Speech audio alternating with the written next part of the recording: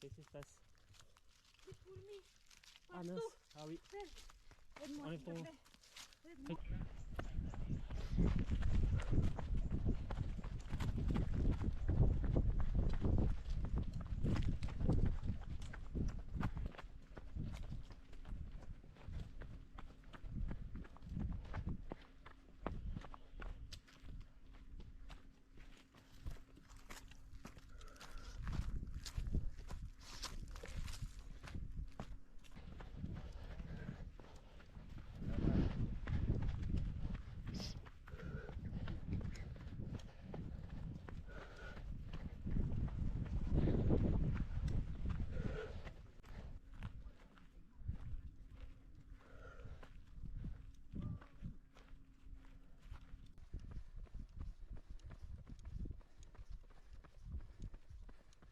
La deuxième est sur la gauche et la première on la voit en jaune.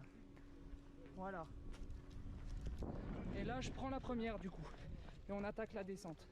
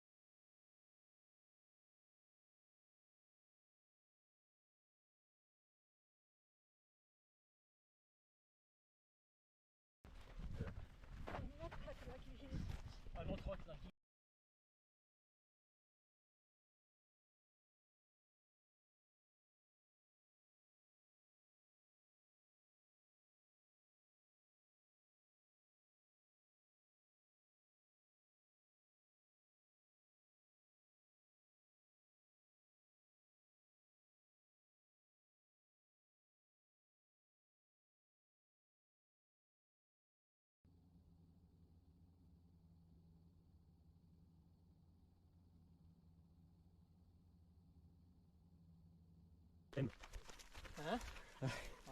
Ça va.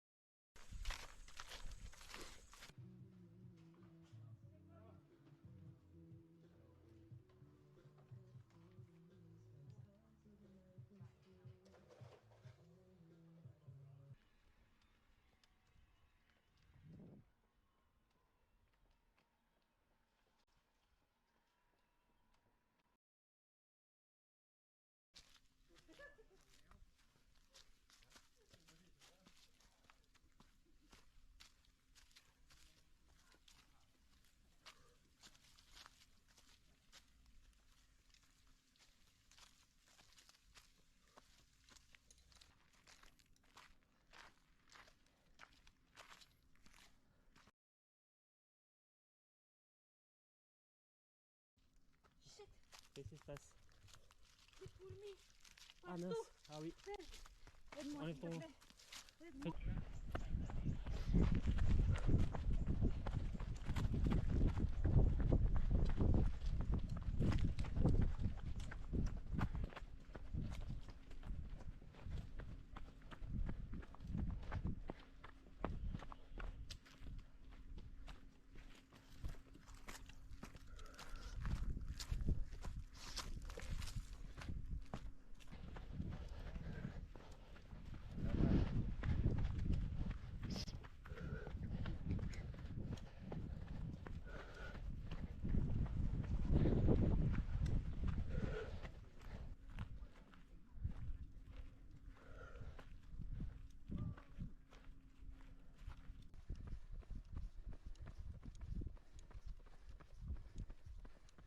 La deuxième est sur la gauche et la première on la voit en jaune.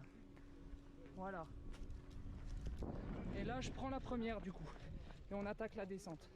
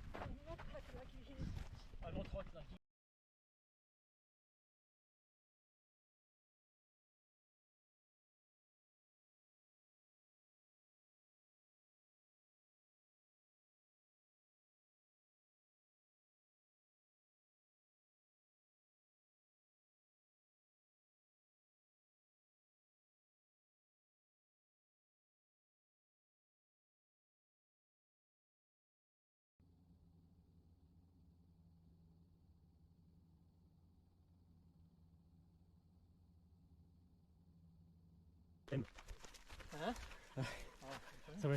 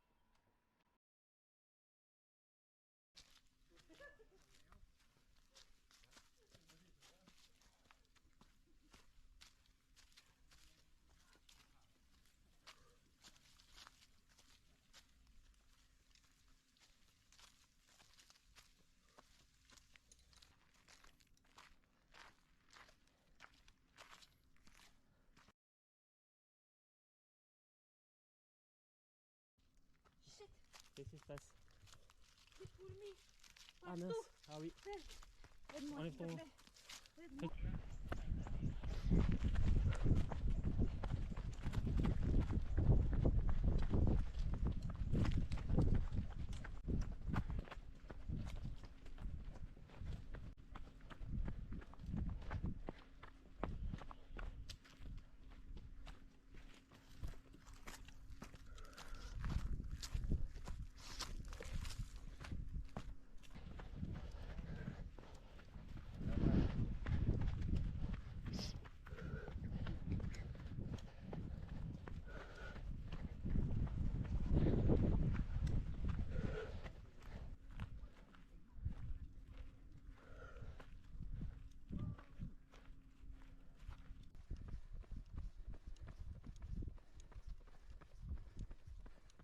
La deuxième est sur la gauche et la première on la voit en jaune. Voilà. Et là je prends la première du coup. Et on attaque la descente.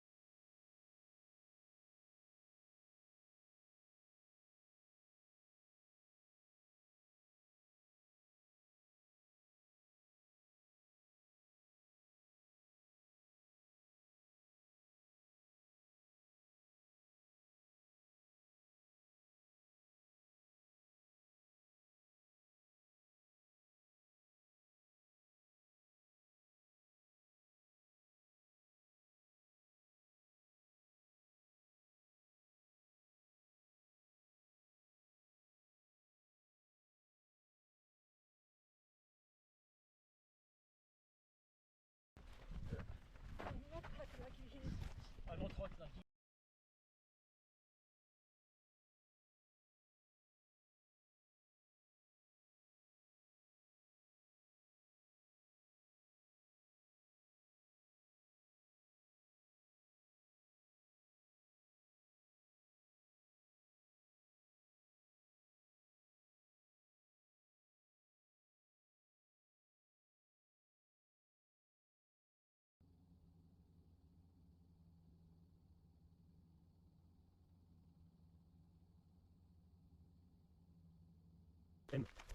Hein?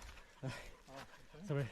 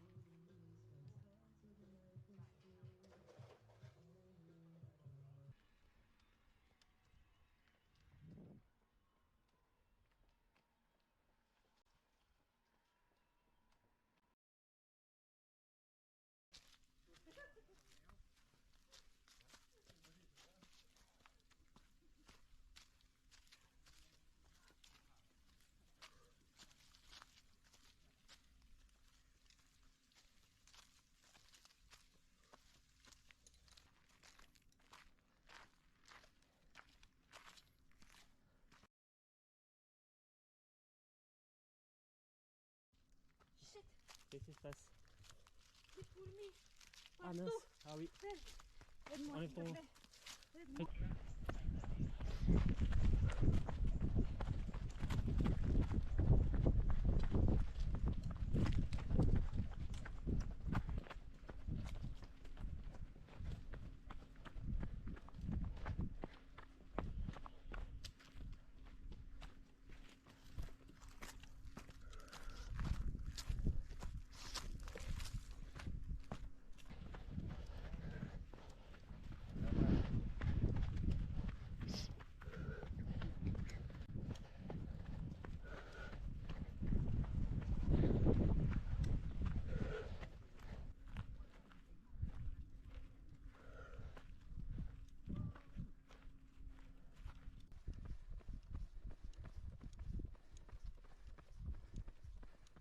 La deuxième est sur la gauche et la première on la voit en jaune. Voilà. Et là je prends la première du coup et on attaque la descente.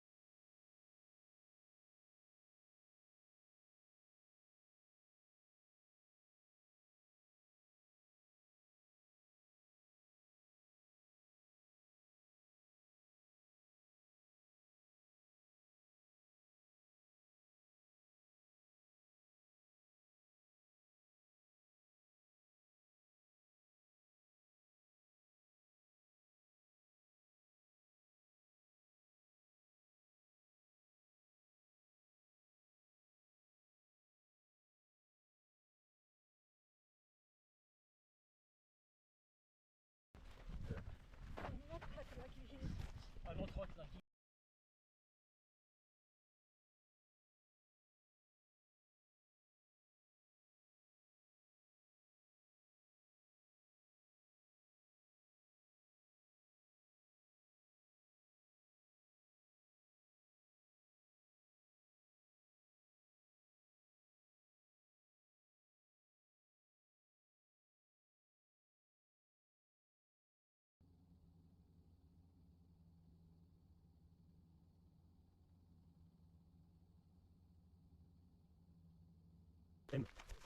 Hein? Ça va.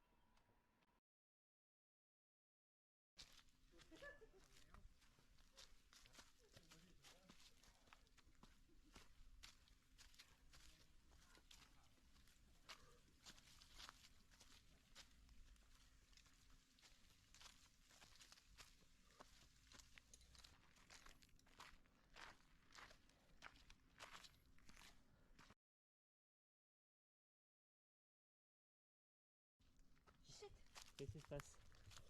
Des fourmis. Ah mince. Partout. Ah oui. Aide-moi, Enlève s'il te ton- plaît. Aide-moi.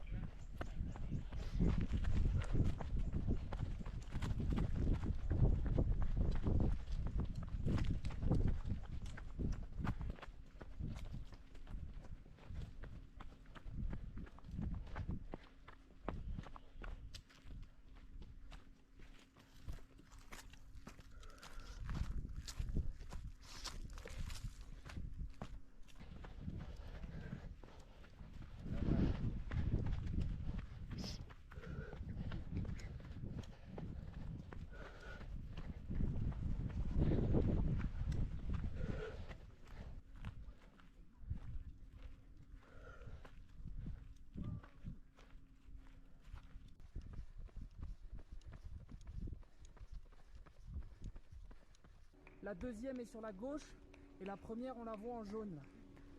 Voilà. Et là je prends la première du coup et on attaque la descente.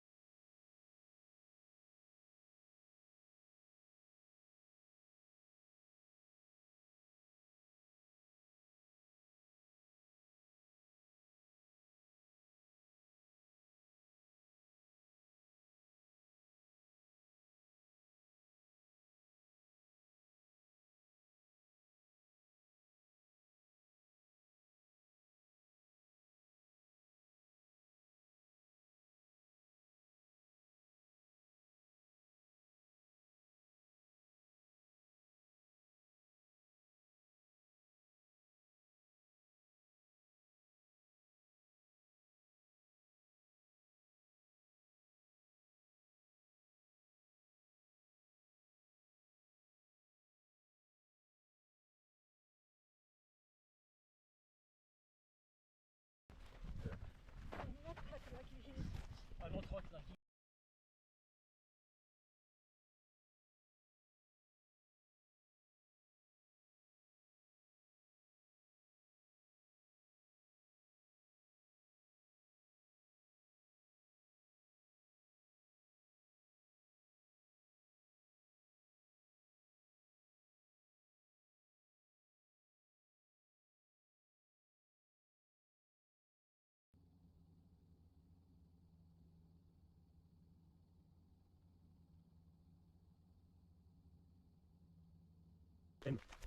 Hein? Ça va.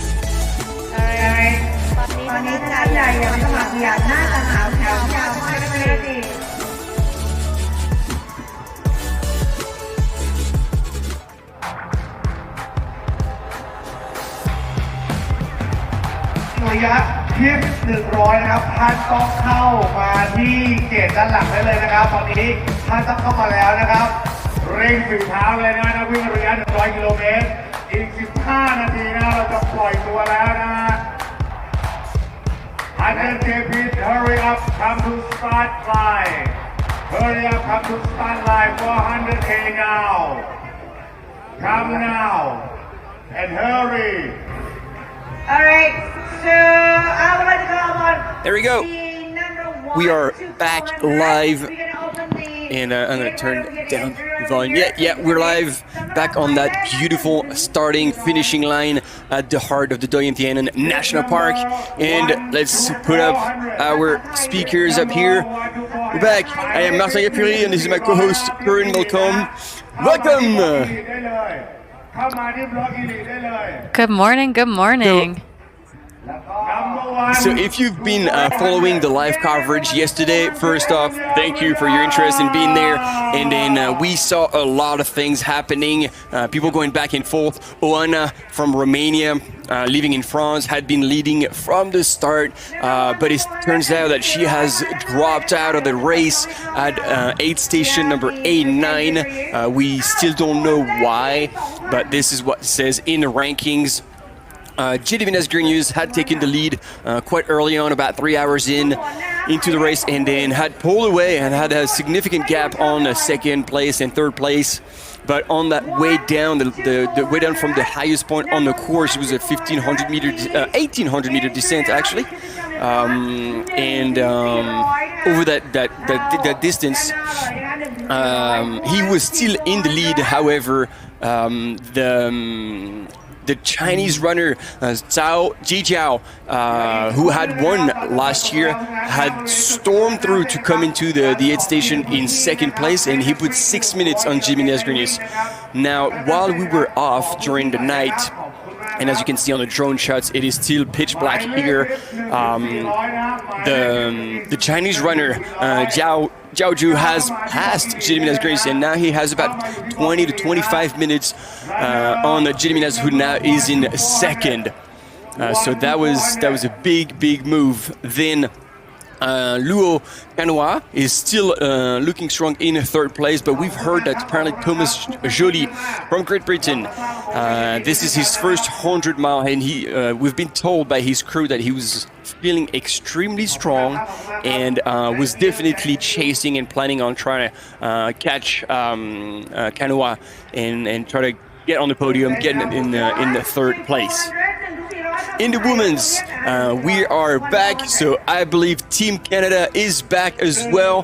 The whole Quilty family is with us, and they must be pumped because in the females field, as Oana has dropped, Xi Wengfei from China has taken the lead. However, the estimation, according to the algorithm that is kind of anticipating the splits at each aid station, Jenny Quilty is anticipated to come in first place at the W1 aid station, the sub-hard fire break.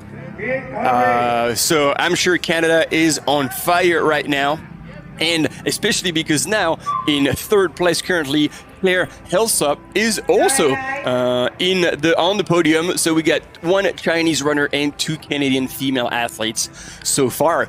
So we're gonna wait and see what happens. But already, this is quite an exciting start of like essentially the live coverage again after the night that they've spent outside. What you see right now on the starting line and all these lights, it is the start of the 100 kilometer that we will cover as well today. And after, just to give you an idea of what's going to happen today, we're going to cover the start of the 100K and then try to have interviews, a little bit of images. It's going to be tough because obviously it's pitch black outside. So a little bit of the start, and then the start of the 50K, which is happening, I think, 45 minutes later.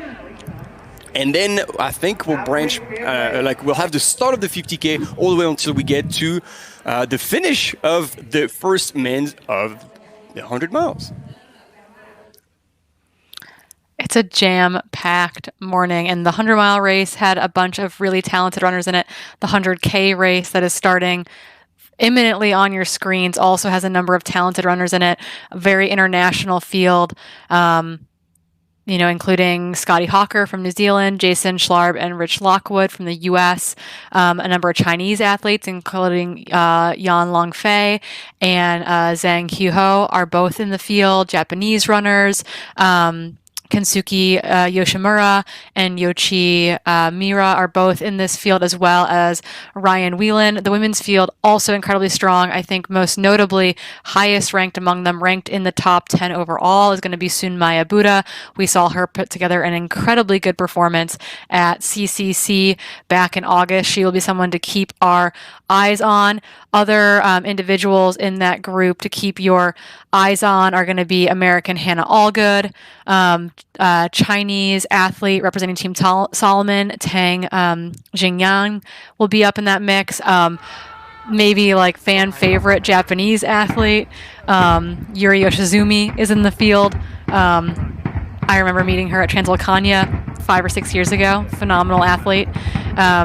So a really, really good field as well, just like the 100-mile race. Other notable drops, I think, from the men's 100-mile race that we didn't cover. I think it was Rod Farvard of the U.S. Had some insanely uncontrollable cramping, it sounded like, was taken to the hospital, diagnosed with an acute kidney injury and rhabdo, and has been given some IV fluids. Hannah Allgood, Jason Schlarb on your screen right now in the center there. So the 100K runners getting ready to start under the cover of darkness this morning, but it'll be getting light there very shortly. They shouldn't be in dark for too long. Yes, indeed. 8 minutes to go. Thanks, Corinne, for that additional detail about Rod. Hopefully he'll get better.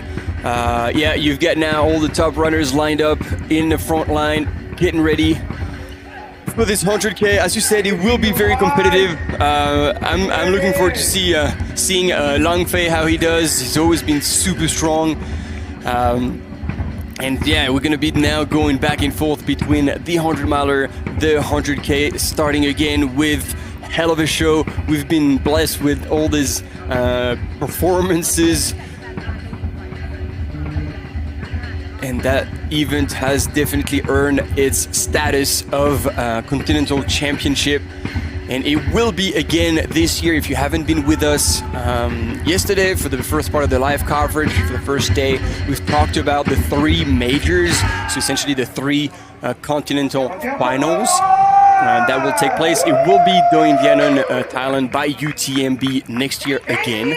As well as Val d'Aran by UTMB in the Spanish Pyrenees at the beginning of July. And the big news is Canyons will be the major for Americas. Yeah, and there was a Hoka athlete there on our screen that I wasn't able to identify there. We'll see if we can identify him as they get rolling. And then the 50K starting in just over an hour is also going to feature one of, I think, a fan favorite. Lu Tao is on the start line as well. Chinese athlete representing Adidas Terex. Lu is an aggressive racer off the front. Excited to see him run. And he will be, his counterpart in the women's race is going to be Yao Miao of China as well, representing Solomon. Both of those athletes are known for their aggressive race tactics, and I know that they will put on quite the show in a fast and furious 50K starting in just about 70 minutes from now. Absolutely, yes. Yao Miao, I could not remember exactly her time, but she has a very, very fast time on the road marathon. This is what she was training for before she realized how strong she could be on the trails and transitioned successfully so. She definitely will have speed in her legs for that 50K. So yes, indeed. That Hoka athlete I couldn't identify is Tyler Andrews of the U.S. as well in this 100K. So a handful of Americans hoping to be in that top 10 group. Again, Jason Schlarb, Rich Lockwood, and that's my phone, Tyler Andrews. Expecting them to all be fighting for top 10 positions here today. Yep, and we have some of the officials lining up. I guess that will be the traditional photo at the start under the arch. This very unique arch exclusively made out of bamboo. Beautifully lit up. ก้าวไปข้างหน้าครับนักวิ่งก้าวไปข้างหน้า Did you get to go for a run with the sports minister yesterday before the briefing? No, we're It sounded still like there's doing the live quite a commentary contingent of big folks time. there. Yeah, it was cool. Like the warm up run, and yeah, there was quite a lot of people. But we didn't have that chance, unfortunately. We were still doing the live coverage.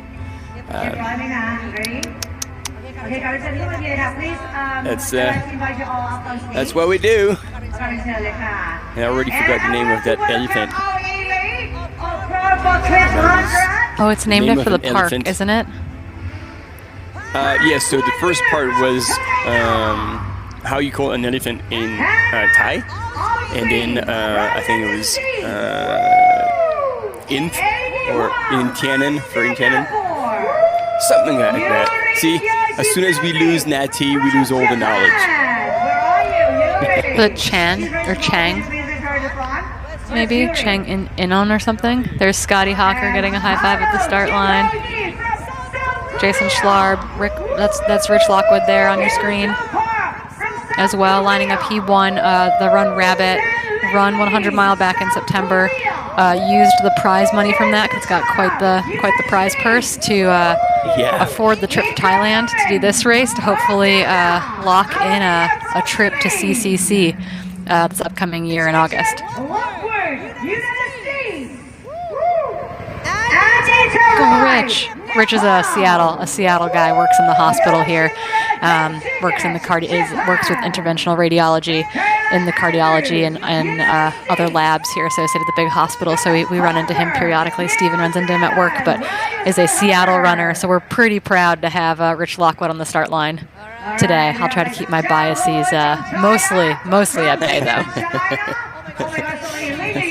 I'm sure you will. But then, I mean, with such a job, did you really need the money from Run Rabbit Run, or you just wanted to just have a little bit of extra sugar? Oh no, I mean for sure. He's an athlete who's technically unsponsored. This is kind of all on his own dime, and he's a tech in the hospital, so he's not getting those doesn't get those big doctor dollars. So has a full-time job, but you know, affording a trip on your own dime to Thailand, etc., is a little bit much. So I think actually Jason Schlarb, I believe, is his coach there that he's lined up alongside, which is pretty cool to see. But with that prize money from Run Rabbit, was able to take a big swing and go to what is, I think, his first international race in a while. So excited to see how he can do here today.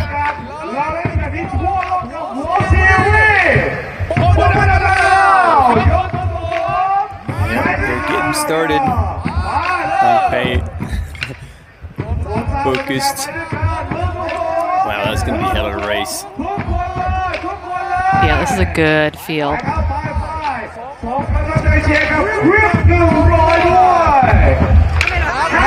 Yeah, I think this is Rich's first race outside of the U.S. He kind of didn't get into trail running right away and has been steadily working his way up the ranks in the U.S., particularly in the Pacific Northwest here. But Run Rabbit was a big standout performance for him, so taking that to the next level in his first international race. Yeah, and that was just back in September, so it was like a couple of months ago? Yeah, mid-September. Covered. We'll see what he has. I know. Apparently ultra season is year-round now. We just don't stop. I know. Damn. It's going to be, Ultra Kusisco next weekend, and then Tarawera in New Zealand in February. Oh, here we go.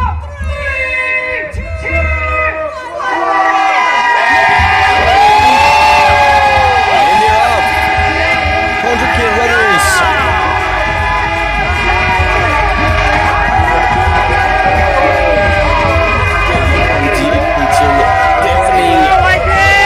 Drum sound, it's insane. You could definitely throw a full moon party or whatever in this finish and starting area.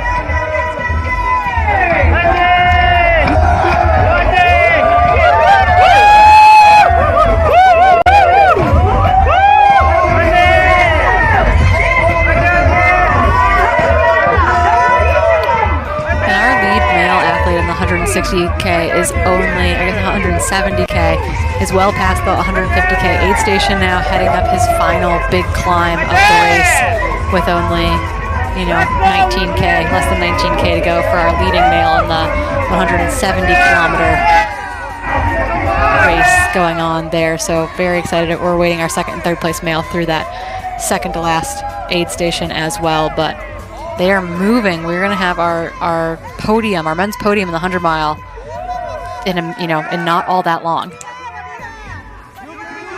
Yeah, indeed, Corinne, and I still remember watching the live from afar last year. It was, I think, only covered in Thai, and Jiaju was moving so fast, like he was still running up the climbs, and I remember seeing him in the last 10 or 15 kilometers, so precisely where he is right now, dropping the camera runners on the climb, and I was like, holy crap, this guy is on fire.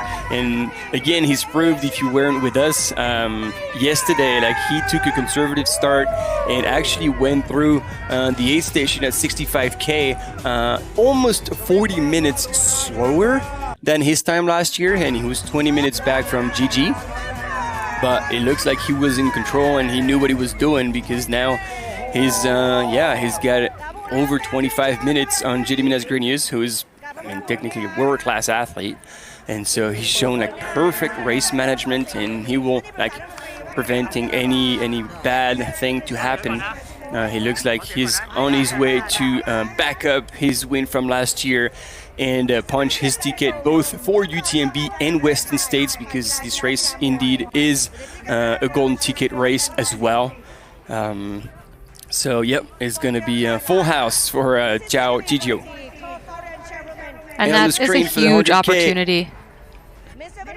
Yep, go ahead. I was going to say, we'll talk about Jason Schlarb here in a second. So right now on your screen, that's Jason Schlarb and Rich Lockwood leading at the front of the men's race, along with Scotty Hawker there right off of their shoulder. But for an athlete like Zhizhu, to get a golden ticket, to get that UTMB ticket punched, allows them to get out of China to race. And I don't think people understand how hard it is for those athletes to get those opportunities, to get those visas, to allow them to travel out of the country to race. And he's had the opportunity this year to race in Switzerland and to race in France.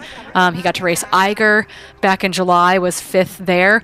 But, I think that a race like Western States suits his style of running as well and suits his patience.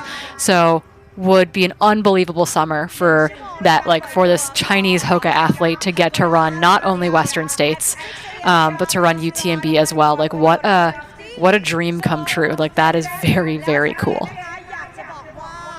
So actually that's a good question, because I'm listening to you and then we make the assumption, here's Sunmaya here on the right of your screen. We're assuming that then if he punches both his, and he's punching both his tickets, he will do both races. But would he want to do both races? Because we've seen that essentially not a whole lot of athletes have actually managed to have back-to-back really good performances at both of them. And as you said, seeing that it looks like it's harder to get a golden ticket, you don't have as many races, especially for Chinese runners, to get a Western States ticket. Could he go to Western States? Because then if he does, and if he does well, then essentially he will punch his ticket to UTMB the year after. Yeah, I think that it'll really depend. My guess is on his ability to get a visa to enter the U.S., because that can be really complicated. I've got South African friends, for example, who can't get into the U.S. unless they also hold a Dutch or a British passport, for example. And so a lot of these athletes, it comes down to visa issues or visa opportunities. And so I think that might be something that, I've never had to think about. But I think for an athlete, like these athletes coming out of China, it might even be dependent on that. He might not be able to get a visa to race in June. It's not a whole lot of time to get that visa together. And so that would be really interesting to know. But yeah, you mentioned Sunmaya Buddha, and then the gal with the blonde bun that was just to the right of our screen, that was Hannah Allgood, who we expect to be at the front of this women's race as well. And we're going to put our pretty faces back on because my co-host Natty is back, and I'm sure you've got a lot to tell us. You were on the starting line, right? Yeah, it was pretty electric there. 1,000 something people. Probably. Well, the start list is 1,700, so there should be something close to like 1,500 this morning. So yeah, it's pretty. Everyone's kind of pumped.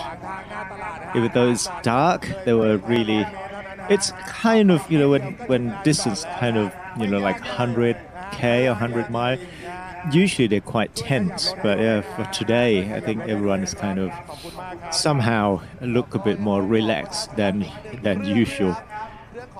Could be, could be because of I don't know, they've seen people racing already, starting.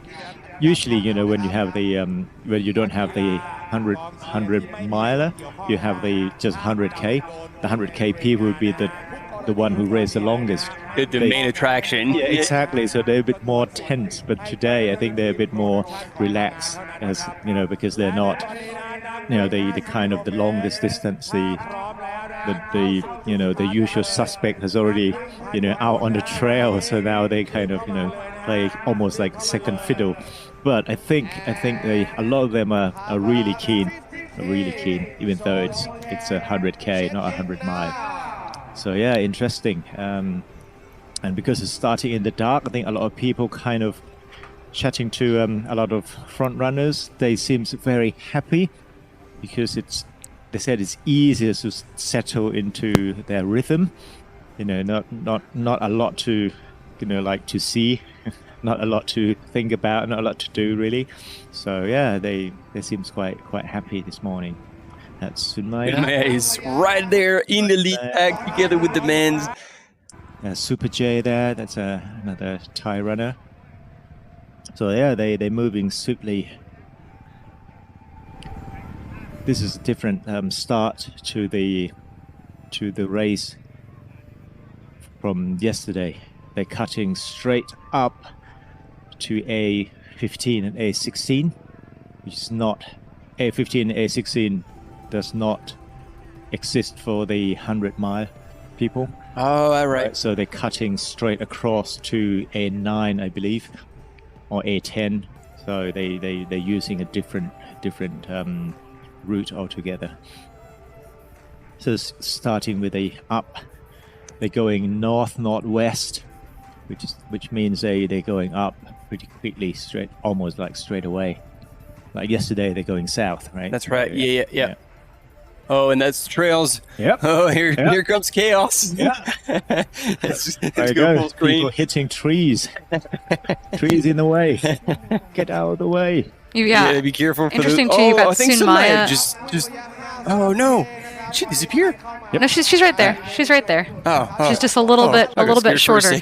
But she's in that North Face jacket versus Hannah Allgood, who's just in front of her, is in a tank top. So interesting to see kind of different interpretations of the weather there. So you've got Sunmaya Buddha in those very bright striped shorts, the North Face team kit, and then ahead of her in all black is going to be Dina Fit athlete Hannah Allgood.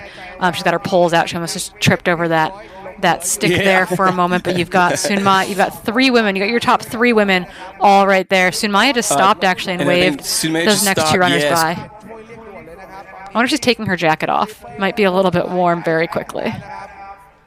Yeah, especially going up that hill. Probably you're right there. A lot of experienced runners start in their singlets, but it's quite chilly here. I feel some of them were kind of shivering. And I believe we caught a glimpse of Tang Yingyang, who's that with Solomon runner. The ponytail. Yes. Yeah, and the blue top. I think you're right. I think that's Tang Yingyang of Solomon, China, in that top three group. So those are our women to watch in a big way today. Are going to be Sunmaya Buddha, Hannah Allgood. She's listed as Hannah Awaski here, but her married name is Hannah Allgood, which is a pretty good last name to have, I think, because we get to say things like "it's all good." She's a PT here in the States, physical therapist, a strength coach, a running coach, very talented athlete, very much an up and coming athlete. I don't think she had the day that she had hoped for at CCC this past year, but a big opportunity for her to race on the international stage, trying to punch that ticket back to CCC by racing here today. And then I think you're right that Tang Yingyan of Solomon, China is the other woman there in that blue t-shirt, the blue Solomon pack, and the long dark ponytail. And I was also pretty pleased to see Yuri Yoshizumi. I didn't realize, because she's been in the sport for so long, been seeing her smile since I started trail running, and she's actually not that old. I can see the age category. Yeah, I caught a glimpse of her. She must have. I caught a glimpse of her at the as they started, because she's probably 2 feet shorter than everyone else on the start line. There, Yuri is short, but I think very well known on the skyrunning circuit. I think that's kind of one of my first introductions to her was through skyrunning. Super solid athlete. But yeah, I met her at Transvolcania a number of years ago, and she left a very immediate impression on me with her energy and her very huge smile, bubbly personality. Yeah, like skyrunning and vertical. I remember she was doing all the vertical kilometers and doing extremely well there. I think we've lost. I think we're in the dark. It's pretty dark out there, and it goes straight into the woods not far away from here. It's kind of the entrance to the national park. Trees are pretty dense around there. It's actually dark even during the day.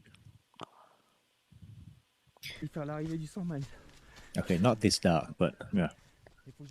Oh, and actually, is that Yuri? I think so, yes. Yeah, but if it is. Yeah, I believe you're right. I think that is Yuri on our screen right now with the matching kit.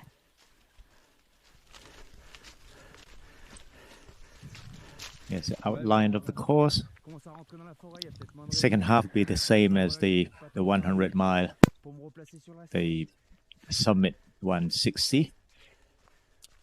So yeah, they start at A9. They join the route at A9. So they'll be cutting across using going past A15, A16, water station 2, I think, and A9. So they'll be using the north and the east, and then hook south.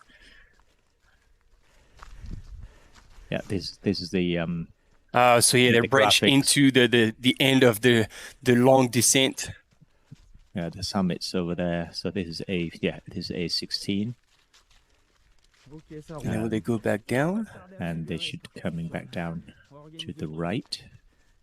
Yeah, they're going up a bit there. This is the this quite distinctive looking kind of a prong. Yeah, there's 2 prongs that you can see from afar. So they're going up there, which is the and they run along the ridge. The ridge, and that's when they're almost joining with the 100 mile. The 100 miles come around. Oh, I see. They come around. Yeah. Well, hopefully it will be daylight. Like catching the sunrise on that ridge will be fantastic. So the 100 mile of the summit 160 we go past that pass. There's a mountain pass there, so they come up there and join kind of before A9. So that'll be interesting. They're going up that. If you're looking from the north side, actually there's a main road coming up to the start line from that direction. If you drove, I know this morning, some of you probably have come that way, you would have seen the trail marking on the road, because they crossed the road. They crossed the main road just around A9. But they have a long day ahead of them. a long, tough day.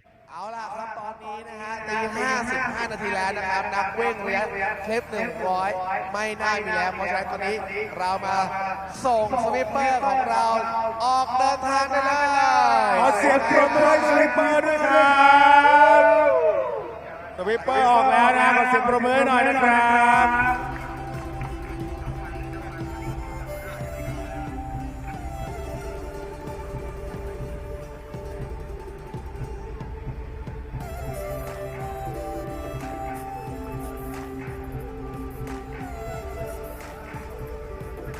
เอาละครับวันนี้ตอนนี้อยู่กับน้องนิวแซนอีกแล้วครับผมพี่ไผ่ครับก็ตอนนี้นะเหลือเวลาประมาณ44 นาที Yeah, so I guess the camera runner had to stop at that road section there. And we're back on the starting line because as much as we saw the 100K runners start out into the night, then next up will be the 50K runners. And then hopefully we'll tune back with the 100-milers because as soon as we get daylight, we'll cover the finish of the men's and women's in the 100-miler, and a lot has happened. Zhao Zhizhou has taken the lead and is on his way, most likely to take 2 back-to-back wins at this Doi Inthanon, Thailand by UTMB. And therefore punching his ticket for both UTMB and Western States. Pretty exciting, and as Corinne was saying, even more so for a Chinese runner, for who it is more difficult. Actually, Chris was here with us last night, and he was explaining that indeed some of the hooker athletes from China had actually moved out of China before lockdown, so they could actually get out, and then eventually one of them got actually stuck in Nepal rather than having the chance to come to Black Canyons, who got cancelled. So yeah, it is indeed much harder for those runners, and so by at least punching these tickets, this should probably help. And I don't know, we can even hope that maybe officials from the UTMB World Series could write a letter to facilitate getting a visa or entering in the US or exiting China. And in the women's field, ladies and gentlemen, do we have the next point yet? Nope. And there's still a 2 minutes gap in the expected arrival at W1, water point 1, and where Canadian athlete Jenny Quilty should be showing up in first place. I say should be because this is according to the predictions of our software. They're never fully accurate, but this is definitely something that everybody is looking forward to. Team Quilty has been pretty present throughout the live yesterday and deep into the night. Definitely on a few hours of sleep, and it looks like I know that's a replay of the start of the 100K right now when they were started on that cycle path. Yeah, it was all the usual suspects. And I was talking with Ryan actually, and he was excited to have all his runners compete. But he said Sunmaya had a bit of an issue last week with an ankle. So hopefully that is resolved and she will be able to race to her full potential that we know is quite incredible. She finished second in the CCC this year and finishing extremely strong. She was definitely coming back on French runner Blandine Lirondelle, who was also the 2019 and actually even this year's world champ. So 2 world champ titles for Blandine Lirondelle. And I believe, and that's just my opinion, that if there was another 5 to 10 Ks to that CCC race, Sunmaya would have taken the win. She was definitely pushing really, really hard. That was a brutal race all the way to the finish line between Blondine, the eventual CCC winner, Sunmaya in second, and American Abby Hall in third. Those 3 women pushed incredibly hard all the way to the finish line, running, I think Abby said, 90 minutes faster than she had run the year before, like an incredibly fast talented group of women took on CCC back in August. We do not allow any other drink except the official drink. Yeah, so we're hoping for a similar battle today, both in a women's and men's field, with Jason Schlarb, Scotty Hawker, Other than the official drone. Wang Fei as well from China. And we have a quick commercial break, actually, and we will be back with you shortly. Stay with us.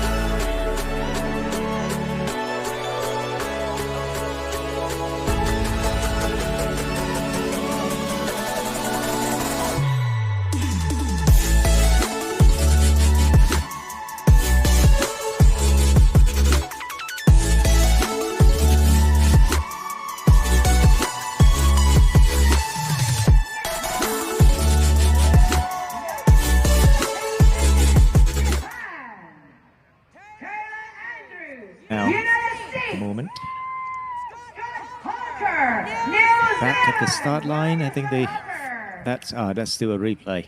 That's Scotty. Usually popular in Thailand too.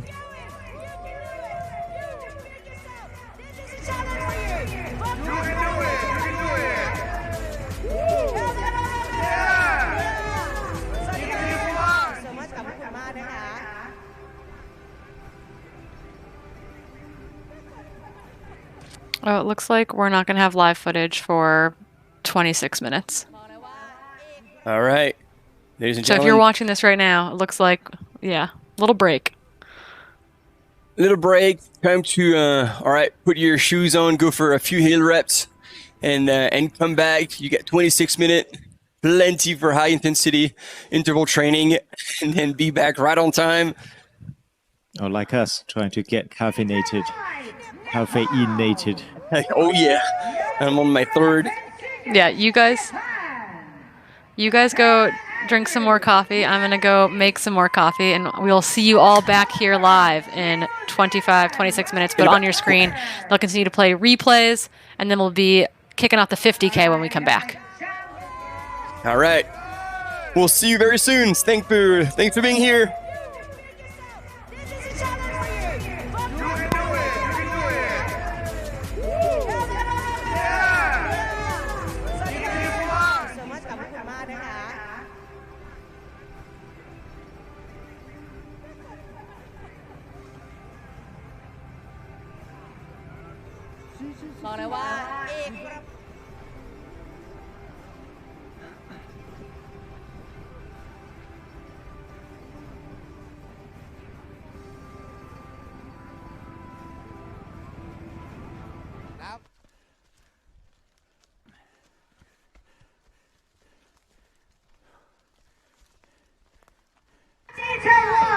Nepal, Yoshimura Tensuke, Japan, Taylor Andrews, United States, Scott Hawker, New Zealand. Where are you, Scott Hawker? All right, and we have like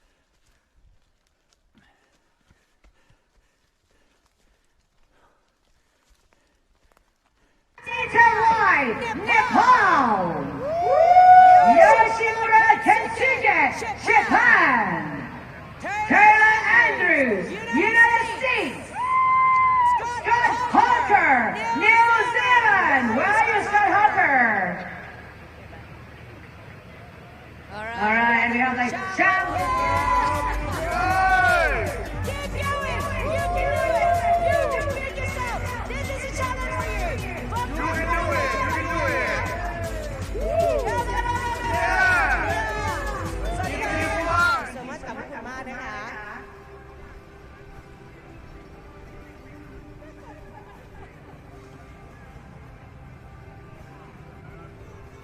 บอกเลยว่าเอก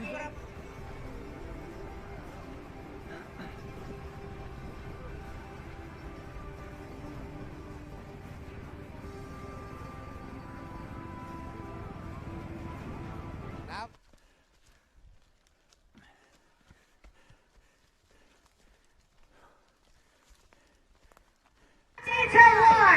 Nepal. Yoshimura Kensuke, Japan. Taylor Andrews, United States. Scott Harker, New Zealand. Where are you, Scott Harker? All right, and we have like champ. Keep going. You can do it. You can pick yourself. This is a challenge for you. You can do it. You can do it.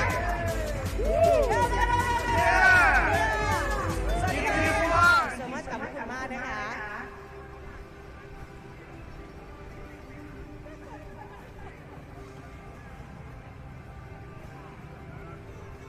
บอกเลยว่าเอกครับ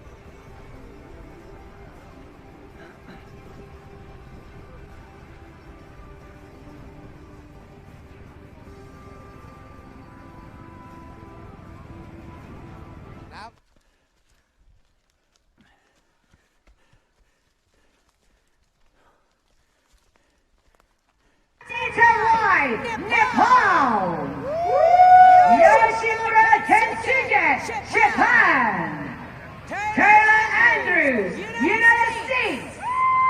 Scott Harker, New Zealand. Where are you, Scott Harker? All right, and we have like champ. Keep going. You can do it. You can pick yourself. This is a challenge for you. You can do it. You can do it.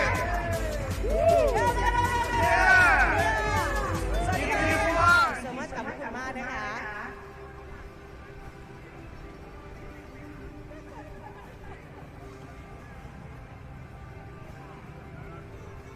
บอกเลยว่าเอกครับ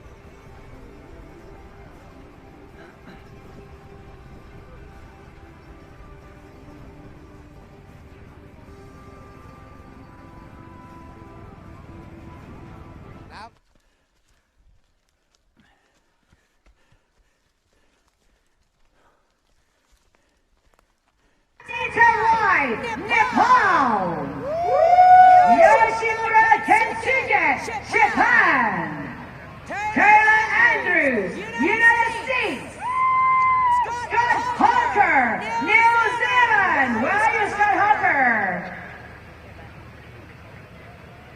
All right, and we have like champ. Keep going. You can do it. You can pick yourself. This is a challenge for you. You can do it. You can do it.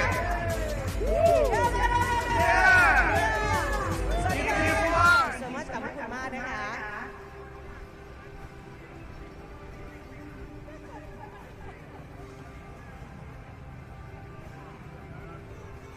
บอกเลยว่าเอกครับ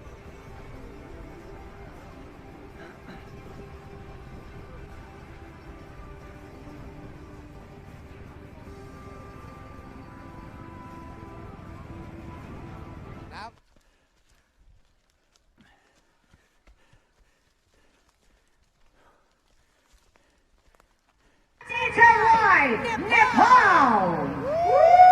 Yoshimura Kensuke, Japan. Taylor Andrews, United States. Scott Harker, New Zealand. Where are you, Scott Harker? All right, and we have like champ. Keep going. You can do it. You can pick yourself. This is a challenge for you. You can do it. You can do it.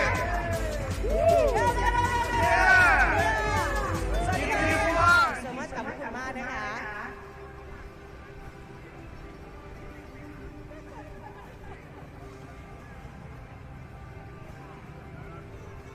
บอกเลยว่าเอกครับ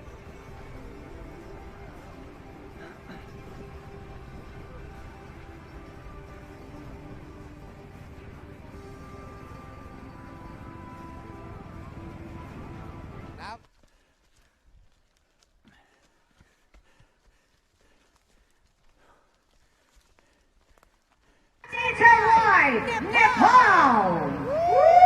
Yoshimura Kensuke, Japan. Taylor Andrews, United States. Scott Harker, New Zealand. Where are you, Scott Harker? have the champ. Keep going. You can do it. You can do it yourself. This is a challenge for you. You can do it. You can do it.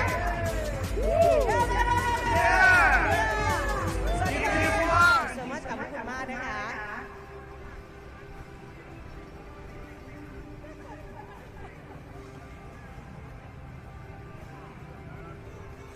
บอกเลยว่าเอกครับ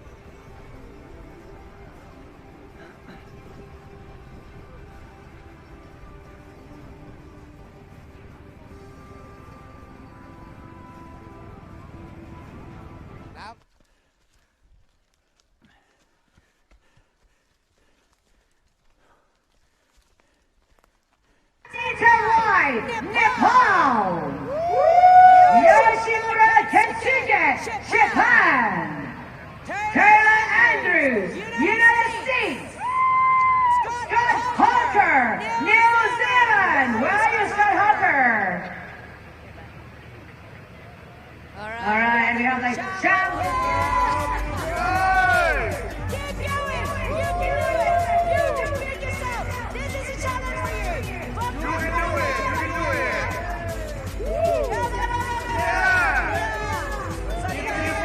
So much ขอบคุณมากนะคะ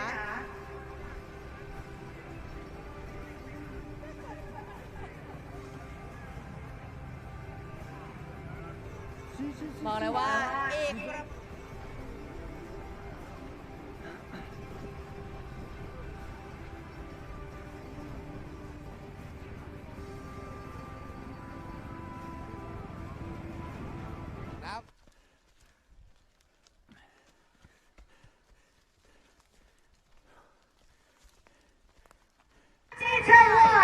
Nepal. Yoshimura Tetsuge, Japan. Taylor Andrews, United States. Scott Hawker, New Zealand. Where are you, Scott Hawker? All right, and we have the champ. Keep going. You can do it. You can do it yourself. This is a challenge for you. You can do it. You can do it.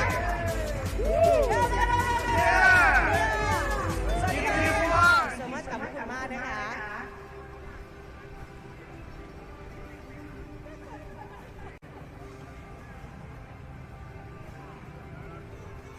บอกเลยว่าเอกครับ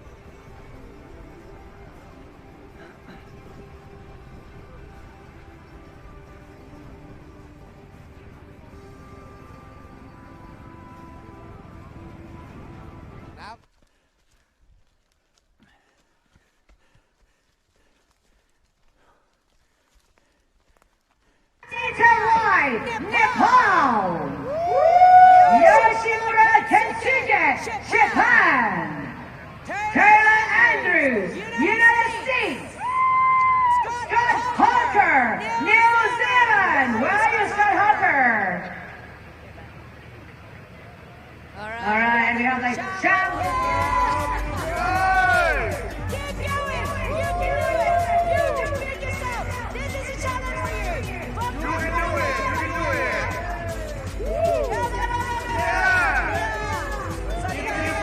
So much ขอบคุณมากนะคะ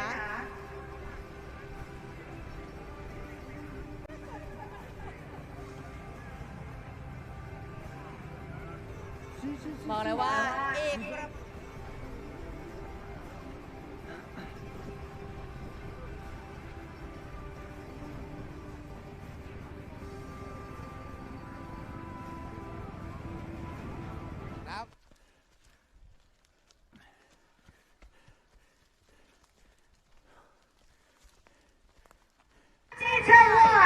Nepal.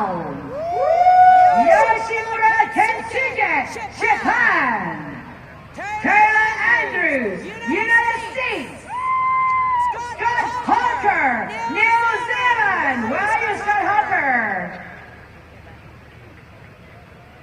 All right, and we have the champ.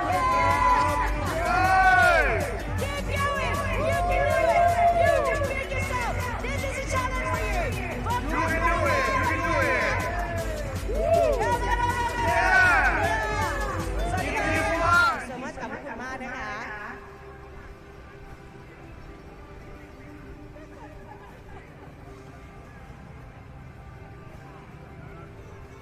บอกเลยว่าเอก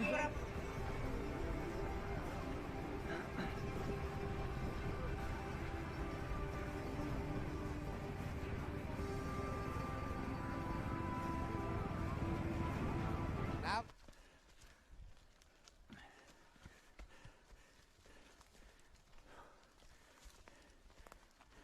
Italy, Nepal. Yoshimura Tensuke, Japan. Taylor Andrews, United States. Scott Hawker, New Zealand. Where are you, Scott Hawker? All right, and we have like jump. Keep going! You can do it! You can do it yourself! This is a challenge for you! You can do it! You can do it!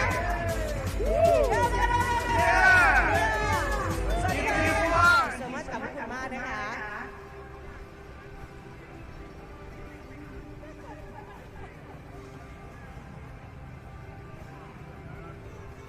บอกเลยว่าเอก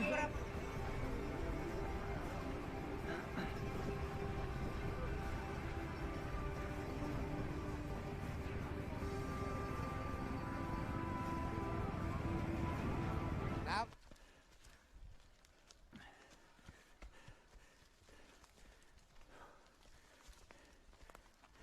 Italy, Nepal. Yoshimura Tensuke, Japan. Taylor Andrews, United States. Scott Hawker, New Zealand. Where are you, Scott Hawker? All right, and we have like jump. Keep going! You can do it! You can do it yourself! This is a challenge for you! You can do it! You can do it!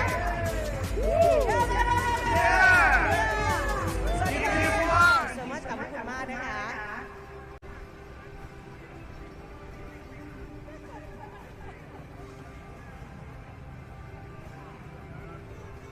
บอกเลยว่าเอก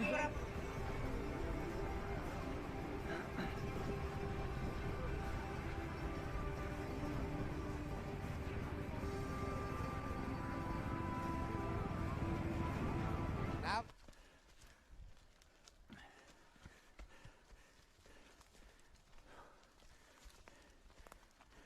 Italy, Nepal. Yoshimura Tensuke, Japan. Taylor Andrews, United States. Scott Hawker, New Zealand. Where are you, Scott Hawker? All right, and we have like jump. Keep going! You can do it! You can do it yourself! This is a challenge for you! You can do it! You can do it!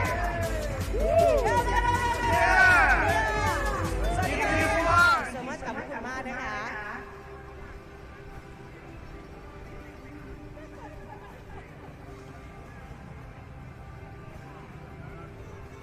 บอกเลยว่าเอก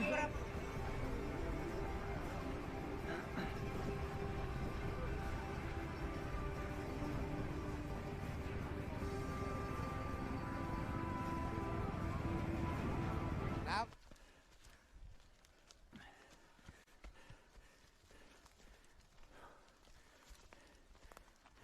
Italy, Nepal. Yoshimura Tensuke, Japan. Taylor Andrews, United States. Scott Hawker, New Zealand. Where are you, Scott Hawker? All right, and we have like jump. Keep going! You can do it! You can do it yourself! This is a challenge for you! You can do it! You can do it!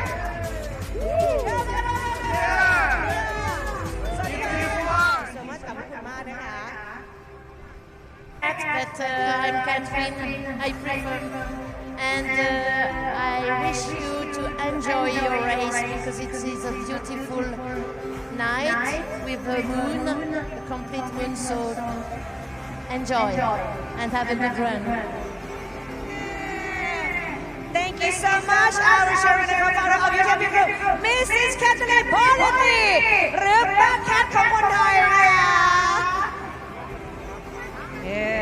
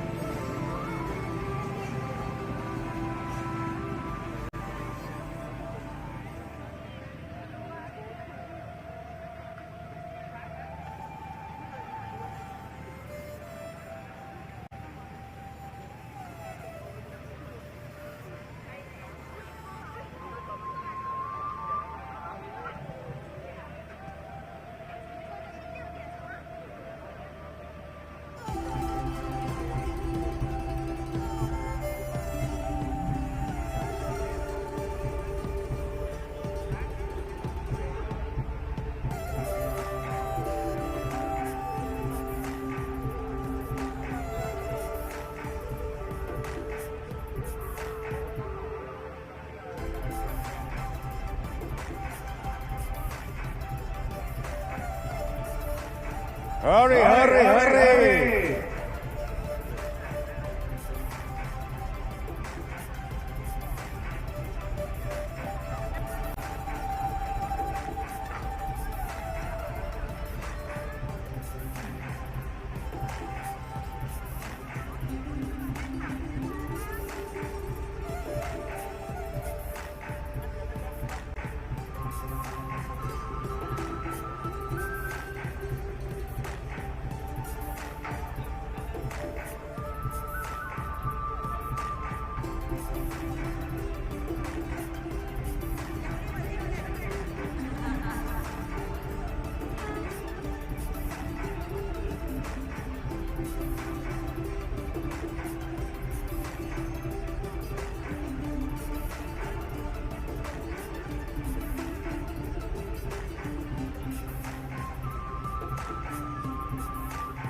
.11 นาทีครับอีก11นาทีครับ11 minutes to go to start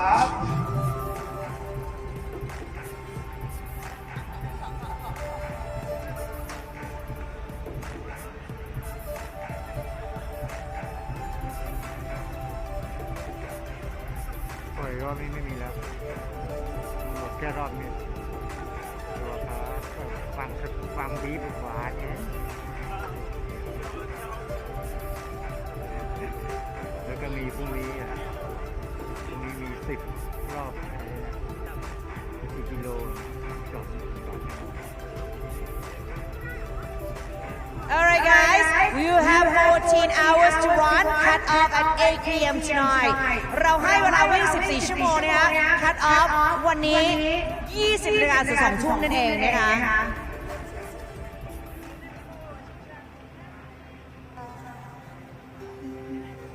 และตอนนี้นะคะอากาศของเรา The weather right now here in National Park is 10 degrees Celsius and humidity at 91%. The wind from the northwest at 2 kilometers per hour. The visibility right now 18 kilometers. It's really good.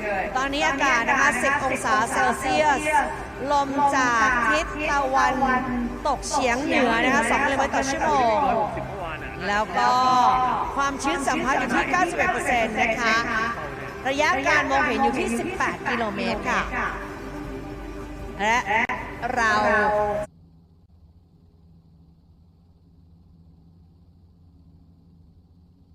cut off time at 8 p.m. tonight. And let's enjoy our performance. And we're back live for the start of the 50K. You can hear a little bit of the background noise as the our finish line announcer and our start line announcer gets everyone hyped up out there. Look at that statue. I saw it in the daytime for the first time yesterday with the 10 a.m. start for the 160K, but it really does look amazing in the dark with all the lights.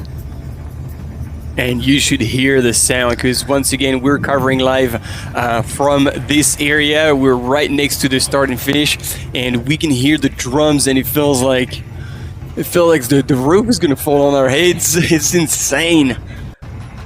And we get another traditional dance to pump these runners up. Whoa, there's a bit of slippage here. Hopefully he's all right. And to get these 50K runners ready for the start. And there again, stacked field both in men and women. There you go, victory drums going again.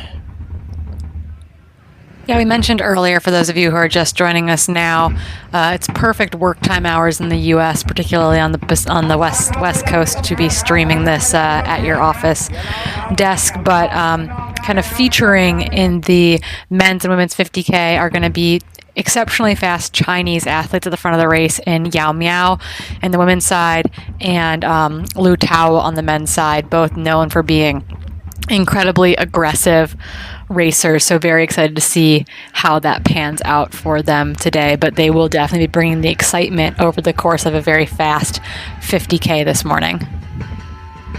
Yes, and I would say for that 50K, both course records, men and women, I believe will be going down. And we had an update from the 100-miler.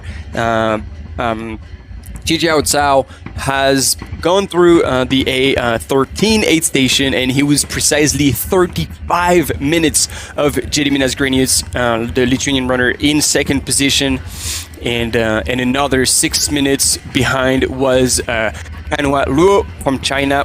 And we're now waiting to see how Thomas Joly is doing, because apparently, according again to his crew, he was looking extremely strong and definitely on the hunt to hit the third step of the podium. So therefore, try to pass Hanhua Luo. So that will be a fight until the end for those runners.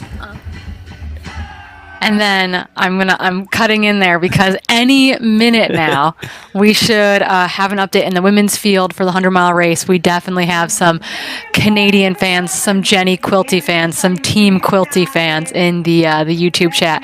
We are waiting in a matter of minutes. We should be getting splits from our top two ladies coming through that W1 Saab-Hard's fire break aid station. And is it going to be Xingwei Fei of Solomon China or Jenny Quilty of Canada? We don't know, but it could be both of them together, and that would be really cool. We would have a race on our hands at the, what would that be, 120 plus K, 125K into the race. That would be pretty cool to see our two women there duking it out side by side.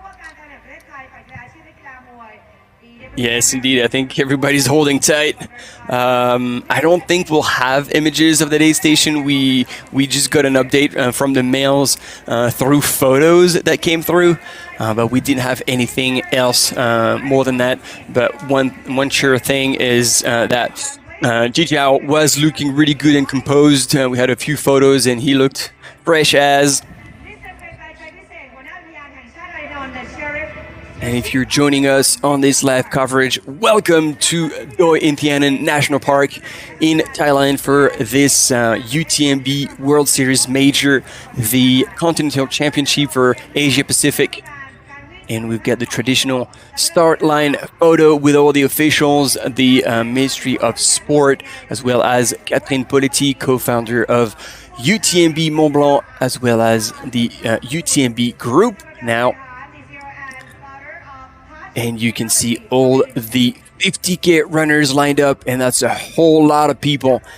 And we were talking with Nati during the break, and we could see and definitely notice that these runners were a bit more relaxed than yesterday, than the 100-mile runners who looked a little bit more tense about to get ready. So we are 5 minutes to the start of the 50K. The 100K is now underway, as well as obviously the 100-mile that started yesterday, 10 a.m. local time here in Thailand. And hopefully we'll be able to switch back with images of the 100-mile race.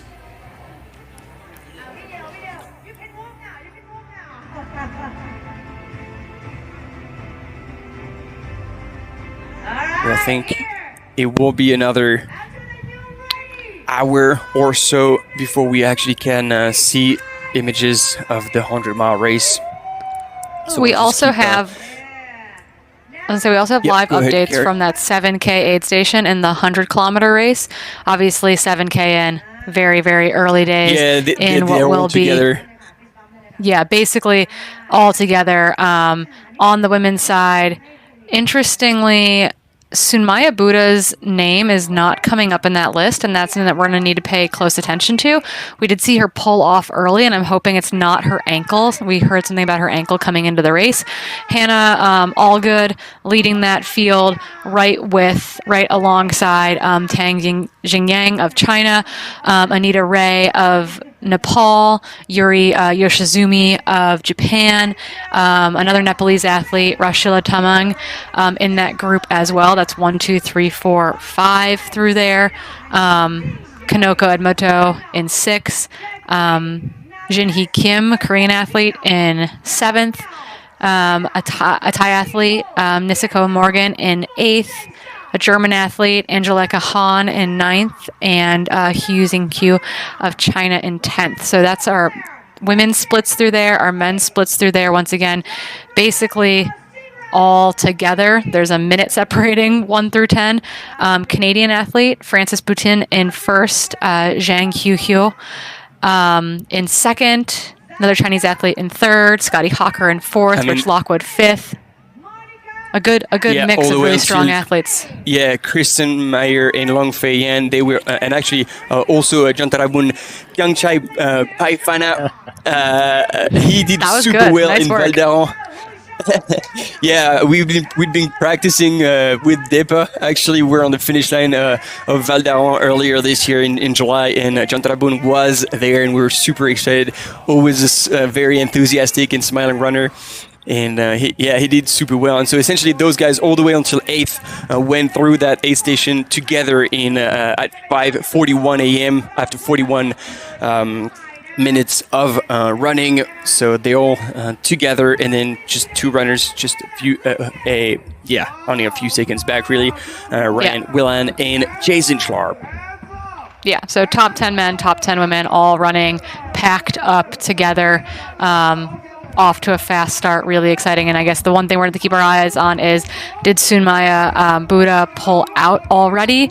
Because we're not getting her name through that top 10 women's group. But again, 3 minutes separating Hannah Allgood in 1st from 10th place woman in that field. So really a big old pack coming through there as well on the women's side. Yes, so she actually clocked into that aid station in 18th position, Sunmaya Buddha. Right, like 5 a.m. A ways back. Straight. Yeah. No, it still says imminent. It doesn't actually have her. Yeah. It says imminent. Yeah, it says nothing. You're right. Yep. So I'm worried that means that athlete's her bib either hasn't been scanned, which is very, very possible. That happens all the time. Or we did see her step aside very early on. Those first couple images that we got, we know that she's coming in with an ankle issue. So hoping the best for Sunmaya Buddha, and hoping that her bib was just missed coming through that first aid station as they were all packed up together. And we'll know more in a couple hours as they get to that next aid station. Yeah. And then we're about a minute before the start. Let's go full screen on the live and see those 50K runners head out into the night. Yeah, with Stingray on the far left of your screen.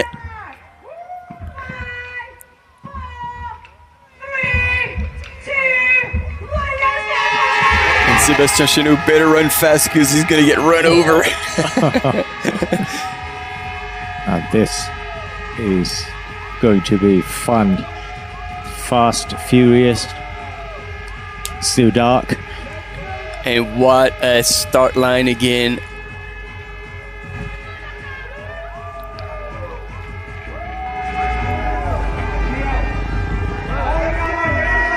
Going out fast. Yeah, that road section is slightly downhill, which doesn't help with the excitement.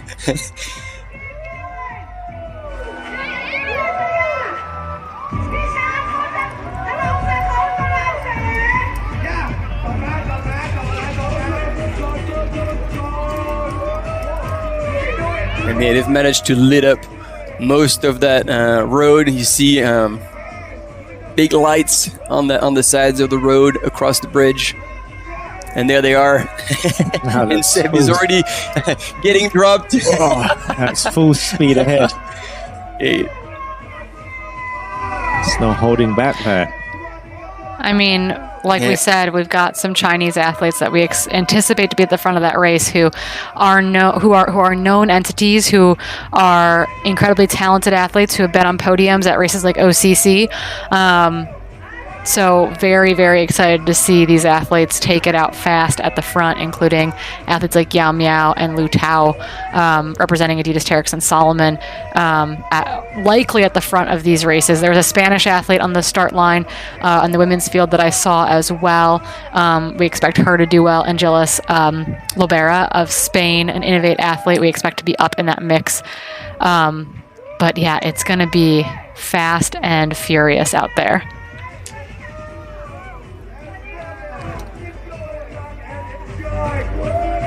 Yeah, and one we haven't mentioned, but I believe that's Christopher Clemente from Spain in that 50K.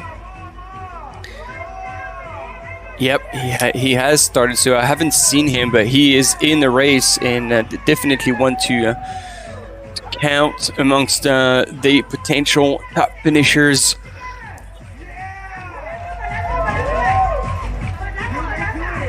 Yeah, nine athletes with UTMB index scores of over 800 in the men's field. Sitting just outside of that is John Ellis, who is an Australian athlete but who's been living in Hong Kong for a really long time. Met him over at Hong Kong 100K. He actually got to represent Australia at Worlds in Thailand back in November as well. He's a super solid athlete and is a great.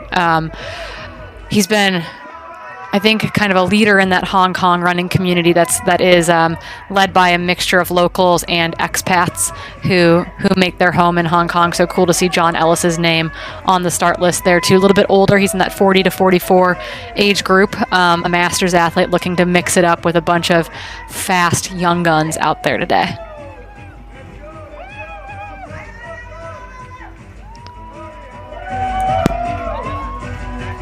It's quite depressing when Corinne just mentioned, like the master athlete, and suddenly you just realize that you are actually above that. Yep, tell me about it.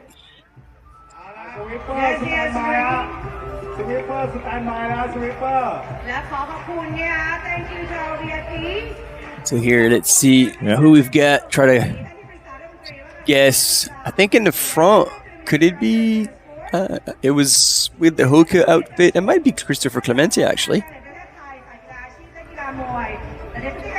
See, they're hooking right, which means they are using yet again a different route. It could be Christopher, or it could be Meng Gofu, the Chinese Hoka athlete, could be up at the front too.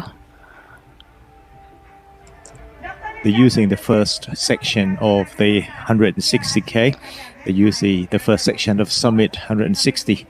So they're coming down first, going south. So this is the path we saw yesterday at 10 o'clock, but it's pretty dark right now. Whoa, yeah, it's tricky. Yeah, you get like these two concrete kind of slabs instead of a full road.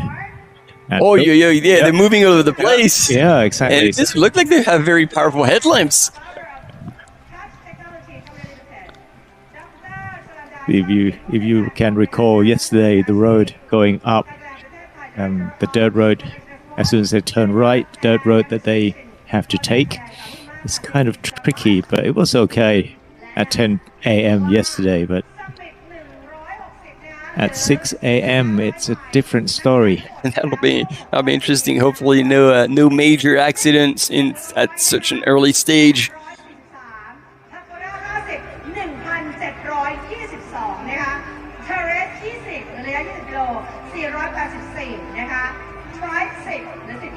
So with the Pagoda 50, they'll be taking the same starting route as the Summit 160, but as soon as they get to the Pagoda, that's almost the end of the race. Then they have the 5 kilometers down to the finish line. Right, so that's a pagoda. That's a twin pagoda. Right. So you'll be seeing them doing similar thing we saw yesterday With the little dip. with the little dip to the pagoda. But as soon as they So when they get to the road, actually, they go down. they go down, they turn right, so they won't be going past the tunnel Oh no! unless they make another tunnel for And people they coming actually down. move it downwards. So yeah, they're going to be turning right, but So they're going to be straight on the road for that descent? yes, it's painful there. Really steep down there. That'll be intense. But then as soon as they get to that checkpoint, they're going to be hooking left onto the trail once again to come back. So, and then on the road back to the finish Back to line. the finish line. Wow. So And that will be indeed fast and furious. Definitely looking forward to seeing how that unfolds, and hopefully the mountain bikers will be following that, because the runners, it will be a challenge. All right, we got a quick commercial break, and we'll be right back with you in a couple of minutes. Stay with us. are you going to be talking over the commercials again? I think that it works. Okay. Oh, and I'm running up the hill. Super comfort upper. Spring, and I'm running over a lug. Woohoo! Look at that Oh, bounce. something I just Nina, I need noticed. to go to the toilet. The What's that? third woman in the something I noticed, the third woman in the 100K, Anita Ray, her team is listed as the Mira Ray Initiative, which is really cool. Yeah, I so didn't know that Mira you know had about an her. initiative. Did you know about her? Because you were talking about her, and you had heard about her like while she was in Nepal. I know Mira, but I don't know Anita.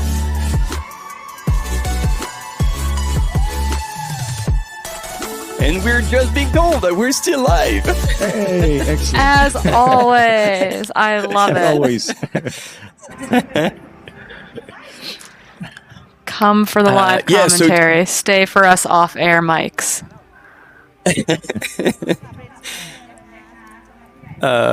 Thanks Christian for letting us know that the mics are still live. This is the extra, this is the good bonuses that we can deliver during these many hours of live coverage. And if you're not familiar with Mira Rai, she is an extremely talented athlete from Nepal, one of the first athletes actually to come out of Nepal and to put these Nepalese runners out on the map on the international scene, together with Bim Gurung, who was also very, very strong in skyrunning races and ultras. It turns out that Mira, through her awareness, was able to create the Mira Right initiative, and have now athletes represent that initiative to get the word out. It's so cool. That's very, very cool. So it looks like we have another 30 minutes of kind of replays of the starts. So we might actually tune back in about half an hour with you all. But first, I think that makes sense. we cannot leave before we see the top female go through that aid station. They still haven't gone through yet. Or at least we And don't so have an with that update yet.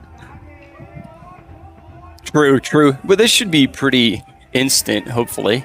And so is that going to be Wang Fei Xi or Jenny Quilty?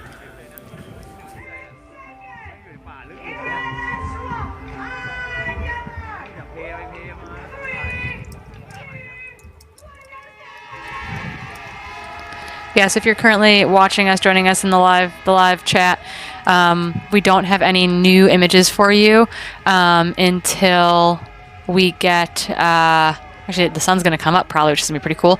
In about 30 minutes or so, we just had over 1,500 runners take off on the 100K or on the 50K. There's about 800 runners, it looks like, out on the 100K. We will be getting the finish of our leading our men's podium for the 160K in not all that long. At the next checkpoint, they only have 5K to go, so we'll be kind of keeping our eyes on that. We're also waiting to see who of our leading ladies in the women's 100-mile are going to come into the 125K checkpoint first. They've been running again for 19 plus hours, 20 hours at this point. So wondering if it's going to be Jie Wei Fei of China or Jenny Quilty.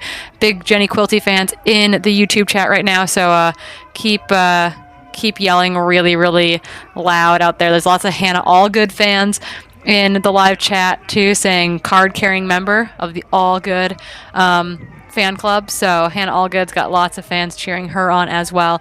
But we will not have any new live images for about the next 30 minutes or so. So it's just going to be replays and us continuing to caffeinate well into the evening hours here in the U.S. and the morning hours over in Thailand.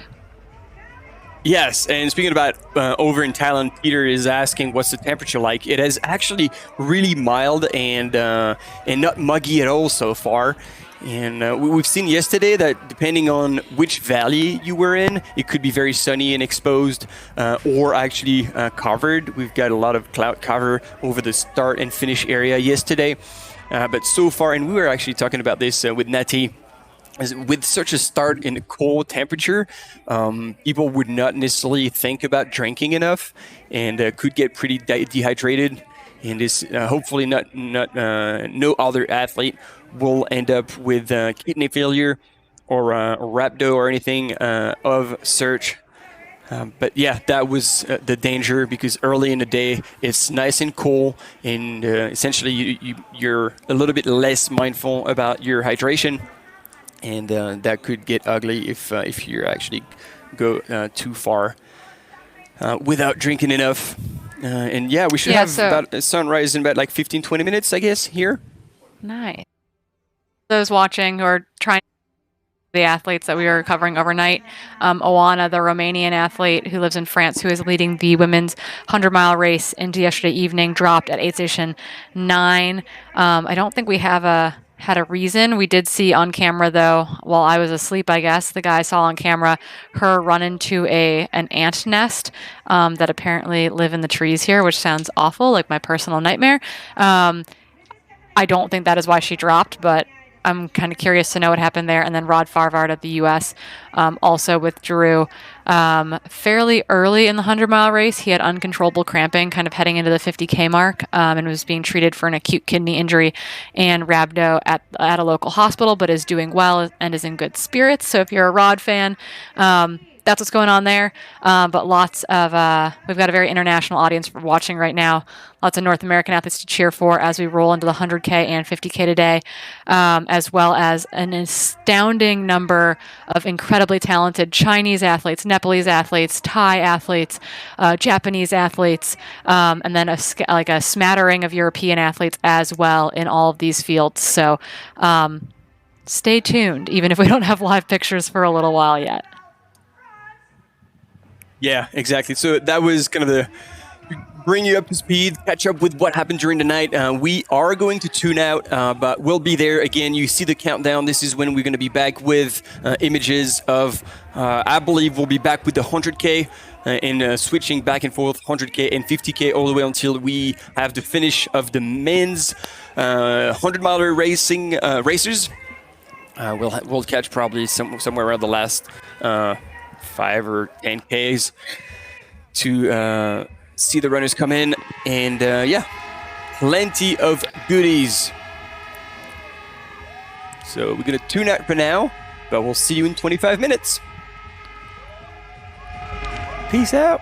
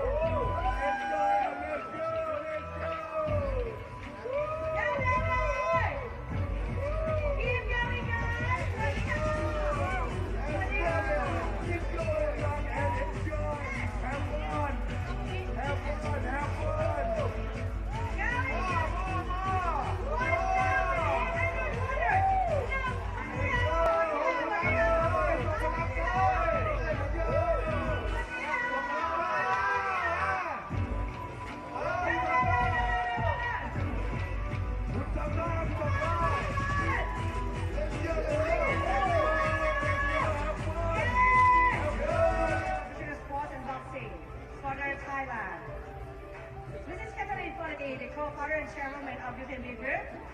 Mr. Frederick Leonard, the CEO of UTMB Group. Mr. Florian Lamblin, the executive director of UTMBI.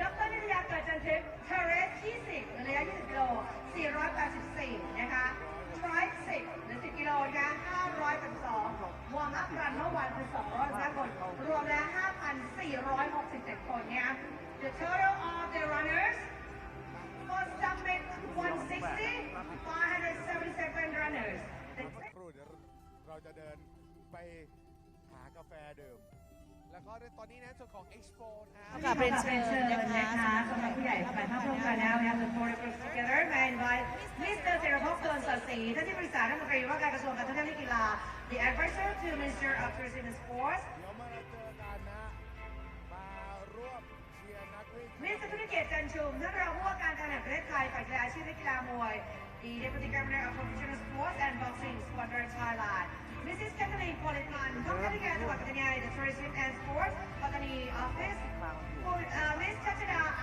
ภิชาสุทธาสกุลประธานกรรมการบริหาร The Zero and Founder of Touch Technologies Company Limited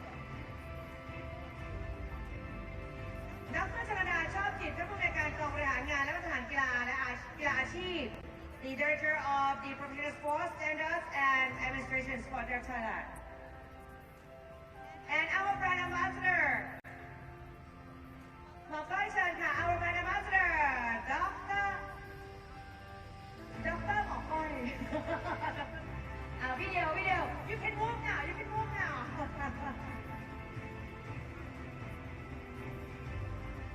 Husham China Caramel Belt France ยอมเสียงแล้วครับเรายอมเสียงแล้วมือมาด้วยกันแล้วมือมาสูงไว้ในงานทุกคนในงานการเองทุกคนเลย Please let us welcome Make it slow เปิดไฟหน้าเฮดลับด้วยนะคะ10 seconds Here is rock on your mark 3, 2, 1 let's go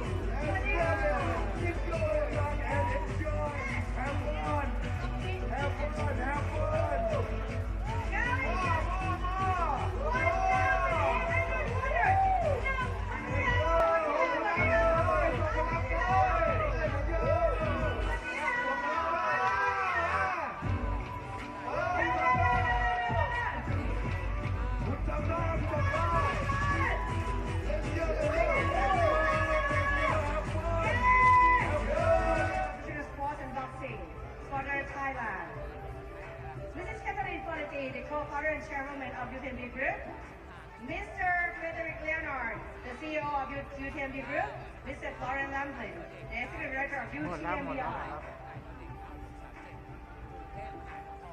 ดร.นิตยาเกิดจันทึกเทเรส20ระยะ20กิโล484นะคะทริป10หรือ10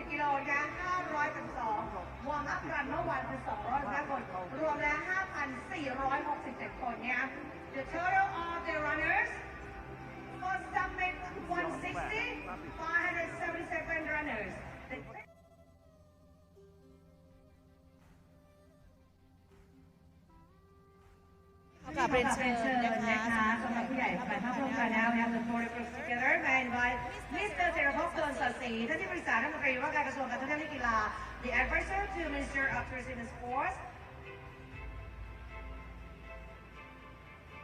Mr. ธุรเกียรติจันชุมท่านรองผู้ว่าการการแห่งประเทศไทยฝ่ายกีฬาอาชีพและกีฬามวย The Deputy Governor of Professional Sports and Boxing Squadron Thailand Mrs. Kathleen Polipan ท่านผู้ว่าการจังหวัดปัตตานี The Tourism and Sports ปัตตานี Office คุณ Miss ชัชดาอภิชาสุทธาสกุลประธานกรรมการบริหาร The Zero and Founder of Touch Technologies Company Limited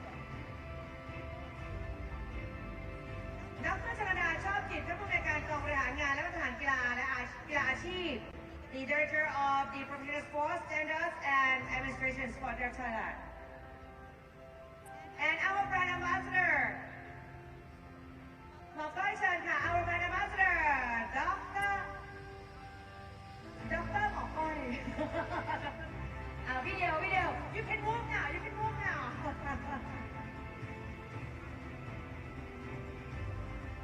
Husham China Caroline Belt France กองเชียร์ต้อนรับกองเชียร์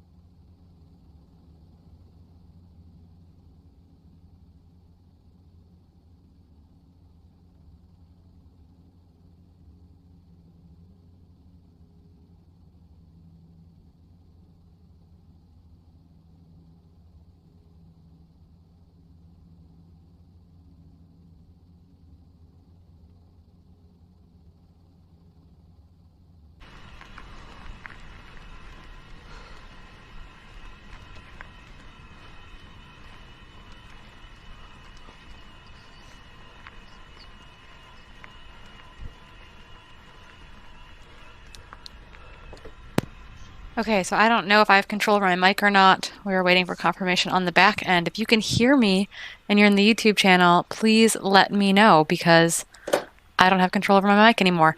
Right now on our screen, as we get footage back up and running, as sunrise is upon us in Thailand, we are looking at our first place female in the women's pagoda 50K this morning. They started just about 33 minutes ago. We'll be getting splits from the leaders in that race at the 14-kilometer mark at their first major aid station. They're about halfway there up a big, long, gradual climb before a descent down into aid 1 for our 50K runners. And again, over 1,500 runners out on course today.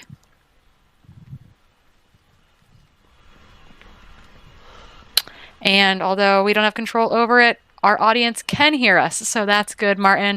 If you can hear me, our audience can hear us. They can. I've got confirmation from the YouTube chat, despite on our screens, our mics say off air. You know what? That happens. But right now we have on our screen. Yeah, more than we believe. We're just going to assume we're on air at all times. I think that is safe for us. As we lose coverage, as we lose data signal out there, we're going to be jumping around between the 50K, the Pagoda 50K, the Cliffs 100K, and the Summit 160K.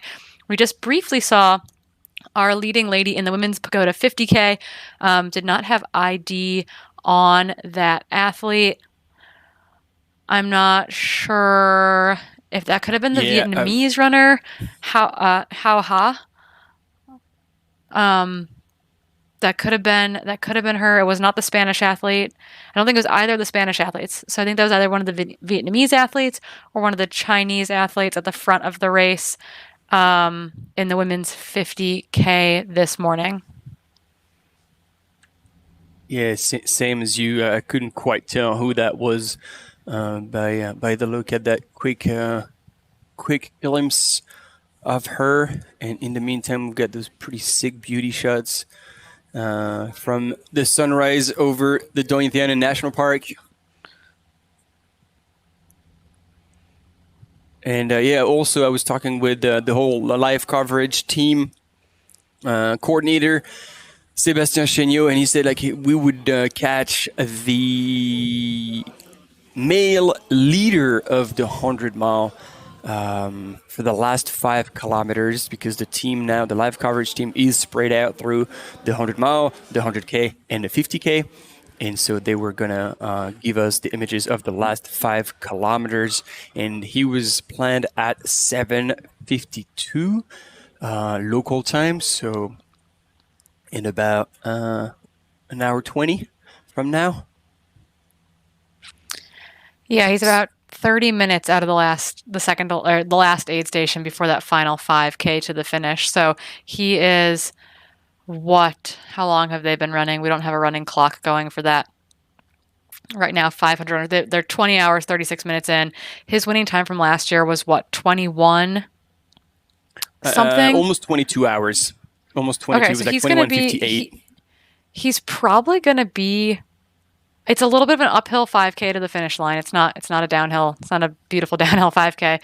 It's got a little bit of climbing in it, but he's about 30 minutes away from the 164K mark. Then he'll have 5K to go from there to the finish line. Right now he's 20 hours. We just said 20 hours, and my computer would work here with me. 20 hours, 37 minutes in. So I would wager that he should be coming in potentially under his time from last year, despite hitting one of the earlier checkpoints 40 minutes slower than he did last year. So running a really strong back half of this race right now. Super, super impressive. And we still don't have splits from our leading women coming through that aid station. We've been waiting to see if it's going to be... I was checking the same thing.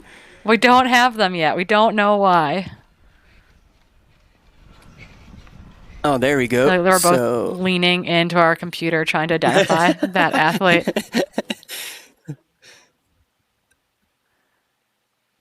Yeah, it sounds like it's the Vietnamese athlete. That's what our audience... I love our YouTube audience. You guys are always on it, identifying your your hometown heroes, your regionally and local and national stars for us. So we do believe that that is the Vietnamese athlete leading the women's 50K right now, that we've been kind of jumping back and forth on our screen between that and this drone shot as we lose coverage, lose signal on the ground from those runners that are carrying cameras for us.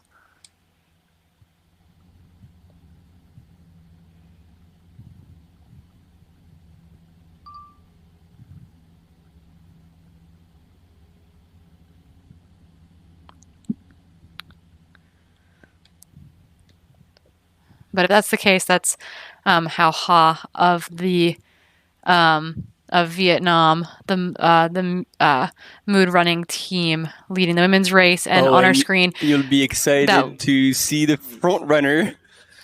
Yeah, that is Lu Tao representing Adidas Terex and China in that small screen at the head of the men's race, the head of the race here for the Pagoda 50K. That is the Chinese athlete, Lu Tao, who is known for running just like this, fast and furious until he cannot run any longer. We've seen him do it time and time again. Sometimes it works, sometimes it doesn't, but I believe he's already got his spot back into OCC for next year at a UTMB World Series race this fall. So I don't think he needs that here, but he's a phenomenal athlete. Getting to race in Asia is a big deal. So I think that is probably why he's towing the line here again today. And then again, we believe this is the Vietnamese athlete on our screen right now leading the women's race in the Pagoda 50K. Yeah, a lot of exciting runners, and indeed he's taking it hard. He's taking it out hard, and I feel sorry for the live covering team. They're gonna have to sustain a quite fast pace at this early time of the day. These runners, camera runners, usually cover between 30 and 40K per day, chasing these elite runners. And so when yesterday they were following the 100-mile runners, the pace was a little bit easier to follow. But those who will have to keep up with these 50K runners are in for a hell of a ride. Was doing live coverage for Ultra Trail Cape Town just a couple weeks ago, and we were talking about that the athletes chasing the athletes, and we had actually little bios of each of our pack runners. They were carrying 6.5 kilos of weight in a pack in order to have kind of the storage and the data signal to boost it basically back to the studio, and truly like athletes chasing athletes. There we were joking that the guy chasing down Robbie Simpson in the 55K with the camera and then chasing Jeshrin Smalls was that he should have been awarded the bronze medal for the day. He Robbie Tweedle put in a really good run there. Are there two runners together there, maybe? I think we have Stingray. Stingray is there with Lyle. I think so, too. We lost signal there, but I think you're right. That looked like Stingray to me. But yeah, the athletes chasing the athletes are a big deal, and we were joking with one of them who normally he runs the 100K in Cape Town, but he was doing a 19K section with the 100-mile athletes on a really beautiful section. And I said, "Oh, perfect! They've already run through the night. They're slow enough that we can keep up with them for 20K of running with a heavy pack." But truly, we cannot bring this imagery to you without our athletes out there on foot and on e-bikes, bringing you all these beautiful images. Obviously, this is a drone. This is not a camera runner, but it's really cool. The close-up footage that we can get is all from people out there under their own power, running really hard to get all these images for you.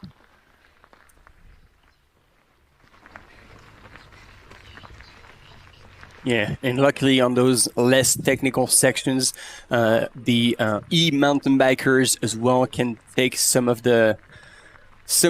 relays and give these runners a little bit of a break and spread out, and for them to only tackle the very technical ups or downs that make it tricky for the mountain bikers to actually ride. I think it's a one woman's race in the 50K so far. It didn't look like there was anybody around.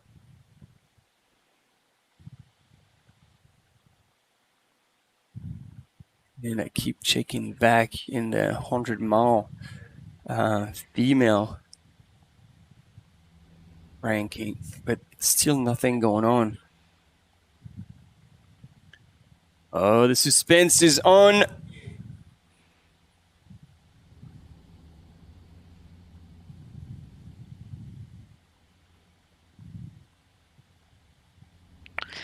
Yeah, I'm wondering if we're gonna get a split from this aid station or if they're gonna make us wait all the way until the next checkpoint to actually get that split. And if that's the case, we're gonna be waiting until the 140K or 134K check mark at the Forest Fire Control Station, which is 9K from Sobhart's fire break. So we're really hoping we're going to get this split from our leading ladies in the women's 100-mile race. But we know that they have likely already gone through there, and their bibs are just not updating in the live tracking, and that is causing us, and I'm sure the fans at home, and predominantly Team Quilty, is probably losing it right now. There you go. So we've got indeed Stingray from Team North Face Adventure. Look at him. He's having a good old chat. Can we hear what he's saying? No. But his spirits are high. He's smiling away as he's leading the 50K race, 44 minutes into the race.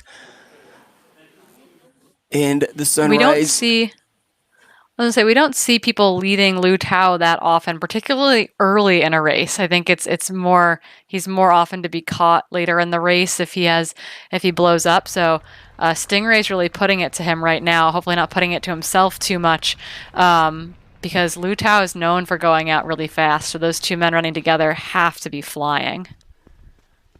Yeah, and again, talking with their team manager, Ryan, yesterday, or actually the day before even, he was saying that Stingray was on a mission because he had a disappointing result. He was disappointed with his result at Worlds because I think he had gotten sick or something, even though he was in top shape. So he was here fully hungry to perform at his best and show that he could do extremely well.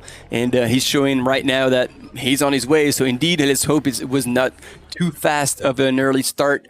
But so far, so good. And indeed, he must be in shape because, again, leading the race in front of Lau, indeed, is not given. It's not a given to anyone. Yeah, really, really hard. I'm trying to get the 100K splits to update because I do think that our first man might be through that second aid station, aid station 16, which is that they kind of are cutting onto that 100-mile course. So our aid station numbers are going to jump around all over the place from 15 to 16 to W2 to A9, etc.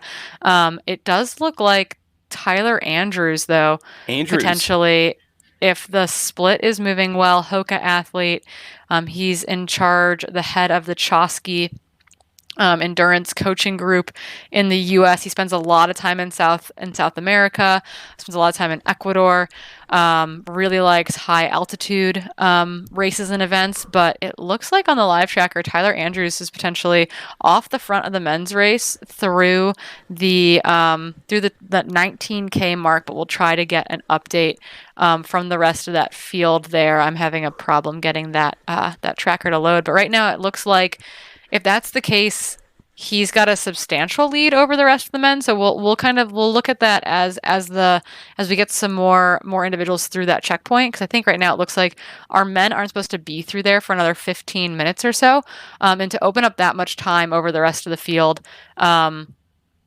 In that last section doesn't seem right. So must have found a muppet. We'll hope he didn't miss a turn. Yeah, we'll hope he didn't miss a turn, and then that he's in that lead pack of men. But that is what we are waiting to find out as we wait again to see what is happening in the women's 100-mile race.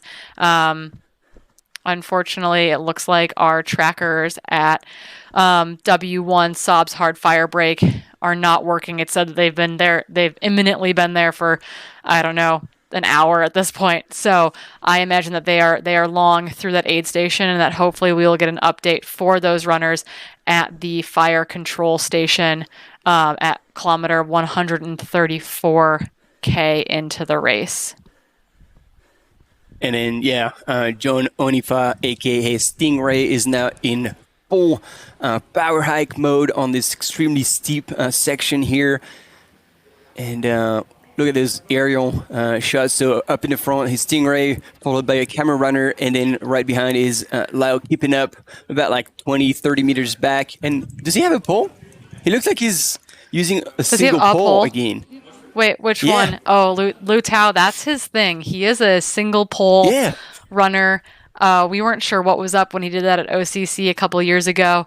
We thought it was an interesting technique, kind of his first big race on the international scene, leading OCC, ultimately finishing third after getting caught with, going into La Flagère, like really the very, very end of that race. What a beautiful, beautiful sunrise. But Lu Tao is known for using one pole only. So interesting technique. Not sure if I'd advise it to anyone else, but it is something that Lu Tao, I think at this point we can say, is known for in these short trail races. And look at that, like Stingray dancing literally on this trail with the sunrise on the horizon in the distance.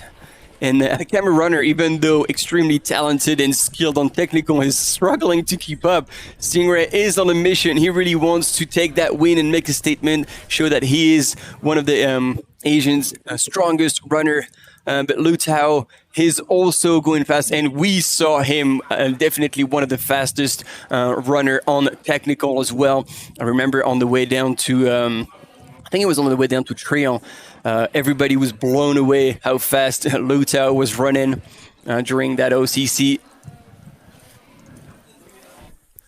So the battle is on for the men with 2 leaders, Stingray and Lu Tao. What it sounded like what we had seen on the images, that in the women's field, it was a one-woman show with a female competitor from Vietnam.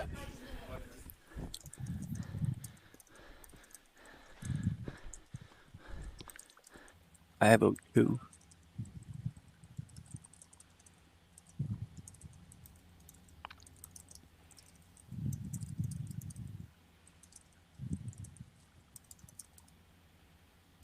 It's not just technical downhill, but it's also wet and slippery this morning.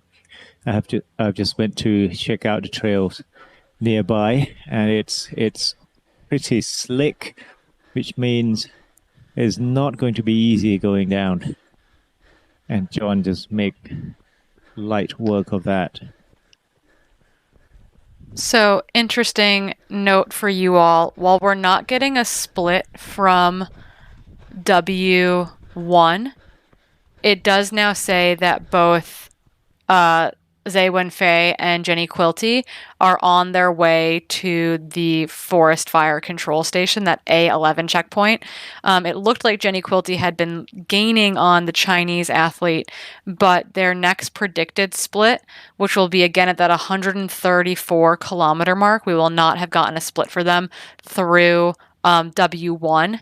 We're assuming that checkpoint is not reading properly, but we should. It looks like right now that it's possible that Jenny bridged the Chinese athlete, and that Chinese athlete thought, oh no, oh crap, and has taken back off, because their predicted times now into A11, which is the forest fire control station, has Zhe Wenfei in there in about 19 minutes and Jenny Quilty in there in about 30 minutes, but they are probably an hour up on the chasing women at this point. So it looks like women 1 and 2 have about 10 minutes or so in between them, heading towards the 134 kilometer mark, but they are well up on 3, 4, and 5. I don't think that there's a big fear right now from that chase group, akin to what's going on in the men's race in the 100 mile, where our leading male athlete, Chinese Hoka athlete, last year's race winner here, Zhizhu, should be, 50 or so minutes up on second place. So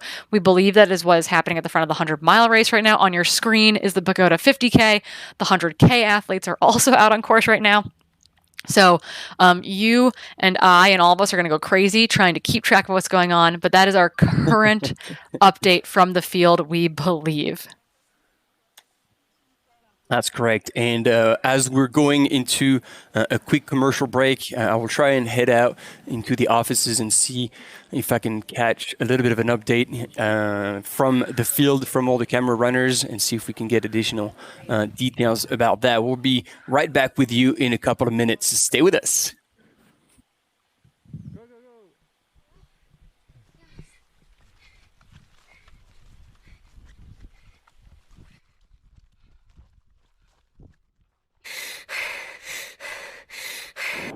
Welcome to the amazing new chapters of Thailand, where you discover yourself. Do you believe in the multiverse? Multiverse?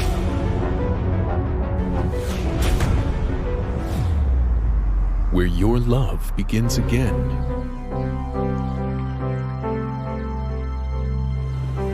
Where nature is calling you. Mom, I got a new friend.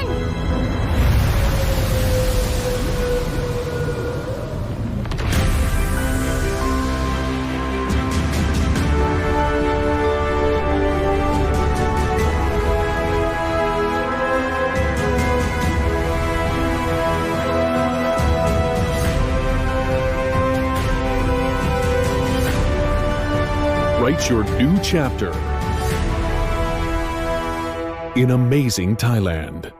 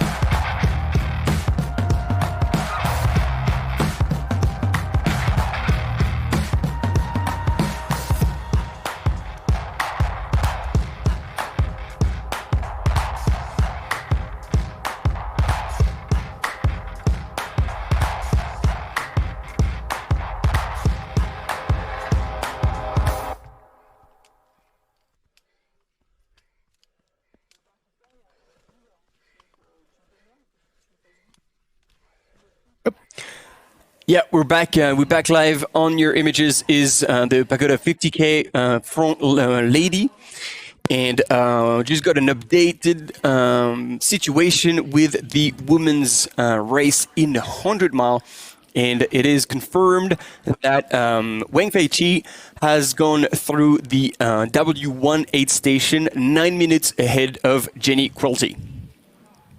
It's just not showing online for some reason, but they have additional details there in the race office, and they were able to communicate me that that detail. So now we know. So they were 9 minutes between the two front women. Sorry. Yeah, doesn't say the Quilty fans in the audience are happy to hear that. It's it's hard when you're watching from afar as your loved ones take on these really big events, just because you don't know what's going on the ground. So the Quilty fans, the Canadian contingent, along with her coach David Roach, who's in the chat watching as well, will be happy to hear that she's in a great position, only 9 minutes back of the race leader at the 125K mark. We do expect them to be at the 134K mark in the next 15 to 25 minutes, I believe, based on the current estimated splits, keeping that 10-minute gap or so. So moving at very similar speeds on their way to the fire control station. Right, and depending on what the goal was for this race, if it essentially knowing that the third place female is a ways back, now just controlling the back end of that race will both secure a UTMB entry for the UTMB Mont Blanc as well as a Western States Golden ticket. So everything is in the bank right now.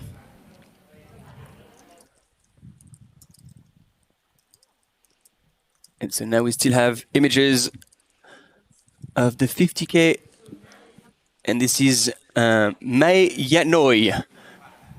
from Vietnam, who's leading the race and making a very good use of those poles on that steep section. And now she's tipped over again for that steep and kind of technical descent. And it's good to see her use the poles as well to kind of stabilize herself. She's moving well. She's moving really well. She's moving really well. Yeah. Jinx, you owe me a Coke.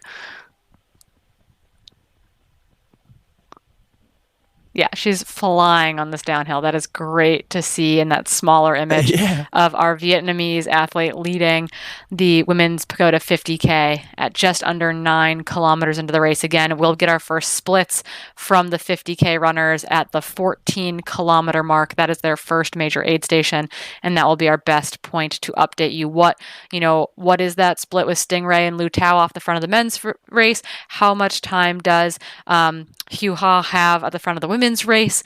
We will know at the 14K mark. So not all that much time to go before we get our first splits out of the 50K runners.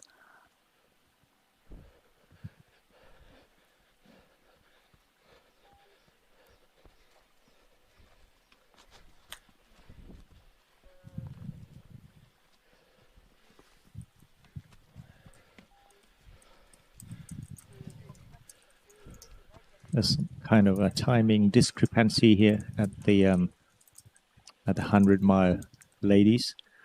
I'm gonna go and check with the. Oh yeah, no, that's what I checked. Yeah. So that's what I said. The aid station that is not showing up here. Wang Fei Chi was 9 minutes ahead of Jenny Quilty. Yeah, but the elapsed time. No, so yeah, the W1 is not showing here online, Yeah, but that's what I checked with the race office, okay. and that's where I got the 9-minute split between the two. Right. So their elapsed times. Well, the elapsed times is wrong somehow. Well, it is correct at A10, but that's so far back that we're missing the W1. Right. Okay.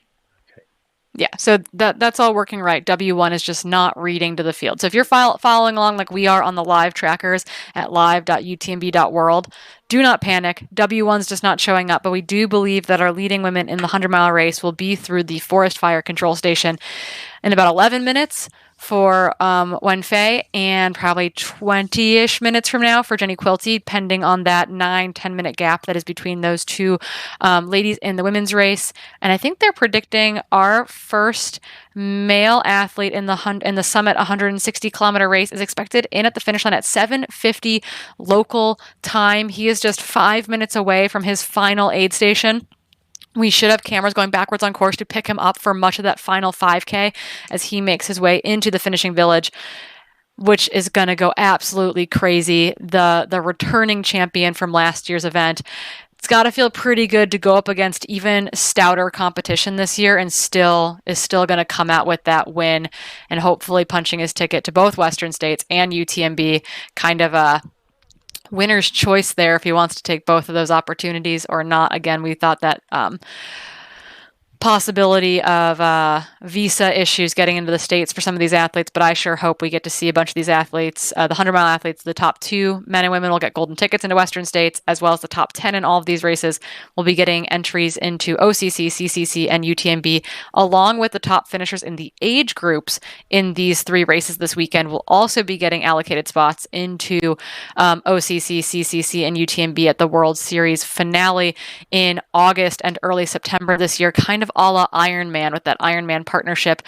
For those of you familiar with qualifying for a race like Kona in those age group categories, that's kind of the similar idea here with these World Series majors. I love this right now that we've got our first woman in the 50K on your left-hand side, your first male athlete in the 50K on your right-hand side, both absolutely flying right now. Gosh, they are hauling ass. It is awesome to watch. And yeah, as you were explaining and giving all these details, Corinne, I was just watching Mai Yanoi running and making such good use of her poles, and just like packing them away, carrying them for the and using them for the up and down. It's fantastic. And I don't want to say anything, but like discriminating. But usually we see the European athletes being very comfortable with poles a bit more than any other runner. But she is just mastering those with style. Yeah, in stark contrast to someone like we've mentioned, like Lu Tao, who is now notorious, we'll say, for his one pole technique. Very unusual. Again, that's actually we've got this drone shot is just so cool. Seeing those athletes on that ridge line at sunrise, what epic footage from the Pagoda 50K. Is this making any of you at home want to come race in Thailand next year? And if you were with us yesterday, I wonder if our doggos are still out there that were leading with our 100-mile runners. We'll see if our leading athletes in the 100-mile race, if those guys bring back a dog with them to the finish line, since they were escorted out of the start-finish venue by a dog couple yesterday. We're curious to know how our friends, we named them Courtney and Killian, not to confuse anyone at home, wondering how those two are doing out there.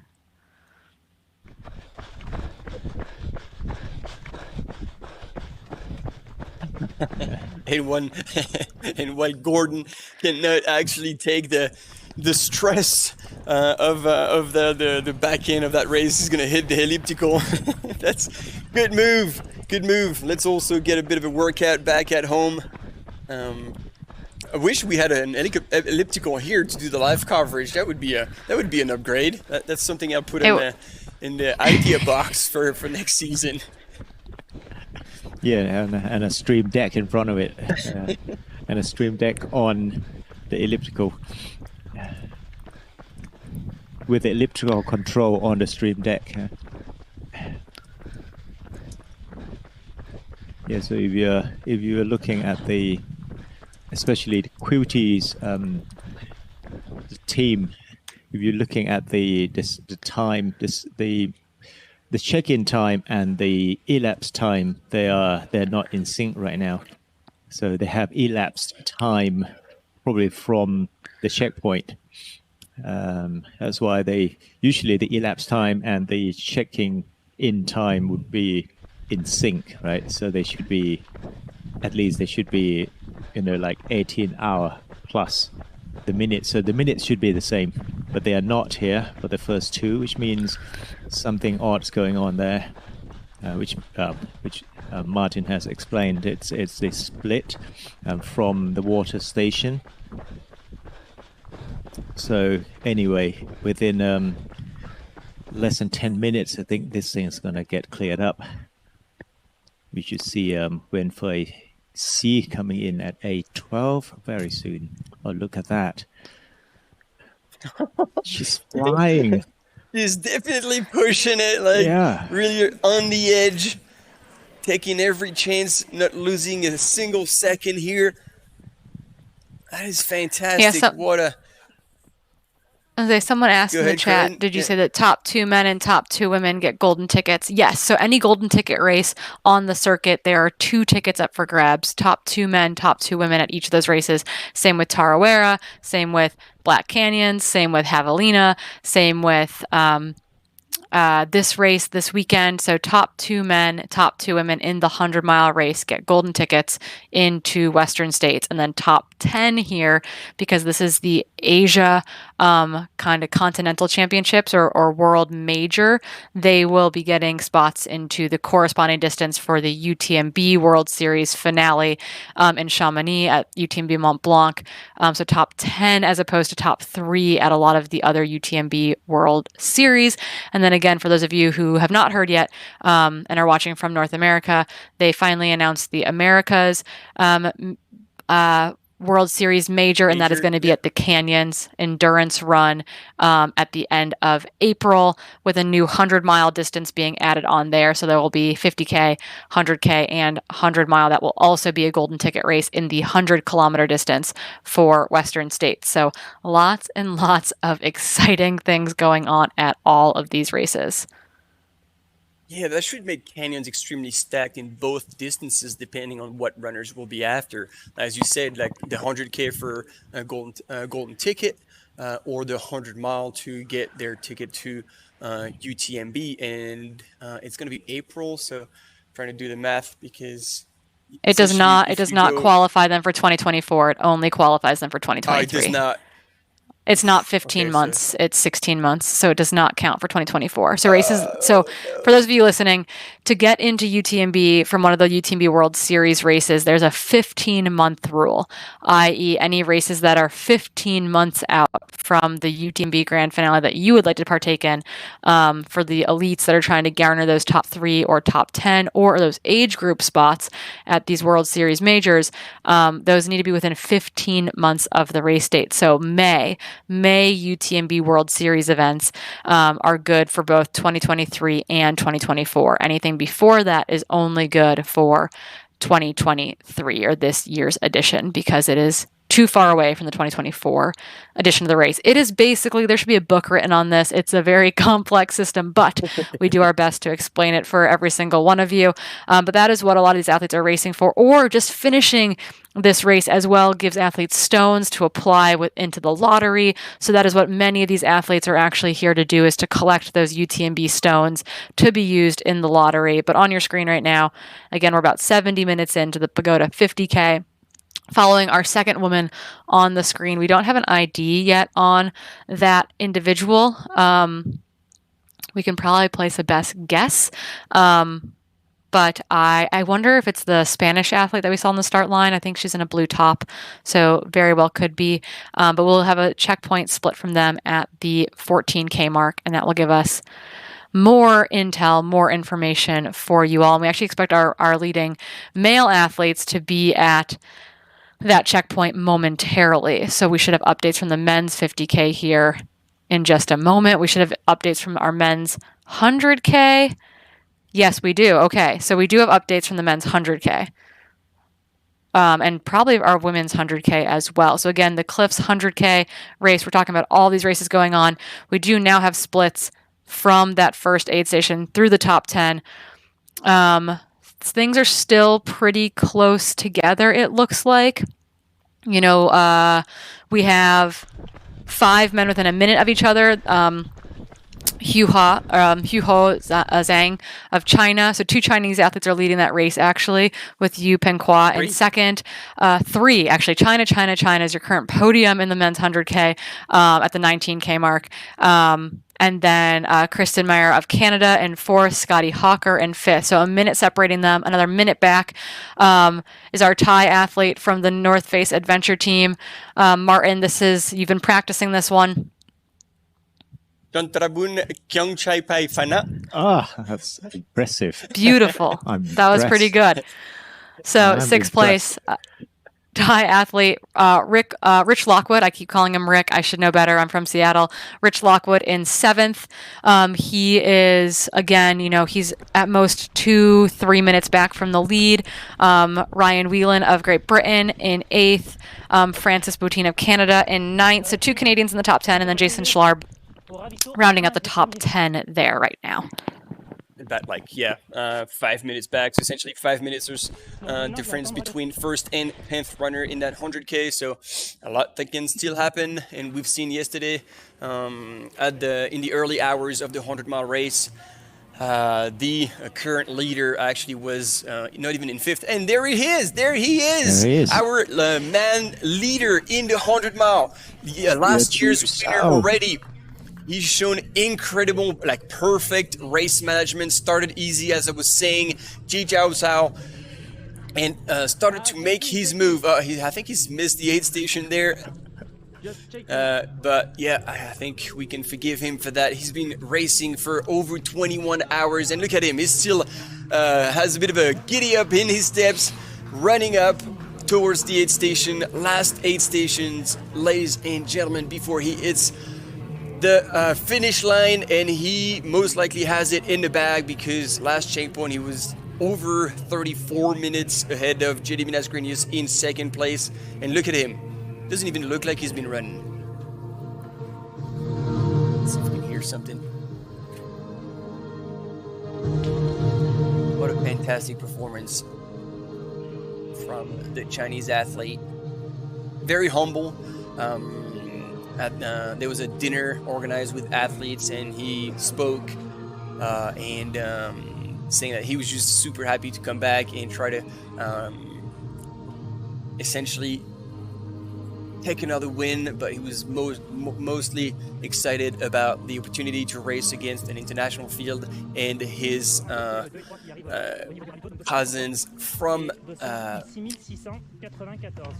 Thailand. And now we've got the two front runners from the 50K.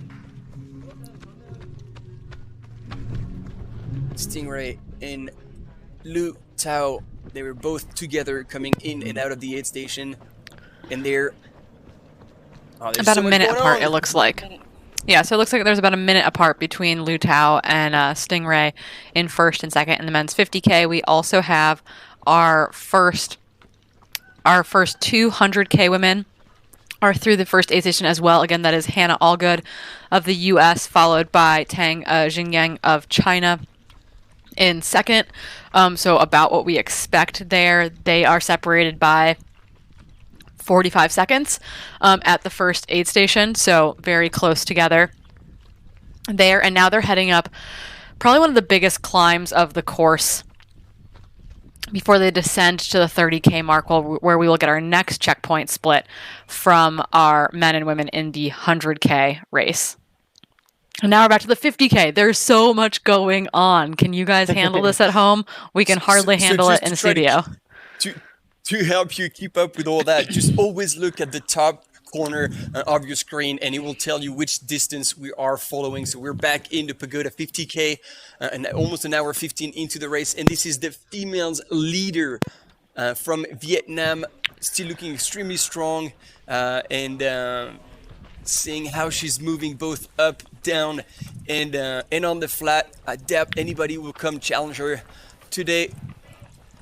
This might be early to say that. I'm taking chances, but I was really impressed by the way the way she ran uphill, making excellent use of her poles, and then just dancing downhill at such a high pace.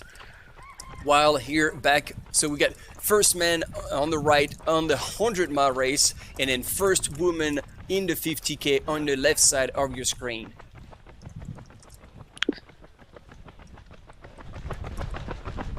It could be confusing here. On the left-hand side is Pagoda 50. On the right-hand side, that's the Summit 160 leader.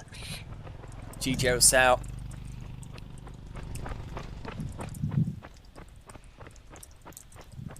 He knows his course. He's won it last year. And again, showing perfect race management. He's on his way to most likely winning it again.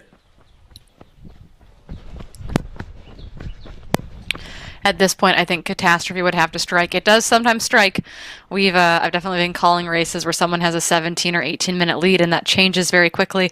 But right now, the men's race leader in the 100-mile race should be in a solid position to cover the last 5K of this race. We expect him to be finishing in the next 40 minutes, around 7:50 a.m. local time, as the defending champion here in the 100-mile, nearly 170-kilometer race that began yesterday at 10 a.m. local time. He's made it through a day, he's made it through a night, and now he's less than 5K to go to get to the finish line. I'm sure he is tired and chafed and ready to be done. And he'll be done soon. This is hard terrain to keep stuff moving on. You've got tired quads, you're done eating, you don't want to eat anymore. But choosing there not to be on those very muddy looking steps, staying on the concrete on the, or at least very hard packed dirt on the left-hand side. We've mentioned that some of the course is very slippery right now, so making good moves there, staying on the firmer surface. And it's not an easy finish. It looks like, at least on the map, it looks like they've got a little bit of that uphill to kind of flat terrain towards the finish line, but at this point all the uphills feel like Everest, even if they look really tiny on the course profile.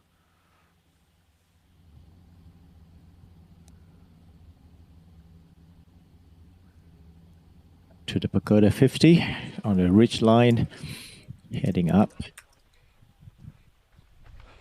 And our female leader is still moving really well. Looking very strong right now. And we have our next two women in the 100K also through that first aid station. Anita Ray in third. She's approximately, she's about 4 minutes back of second, and she's followed very closely by Yuri Yoshizumi in fourth position. So your top four women all through that first aid station. Again, Hannah Allgood leading the 100K, followed by Chinese athlete Tang Xingyan, and then Nepalese athlete Anita Ray, followed by Japanese athlete Yuri Yoshizumi. So a very international top four women through the first aid station of the 100, or the second aid station at the 19K mark of the 100K that began in the dark earlier this morning, as you all had to be up awake in Thailand at 4:45 to get things kicked off.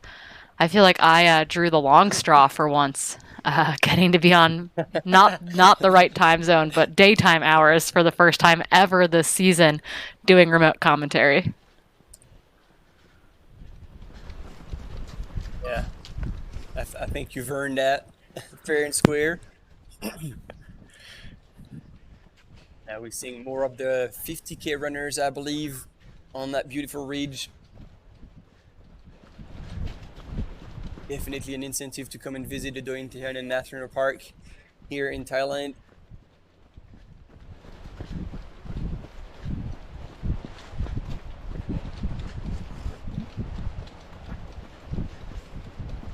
Really impressed by Jiaju Sao, the Chinese runner, still moving relatively well for a run after 21 hours and 15, 16, 17 minutes. I wonder if he's going to break his own course record. He running 21:56 last year.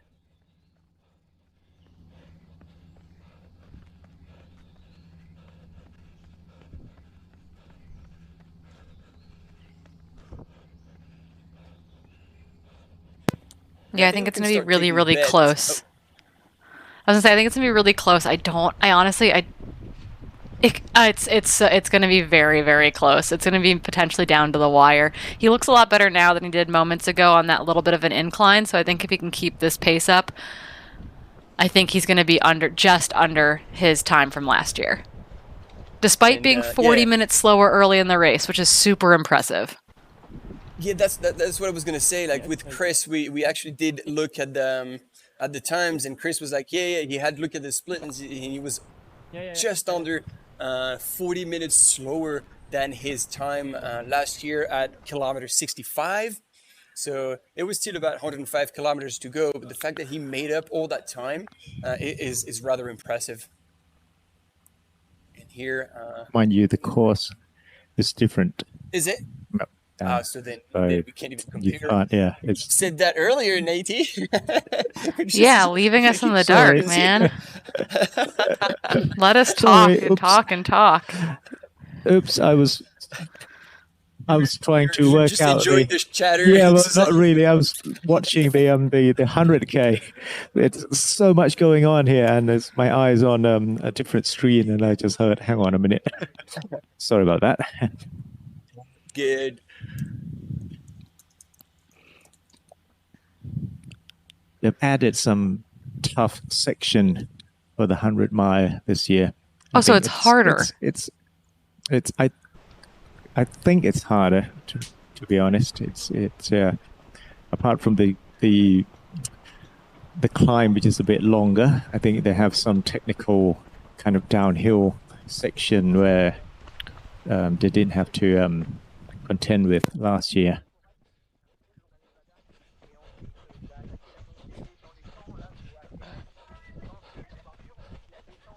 It's kind of a small change for the 100K and the 50K too.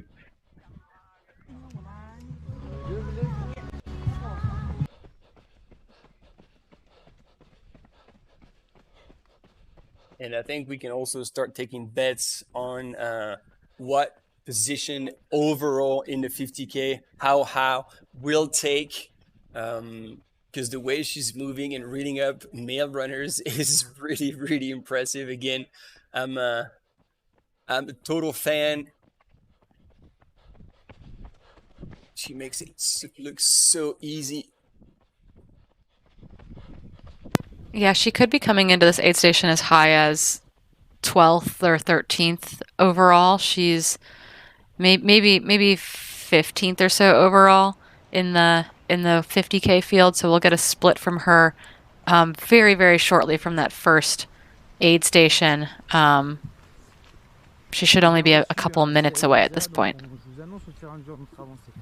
I think she was right at the entrance of the Royal Project now. You can see the coffee trees on her left-hand side earlier. Any seconds now for the update on the timing. And Jia Zhao now kind of making his way steadily up the last hill before descending to the finish line.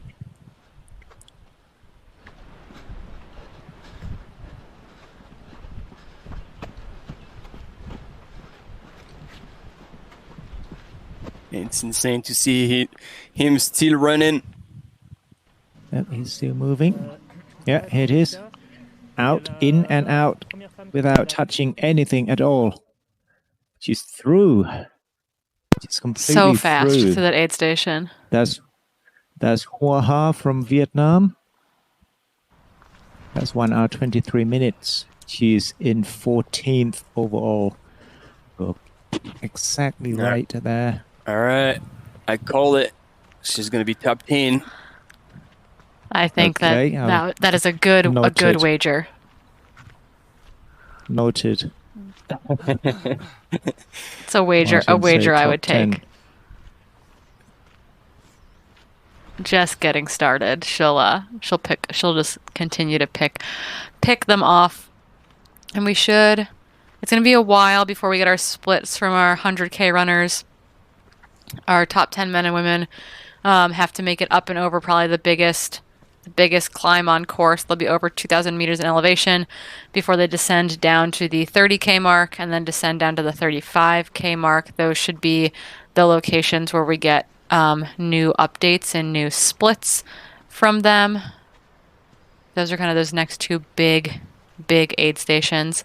That is what we're waiting for there, but we're probably looking at 70 minutes or so before our lead men come through there. And I think Hannah and the Chinese athlete are running in 13th and 15th overall, so they will be knocking on the door of potentially top 10 overall finishes in this field as well. We anticipate them to be at that 30K aid station in about the next 90 minutes. Will be the next updated split for them. We should have an updated split from our women in the 100-mile race. It does look like we do have Wenfei through that forest fire control station. It looks like she just came through there. 7:25 local time, 21:25 on the clock. And then Jenny Quilty should be through there in the next 8 to 10 minutes, is my guess. It says imminent, but we know that split is probably 8 to 10 minutes or so. We should be getting an update from there shortly. But it is nice to know that we will get splits from that forest fire control station, but they definitely have about an hour gap between them and Claire Heslop, another Canadian athlete back in third, who is estimated actually to be overtaken by another Chinese athlete by the time that they make it to the 134K mark. So there could be the third place finishing spot in the women's 100-mile is definitely, there's a race brewing for the third place position between the women that are probably third, fourth, and fifth and sixth right now, honestly. So a big race for third with Wenfei and Jenny off the front with about 10 minutes difference between the two of them, we believe, right now. Yeah, and I think, we have a replay of this morning's sunrise. That was right on the ridge, and where we saw now the runners go through in line. There you go, replay. Man, there's just so much going on. It's hard to keep up. How are you keeping up back home? Are you excited yet? Oh yeah, we got a lot of people here. We got a lot of people in the chat saying hi, cheering on those runners. If let us know who you're cheering for. I know we've got some Quilty fans. I know we've got some Rich Lockwood fans. I know we've got some Hannah Allgood fans. We've got Stingray fans. We've got Hugh Ha fans. So give us some cheers for your for who you are cheering for in the chat. Let us know where you are watching from, because I believe it is literally all over the world. I know we've got Nepalese fans of the Nepalese athletes, people watching from Nepal in the chat. So let us know where you are cheering from. And right now, we are waiting kind of with bated breath to see how much time or how close it is for Jeju's finish into the finish line there at that start-finish village. How close in time is he going to be to last year's victory time, establishing what we think is a course record, potentially, but on a harder course, it sounds like, from our local knowledge on the ground there. That's a bit brutal to be running so fast on a course that is deemed harder than last year's version of this same race course.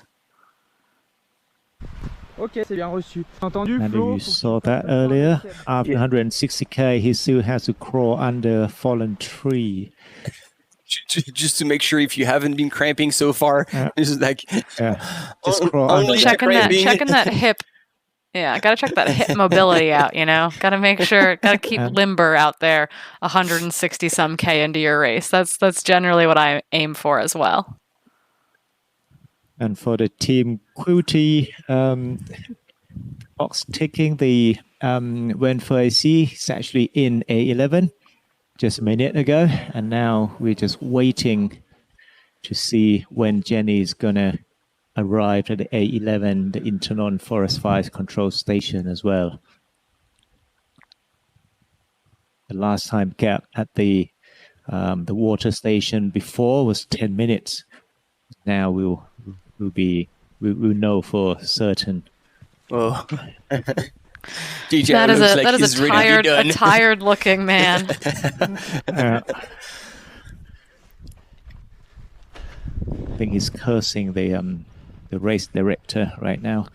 And it's interesting. I mean, did you just see how well he moved across that though? He just like leaped across that. He still looks. I was just talking about how tired I thought he looked. No, there's still pop in that step. I'd be falling over if I were him.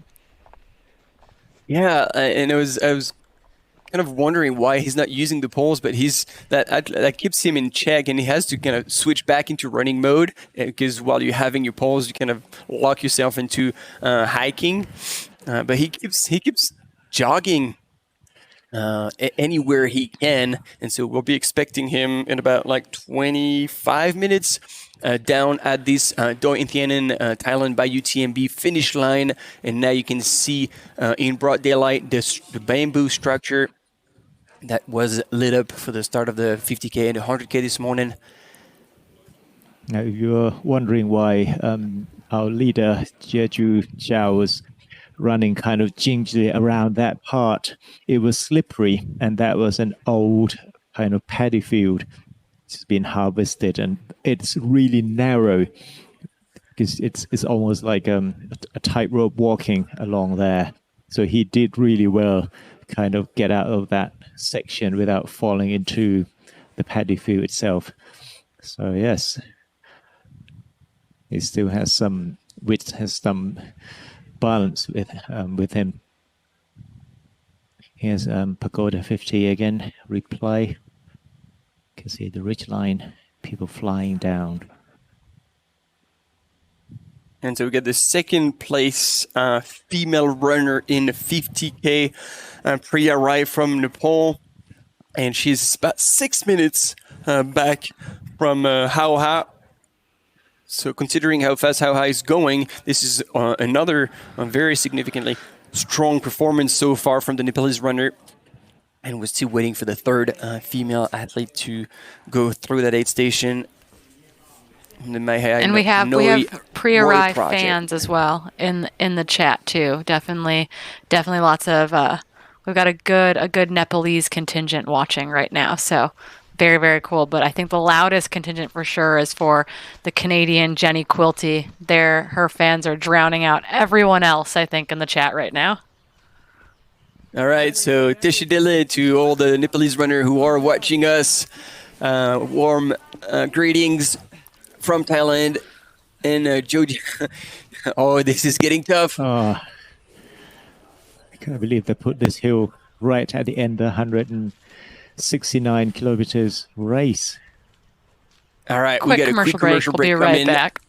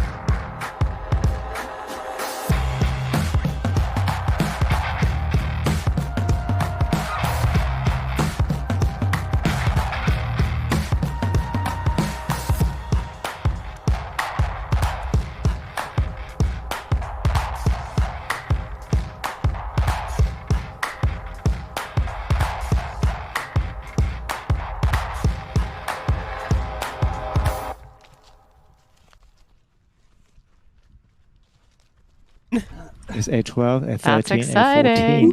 A14. There's going to be fireworks in Canada. Okay, we're back, and Team Canada out there. Gordon and Sally. Jenny is moving well, and she's now at A11 aid station, 6 minutes behind Wen Fei of China. So she's definitely closing in. She is closing the gap. With 20 kilometers to go, everything is possible. We want to hear you cheer all the way from Canada to take Jenny potentially to that first place in the 100-mile. That would be quite an outstanding performance. And Gordon, don't break that elliptical just yet. 3 more aid that station. elliptical is fuming right now. Yeah, the 3 more aid station for them to go through. 2 big hills waiting. And Jiaju still moving, head down. I'd love to know what's going through his head right now. I believe he's gotten the update that he has a significant lead, then he can somehow relax.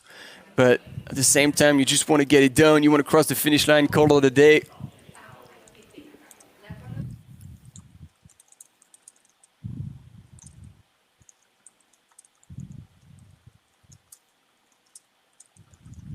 I wonder why the Team Canada is out in fourth. Christian Meyer is moving well too. He's now in 4th at A16. Last time I saw Christian Meyer, he was still on his bicycle. And now he's racing for the podium in a 100K trail race. Last time he was still wearing Orica Green Edge. And looking fast. Actually, I got dropped. He led Christian Meyer, came to Chiang Mai, and we had a group ride. And yeah, I got quickly dropped at the first hill.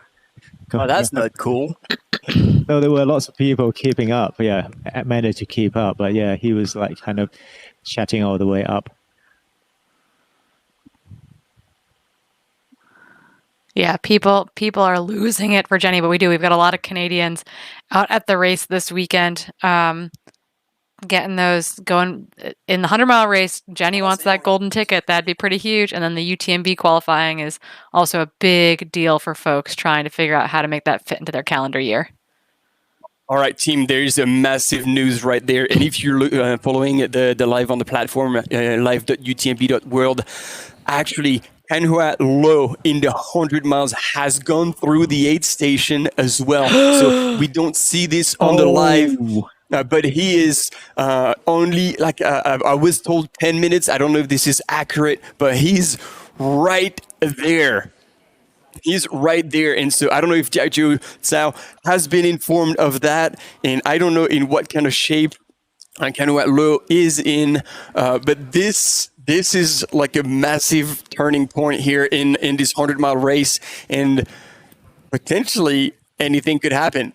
So stay tuned. This is the latest news. I've been informed from Sébastien Chénieux, who is in contact with all the camera runners on the field, and actually we can see him here on the images. 23 minutes behind Canoë Lo. Team Hoka. And this is more runners from the 50K going through the aid station. Teammates of Jiaju Zhao. So China 1-2. What happened to GG? Well, I mean, GG was definitely further back, so this is not a surprise, but it's Canoë Lo who just kind of popped out of nowhere and had such a strong back end of the race, really.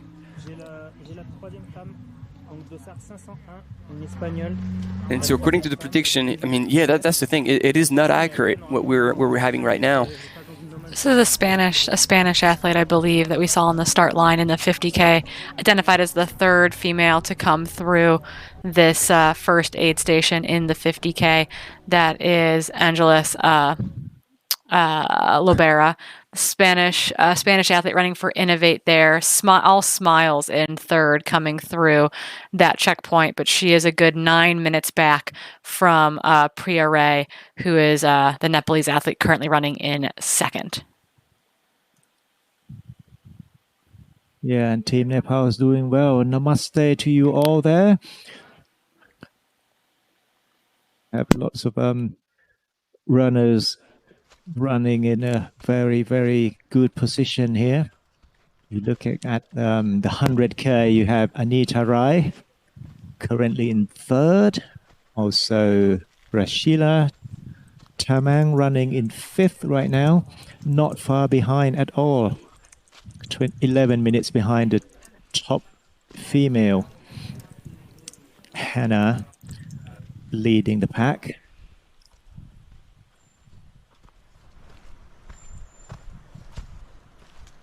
All right, back with Jiaju on what looks like the steepest climb so far. This is relentless. My goodness. This looks miserable. Cameras oftentimes make things look flatter than they are. This is making it look pretty darn steep. Imagine how steep it is in reality, because this is a wide angle lens and usually make things kind of flatter than usual. But even that cannot make this hill look flat. Yeah, I'm So on that surprised kind he's of not just hill, laying like- on the ground cramping. And for that kind of hill, like, definitely poles would be an advantage, especially when your legs are shut and you don't have much left in it. Using the poles, your upper body to pull yourself up really is helpful. I don't know if he's just done with the poles or if he's actually not aware anymore about, like, okay, how to transition into using the poles, not using the poles. We've seen him run quite a bit, so perhaps he's not as comfortable or familiar with using poles. As opposed to just try to transition between power hiking and running. And maybe he knows better. He's right on he's cresting the top now. So it's all downhill from there. So that's it. All done for the on the uphill. Yeah, there you go. Oh, it's here.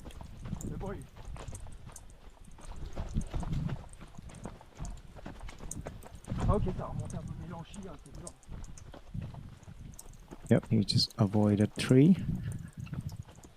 Another one.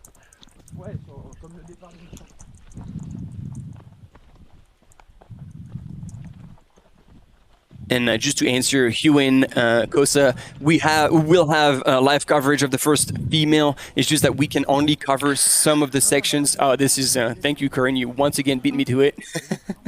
Yeah, no, just so people know, right? We have like 2 people running with cameras, 2 e-bikes, generally speaking, out there, limited signal and data. We're covering 3 races, a 50K, a 100K, and a 100-mile race that are scattered amongst a whole lot of trails right now. So we are going to be bopping back and forth between all 3 races, the goal is to bring you the top 3 men and women in each of those events. But right now we've got our camera on our leading male athlete in the 160-kilometer race as he makes his way down to the finish line as the repeat winner. And then we'll be bouncing back to hopefully pick up our 100K runners here in a little bit once they make it down to one of those next villages, as well as our the rest of our 100-mile runners as they make it further along. But we don't have coverage of the 100-mile course until they're about 5K out at this point, so it's going to be a little while before we pick up Wen Fei and Jenny Quilty, for example, in the 100-mile distance.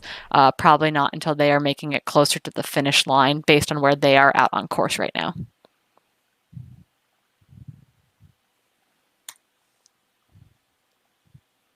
So welcome to my TED Talk.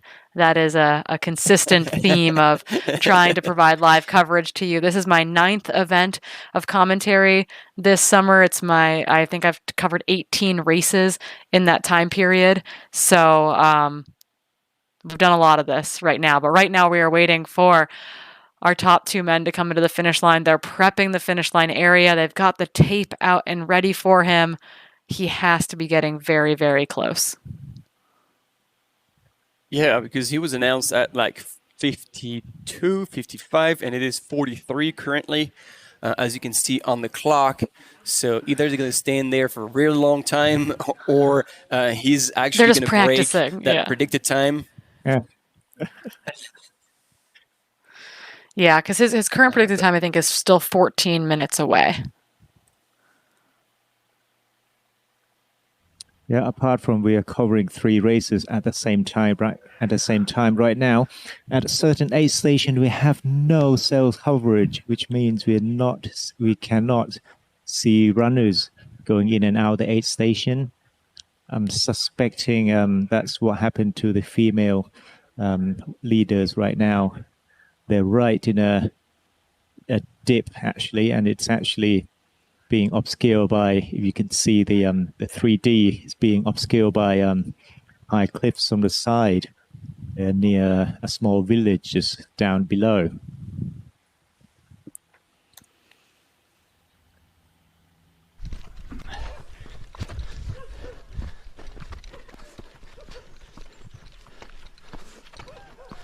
Okay, that was not the last hill, but it's like what you hear from the volunteers, like, hey, final hill!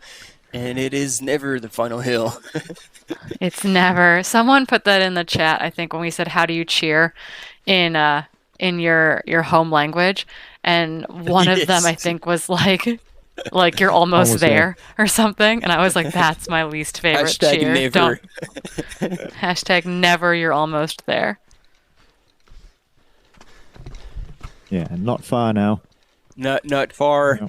And yeah, that'll be interesting to see the split actually between the 2 front male runner, Jojo Style, who's been leading, but somehow Kanua Luo has been catching up in style and is now running, we believe, if the times are correct, just in 24 minutes behind, so it won't be hard to pick him up so far, but he's definitely reeled in JD Minas to take 2nd place and therefore punch his ticket to Western States should he want to take it.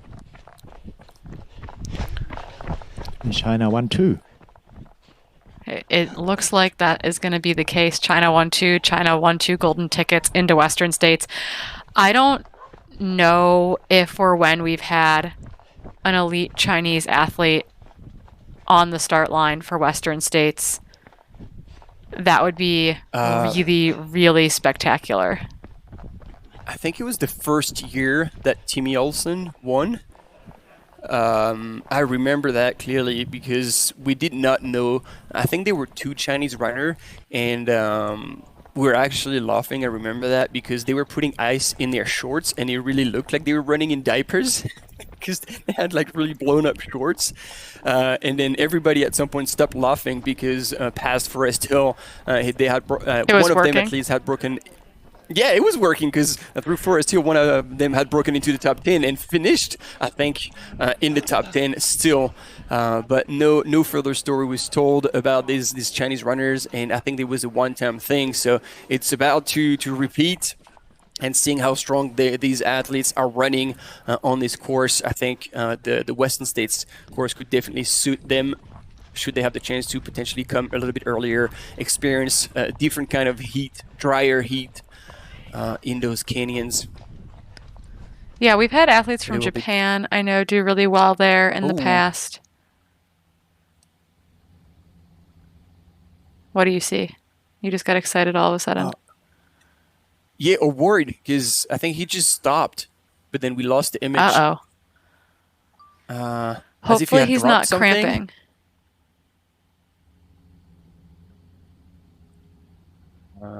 Yeah, I don't know if we can go back to the camera runner. Oh, no, there he is. He's moving. Still moving. Still moving. You can see him breathing out, trying to relax as much as he can.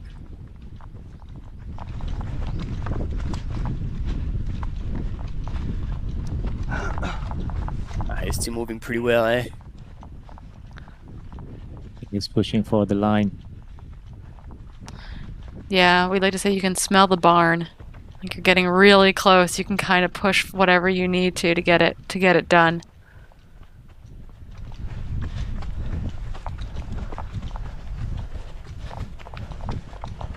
We can hear the from finish. Yeah, you're here now. Drums are on. It's not that far away.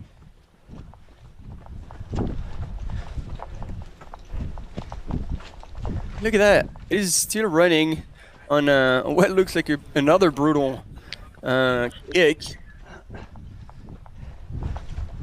But as you say, Corinne, he must be smelling the barn, and he must have been informed also that another Chinese runner is coming back very strong, and he can't be thinking like, no, there's no way I'm losing that first place at this point so late in the race. And you just give everything you have. And we see him try to relax, try to breathe out, avoid cramping. Really impressive performance here from Jiazhou Zhang in the last kilometers of that 170 Ks, the UTMB Asia Pacific Major. On est dans les fraises, Seb.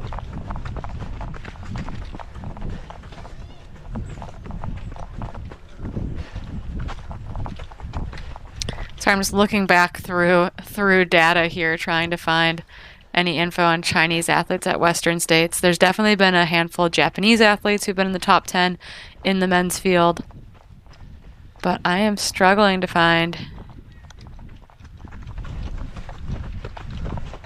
British athletes, athletes from New Zealand and Cape Town and Guatemala.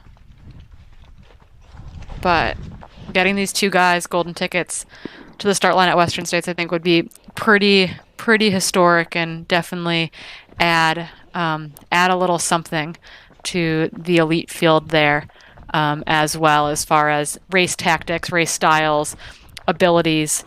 But he is coming in to the race village, right? Or very, very close? Not yet. He's coming down to the main road, almost. Oh, yeah, at this point, you're just like, really quads steep. Keep going. Oh. Quads keep going. Oh no! It's a fair bit to the main road. You can see the village right in front there. It's not far now. That tree line. Yep. You have to hit the main road first. It's not far now.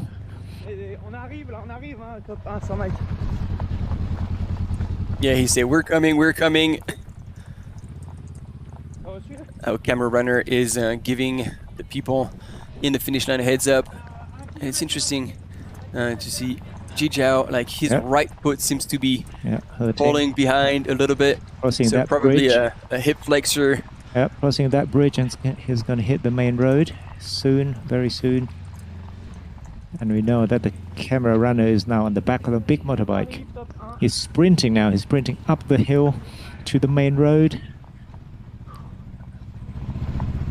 And he's gonna be greeted with a big, loud cheer from the finish line.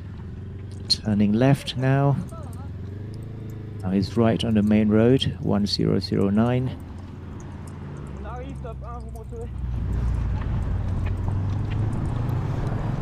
Yeah, it sounds like there was a Chinese athlete who got drawn in the lottery last year, but was unable to compete due to not being able to get a visa. So that is my biggest concern for these athletes, is being able to get them a legitimate visa to come over and race and accept those golden tickets. And that is the goal of hosting these golden ticket races internationally, is to help to build that international field that the Ultra Trail World Tour used to be able to do. So I definitely hope that getting these guys to accept those golden tickets and then to help them get those visas put together. I mean, I even know, talking to British athletes, sometimes they've had issues getting visas to where they need to be in the States for Western states. Or I think Audrey Tanguy, maybe that's who I was speaking with, French athlete, had to work on some visa stuff when she was looking to get approval to come over for Western states. Actually coming for canyons and then staying through Western states was helpful in that sense there. But I feel like, well, that's strange, because usually as a French person, you can use the ESTA. It should be fine, yeah. But I think she said that she had to get, or like her race, she was able to utilize. Oh, here he is into the race village. Here he is. And you can hear the drums. How cool! Pretty loud. Let's see. Turning right. Turn up that sound. That's it. He's here. All right, we're gonna give you some sprinting to the oh my line. God! And he's jumping. 21:54:15 on the clock. Huge performance once again.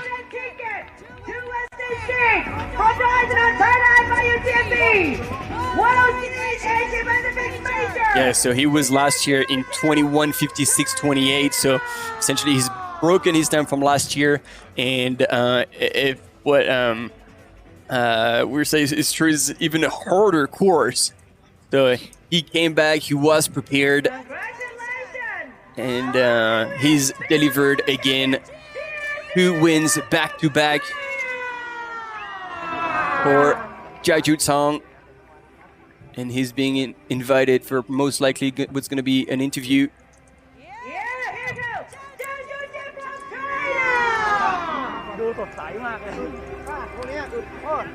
Being welcomed by Catherine Poletti.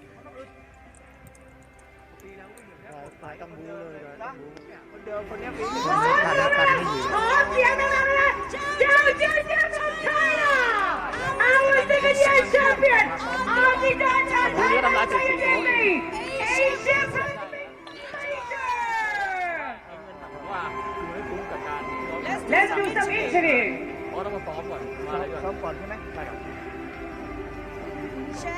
Shane, could you please come in with Shane?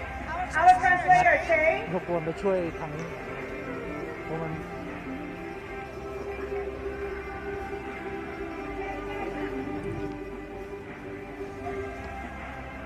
Looks like he's being taken away.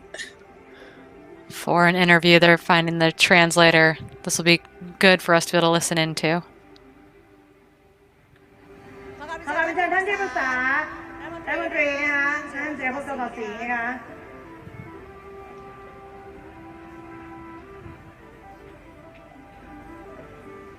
Okay.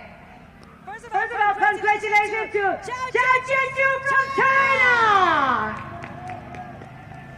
ขอที่มาของไมโครโฟนอีกใบตัวได้ไหมฮะไมโครโฟนค่ะ Alright, we have translator here, Sham. Thank you so much. Alright, first of all, we want to say congratulations to him for again the second year of the Champion of Deutschland Thailand UTMB World Major.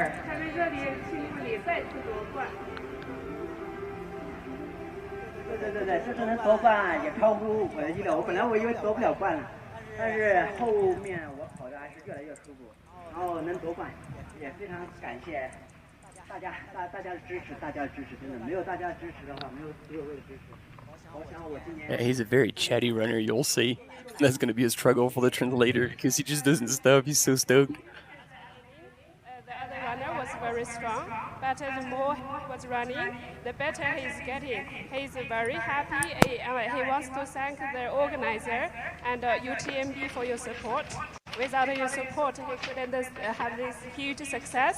And he hopes to come back to Thailand every year.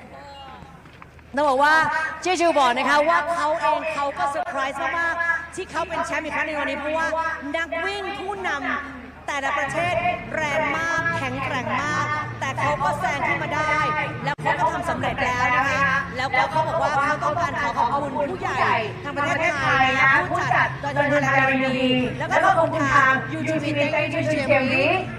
for his dream come true today แล้วบอกว่าความฝันของเขาจริงนะว่าถ้ามีผู้ใหญ่ทุกท่านเขาก็จะมีเขาในวันนี้นะคะขอบคุณท่านมากๆขอบคุณสื่อมวลชนด้วยนะคะ So how do you feel to know he's already second year champion and today is the most important. He got a Hoka golden ticket to Western State. His dream come true. How do you feel? 首先这次的冠军是拿到了这个美西100的那个通车。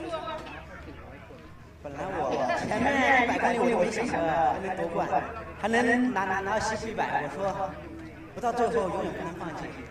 后来我没有放弃，他拿到了这个西部100的名额，要不然我差点就放弃，差点。后来后面状态越来越好，还好看到第2，然后又看到第1个，那就稳了。Actually, he thought that he might drop at the first 100 kilometers, and then he saw the second one, and then he saw the first one, so he was chasing it, and he's very happy that he get the access to the Western States. เขาบอกว่าตอนแรกเขาไม่คิดนะเพราะว่ากิโลแรกเนี่ยเขายังไม่ถูกแซงเพราะเขาอยู่อันดับ2อันดับ3จนแบบเขาเห็น2คนแรกสตรองมากตรงนี้เขาดีใจมากที่เขาได้ไป Western State นะคะ So is he excited to go Western State for his first time in his life?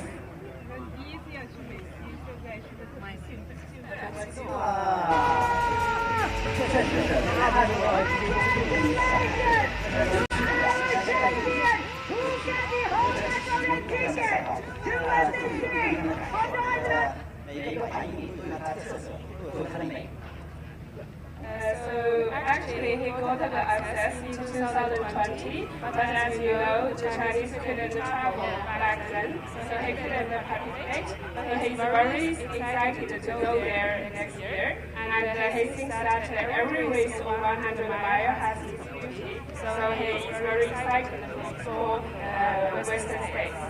เขาบอกว่านะคะจริงๆแล้วก็มีโอกาสได้ไปปี 2020 แต่ว่าประเทศจีนนะคะที่เรารู้ว่าโควิดเนี่ยประเทศจีนค่อนข้างจะเข้มงวดเรื่องนี้เขาก็เลยหมดโอกาสที่จะไปเซนเซตแล้วปีนี้เขาสามารถไปได้แล้วนะคะฉะนั้นเนี่ยเขาตื่นเต้นมากกับการที่ได้ไปเซนเซตนะด้วยกับโฮก้า Golden Ticket and of course he got the direct slot free to go UTMB World Series celebrating 20 years anniversary in Chamonix on August 28th to September 3rd. You know, is he excited for that too? 除了美西之外，你还拿到了去 UTMB 的出租车，正好是跟 UTMB 感受。UTMB 今年我是参赛了，没看到，跑完这场就能当然明年又能去 UTMB 了，挺好的。He was in Chamonix this year, but he regrets that he dropped this year. He is looking forward to go back next year. Take the revenge. And what else? นะคะจะบอกว่าคือเมื่อกี้จะถามว่าแล้วได้ไหมว่าเขาได้ไปสล็อตโดยตรงคือไป direct เลยมา UTMB World Series UTMB Chamonix นะคะซึ่งเป็นการฉลอง 20 ปีนะคะครบอายุ 20 ปีของUTMB เลยนะคะในวันที่ 28 สิงหาถึง 3 กันยาซึ่ง UTMB World เนี่ยก่อตั้งวันที่ 2 กันยา 2003 นะเจ๊เขาบอกว่าตื่นเต้นมากเพราะว่าจริงๆแล้วเมื่อสิงหาที่ผ่านมาเขาไปมาแต่เนื่องจากว่าเขาวิ่งไม่จบนะคะเป็น DNF แล้วปีหน้า 2023 เจ๊บอกว่าจะไปแก้แค้นแน่นอนนะคะกับ UTMB Chamonix ฝรั่งเศสนะคะ And one question from So he wants to come back to UTMB because he dropped last year. Is that what he said? Okay. So, and did he say anything about Western States? I think he's going. He's going to do both. Yeah. Ouch. The race director from Chamonix asked me to ask him. 沙漠林那边专门问你的问题。没错，基本上现在都第100英里吧， He's always running the longest one, the UTMB. Okay, what's a UTMB race director? It's always be 100 miles. เพราะฉะนั้นเนี่ยที่เดี๋ยวจะบอกว่าเมื่อกี้จะบอกว่า race director ของชาโมนีฝากจะไปถามมาว่าแล้วปีหน้าจะไปแก้แค้นที่ UTMB ชาโมนีด้วยระยะไหนเขาบอกแน่นอนเขาไม่เคยวิ่งสั้นฉะนั้นเขาจะลงระยะ UTMB 100 ไมล์แน่ๆค่ะ 600 mile UTMB. What's that? 我还没啥要说的。 He's very tired, I guess. Okay, one more question here. How do you feel about the course today? It's more tough, it's more longer today compared last year. So it's the 去年难很多，然后天气白天太暴晒太热，前面我完全考虑。如果想想我今天是不是走不了呢？我一直在想，哎呀，不能放弃，不能放弃。后来还好，没有放弃。越野赛的魅力就是不到最后，你永远不知道结果是如何。这是我喜欢越野赛的之一。 So he said this year the course is very tough with 3,000 more elevations. Right. He always thought that he will drop up at the beginning, but the charm of real trail running is that you never give up, and you have to slug until the end. That's why I love trail running. แล้วบอกว่าแน่นอนนะคะปีนี้นะสนามยากกว่าปีที่แล้วยาวระยะยาวกว่าปีที่แล้วแต่เขาบอกว่าการเป็นนักวิ่งเทรลยอมแพ้ไม่ได้อยู่แล้วต่อให้ยากหรือระยะยาวแค่ไหนต้องทำให้ได้แล้ววันนี้เขาก็ทำได้แล้วนะคะ Last but not least do you have anything to say to all the people in China and all the people around the world that his fans is around the world he has lots of fans around the world 还问你跟你的粉丝，中国粉丝还有全球的粉丝有什么要说的？我在这发了抖音，有好多人给我发消息，我没及时回他们。昨天晚上有好多人给我发信说后面一个离你多远啊，前面一个离你多远。我一晚上不睡觉在那里看，真的有好多人在那里关注我们这些在跑比赛的人，他们其实晚上都不睡觉看着我。真的特别感谢所有关注我们这场比赛的人，还有我们的所有组委会的工作人员，然后什么的，还有我们的赞助商啊，谢谢大家，谢谢。 He said he's very tired, but he thanks all the fans who have been following him during the whole night because they were sending him message on TikTok. He's very famous on TikTok, so you can follow him there. And he thanks all the organizers, sponsors, and volunteers for all your support throughout the race. เลยถามว่าอยากจะพูดอะไรกับแฟนทั่วโลกเพราะเชื่อจริงเนี่ยมีแฟนทั่วโลกเลยเขาบอกว่าเขาดีใจมากขณะที่เขาวิ่งเนี่ยมีคนส่งข้อความในทิกตอกของเขานะคะเยอะมากไปตามได้นะคะเช่าชื่อเดี๋ยวไปเอาชื่อไปได้ทิกตอกของเขานะคนตามเยอะมากนะฉะนั้นเขาขอบคุณแฟนๆทุกคนขอบคุณแน่นอนกับเนี่ยขอบคุณออร์แกไนเซอร์ประเทศไทยขอบคุณทางกระทรวงทางกกทขอบคุณทาง UTMB World ด้วยนะวันนี้เขาเหนื่อยมากแต่เขามีความสุขมากๆนะคะ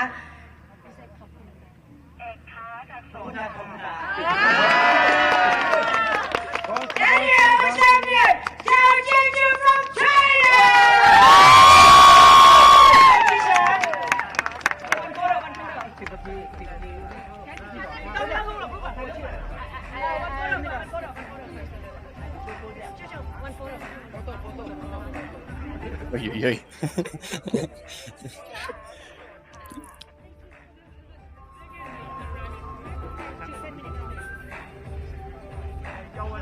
Thumbs up for the 100-mile runner, twice winner, and Nate was actually doing all the course checking between last year and this year's course. And what can you say about it? 1,500 meters at least difference. Additional elevation in this year's course, and yet he ran 2 minutes faster. Which is really impressive performance, and still no sign of the second place finisher in the 100 mile. Most likely I'll be waiting for him.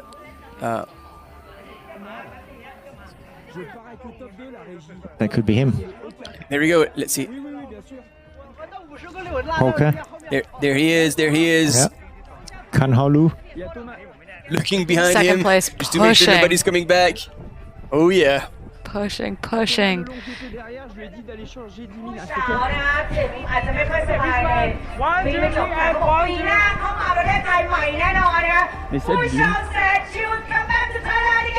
This is last year's winner. I believe she had dropped. She did. She dropped early. Was one of the favorites, I think, in the 100-mile race. Another Hoka athlete. She'll be back. She's a very, very strong athlete. I remember watching her run at Hong Kong 100K back in 2019. A super, super solid athlete. Bummer to see her drop earlier in this race. Probably the favorite for the women's 100-mile going into the event this weekend. Ah bah je suis raconté des blagues. Bah non, reste par là au cas où.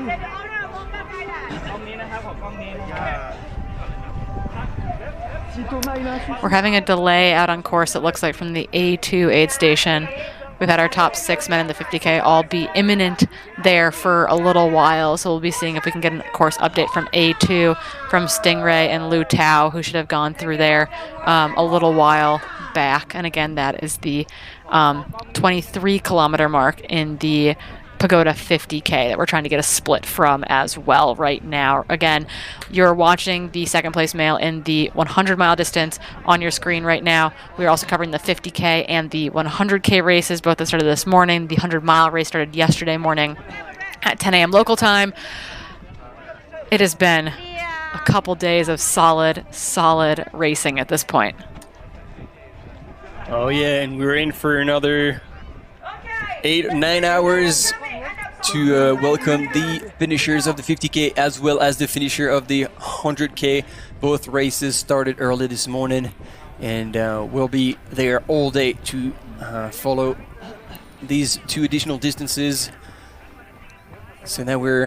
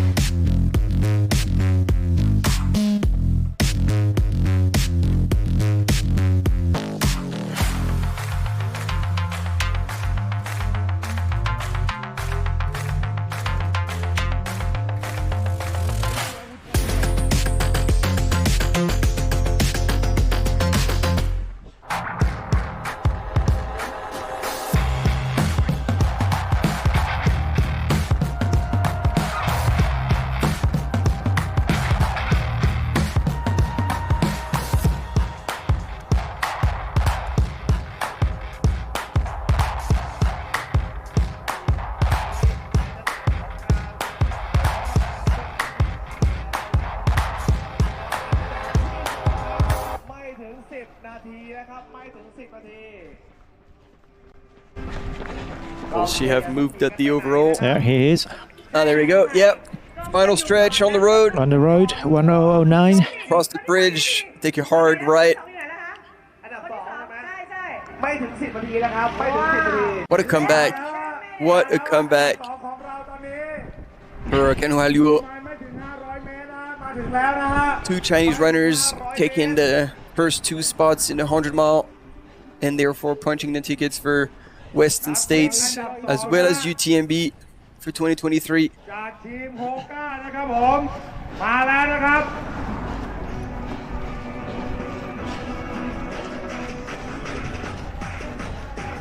Man, he's moving. Look at him fly. He's dropping every camera under. He's running so fast. Okay, go to the finish line camera. Yeah, we're going to switch into the fixed camera, I believe, now. Eventually, at some point. Coming in hot. Comes back towards us. That's convenient.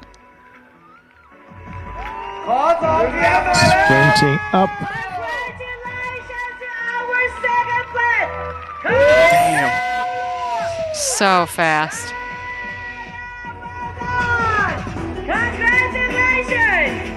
How can they move that fast after that? All that run.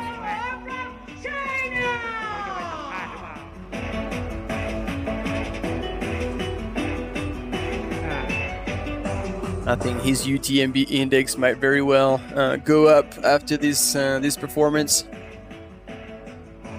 Here, Inthanon from China. He got direct to UTMB, Chamonix, France, to celebrate 20 years anniversary by August 28, 2023.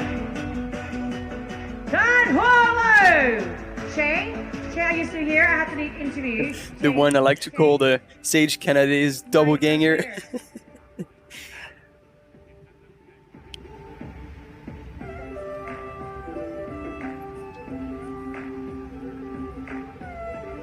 Oh, lucky guy, he got to sit down straight away. Did he? Good for him. Oh, still there, I think he's going to be dragged somewhere. Yeah, he's going through there. He's going through the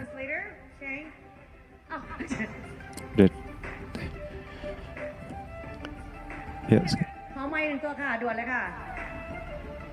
Okay. More interviews.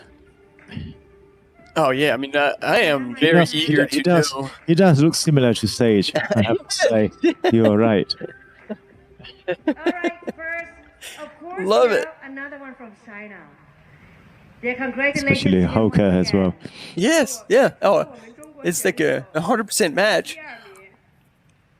And of course, the first of the Hoka team, the second from Hoka team as well. 第二都是来自 Hoka team 的，祝贺你们得奖。 Thank you. And of course, as you know that we have here Hoka World and Hoka Thailand. Both of them are here. How do you feel to joining Hoka team and be the second winner today? 他说作为今天的第二名，也是 Hoka 的一个当家的一个明星，然后今天 Hoka 世界和 Hoka 泰国都在这里，作为 Hoka 运动员。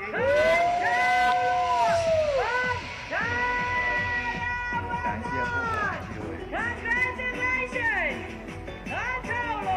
都给我做师傅嘛。Thank you very much. 非常好，然后非常。 And they have been doing the ad during the whole race, and without the support from Hoka team, he couldn't have this. 谢谢我的团队。 He thanks a lot to his team from Hoka.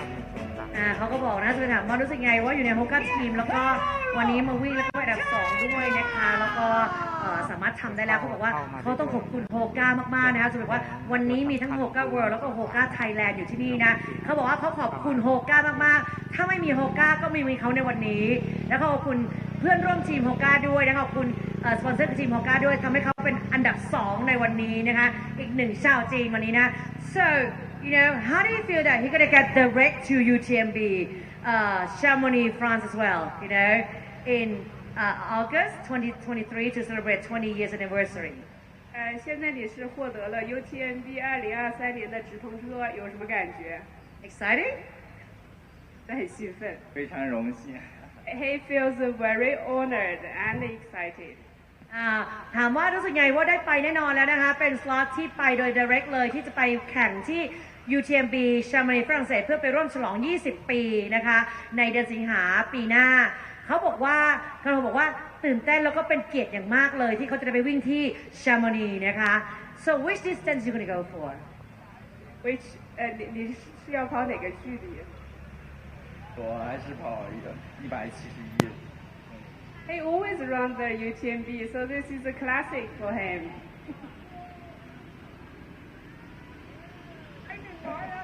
So he said like ต้องภาษาไทยสิเนอะ I have to speak Thai right sorry เมื่อกี้ถามว่าจะไประยะไหนนะคะคณะบอกว่าแน่นอนเขาไม่เคยวิ่งเบากว่านั้นเหมือนเจจูเลยเขาจะไป UTMB 100 ไมล์ค่ะ Wow So you have anything to say all your fans as they were cheering you all night You know, I mean, thanks to any of the sponsor or any like from Ministry of Tourism and Sport, Sport of Thailand or UTMB Worlds here. 你有没有什么要感谢的？然后有没有什么想对你粉丝说的？主要是我的托卡团队，然后他们做后勤做私补，然后感谢托卡的粉丝们的关注和支持，谢谢。He said that, again, he's really grateful for his Hoka team who has been providing all the support during the race. He also thanks his fans who have been following him during the whole night, who didn't sleep, and he also thanks the organizers and of course UTMB. นะก็ถามว่ามีอะไรจะพูดไหมกับผู้จัดหรืออะไรคือแฟนๆเขาบอกว่าเขาขอบคุณแน่นอนอันดับแรกคือขอบคุณสปอนเซอร์หลักคือโฮก้านะคะแล้วก็ขอบคุณเพื่อนร่วมทีมโฮก้าด้วยและแน่นอนขอบคุณนะคะผู้จัดในประเทศไทยขอบคุณกระทรวงการท่องเที่ยวและกีฬาขอบคุณการกีฬาแห่งประเทศไทยขอบคุณผู้จัดของดอยถนน Thailand MTV และแน่นอนขอบคุณ UTMB World ด้วยนะคะที่ทำให้มีงานดีๆอย่างนี้เกิดขึ้นนะคะ So wish you all the best, in UTMB 100 miles in UTMB Chamonix, France in next year. 他祝贺你在2023年 UTMB 里跑出成功。谢谢。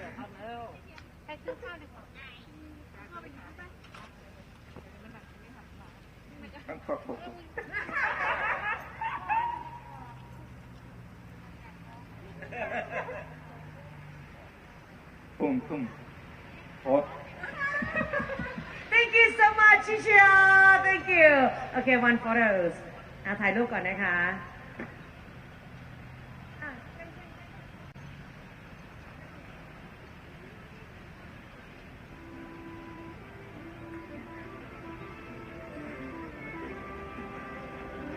นั่นค่ะถ่ายภาพรวมเลยค่ะ Here, Canelo, Team Hoka from China. แล้วเจอคุณโอ๊คเนี่ยเรียบร้อยไหมคะเรียบร้อยค่ะขอบคุณท่านที่ปรึกษา Thank you so much Kathleen for the คุณโอ๊คค่ะHoka Thailand and Hoka World.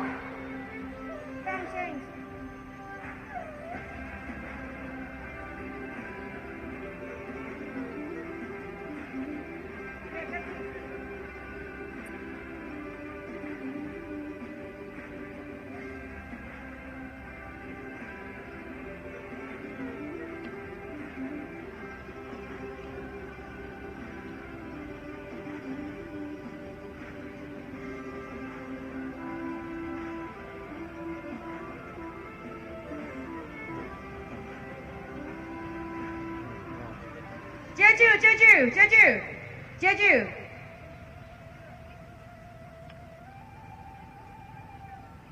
Jeju, photo. Oh, he's tired. No problem, barefoot. They're like, I finally just got to sit down. Now you need me for another photo? Sorry, Catherine Pletty, she needs it. Out any minute. จะบอกให้ว่าผู้สาวอันดับแรกของเรานะคือท็อป 10 ของโลกอันดับ 7 ของโลกนะคะสำหรับนักวิ่งเทรลหญิงนะคะ She on the 7th The place. Pletties have gotten to go to some cool races this year. And believe it or not, Michel Poletti has done 12 of those races this year. He's done Doesn't surprise me. 700 Ks of racing. And he said he's got about 200 Ks of training. Oh my goodness. If you're going to experience the race, you might as well just go run it. Oh, 100%. Like, kudos to him for getting involved in, he's in the 100-mile right now. Oh my goodness. Just can't stop. Can't stop, won't stop. Let me know. Let's see, I think it will still be a while before GG comes into the finish line. See if we get any updates in the females field. 22 minutes, 27 minutes, so it would potentially be down to 5 minutes between Wang Fei-Chi and Jenny Quilty from Canada at the next aid station, 8:12. So it would melt down another minute between the top 2 female athletes in the 100-mile race. And, yeah, she's trying. She's pulling back some time. It's definitely going to get close. We'll see if she runs at a distance or if the Chinese athlete has something to answer back with, right? Sometimes it's like once they get close to you, you recognize that you have a little something in the Another tank gear. still that you can kind of Yes. answer back with a little bit. Ji Zhao finally getting a chance to sit down, be in the sun. It's deserved. Well, this is Seat. probably going to sit for a week now. I definitely would. Race hard, rest hard, you know. Running. I really hope that he can make it to Western States this time. Yeah, I hope so as well. It sounds like with the restrictions in China having changed, the COVID restrictions, it'll make travel easier too for athletes. So that will be helpful in a big way. Yeah, I'm also going to try and have a word with Chris, the global sports marketing manager at Hoka, because I'm sure they can pull some strings. They're a Hoka-based company, US-based company, sorry, and I believe that they have a role to play in this for at least getting an entry into US soil and see what can be done from the Hoka China side. Oh, and it looks like we're on the 50K?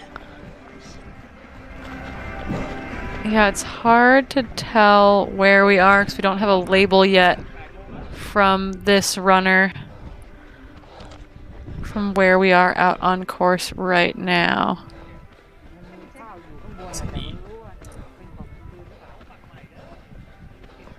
Je pense que je suis avec le 3e. So he believes he's with the 3rd place. Oh, that's Rich. That's Rich Lockwood. That's who that is. That's There Rich you go, Lockwood 100K. of the U.S. in the 100K. Would be in 3rd K. Yeah. In 3rd place. If that's the case, Damn, he all has smiles. moved up too. Oh, he's a happy guy. But if he is in 3rd place right now, he is moving well. He's moved up from the last checkpoint because he was back in 7th position at the last checkpoint. Then again, you know, they were separated by all of 2 minutes at that point. So if Rich Lockwood is in fact has moved up into 3rd position in the 100K, that is a great place to be as our 100K runners make their way down to the 30K aid station, which should be where we get our next split from, I believe, that W2 viewpoint checkpoint. And if we don't get a split there, we'll get a split at 35K just down the hill at that next village at A9.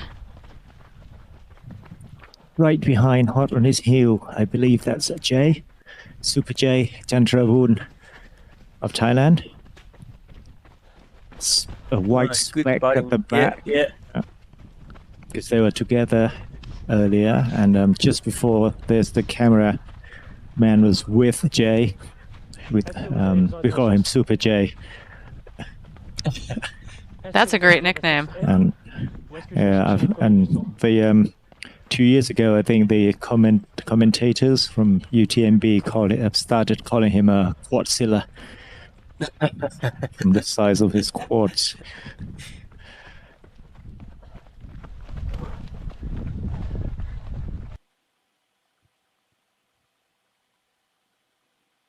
Looks like we're losing our camera signal out there, but Rich Lockwood on your screen, he'll get some cheers for that appearance on the YouTube channel as well. And then Gordon's asking for an update from Miss Jenny Quilty. Jenny Quilty is closing down a little bit more onto 1st place in the women's 100-mile race. We think that gap is down to about 4 to 5 minutes, but we'll get an update at the next checkpoint for Wenfei and Jenny Quilty, the 1st and 2nd place runners in the 100-mile race. I think they're still a little ways out from that 17 minutes. Yeah. Yeah, we're thinking about 5 minutes difference between Wenfei and Jenny. So we'll see what that looks like, pulling a minute back maybe as they make their way into the A12 aid station. You know, so that's going to put them at 141K into the race. They'll have about, just under 30K of racing from there to the finish line. That is have to push in the last 30K of a 100-mile race is no easy task. We just saw that in the men's race with second place really pushing very hard to overtake Gamidius who's now back in third position. So Wenfei and Jenny are going to be stepping up to battle potentially here with only 4 to 5 minutes separating the two women at this point, heading into the 141-kilometer aid station. Oh, that'll be tough. But yeah, can be done, as you said. Kanualo has come back extremely strong. We didn't have images of that, so we're not quite sure exactly where it happened, but he surely had another gear to pass Gediminas Grinius and take a beautiful second place in that 100-mile and score both his ticket for UTMB 2023 as well as Western States 2023. We are here on the ridge, not too sure in what race, and picking up course markings.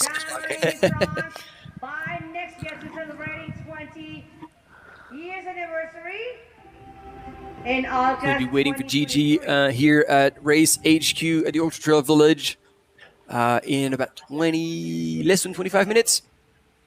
So still a while to go.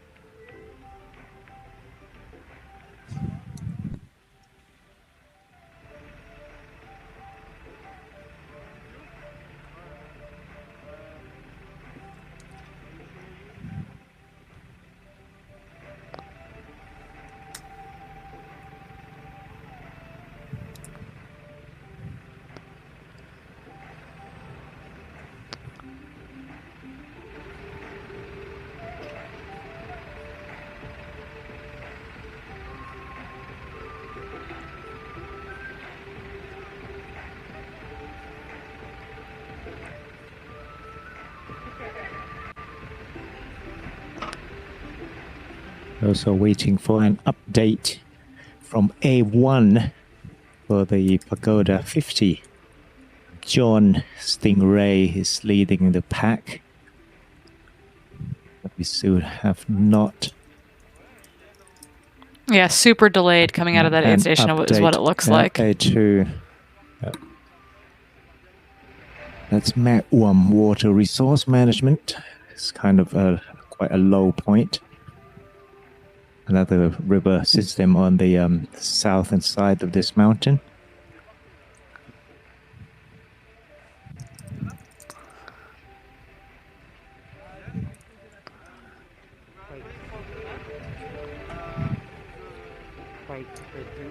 Yeah, again, so our two top men in the 100-mile distance finished in just under 22 hours and just over 22 hours.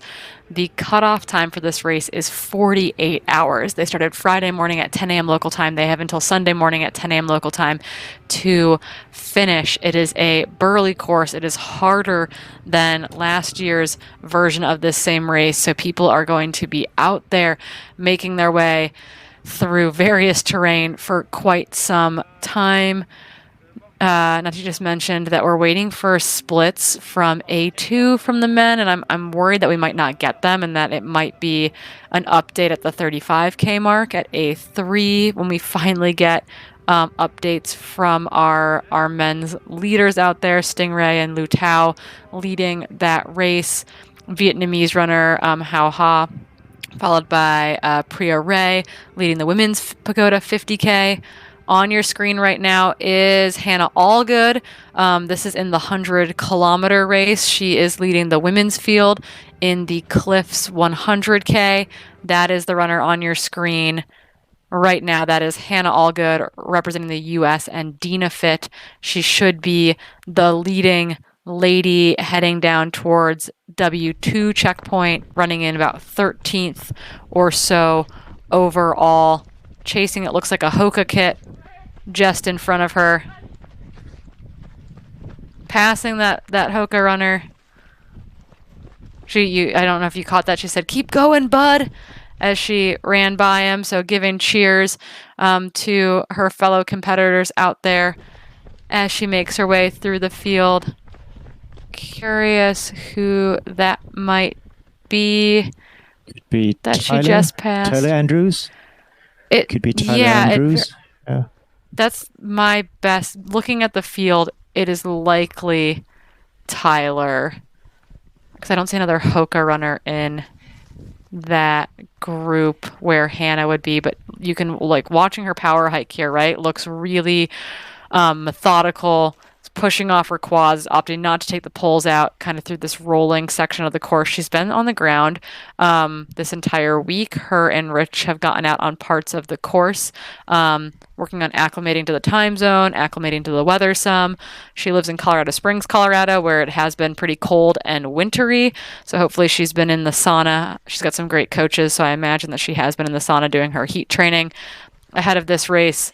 But that on your screen right now is Hannah Allgood of the U.S. representing Dina Fit, currently leading the Cliffs 100K women's race. And we believe, Martin, who's having a snack, we believe that Hannah just passed Tyler Andrews on this on the uphill right before this section, making quick work of this downhill right now in the 100K distance. But working her way towards the top 10 overall, if that's the case. Yeah. And that could well be a Thai runner as well. I really can't see it clearly from here. That could be the first Thai runner. Job Thanapong. I think he's leading the Thai runners, kind of charging up the field at the moment. He's also a Hoka athlete. Oops. I thought John Tarabon was part of the North Face Adventure team. Is he part of the? This is the another one. So oh, he's okay. not the first, but the second. Yeah. Okay. Yeah, he's Thanapong is second.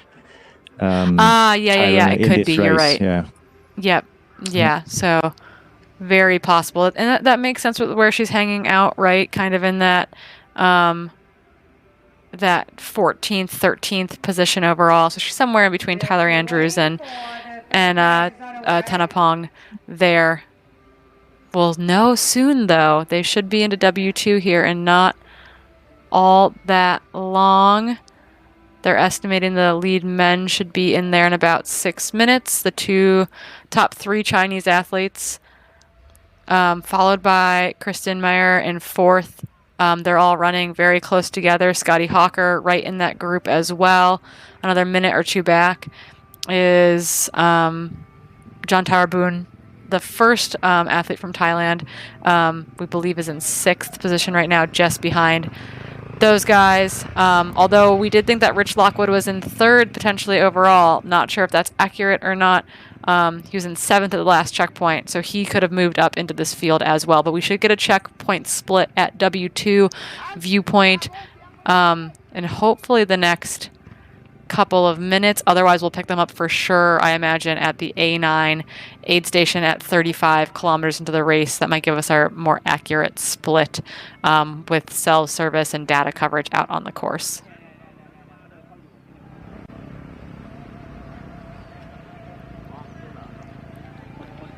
Yeah, and it looks like I was going to say, just one more thing. It looks like Gamidius is about 15 or so minutes from the finish line, and he will be our third male in the 100-mile race. And then Thomas Jolie, doing his first 100-mile race, is probably 90 minutes or more back from the podium. So Gamidius should be solidly in third, finishing in about 15 minutes time at the start-finish venue.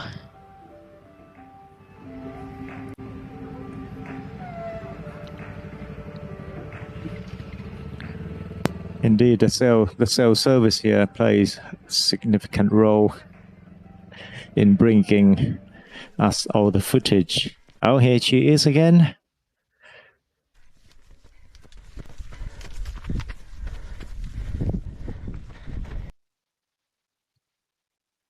We're back with Hannah. All good.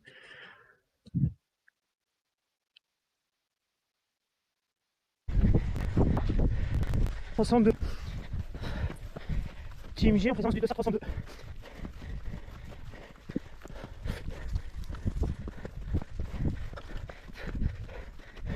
Affirmatif.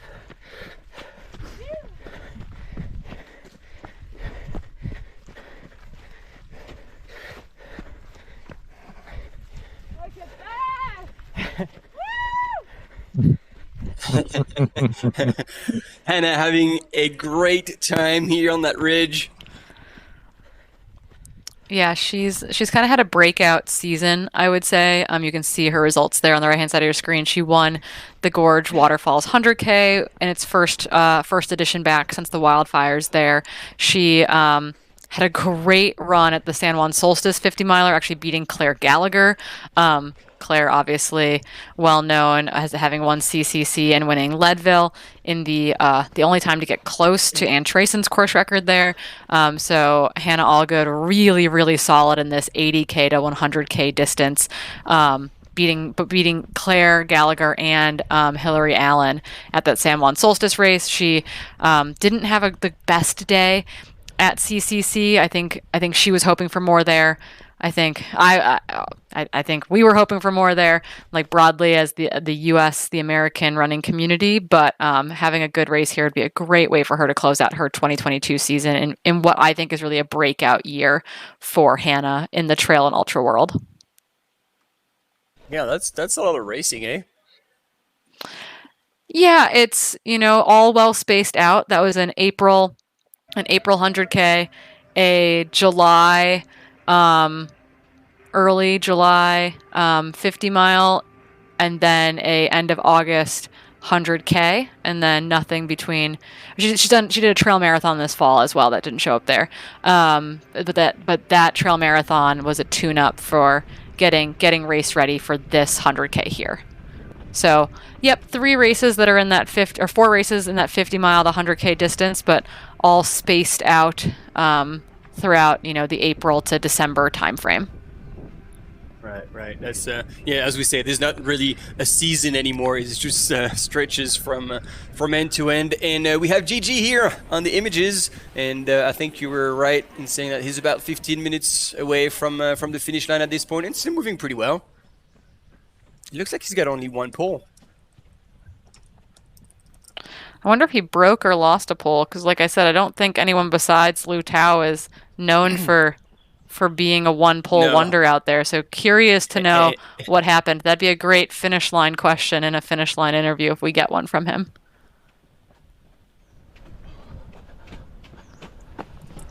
Yeah, using 1 pole is kind of not unusual around here when you don't have, well, I don't know, you probably have a background in skiing, so I use using 2 poles, but it's quite common to see, people walking around with 1 pole just to stabilize themselves on the trail.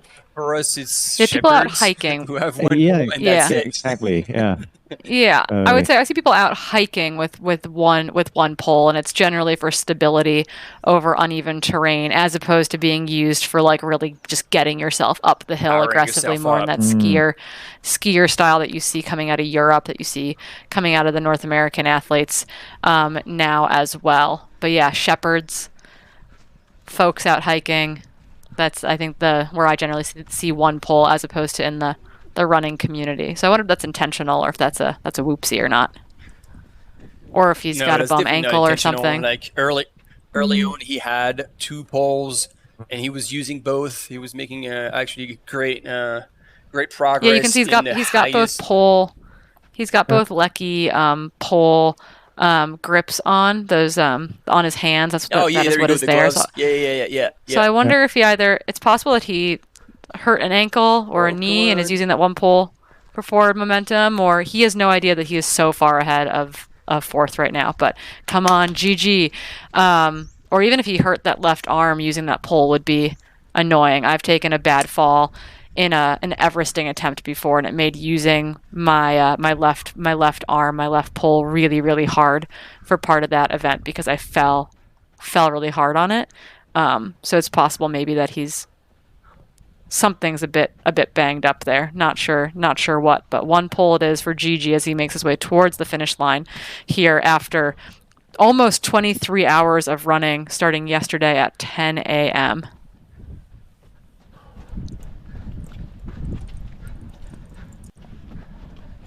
Everything is hurting. You can see he's kind of running gingerly, not landing so hard. Ooh, you can hear that. Yeah, trying to relax, breathe out. Keep cramps at bay. Oh, okay. Big update in the women's field. It looks like Jenny Quilty has closed down that gap to Wenfei. Oh, to they 4 are seconds? 4 seconds apart. Neck. So Jenny Quilty took back 5 minutes. She moved much more quickly over that last section than Wenfei. She is closing hard. So here's the question. Does Wenfei have anything left in the tank? Is she going to be able to hold on to Jenny? Obviously, they're predicting that Jenny is going to move faster over that terrain because she just moved faster over that last section. But now what's going to happen? That is so cool and so interesting. Nettie pointed something very important here, is that those those times are when they come into the aid station, and we don't have a split when they come out of the aid station.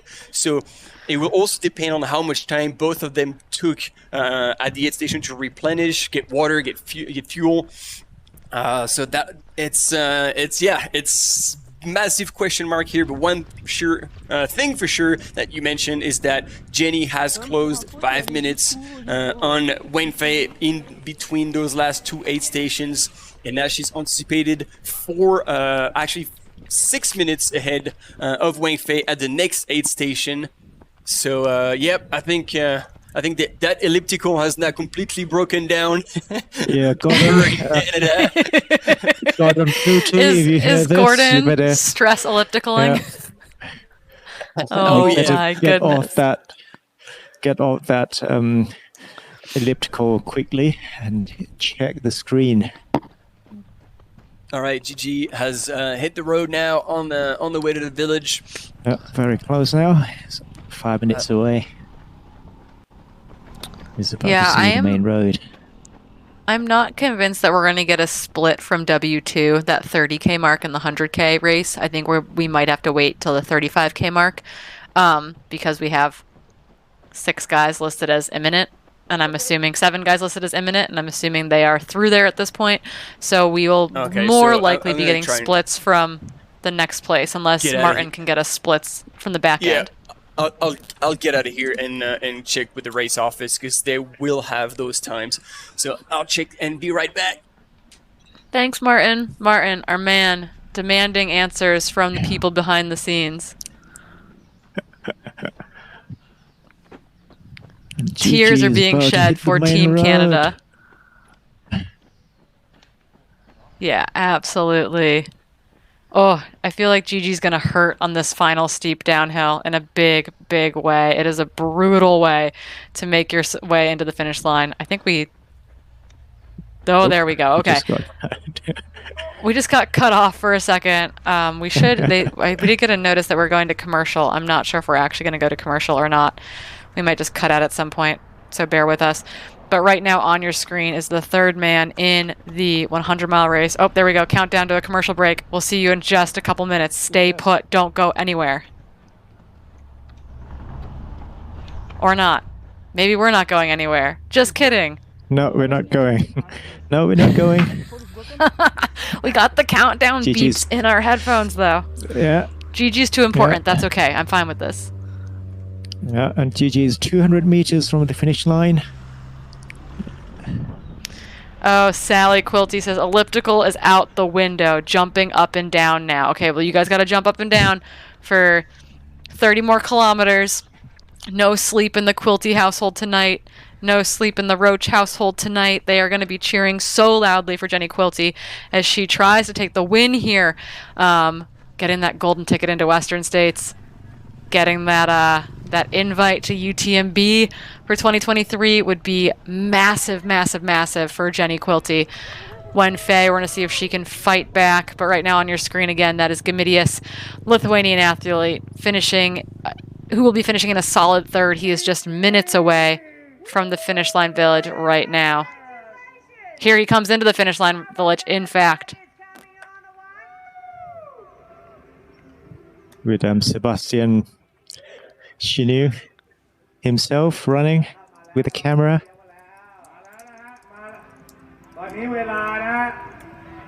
Guiding the way. 22.47 ครับ Utter relief, I think, at this point. Being done is a big One pole. deal. 23 hours. 22 hours, 47 minutes, 38 seconds on the clock. Gamidius, you are done with the 100-mile race.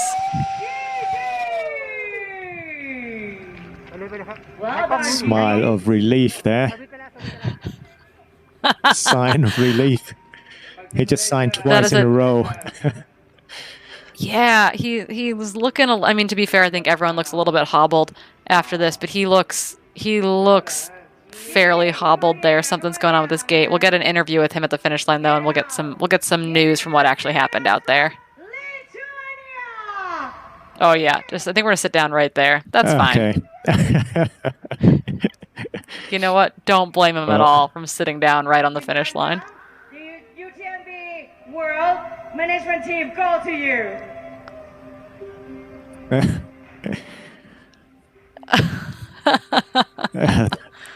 Just give him a medal. Oh, getting the finisher vest on him. Very important. Nice work, team. Give him everything right now. Rise up the Christmas tree. You know, he's when your audience can't leave, you know, it's kind of stuck.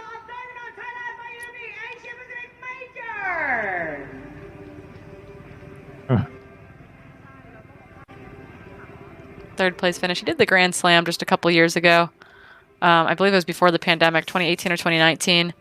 The Grand Slam again is Western States, Leadville 100, Vermont 100, and Wasatch 100.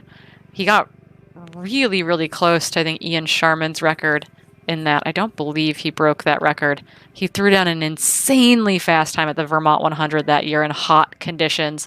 He's good in the mountains. He's good on flatter ultra surfaces. If one of the Chinese athletes does not take that golden ticket, I imagine he will. He's no stranger to Western States. Coming back to the Western States again would not be such a bad thing for him.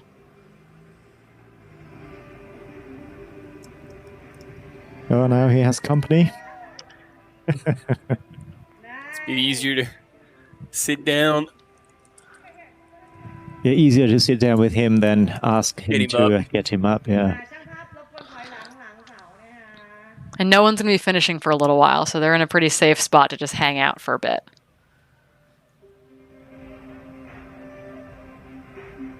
Since our third place athlete right now is losing time actually to 5th and 6th position, and they're all about an hour to 70 minutes out of the second to last aid station. So it's going to be a good 2 hours probably before our 4th, 5th, and 6th place men come in as well. And I also just got the update on the 50K. We will be able to have their finish live, but only the last K and a half, because actually prior to that there's no reception, and so we'll only be able to have the finish of this, and actually the camera runners were a bit stressed because that's a downhill finish, and we can definitely assume that those runners are going to be coming in extremely hot, and so yeah, we're going to have to warm up for that. Because A2's not giving us live splits and W2's not giving us live splits. Do we have any updates from where those guys and gals are out there? Because the top 10 is all imminent at W2 in the 100K, and more than the top 10 are all imminent at A2 in the 50K. Do we have any updates from where those guys are out on course, even if we don't have coverage or footage of them? That's what I want to know. Come on, team. Yeah. Give me the answers, team. The people need to know. Get back out. Get back out. Yeah, Martin. Martin's just getting more Martin snacks. He's not actually asking any questions for us. I think he sneaked out to get some coffee. Yeah, he's not actually going to find us the information. He's just going to eat roti and bananas, I think is what what I heard. Thank you, Florence. I think GG he's probably planning to sit there for another hour. I mean, he can. He's got time. Oh, it's 2 hours. It's Fourth probably close to place. 2 hours before fourth gets in 2 there. hours, Because they're yeah. not. Yeah, they're not yet to the last aid station. That's 5K away. So, oh, here we go. Interview at the finish line. I think here.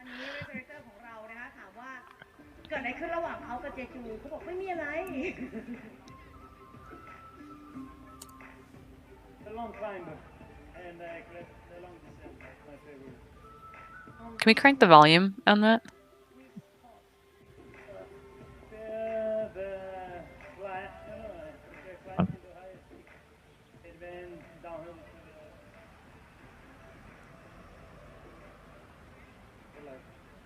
No, we can't really hear. Martin reporting from the field, and I am sorry to say that we've got F all. Because Martin, sorry. Martin, can you make the interview? Yeah. Oh, louder. Just kidding. We're with Hannah Allgood out on course, though. So we don't have splits from this aid station, but we have Hannah Allgood through the aid station. So, you know, that's a trade-off we'll have to take. So we do know that the men and women are coming to that aid station, even if we do not have splits from it. So it's the price we have to pay for admission this weekend, I believe. Well, at least it's good to know that they're still moving. And she's crushing the men's field right now. Boom. One more. Bing. So that's Thanapong, the Thai runner in Hawker kit. Though that was not Tyler Andrews.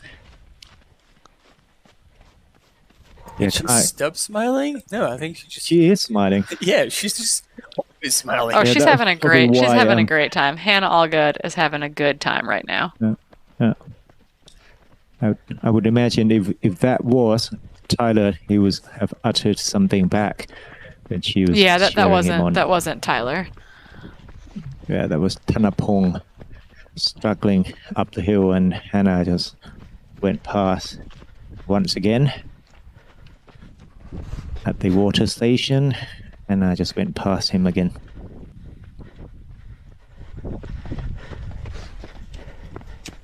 Yeah, so just a confirmation, it looks like the A2 aid station, both men, women, and 100K and 50K, they don't seem to be able to either communicate the splits from the runners going through, because obviously they have, as you were saying, Corinne, but we don't have any update both on the live platform that we have access to as well as the one that we don't have access to. Even that one is not receiving any data from A2. Whoop. Oops. Our Camera runner has down. dropped something. Uh-oh. We heard some distress there when it happened. No littering, camera crew. Good work. Hannah Allgood leading the women's race, pulls out, running along with them, looking really, really comfortable. So we're not even 4 hours into the race for the 100K, so there's still a lot more to cover. As I believe it will get hot today as well. No rain forecasted. As long as they're sheltered under this canopy, these tall trees, they'll keep them somehow cooler. Up at the two pagodas, yesterday was 17 degrees Celsius, and it was 13 degrees Celsius at the very top, with kind of high winds. So if it's similar situation, at least it won't get too hot up on the exposed parts.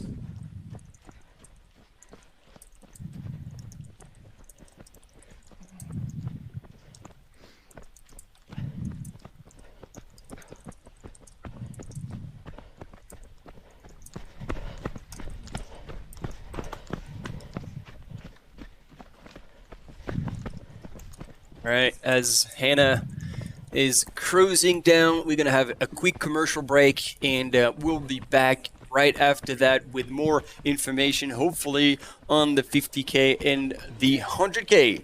Stay tuned.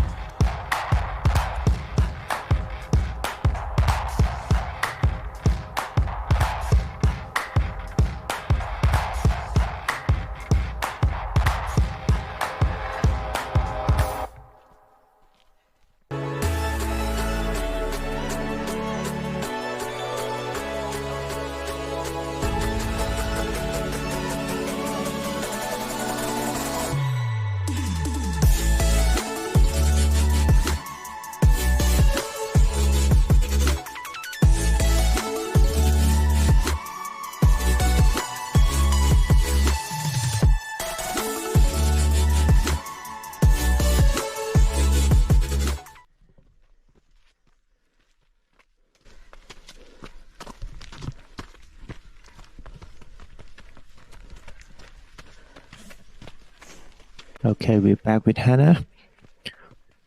No one else around. Corinne had just gone to feed her canine friend. Martin is out trying to find more information for you from the aid station, from A2 aid station.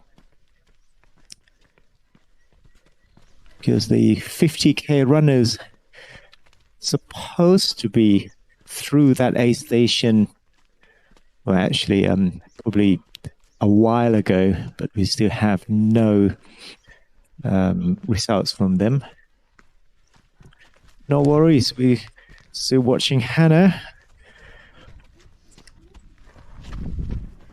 putting her efforts in up that hill.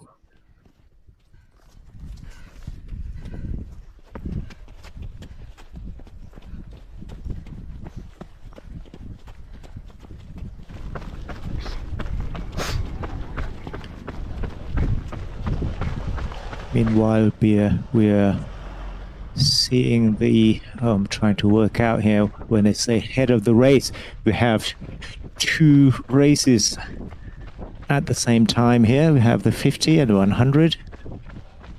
It's definitely not the head of the race for the 160 because the top three men has already finished.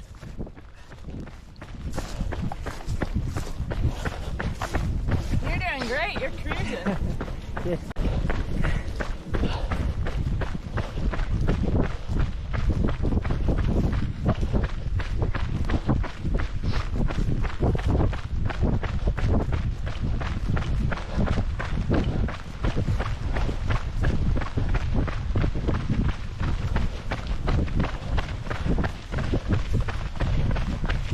Look like the head of the 100k, the Cliffs 100.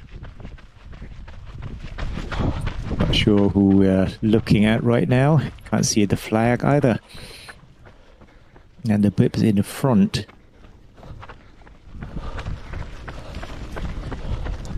But he's heading east, so he's definitely doing the Cliffs 100 because they are heading east right now.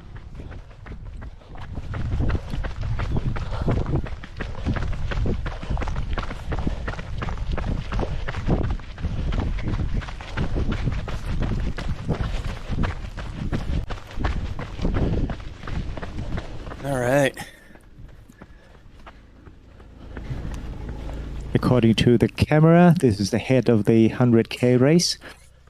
He's between A9 and A10. So Richard is leading? Can't tell who that is. Yeah, it's Rich. It's Rich, right? Yeah. So he... Right, because earlier he was marked the third runner. Yeah. Yeah, there's someone in front of him. Yeah. I think, yeah. He's probably 1, 2. I guess they must be all together, maybe 1, 2, 3. So it's not the number one, it's the head of the race. Yeah. It's the leading pack, basically. And, yeah, I got news from GG, because he was still in the finish line, so I was like, I might as well go down and talk to him. He actually broke 2 poles. One actually early in the race, and he said the second one in the very late stages. And he said actually both Chinese runners passed him around the same time. He said at A9 was Jie Zhao, passed him. And it was at apparently the next aid station at A2 that Kanua Lo passed him as well. So we didn't have that update, and this is what we kind of missed. But yeah, this is apparently where it happened. So essentially, he was running in third for a long time, but he said he was still pretty happy with that result, which he should be, because it's pretty outstanding. So do we have runners of both distances on the same course right now? Yes. That's why we're getting confused. Yep. The Cliffs 100. This female leader. I haven't... Let's see. We missed that. Okay. So Richard was talking with our camera runner, maybe asking about position. And Hannah was talking to her camera as well earlier.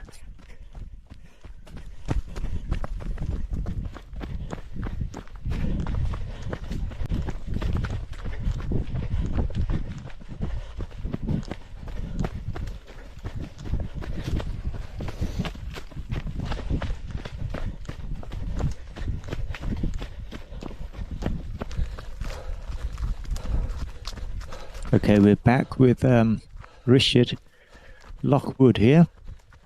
Don't know whether he's in third or second. At the aid station, he was third, but because we can't see the runner in front of him too far in front. So now the two together, maybe three. They were only 1 minute apart. They were about 5 minutes apart at the last aid station. But he's with Sang at the aid station. They were only a few seconds apart. So I'm kind of guessing this is Sang in front of him.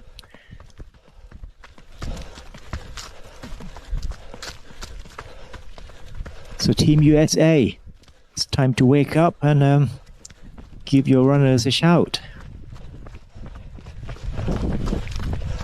There you go. Anthony is in the house. Get Lane as well. Probably David Roche. Yeah, there you go. Still there. Obviously, he will be there most of the live coverage, cheering for Jenny. And is that Richard? I think he's catching up with the runner in the 50K, as they seem to be in the same course right now. Running over the same course right now. Oh, I think John Taboon just caught up with him.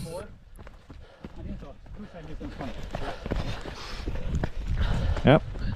And he confirmed he's there. I think so. 2 runners in front. Yeah, Jay confirmed they are 3 and 4. And the one in front is completely a different distance. Yeah, and that camera runner is breathing hard on that uphill.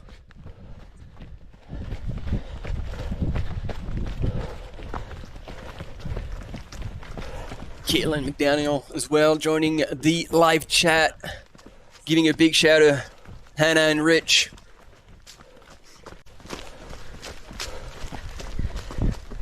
As she ducks under a fallen tree and is about to move one more spot up in the overall ranking. So both in the 100K distance, Hannah in the lead and Rich in third position, we believe, according to the splits we have. And in fourth, right behind him, you're saying... it's Jay, Jan Trabun. Super J. Super J. Godzilla. I'm not sure if he knows that. I'd say that's a nickname you can be proud of. I think Ryan is probably at the aid station somewhere waiting for them. I've not seen him this morning. Yeah. Or looking after Sunmaya. I think I saw her earlier with a bowl of noodles. Oh, okay. At the start line. I think she just came back. All right.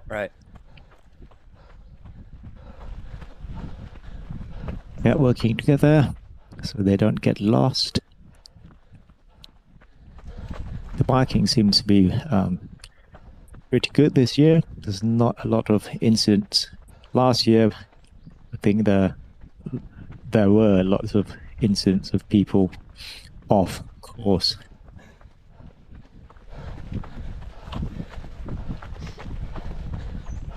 Jay is also a very keen cyclist. He can come down hills really fast on his bikes as well. On a road bike or on a mountain bike? On a mountain bike. On a mountain bike. He's pretty lethal on a road bike as well. So yeah, you just can't beat him. And when you can't beat him on the bike and you can't beat him on the run, he's also a boxer. He's a Muay Thai boxer. Damn. So you can't fight him either.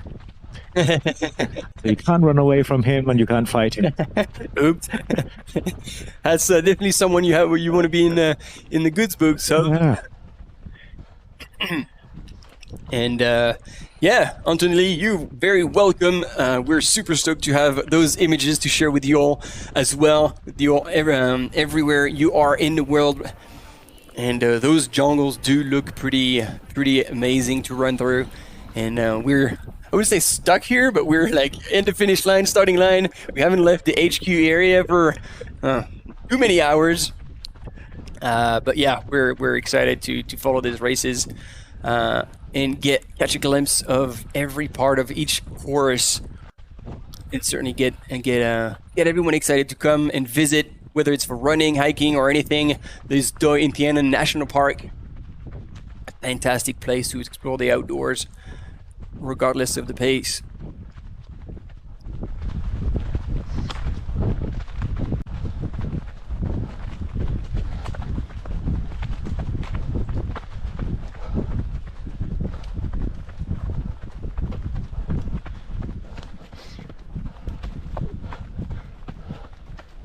All right, and an update from the 50K. Only Fat John, aka Stingray, is actually still in the lead with about a minute 20 on Sulan Kung, and from China, Guangfu Meng, representing Hoka, is in third place right now, and Tao Luo from Adidas Turks has actually dropped back into fourth place. And he hasn't gone through actually yet that A3 aid station, so we're not sure what the gap is. But essentially, there's just over 2 minutes between the top 3 runners right now in the 50K in male category. And let's see if we got anything from the female category. No, not quite yet. But Hao from Vietnam has shown quite incredible skills uphill, downhill, and I am definitely looking forward to seeing the split and see how far up in the overall ranking she has moved up. That's interesting. After A4 is all downhill. Now they must be on the road. 5K section of the road downhill from the twin pagodas before they hit the trail once again. So it's all downhill from there. So there's a downhill race or the 50K. But I'm looking on my schedule, and they were expected to be there at 10:10, and it's 9:11. So I don't know how we got that down wrong. I'm a bit confused there. Exactly, because look at the graphics. Oh yeah, so they have yet to get to the pagodas. But the pagoda's there, and the timing of the pagodas is almost there, right? So, sorry, it's a next point, rather. There we go. So now we have A3. That's bang on. Yep. I'm sorry, I beg your pardon. It's they at A3, the one that we didn't expect to get anything at all. Now we have time from A3. So right before that long climb up to the pagodas. Yep. Now, it's a brutal climb if you have seen from footage yesterday. Is where the ants fell on Moana. So it's a steep single track uphill all the way to the relic of the Buddha, A4. I beg your pardon, they have not reached A4 yet, but once they've reached A4, that will be a downhill race from there.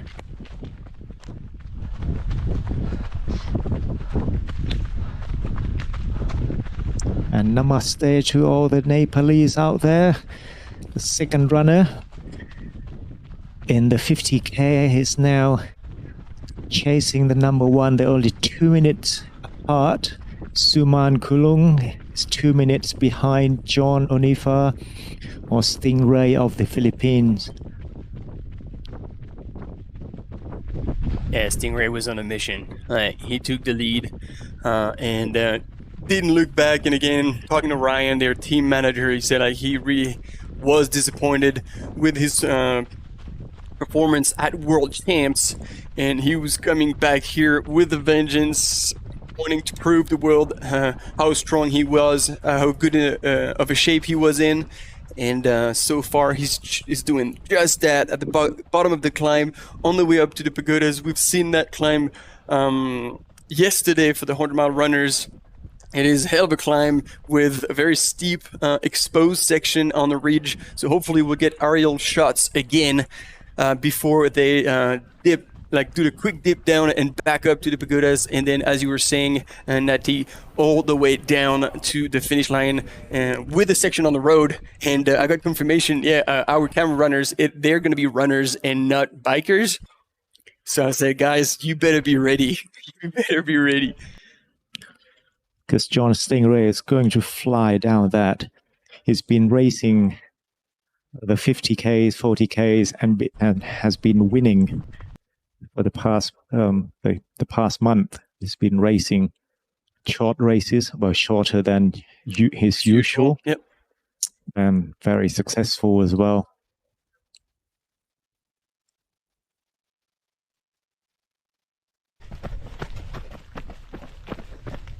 Okay, we're back with Hannah.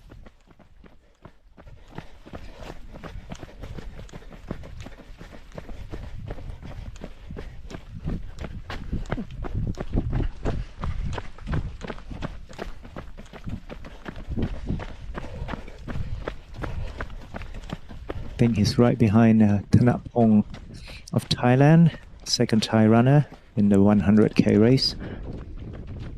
Pulls out? No. Yeah, it looks like she's folding them away. Yeah. And it looks like it's going slightly downhill because I was like, wow, that is a decent pace for 100K. Just over 4:15 into the race.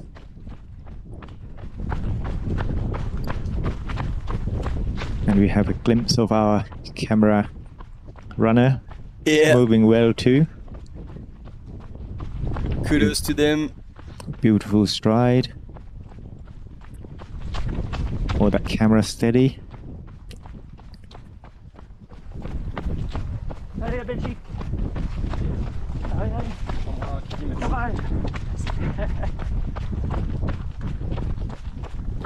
They're overtaking the 50K runners.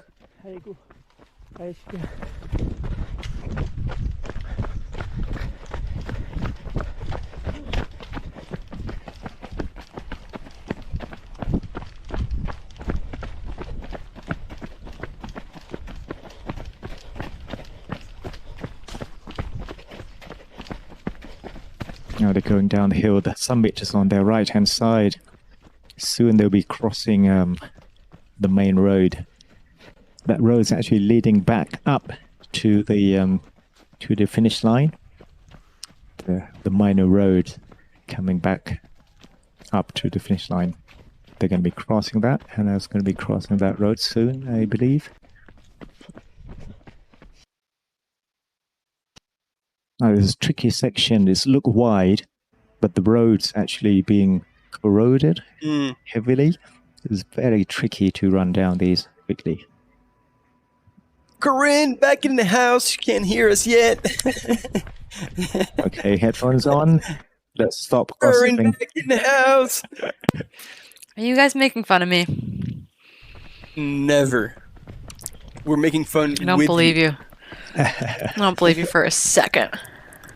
So you would have been pretty stoked here because we had on the screen Hannah, first woman leading the 100K, and Richard was on the split screen as well. So we had Team America, and we could definitely hear everyone on the live chat getting pretty excited here. Yeah, really, really cool. And again, I'm pretty sure Jason Schlarb is Rich Lockwood's coach, and so the student making good work of the teacher thus far in the Cliffs 100K. I believe Jason Schlarb has been kind of rounding out that 10th position in the men's he's field moving up most of this morning. That's great. Yeah, do we have splits updated? I don't know, but last week saw he was in 8th position. So awesome. No, well, I mean, yeah, we do have with A9, and Jason has A9 moved updated, from 35K 10 to 8th. 50K, okay. Onifa. There you go. Yes, it still says 100K on your screen, but this is the 50K. Yeah, it's 50K. It's a Cliffs 100, but this is Pagoda 50. There you go. It's been corrected. And we are watching John Onifa, or Stingray of the Philippines, about to come to the pagoda. This is where the ant nest got broken yesterday. Oh, the ant nest. Yeah. People who are watching right now might not have seen that last night, but the woman who was leading the 100-mile race for a long time, Romanian athlete Oana, ran into an ant nest in this section and had to strip down to nothing because she couldn't get the ants out of her clothing for a moment there, where she had to really make quick work of the ants so she wouldn't get bitten.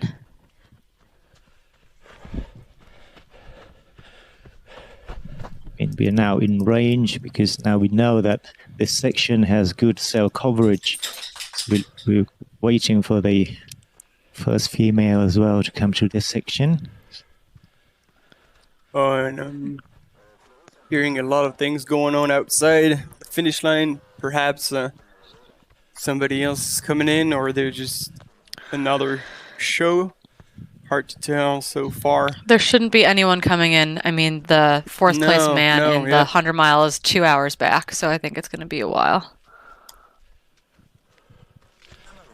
Yeah, but it's quite intriguing. We are waiting to see the A14 checkpoint because the estimation is giving Ho Shu Wong a quicker time than both Takeshi Doi and Thomas Joly,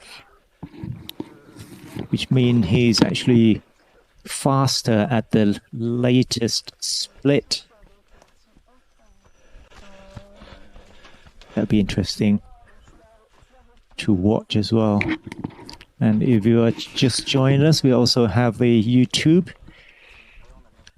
broadcast, and it's alive with the US and Canadian team cheering their athletes on.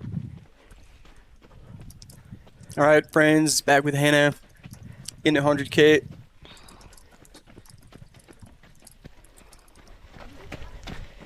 The Thai athlete Thanapong right in front, I believe.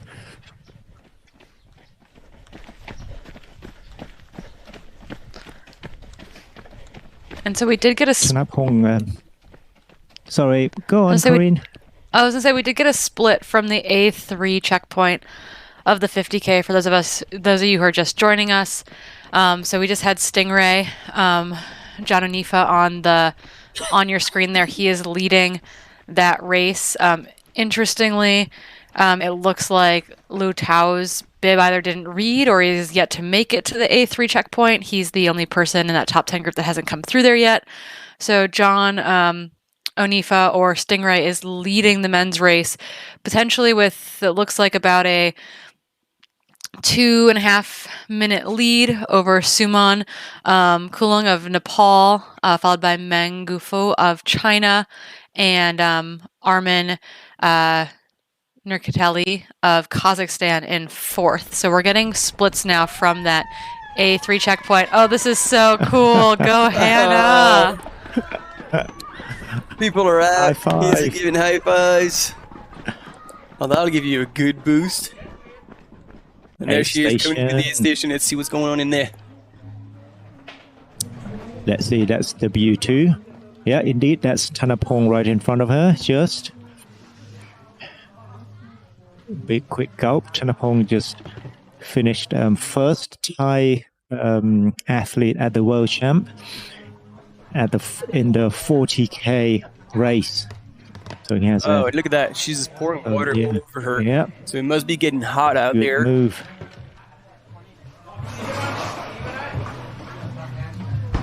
Smiling at the camera. It looks like it's all good. Water. Yep. They have to watch out for the isotonic. There you go. Ice. Yeah, ice. Down the bras. Yeah, in the back. Can't beat that. The isotonic, the Pocari Sweat, is really light in color. So quite a few people have already poured that on their heads. See, Daisy, that will get sticky. have the rest of the sticky race for the rest of the day. I think it was Hong Kong 100K with sticky rice out on the course that it was stuck to my fingers indefinitely. I think after leaving the aid station, I was like trying to eat it off my fingers. It was just stuck there for so long. Right, banana. Oh, that's a smart move. Yep, that's a easy to digest. Good carbohydrates. Sure they're pretty bland. Yeah. And those bananas, actually, those smaller bananas are there's more carbohydrates and apparently protein, according to Nati, than the traditional bigger bananas if you take the same weight ratio. So you get more bang for your buck.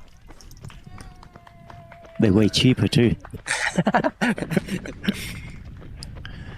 And their leaves so people who are usable. asking for this is news for people up on the course who are in the chat right now, or not on the course, who are in the chat right now. If you are looking for a specific runner, or if you're looking for splits, you can do so by going to live.utmb.world. I can't drop that URL in the chat because it'll think it's a bot.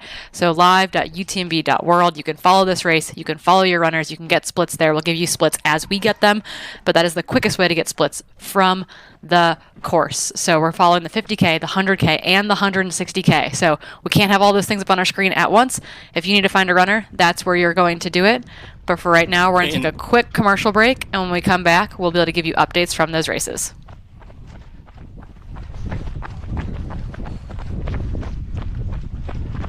Good job, keep going.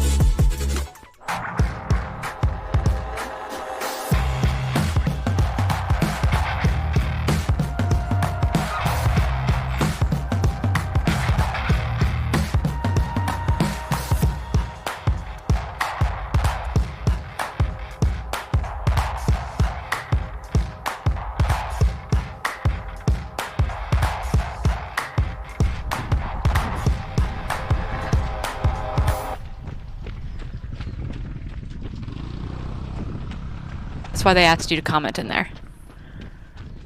But we're back live with the 100K on your screen. Hannah Allgood leading that race. We don't have an update, or have you heard an update from Sumaya Buddha? We think that she dropped out before the first aid station, but I haven't heard any more. Sumaya Buddha was probably the only person in this field. Seen her. Okay. Yeah, I saw her earlier. So yeah. Okay. She was. So she's alive and well. Or something.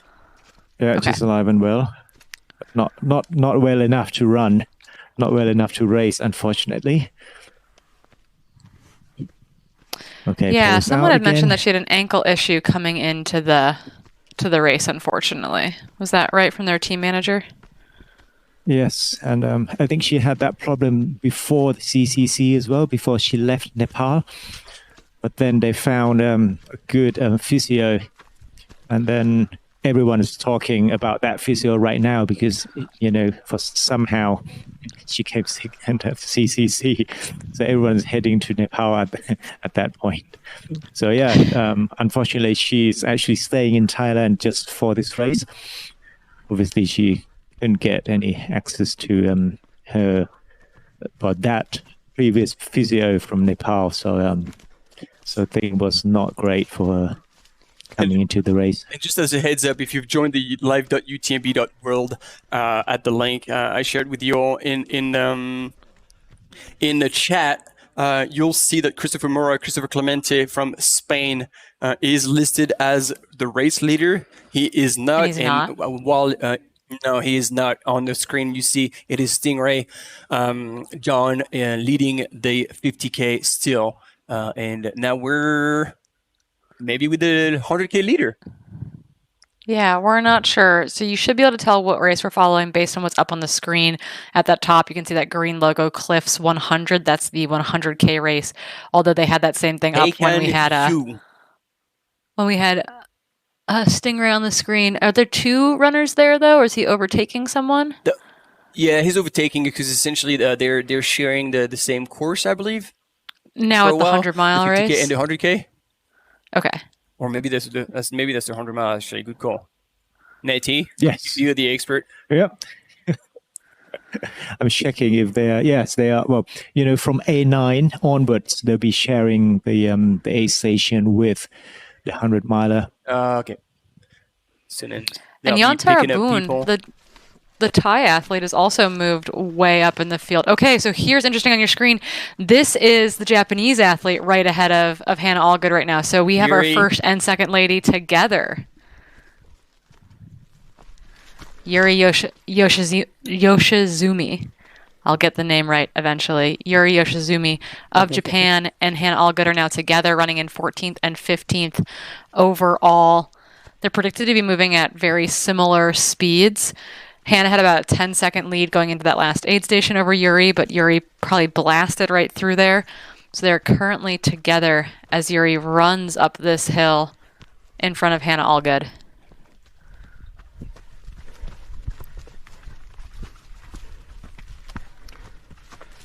And we're still waiting for a split, I believe, from Tang Jingyan, the third place female, through the A9 aid station. We're still waiting for a split there, and from Anita Ray as well, our third and fourth place athletes.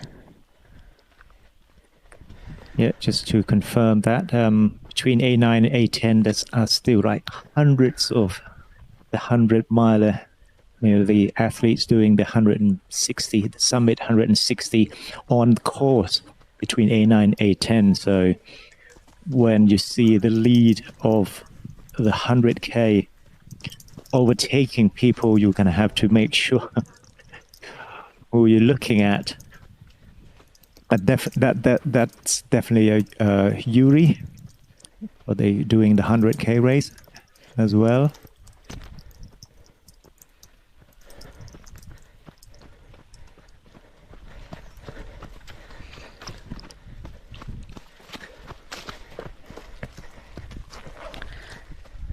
Yeah, so I love that right now. You've got the head of the women's race on the right-hand side with Yuri and Hannah, and then our leading male athlete on the left-hand side of your screen in that 100K. China going 1 and 2 right now. Rich Lockwood trying to break up that duo, but Yu Peiquan, the Chinese athlete, currently leading the men's race on the left-hand side of your screen.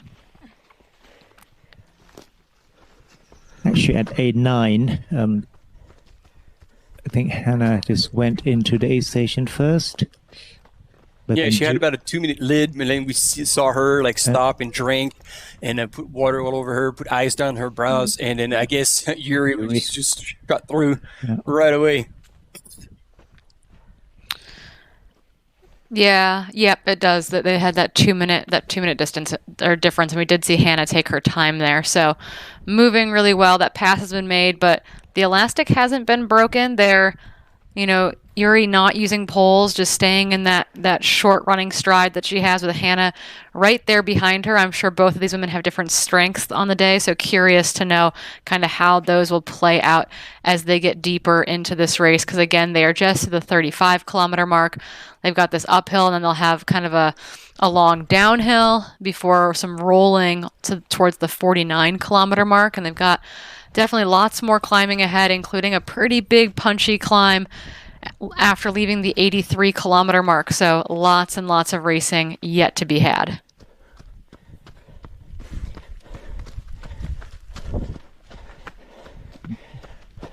Nathan Pak, she's also part of the Japan national team racing last month in the city of Chiang Mai. She was doing the 8.5K uphill only, 8.5K, 1,050 meters of elevation gain. Oh, and now I understand why we had Christopher Clemente showing up at the top. He must have gone through a checkpoint. He's dropping out, actually, and so this is why He was announced soon at the finish line, but that was definitely not the case. And that is why. So sorry to hear that, Christopher. Hopefully he's all right.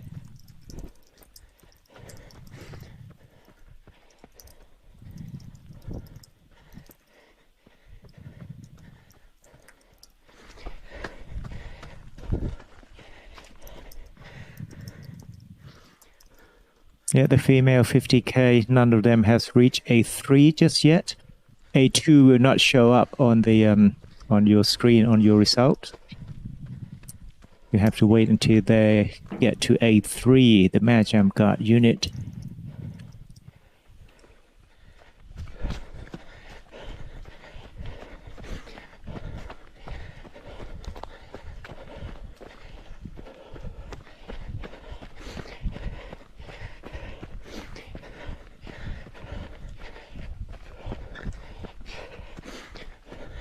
Yeah, some people trying to figure out what's going on in the 50K again. It sounds like we will not have very good coverage from an images standpoint of the 50K runners until they're close to the final 2 kilometers of the race course. So that is what we're working with. We did see Stingray for a second not all that long ago. It's possible that we'll pick up our women on that same camera when they come past that point, but not for certain. We should be able, though, to pick them up as they approach the final downhill into the finish line. The men are currently on their way up their final big climb.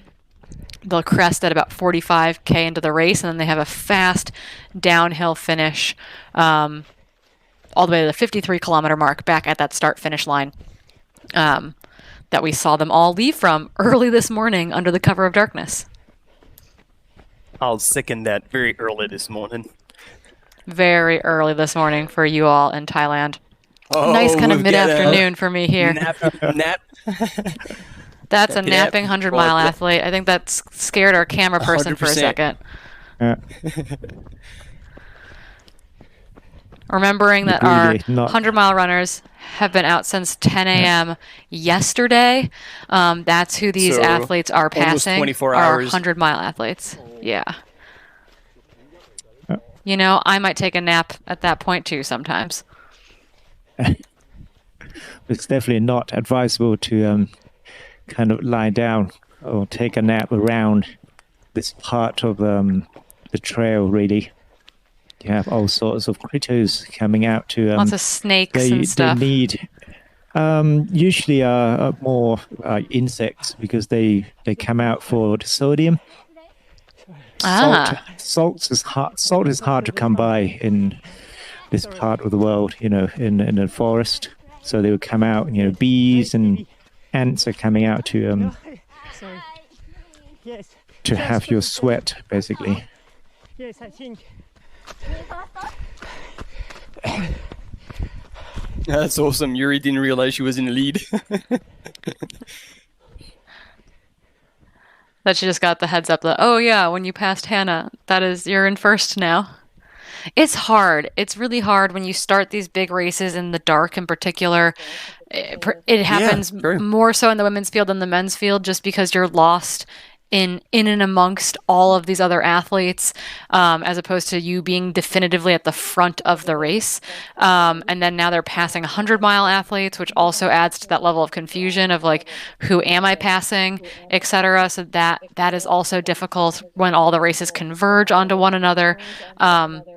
But yeah, it's kind of always a fun surprise. Sometimes you don't believe them too if they say, "Oh, you're in third," and you're like, "I thought I was in 12th. I had no idea."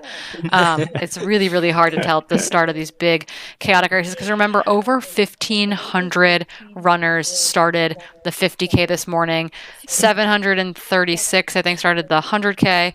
And about 500 athletes started the 100-mile yesterday. So lots and lots of people out in the national park running this really, really beautiful course right now. Yeah, that's when I got mixed up. The 1,500 athletes. That's got to 50. Luckily, they're on a different part of the course, so the 100K we're not running to them. And Yuri just making the light work of this incline. She just went past Thanapong, the second Thai runner.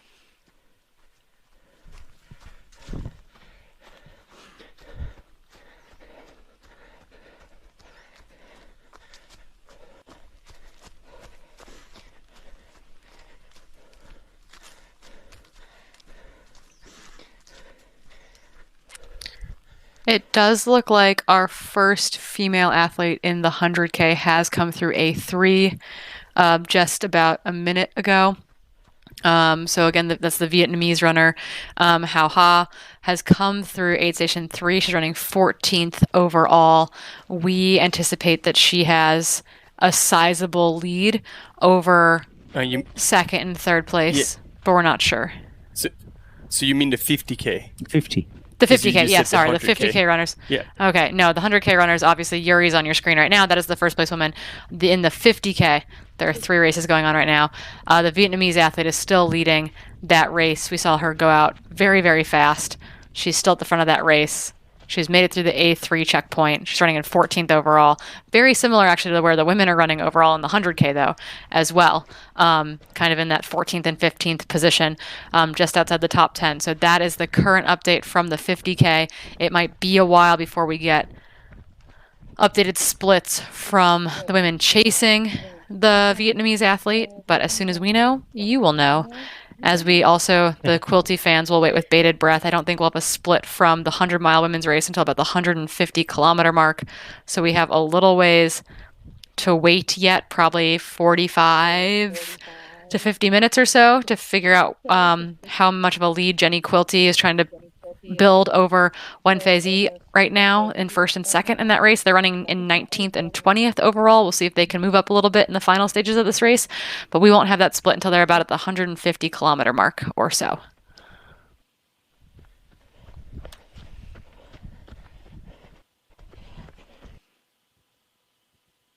Yeah, and you can see on the right hand side of your screen, Yuri, as you were talking, Karen, she was going downhill and she was moving really, really quickly with a quick leg turnover, short stride, but very efficient. And that'll be interesting to see the split between her and Hannah at the next point, as well as you mentioned, Hao currently in the lead from Vietnam in the women's 50K. And, yeah, there are exciting things happening at the front of all these races right now. Our top 3 men have come in from the 100-mile race. Our 4th and 5th place men have not come in from the 100-mile race yet. And then again, following Wen Fei and Jenny. Jenny currently leading that race, opening up a gap over Wen Fei. This battle between Yuri and Hannah is going to be super interesting to follow. That's kind of the next thing that I want to know about. I want to get these next splits, particularly from A3 and the 50K as well.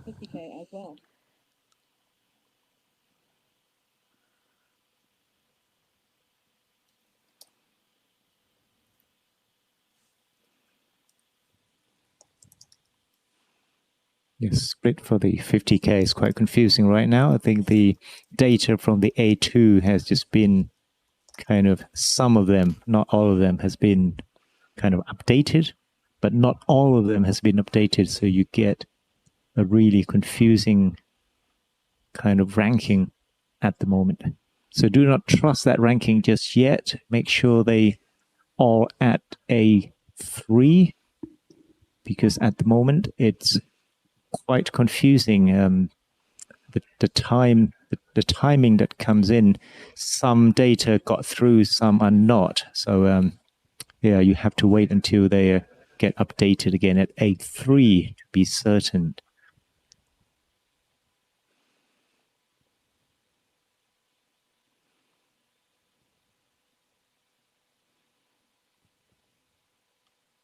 And Pei Ken Yu in the lead of the 100K, he had 4 minutes lead on second place, Hyo Hua Chang. And Rich Lockwood in third place was just a minute and a half, like 90 seconds back from second place. So it's all still very close together as they had run through the 35K mark. So still a ways to go on with definitely looks like a beautiful day over the start where we are located. But as we saw yesterday, this could differ from one valley to the other. However, where the location where it was always overcasted was under the start and finish. So we can assume that if it's clear here, it most likely will be clear everywhere else, meaning that this afternoon will get hot. And that could play a role for those athletes who are coming from potentially altitude or the mountains and where the weather is actually already getting pretty cold. It's getting quite breezy here too.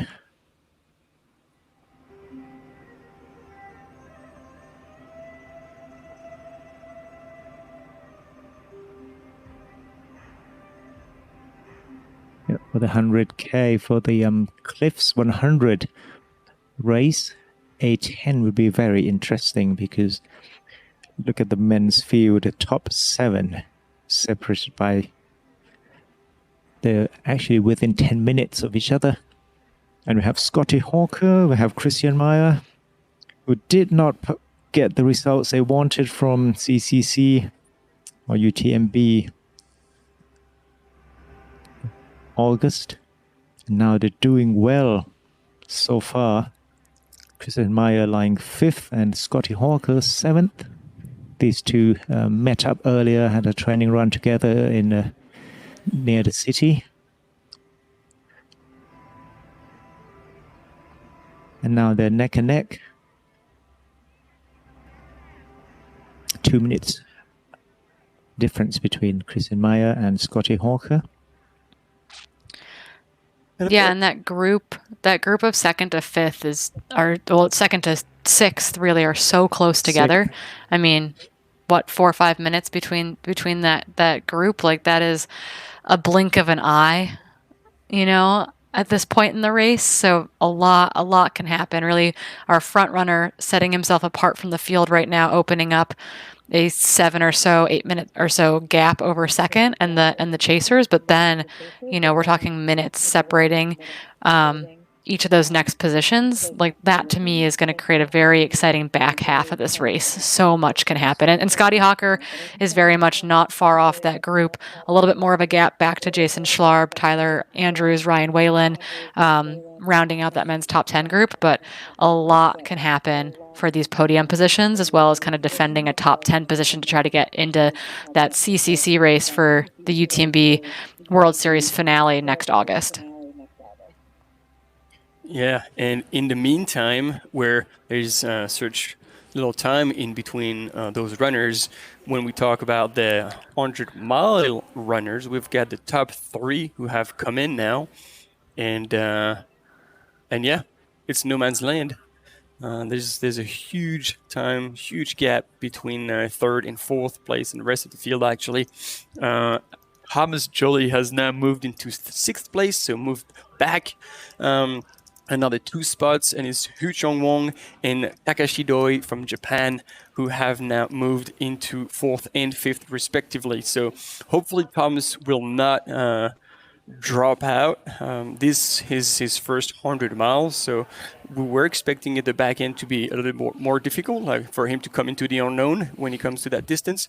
So hopefully he'll still keep it together and be able to cross the finish line. He's in 6th right now. He still has to be in the top 10 to punch his automatic entry into the UTMB World Series final at the end of August, the UTMB Mont Blanc. So we'll keep an eye out on that. But yeah, the splits in between those men's are much greater than what we're seeing right now on the 100K men and women current runners. We're back with Yuri. Yeah, the very front of the women's 100K race. Oh, snapping a photo. Our camera person is multitasking now. Got to get that content. I love it. That is excellent. Shooting for the gram.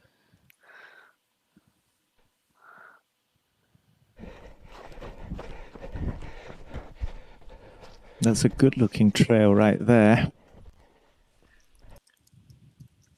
Single track under trees.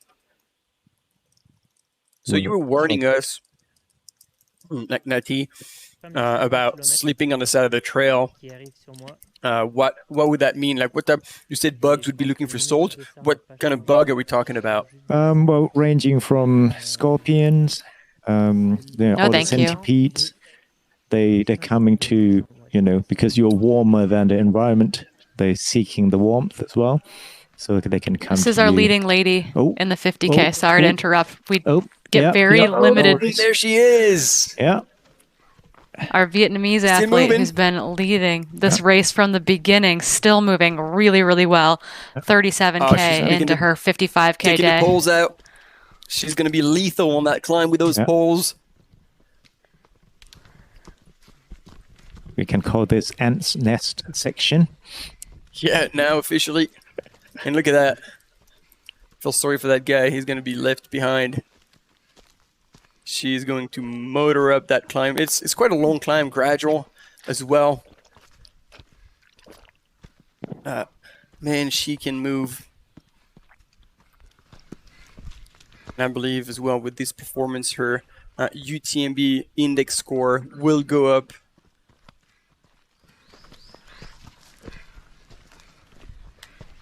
Yeah, I think that's a fair assessment there.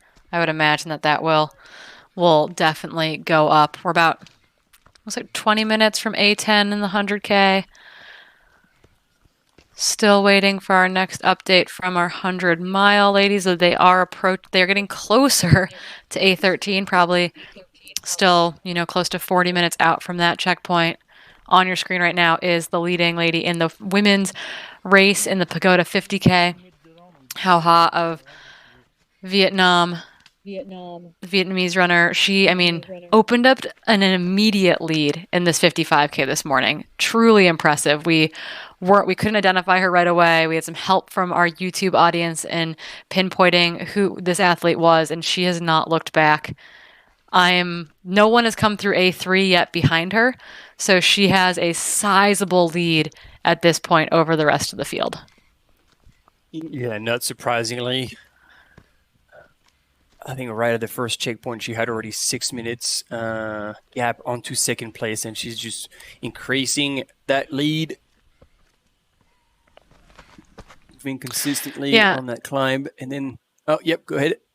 I was going to say, someone just confirmed this for me in the chat as well, that this is her first international race outside of Vietnam as well. And her UTMB index score, she's got 2 wins in Vietnam in kind of the 70K to actually 100K distance, so longer than this.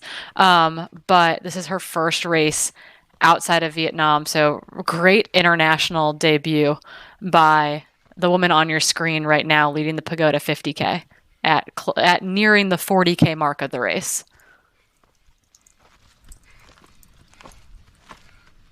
Yeah, so hopefully she'll get to take that ticket to OCC and show what she's worth against a stacked international field in the UTMB World Series final in the 50K distance. As we're back with the 100K female leader, Yuri from Japan. We all know that little lady always wearing a smile. And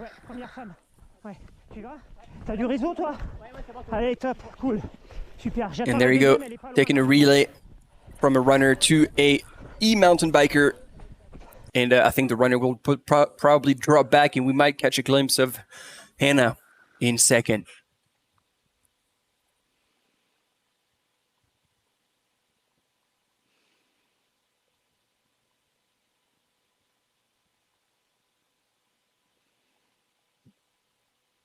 Lost. Yeah, we lost our signal. Reception there. And this is precisely what he had as is like, hey, do you have reception? And the guy on the map writes, yeah, it's all good. I'll take over. Nope. And it might not have been as good as that. Yeah, so back to the scorpions and centipedes talk here. Definitely do not rest, like lying down, on the trail like this. Directly on the ground. Please do kind of have a rest at the aid stations, much safer. You get looked after as well by the staff. So yeah, definitely not recommend to have a quick lie down. And so if you have to, maybe you wrap yourself into your survival blanket, so at least you create a layer in between you and the ground. The leaves may be, tempting. It's soft, but they are just, we have a lot of life in this part of the world.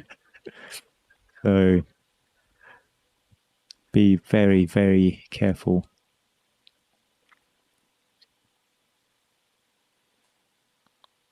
Yeah, I have the heebie-jeebies now. I was like, I'm going to Thailand next year for the race. I'll bring back a dog with me. And now you're telling me I'm going to bring back scorpions and ant nests and centipedes. I'm not being won over anymore. The dogs were a great start yesterday, and Thailand's going downhill for me as far as what might eat me out on the trails. For those of you who missed the opening of the 100-mile race yesterday, the lead men were accompanied by 2 of the village dogs, which was great fodder for the chat and for the live commentary for several hours yesterday evening. But centipedes and scorpions, not so much today. Not a fan favorite over here. Fear not, Corinne. When we'll be experiencing those bugs, it will be at the markets and we'll be eating them. Yeah, exactly. So you'll be fine. Exactly. Totally fine. Okay. I think I can confront my fear in a controlled setting. Beautiful. We'll do just that. We're getting an update from the technical person here, so we're going to cut the mics for a second and hear what's going on.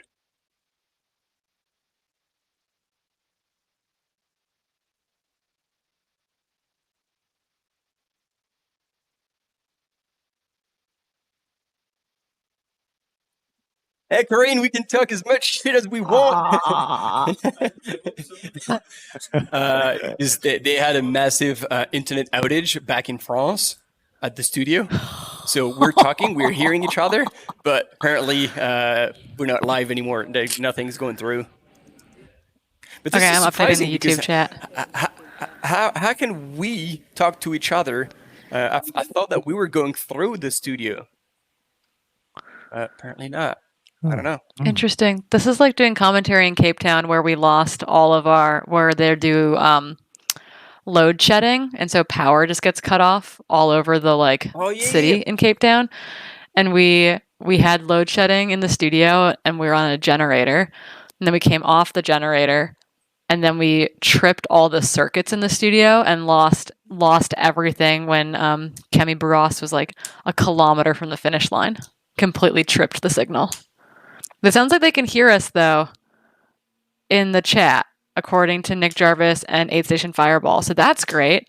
We just have no images. Is that what it sounds like? So we're not talking crap about anyone. And we're not in Cape Town, so we're not dealing with load shedding. But it sounds like YouTube can still hear us. So maybe our signal is coming back. Oh, great. So we'll talk about scorpions still. We have no footage.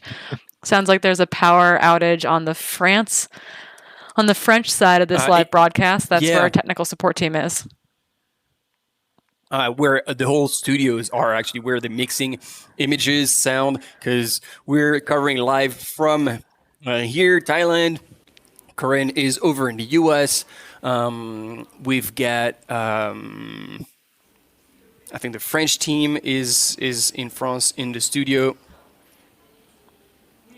Essentially, people from all over the world gathered on this live coverage Flux, and then shout out to all the YouTube channels on their different languages. So yeah, video is frozen, but we're still there, still standing, still talking. Yeah, so yeah, they can hear us. And that's you great. guys are still here on the live comments. That's what matters. We all have like great imagination. We can picture runners going through ridges, dodging centipedes.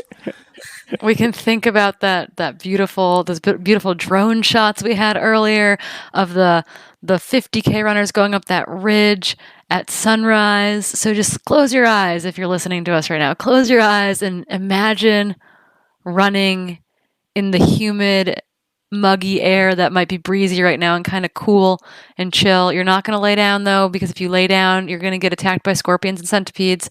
Maybe you've got a village dog escorting you along the trail. So yeah, just close your eyes, take a journey with Hit on us the as we back. try to get our live footage back up. But I'm glad you can hear us Oh, and because I think you've got someone breathing down your neck. This is how leading the females field 50 kilometers really motor.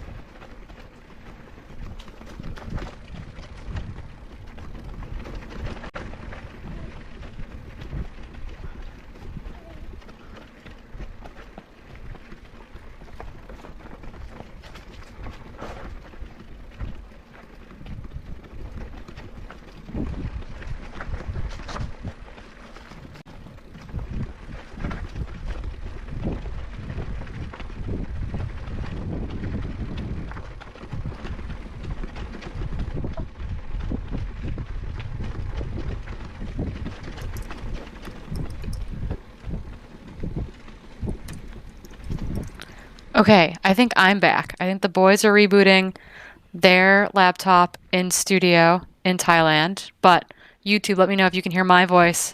I'm Corinne Malcolm. I'm in studio in Seattle, Washington, reporting remotely. We are waiting for Martin and Nati to get their computer back up and running in Thailand. Right now on your screen is your leading lady in the women's 100 kilometer, the Cliffs 100 kilometer race. Again, this is Yuri of Japan. She overtook, we saw her overtake Hannah Allgood. Hannah Allgood had led most of the early bits of the race. Our boys are back. Hopefully they'll get their mics up here in a second. I can see them now on my screen though. Hopefully they can hear me too. But right now on your screen is Yuri Yoshizumi of Japan leading the women's 100K and the Cliffs 100K. 5 hours and 4 minutes elapsed on the screen. Martin, you're back. We're back indeed. It took us a little while, so I don't know if you had the time to explain the audience what happened, but we lost the signal right at the heart of our system. So I guess you were saying on the live that you could still hear us, but the image was frozen, and then everything kind of went down back in La Roche in France, very close to the Chamonix Valley, where yesterday they had about 40 centimeters of snow, so that might have jammed a little bit of the internet networks or antennas. But we're back, and back with you all as well, as per usual, with a lot of stoke, with a lot of excitement from your end, and we certainly appreciate that. Yeah, still waiting for our runners to come through that A10 checkpoint. That's where we're going to get updates on our men in the 100K and our women in the 100K. But there's a lot to be keeping up with between the 160K, the 100K, and the 50K, all going on right now.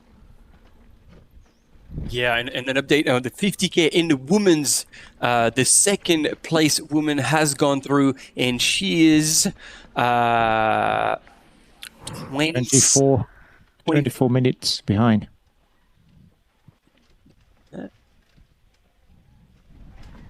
26 minutes behind. Yeah, I was like, wait. 26. Yeah. I didn't want to. Yeah.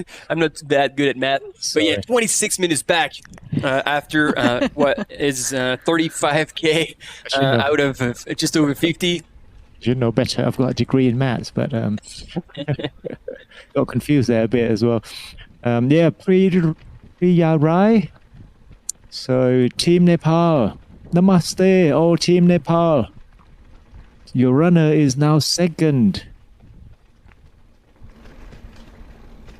So that's Pagoda 50. So Hapua is leading the charge. We're back again at the men's lead. Yeah, I believe that's the Chinese Pi Kuan Yu. Looks like he's getting really close to the A10 aid station. Speaking of, yeah, it is right there on your screen. Aid station. You called it.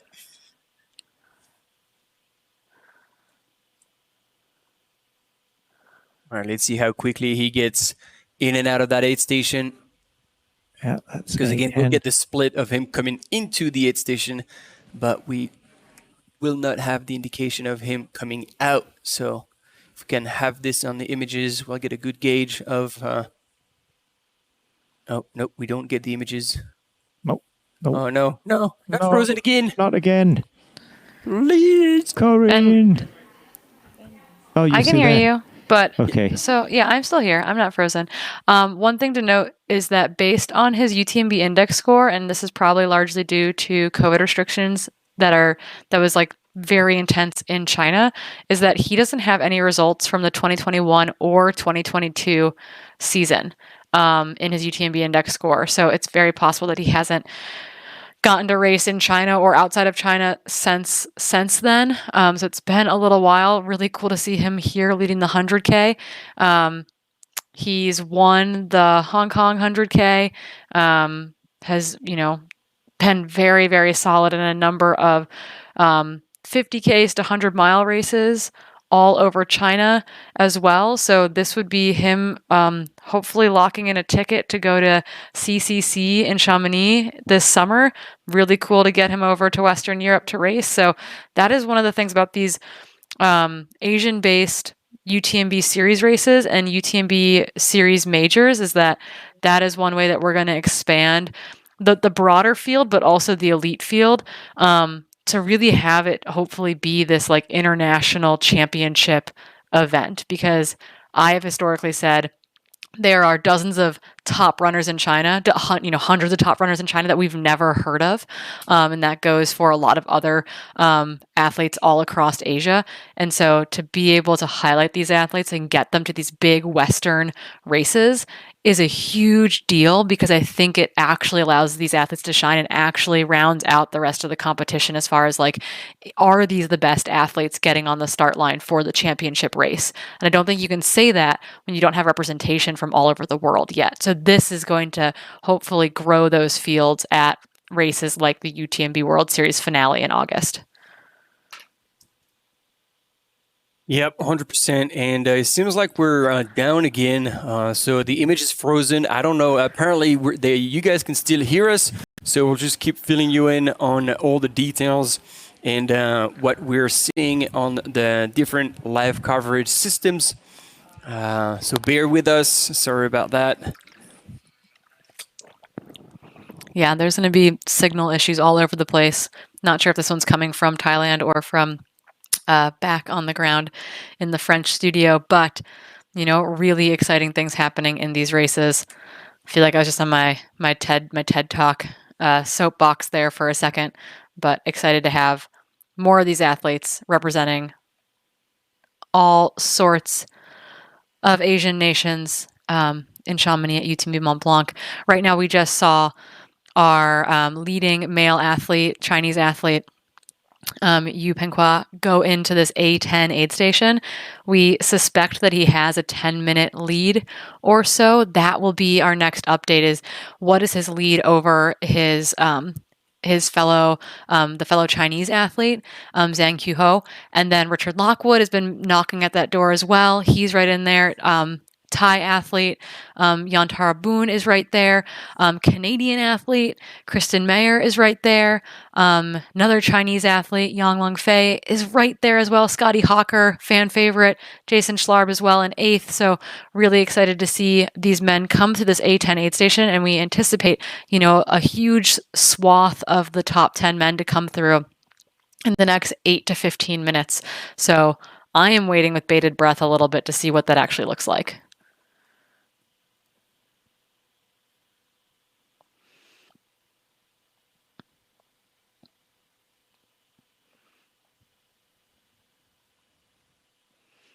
Can you hear us?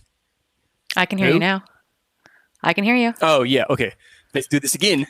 We've just been informed, that's why we had the mics shut, that the outage had been going on. It looks like we're back on, but the control is not stable, and more importantly, we could not speak and interact with our camera runners. So it looks like the system's back on now, and we have the first man, first woman in the 100K. Looks like we're back on. We're getting the thumbs up. Sweet. Yeah, so and everyone can hear us in the chat, A10. so it's great. That's awesome. Yeah, lots of Go Team Jennies going on in the chat. It's going to be a late night in the Quilty household. We're going to keep kind of losing these images because it's not the most stable signal right now, but on your screen, albeit frozen, are your first place female athlete on the left-hand side, first place male athlete on the right-hand side, Yuri, and our leading male. Oh, we're back to the 50K, though. There we This go! is exciting because we get very few 50K! 50K images. Stingray! Woohoo! Oh. Also with the fanny pack. Yeah, which is a bit more convenient for the 50K. They have slightly less military equipment to carry with them. And Stingray still leading that 50K, extremely strong. Looking back just to get a little bit of a glimpse of what's going on behind him. Yeah, because at the last aid station, Suman is not far behind, only 2 minutes behind. Suman Kulu, Nepal. And of course, 1 more minute behind Guangfu Meng. Was hot on his heels as well, so no rest for the wicked here. I think he's pushing a bit. And I think that's... If we see ferns on the ground, there we go. Yeah, that should be... So that's the ridge. And then on the way up to the pagodas, there's a runner coming in right behind, and he's running. Oh. He is. That's going to be a big race. Hopefully, Stingray can recover, shift gear, hopefully eat. Hopefully he's not bonking. And this is a ridge. So then they're going to have like a single track traversing and then dropping down in that little ditch before hitting the 2 pagodas. And from there, it's all downhill with quite a long section on the road. So that's going to be a quad blaster. And then right into the finish line where we'll be covering that section live. So the last a couple of Ks, the steepest part of that section, really before gradually getting onto the road and into the finish line here at the Ultra Trail Salon at the Doi Inthanon National Park HQ.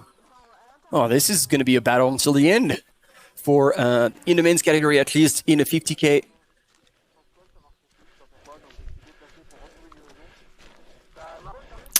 Yeah, so my question is, did we get confirmation? Has Lu Tao dropped? What's going on here? No. Do we know? Who's... There we go. So this is first and comeback. second. Oh. Look at him. Whoa. Wow. Wow, that's a decisive move. Rocket Man! Blaze pass at the steepest part of the trail. So this is running. Meng Gongfu, right? Way. Chinese athlete, Hoka athlete. Charging right now. Charging. I Yeah. don't know what jail he's taking, but Yeah, it's going I'm for Meng of interested. Hoka. wow, what a blast! What a blast! Oh, and he's running now. He knows now that there's no going back. He There's no has to. slowing down. He needs to crush him more, like mentally, show that he's He's not hurting. He's moving at his pace, and there's not going to be any slowing down. Now, even if in the next corner he kind of stops, doesn't matter. He needs to get out of sight. And then breathe. And then breathe when he gets there. But certainly making good use of his poles on the way up. We said it earlier, when you use your pole efficiently on a slope that is between 15 and 20% and more, you're saving 30% energy on your legs. So your upper body will do the work, you move at the same pace, but your legs will work essentially 30% less. And therefore, whenever you need to switch gear on the flat or on a descent, you've got more juice in your legs to push harder. To push faster. Yeah, and it lowers RPE, or rate of perceived exertion, as well. But one other thing to point out is that this might be his first race outside of China. He's got, a ton of racing under his belt from 2019 to 2022 in his UTMB index, ranging from 20K, 32K races all the way up to he's done a 123-kilometer race. This season he did 100K and a 90K, it looks like, but this will be his first race outside of China, I believe. So once again, punching a ticket for OCC. Very, very cool. Like, this is what we want. Like, this is how we create that international championship field. So very excited to see what these athletes can put together here, because it is a big deal to be able to get these athletes to other races later in the season. And Nate T has the news for us. Yep, Corinne, come back to Jenny Cootie. She's actually at the A13 A station 15 minutes ago, and when 5C just got into the A station, 14 minutes behind, 14 minutes gap at the A13. Looked like Wenfei did not have another gear, and Jenny is now moving and securing her first place by 14 minutes. Go Team Canada! So you still out there, Sally? Are you there? Gordon? What happened to the elliptical? It's flying across the room right now. And we have beautiful aerial shots from Morgan. She's been in all the very cool places to offer us those views, the sunsets, the sunrise. And right now, those pagodas. And on the right side of your screen, the recently first man who's passed John, aka Stingray, looking back just to make sure he's left him behind for good. And now not looking back at all. Again, making good use of the poles on this slightly uphill section here before making it, I believe, to the steepest part of that exposed ridge, and then traversing on, I think he's going to take a right turn if they're using the same course as the 100-mile runners as yesterday. I believe there's only one way up to those pagodas. Wow, what a move! What a move! It's looking back. Yeah, so a 14-minute lead. That's what the tracker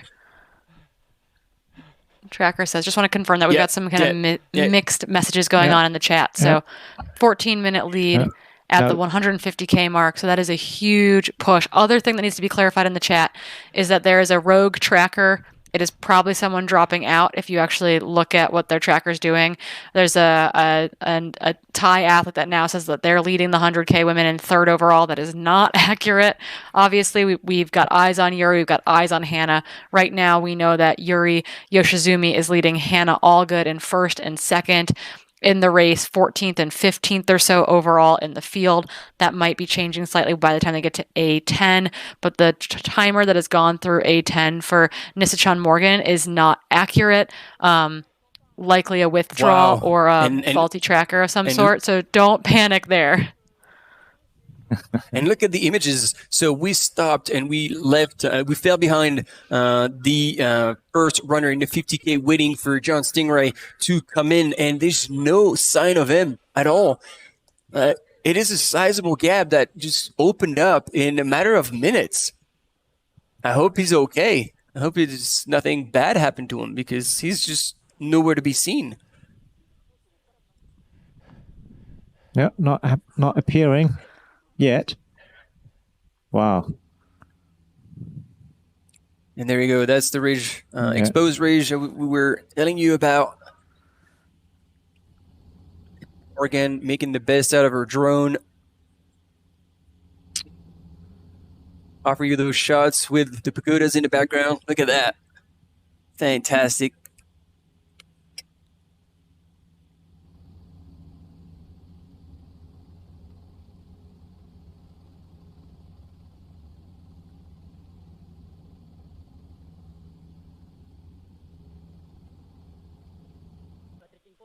Yes. And so Guangfeng Mei actually has come back at the last checkpoint. He was in 4th position. So he's passed 2 runners to come into first third place. position. And there we go. Chris, that's right. Let's say, remember, thanks, Corinne, Christopher is showing up there in first. So everyone's off by a place basically right now. Right. Okay, it's good to catch up with John and see that he's still moving and he's switching into running mode. But he's lost a lot of ground. He's lost a lot of ground on Guangfu. Yeah, and we should point out right now it says he's first man on your screen. We know that he is second man because we saw the pass happen by the Hoka athlete making a big move, running past John Unofa, the Stingray on your screen right now. We know he is second man in this race, and he's probably looking over his shoulder, worried that Suman Kulung of Nepal is there to chase as well. So big shakeups in the men's 50K. Again, if you're following along at live.utmb.world at the live trackers, Christopher Mora of Spain has dropped out, but he is listed in first, which is creating some kerfuffle in that overall ranking. You know, the Vietnamese runner, Hao Ha, is leading the women's race and has a sizable lead, 26 minutes or so up on her nearest competitor. 100K, we do know that Yuri Yoshizumi is leading Hannah Allgood. We will wait to hear probably in about 36 minutes or so. Those women come through A10. That'll be our next split on them. We have more updates from A10, so this is important for the men. So right now, Yu Penghua has a 8-minute lead over Zhang Huha of China. So China 1 and 2. Rich Lockwood is in third, but he is accompanied by Yantara Boone of Thailand. They are together in 4th and 5th. A minute and a half behind them is 6th place Kristen Meyer. 10 seconds behind him is Yan Longfei, another Chinese athlete. And we're waiting now for 8th, 9th, and 10th and 11th to make it through that checkpoint. But that is your current standing through 7th place position. We will be waiting for Scotty Harker, Jason Schlarb, Tyler Andrews, and Ryan Whalen to come through A10. They should be there in the next 4 to 25 minutes. Scotty should be there imminently, and then a gap back to Jason Schlarb. Hannah Allgood and Yuri Yoshizuma will probably be there in about 35 minutes or so. So on your screen right now, the leading male athlete in the Pagoda 50K. Yes, thanks, Corinne, for the update. We've got this, again, beautiful aerial shots, and we're going to ruin it with our faces. Boom! Because we got to guess. Chris is back with us. Perfect timing here as another Hoka runner has taken the lead. And what a move, Corinne. What a move that just happened from Guangfu Meng, representing Hoka, coming from China. And he went, obviously, from 3rd to 2nd and to 1st, but we didn't see that coming until he passed John Stingray in fashion, using his poles on one of the steepest section on that climb towards the pagodas. And he did not look back. And within a matter of minutes, he's opened like a 200-meter gap. Yeah, and there's obviously not that long left in the race, so opening up something like that this late is it's good. Yeah, and John Onifai, Stinger, looked like he had nothing to respond to that pretty brutal attack. And as you say, as soon as they hit the pagoda, it's all downhill. Yep. Towards the finish line, and so we'll miss them. We'll see them at the pagodas.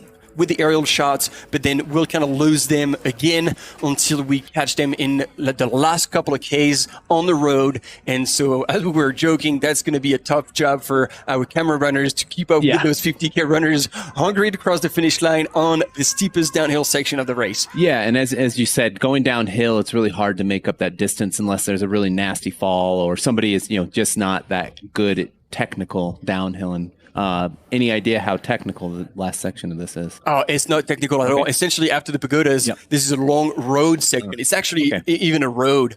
So even harder, right? That's going to be a quad blaster. Physically, it's going to be tough, but like chances to fall are like close to nil. There you go. So it looks like it was the decisive move, whether he had done it on purpose or it just so happened that it happened at that time.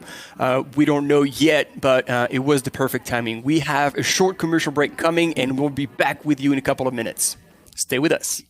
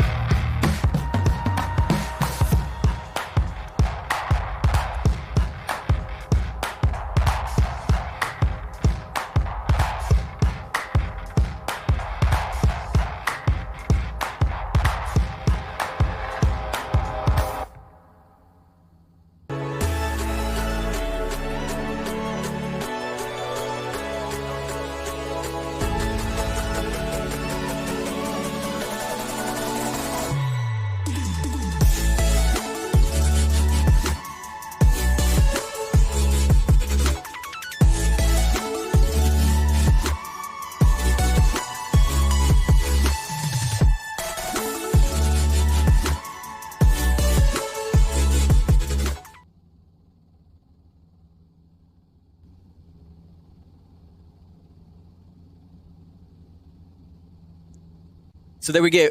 John Stingray, right, going around the corner and into the ditch to pop out on this side of the pagodas, where we should see Guangfu Meng from China representing Hoka pop out now any second. And while we have Chris, we'll also get a chance to look back at a 100-mile race, talk a little bit about gear. We've got some interesting insight here. And so there you go. You get John Stingray about to drop into that ditch, and then most likely Guangfu coming out in a couple of minutes onto the pagodas. And from there, as we said, it's essentially all downhill. Yeah, there you go. There you go. Yeah, so 100-mile race. Yeah, it was a good day for Hoka China. They were not playing around. I know that they both came in looking for that Western States golden ticket, and obviously they got the job done. And as I told you last night, Lau, in 2020 was trying to before the world went on lockdown, was trying to get to Black Canyons, and China was the first country to put restrictions in. So he went to Nepal thinking he could get from Nepal to Arizona, and the race got canceled. He got stuck in Nepal.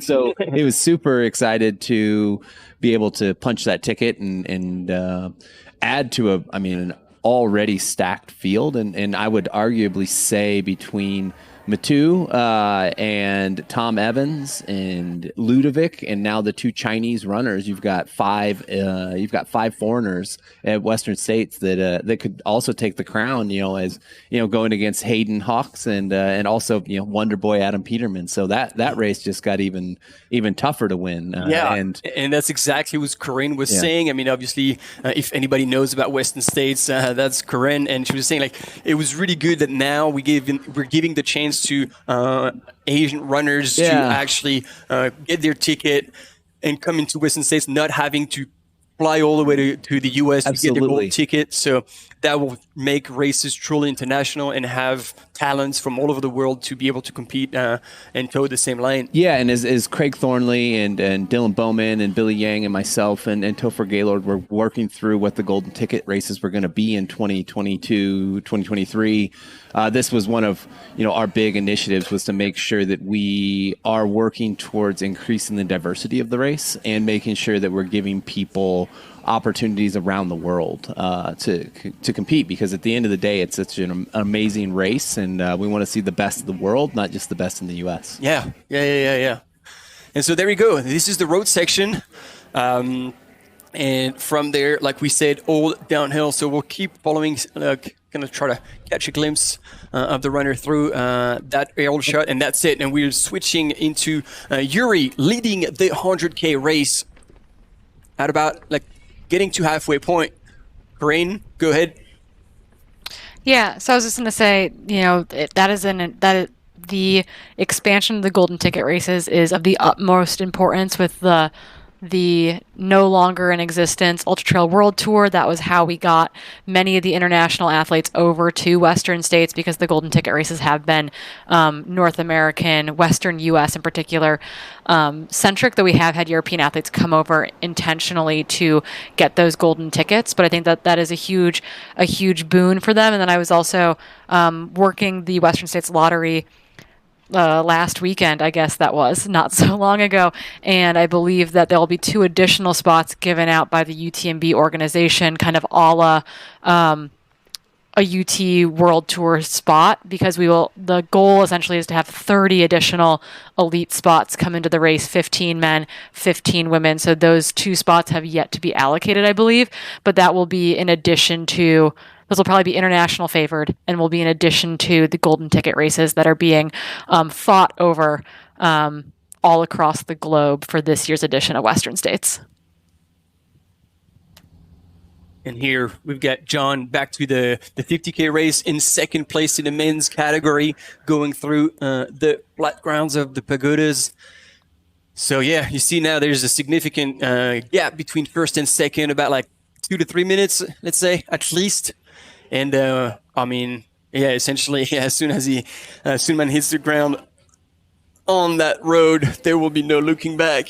Yeah, absolutely. And then, I mean, this is the section where he probably wishes he had Jeju's road flats, marathon flats that he won the 100-mile in, switching out about the 50K mark, actually, and running in the new RX2 that won't be out until March, our new PIBA marathon flat that somebody a few weeks ago ran 2:07 in the marathon in, and so that's probably where he would love to have that the efficiency of that carbon-plated marathon flat. But when I saw this morning that that's what he was running, and I was like blown away, because these trails are, they're not like super technical, but they're very rooty and very wet and slippery. So a marathon flat doesn't traditionally have the outsole for something like that, but this road section would be perfect for it. It'd be perfect for it, and then you're just gonna have to stick an outsole on it and make it a trail shoe. Hey, it's working already. Well, yeah, exactly. As soon as our product people heard that, they were like, "Get pictures. We need to see how the foam did over the thing." So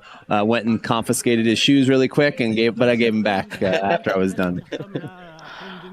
Well, that's all of Western States, right? The last 20 miles of Western States is so incredibly buffed out in a lot of ways that I feel like people start in more aggressive shoes for the high country, and then as you get closer and closer to Auburn, you can kind of pare down your shoes to the point where I think a lot of people, unless they don't have a road shoe in their sponsor's quiver, most people are transferring into something else to run those last 20 relatively smooth miles into the Auburn track. So that's some good Western States prep as well for those athletes getting ready to take those golden tickets. Yeah, that California carpet there.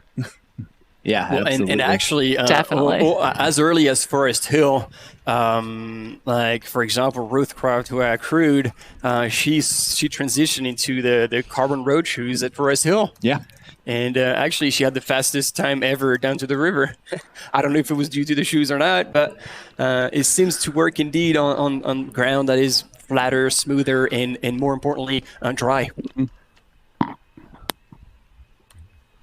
Yeah, I can definitely say Hayden, who finished second last year, did the same thing. Wanted the Rincon, which is traditionally more of a lighter, faster road shoe for us. And I think Adam just stayed in his speed goats and just did his thing. I think that day he could have run in flip flops. That didn't matter. Yeah, he was out of reach. Yeah. Oh, very true.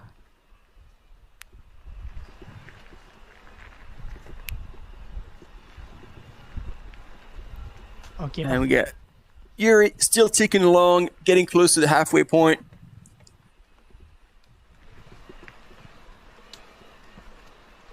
In the women's race, and let's see. So we had an update in the women's field. Corinne, have you checked again?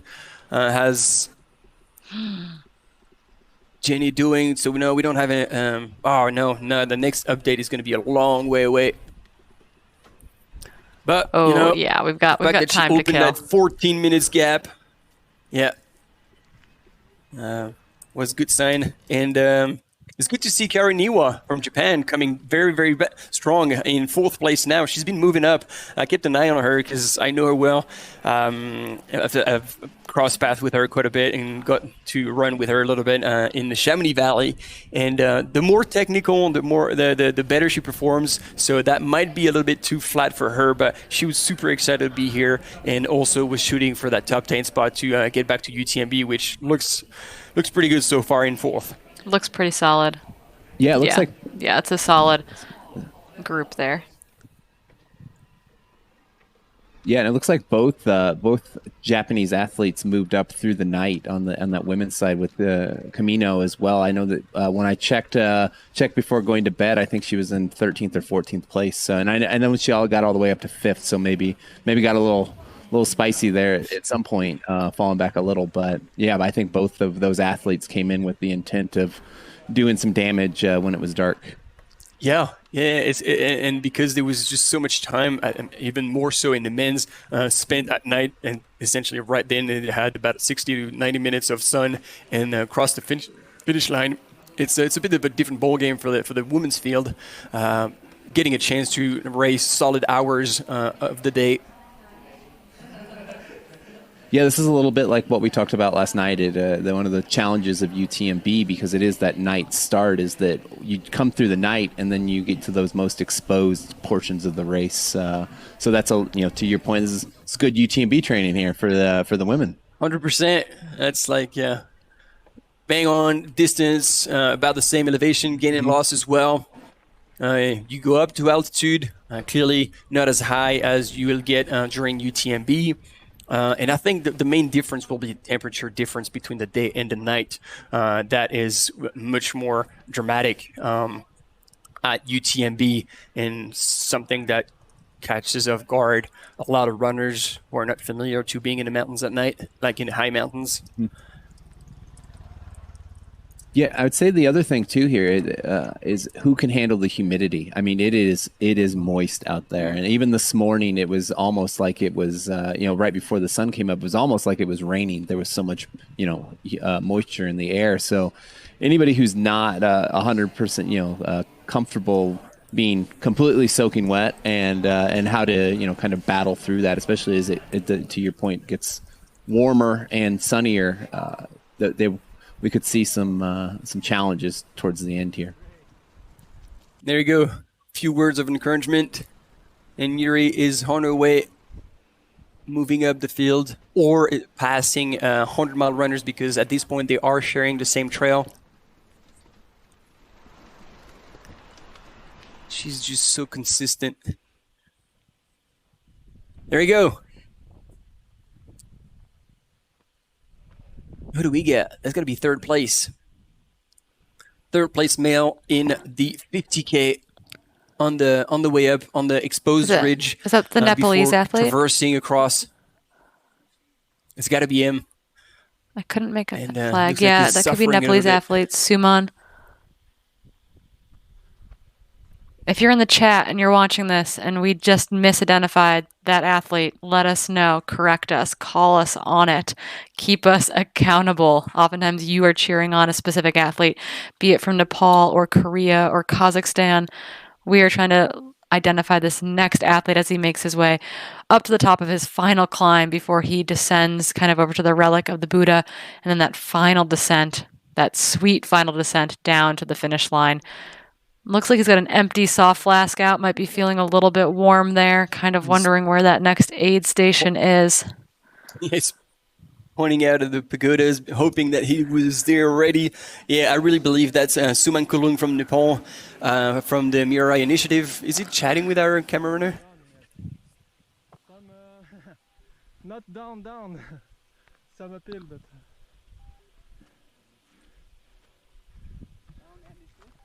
Sorry? You have downhill? From the finishing? Huh? I don't know.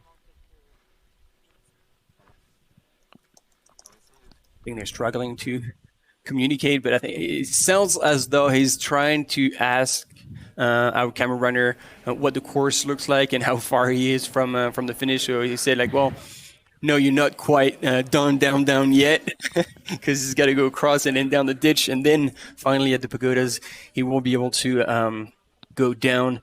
And I actually don't know, is there an aid station down on the road? Because the aid station for the 100 mile was up the road.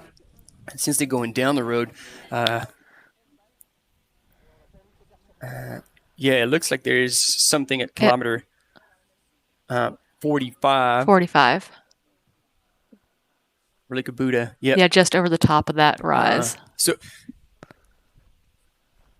But is that a checkpoint or is that an actual aid station? I believe it's an actual aid station. Yep, it is. It's got food and liquids. If you look at the services part of the okay, cool. Course markers. Yeah. All right, it's good to see him run again, switching to a little bit of faster pace. He's got some left in the tank. Hopefully he'll get to the aid station and refill.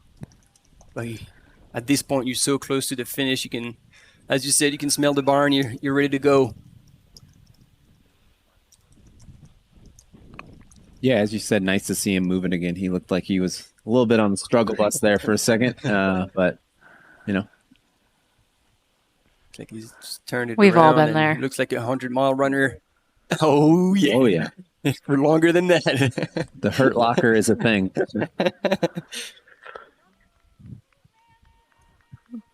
When the wheels come off the bus a little bit, it can be pretty ugly out there. But he's getting some cheers now. That's going to boost the spirits. It's going to make him feel like he's actually making it somewhere after that big, long, exposed climb that I'm sure felt very warm. Yeah. I like to say the wheels came off the chariots of fire, and it's just fire left. Burning it all down. Yep. Oh, yeah, he's moving. All right, we're good. So that looks like our third man in the 50K indeed. Quite a sizable gap. So I think he'll be looking into securing that third place, that spot on the podium. While the top two runners are now way on their way to the finish line down that. It's actually like a proper pavement road. And won't catch them. So there we're back to the Cliffs 100. And we're switching 100K. Because, and we're back to the 100K because our First Lady, Yuri Yoshizumi, is in the aid station right there. You can see her in the orange and white top. She's got her pack off. She's filling up her bottles. Or she might have a bladder actually in the back of that pack is kind of what it looks like. And I think that's Tyler Andrews, who just left in that Hoka kit with the bucket hat. But yeah, this is your leading lady right now, Yuri Yoshizumi of Japan. We're going to wait for a split for Hannah Allgood at this aid station as well to see what kind of separation Yuri's made over the last bit of the course. They're about at the 50K mark here, technically 49.1 kilometers into their day thus far.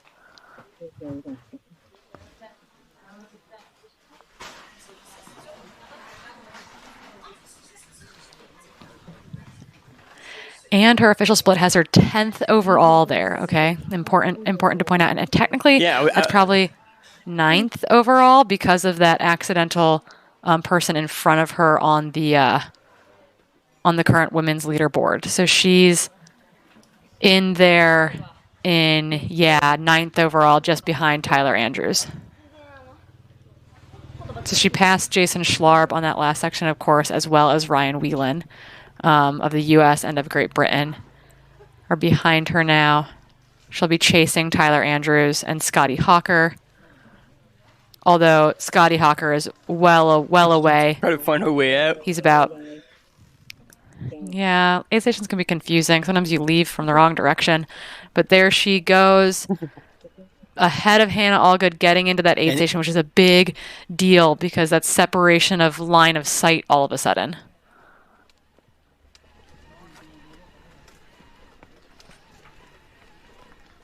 Yeah, absolutely. We were talking about that last night when they were doing kind of the out and back. It gave people either hope or fear as they were coming in and out of the aid station to see if they needed to speed up, slow down, all of those type of things. And you never want to be in that position if you're not feeling great. And making sure you looked as good as you could, even though if you felt like absolute crap. Arms back, chest up, mouth closed. Yeah. Like, it's like, good job, man. Yeah. And then throw up on the side of the trail. Yeah, exactly. Yeah. Looks like on the that men's 50K there, we've got an estimated finish for first in about 25 minutes, and second was more like 32 minutes. So it looks like that gap has gotten a little bit. Well, obviously it's all estimated, but we're estimating that'll be pretty sizable gap by the end of everything for where they were, not that long ago.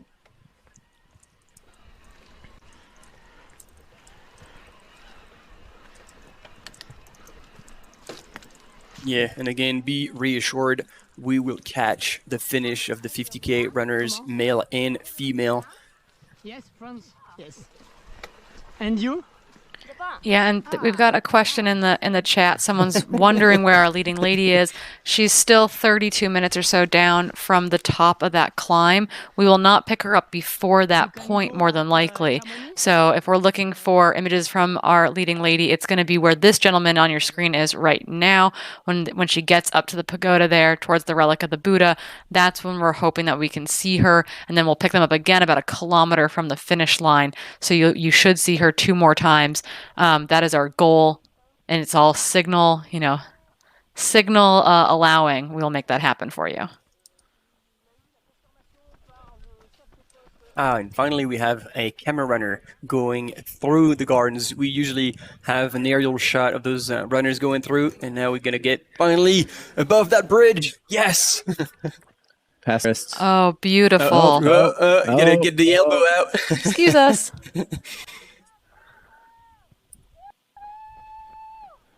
Yeah, this is one of the absolute beautiful spots of this race. A very iconic image that all 3 of the big races go through.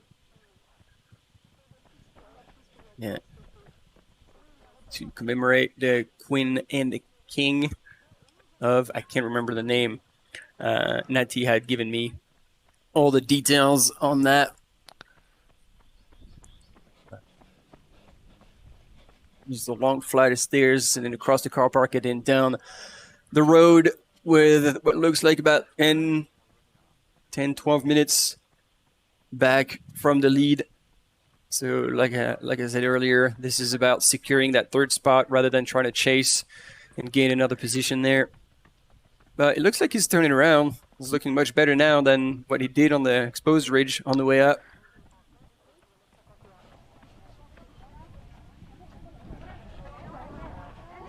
We're having major live tracker issues, by the way. Just so people know, we're having large live tracker issues. How large, Corinne? Currently, they've accidentally pulled forward 2 more additional men, 2 athletes from Thailand who must be dropping. They say that they're imminently expected at the finish line, and they've only gone through A2. So if you're following on the live tracker, things are getting a little bit chaotic out there. So might be count backwards from number 5. Yeah. And then you'll be okay on the men's side. There's also a woman in that same position there who is likely withdrawing from the race. She's only gone through A2. We do know that the Vietnamese runner Hao Ha is still leading the women's race. We expect her at this location in about 35 minutes. That's where we should see her next. So do not panic, but there is some chaos going with runners that are being withdrawn from the race, being bumped to their next checkpoint being the finish line, which is probably true. They're probably going there because they're abandoning the race, but that is causing havoc with the live trackers. So do not panic when the math doesn't make any more sense. But right now on your screen again is our leading lady in the women's 100K race. This is Yuri Yoshizumi. We still do not have a split for Hannah Allgood at that aid station, the DINAFIT athlete who led early in the race. We watched Yuri overtake Hannah later. Right now on the right-hand side of your screen, that is Suman in the 50K. On the left-hand side of your screen was Yuri Yoshizumi there. So we're kind of going back and forth between the 50K, which is in orange, the 100K, which is going to show up in green at the top of your screen, and the 100 mile or 160K race will show up in red at the top of your screen. But our camera person is flipping around because it looks like there might be a runner approaching from behind quite quickly, potentially Suman, who is currently on our screen. But we'll try to get confirmation there because splits from that aid station are having a little bit of trouble. So let's see if we can, if this is in fact a runner coming up. It is in fact a runner. Oh wow. 7-9 are the last two digits of that bib. So this is Amon now passing him. So we got Suman on the left, Amon on the right. So that is the athlete from Kazakhstan is overtaking Suman Kulung to move into third position in the race. The camera is going to follow him. This must be where their bibs are being scanned, so they're finally coming to that checkpoint. This is the official aid station, Relic of the Buddha, so this is where their bibs are going to be scanned. So Amon Nurkeldi of Kazakhstan is now into third position. And Suman Kulong, who's going to come in right behind him, we believe, is going to be in fourth position in the race. And we'll see how they move through this aid station. So, Martin, you just missed something critical. The man on your screen right now has just overtaken Suman Kulong. This is Amon of Kazakhstan, now into third position. Right? Yeah. Yep. No, so I had a freak out moment. Decisive I didn't realize they had to go back up to that aid station. And so it's like, whoa, is he going the right direction? But yes, it's been confirmed. They go to this aid station and then they drop down.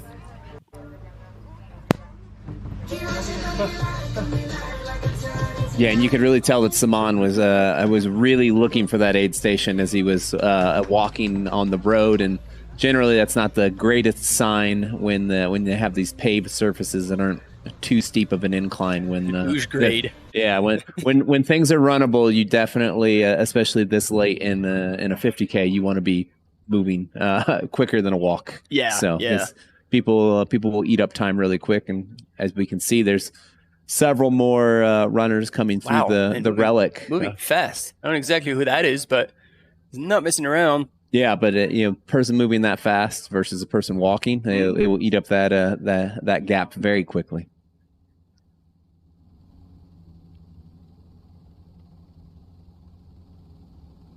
Meanwhile, Karen is eating up dinner very quickly too. Looking good. So there is now in fourth position after dropping down one spot again. Suman Kulung from Nepal. And so could this be Jisup Kim from Korea, who was going across the gardens, across the pagodas? And I mean, if Suman spends too much time at the aid station, well, he might get past again. Yeah, I was going to say, generally chugging a pitcher of water this late is not the greatest sign. But and especially if it's just water and you're cramping, that's going to create an even further imbalance in your electrolytes. Yeah, you need to put minerals. So if he's eating a ramen, then that will compensate 100% the lack of salt, or at least not create dilute more the remainings of the minerals and salts that you have in your body. Okay. And he looks like he's going out again. Yeah, I don't think he's at risk of being hyponatremic yet. He's going to have to chug a whole lot of water to make that happen. That's a frat boy a frat boy move. You got to take in quite a lot of water. He is losing a lot of sodium out there, obviously. But what we just missed for a second, though, is that Hannah Allgood has come through A10. So we do have an official split between Yuri Yoshizumi and Hannah Allgood at A10. We've got Yuri running in 8th or 9th overall, Hannah running in, we believe, 12th overall. That split now is approximately 8 minutes. 7.5 minutes, 8-ish minutes. Yep. So that is a nice little gap, and it sounds like they anticipate Yuri to be moving faster than Hannah through to the next aid station as well. They anticipate that gap to grow potentially as much as another 17 minutes or so. That seems like a lot of time to be lost over that next section, but we will see what happens. We've also had problems with splits coming from the W1 aid station, so we'll see if we actually get those later or not. But Hannah Allgood is officially through the A10 aid station. For those of you who are waiting with bated breath at home in the States, having just had dinner, hopefully is trying to stay awake a little bit longer, Hannah is in second. And Corinne, yeah, we have on the screen Howard Song, and the question is has he gone into first? Because we don't see any rankings right now. But like, okay, back to 50K, and this is our female leader. She's frozen right now, but that's a very rare image because the rest of the time she's moving extremely fast, has a sizable gap on the rest of the field, and yeah, back onto the 100K that camera runner probably did not have much reception. So yeah, back to that question is who's got a song running in first or second place. He's looking pretty strong and smooth here. So hopefully we'll get an update. But he was 8 minutes back from the lead at the last checkpoint at the halfway point. And now we're going back and forth with aerial shots. It's going to be more and more 50K runners going through. And yeah, since I think she was close to the top 10, so she might be actually coming in quite soon across the pagodas. There she is. Is that the ditch already? No, not quite yet. No, she'll still have to cover that ridge and then across down the ditch and up to the pagoda. So we got a few minutes, and hopefully we'll get reception so we can see how she's moving. But as far as we know, we've seen her being very, very efficient on steep sections with her poles. Oh, I don't remember the name of that runner, but he always has a camera on his cap. He ran the final of the Golden Trail Series every stage, the whole length with his camera. And we thought, like, we should hire him to do the live. Yeah. YouTube sensation right there. Hey. Yes, and he was always super stoked. Hey, going back to our conversation last night, our triathlete friend Thomas from Great Britain is intimate to be coming in at sixth place overall. So, you know, the triathletes transitioning over to the trail still continues with some success. Didn't quite punch that ticket to UT or to Western States, but and unless something catastrophic happens, he will. He's in the money. Yeah, he will make it to UTMB, and you know, if we're making new categories, he will also win the water bottle down the shirt category, which was the marsupial category. Yeah, they have a very unorthodox technique that we picked up on last night. Is he's using his fanny pack to make sure it didn't fall at the bottom of his shirt. But yeah, again, like that's just showing that these ultra endurance, very aerobic athletes that you know have spent hours and hours between the pool and the bike and running can transition to the trail in these longer distances. And like Nat Thomas is running in the unknown. This is the furthest he's ever run. This is his first 100-mile race, and as you say, like in sixth position right now, and looking like he's going to punch his ticket directly to UTMB Mont Blanc. And I think there's going to be, I think, Corinne, you can back that up. There's been a decent change of pace for our lead woman. She's slowing down quite a bit. She has a huge blanket, so I'm not saying like she's going to lose a spot or anything, but she's definitely not moving as fast as she was. And this is important because people are super confused by this in the chat. The woman listed in first, RC, the woman from Thailand, she's withdrawn from the race. You can see that next checkpoint is now listed as withdrawn. The woman on your screen right now, How Hot, is leading. She's been leading the entire time. And at the last aid station, she was leading by 26 or so minutes. This is a really hard, hot, exposed section of the course. You go a long way between aid. We saw athletes running out of water. I'm not too concerned about her slowing down here. I do worry that, if she started to cramp significantly, that could be an issue. Those gaps can close really quickly. I saw an 18-minute lead with 11K to go at UTCT completely dissolve and a sprint finish between the first two women there in the 55K. So anything can happen, but that is your race leader on your screen. So no more panicking, Vietnam. She is your race leader. We're going to take a quick commercial break, and when we do, and when we're back, we'll give you an update on the 100K, the 100 mile, and the 55K. So don't go anywhere.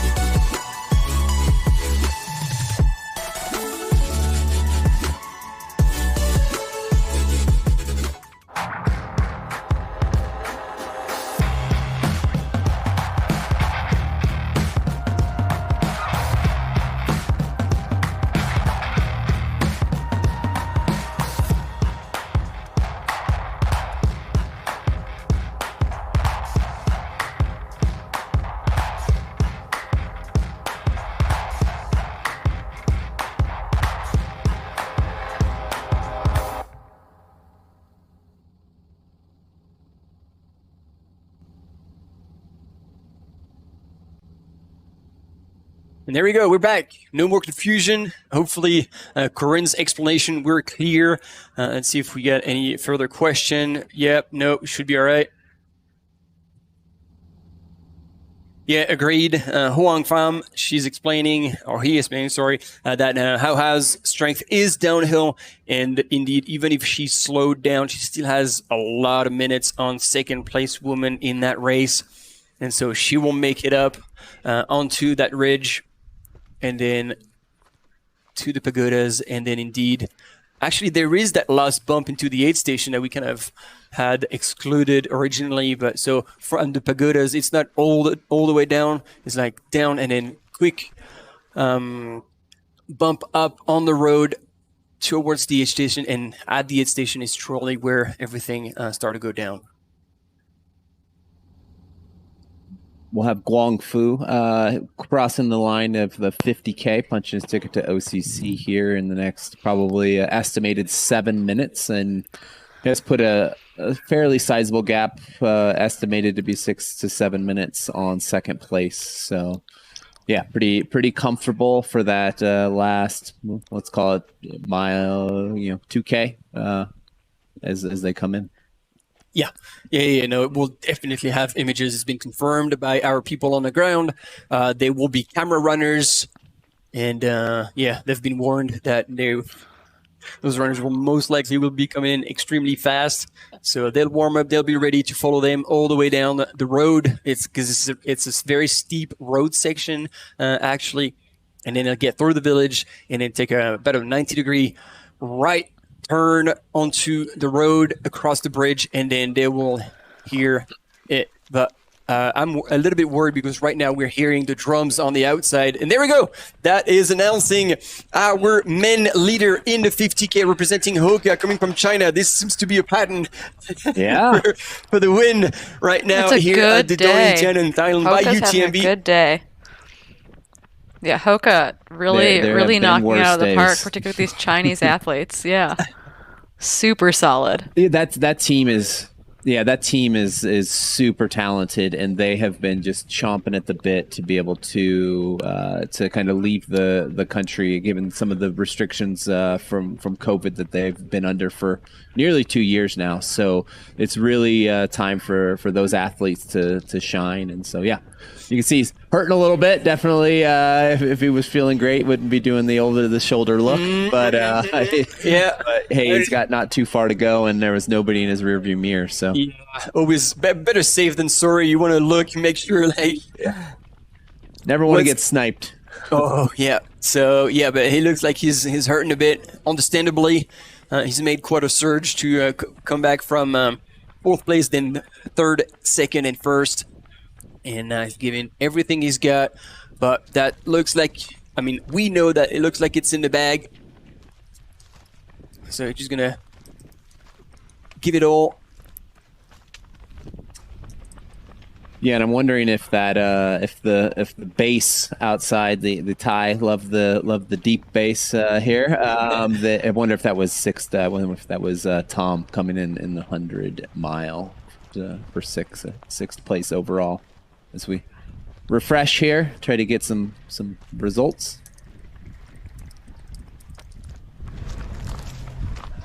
There we go, indeed. That was him. Good call. Finisher in 25 hours and 4 minutes. Hey, for being 6 or 7 weeks after Kona and transitioning to, not that he hasn't run 100Ks on the trail before, but taking that to the 100-mile, which is a completely different sport at times. Those young guns have no respect. They just come and crush it. Yeah.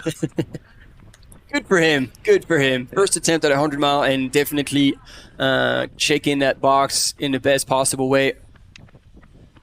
I'm sure Well, he's now he'll learned get a to lot go in run a these, second 100-mile. last 60K. Gonna get to run a second mile here come August at UTMB. So better get to practicing. Young gun Thomas, the triathlete, joining us. Early leader in this race. We called him Fanny Pack guy for several hours. Fanny Pack Tom. Yeah. Hey, one thing too on that side, he'll have to make the choice. Oh, did we lose? We lost something. He'll have to make the choice because Ironman is actually splitting for the first time ever the men's and women's world championships for the full distance, and not to be confirmed on the location, but the word on the street is it could be sometime in late September, which would probably be a pretty quick transition to go from UTMB to a full Ironman over the course of 3 weeks. I mean, obviously, people have done it the other way. I was going to say the other way might be a little bit more manageable. Yeah, but because you're talking really the pounding on the legs is really a marathon. Not that a marathon isn't a lot, but that's a training run for most of these people. That's Sunday for most Sunday of long these run. for most of these 100 milers. So yeah, it could be interesting to see as we have some of these people that are transitioning to this trail sport or trail space from the triathlon. If they are when they're forced to make the decision between one or the other, which direction do they go? Yeah, and Ao Hao is now getting onto the flatter section. She'll still have a tiny bit of uphill, and then going across, she'll still take right-hand side for her to traverse across the pagodas, and she'll pop out right on the left. As if the drone keeps turning, there you go, in that open field on the other side. And we've lost images. I was gonna say she looked. Catch. Oh, there we go. Back. Yeah, here we go. I was gonna say she looked better on that flat section than a lot of the guys. Yeah, agreed. And we got about 200 meters left in the men's 50K. No. He'll do that. There we go. There he is, right there.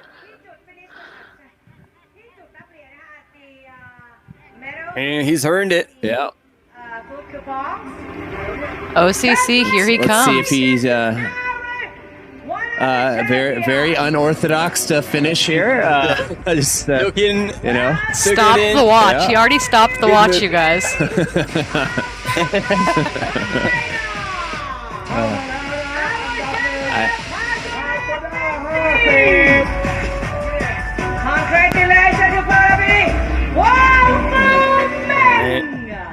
เล่นยาว No.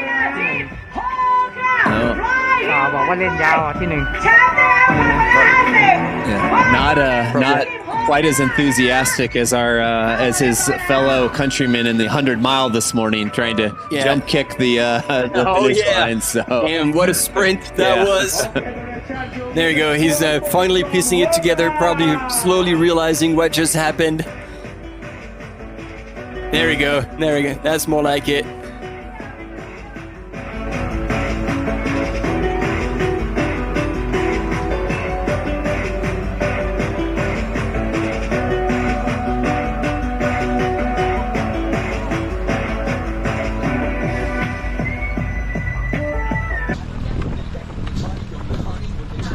Sophia will need a translator.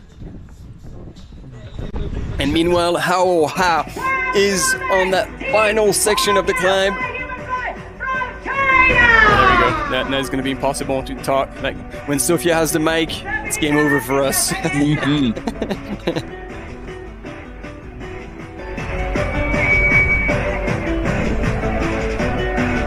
นี่นะฮะเข้ามาแล้วนะคุณเฉลิมเลยนะครับคุณนิกรอันดับหนึ่งของพาโกด้า50นะฮะ He's asking for water. จากทีมโฮก้านะฮะ It has been a hot day, hot afternoon here. 6 นาทีฮะโอดิฟาจอร์สริกเล่ He's sitting down in the shade. He's like, well, you can wait for the interview. I'm sitting down. Good on him. I think he's deserved every right to sit down, and Sophia just gonna have to go to him. yeah, I mean, as we were talking about earlier, I mean, when you're in this direct sunlight, it's pretty hot out there. I mean, that direct sunlight combined with the humidity, even though the temperature is not excessive today, it's pretty mild from a temperature standpoint. It's hot, and and definitely don't want to stand in it any longer than you need to. And so that's Onifa John, aka Stingray, chatting with our camera runner, asking probably how far the finish line is. Still standing strong in second place. And even though I'm sure he was here to try and take the win, this is a very, very strong run from Stingray. I'm sure he will have his redemption from Worlds.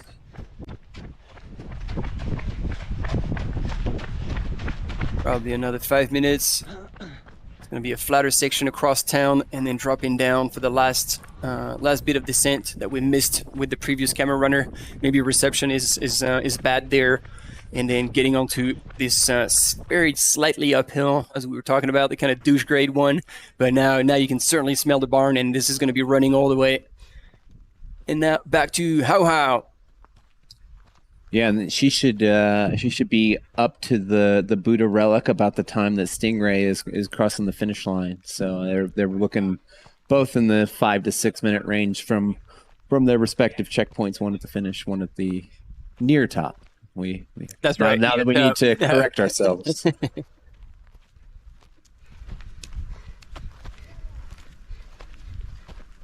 And how are we doing in the 100-mile race? Do we have an update on the women's?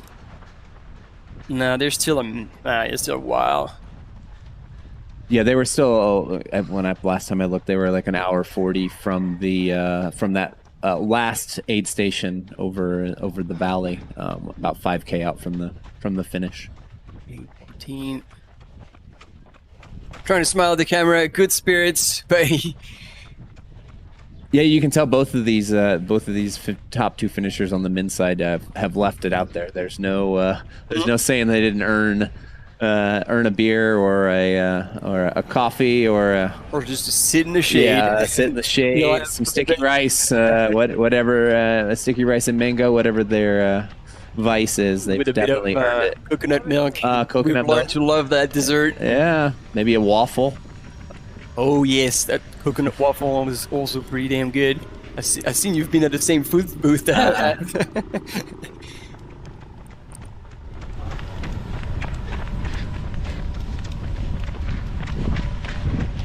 Oh, yep, there's the co-op. We got about 50 more meters, and then he's gonna hang 50 to 100 meters and gonna hang that right, and really close at this point.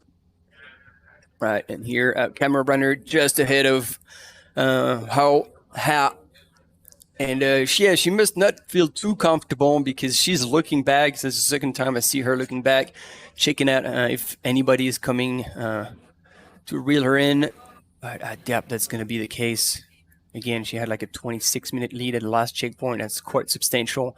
And as much as she slowed down, she's still moving at a decent pace up that steep slope. Yeah, and at this point in time, it's moving. Period, right? Because that's what you don't want to do. And as Corinne said a second ago, she looked pretty good the last time, albeit short, that she was on a runnable section. So, and as the chat had said, her forte is more downhill. So, about to get into her wheelhouse if there's any gas left in the tank. Yeah. And here, John Stingray bringing a second spot for Team the North Face Adventure. Sadly, Sunmaya Buddha had to drop out of the race early.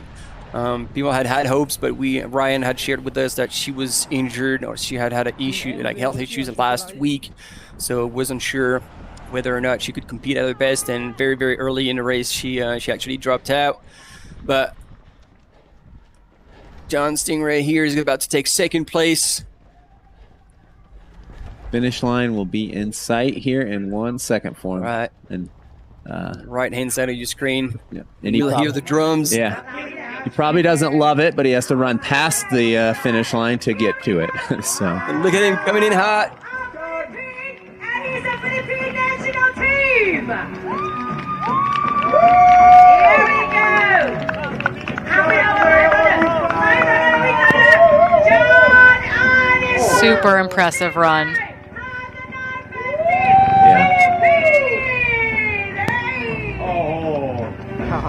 เสื้อข้างหลังมันดำข้างหน้ามันเขียวกางเกงเขียว Not friend เห็นป่ะล่ะ ใช้เวลาไปประมาณ5 ชั่วโมง 17 นาทีนะฮะ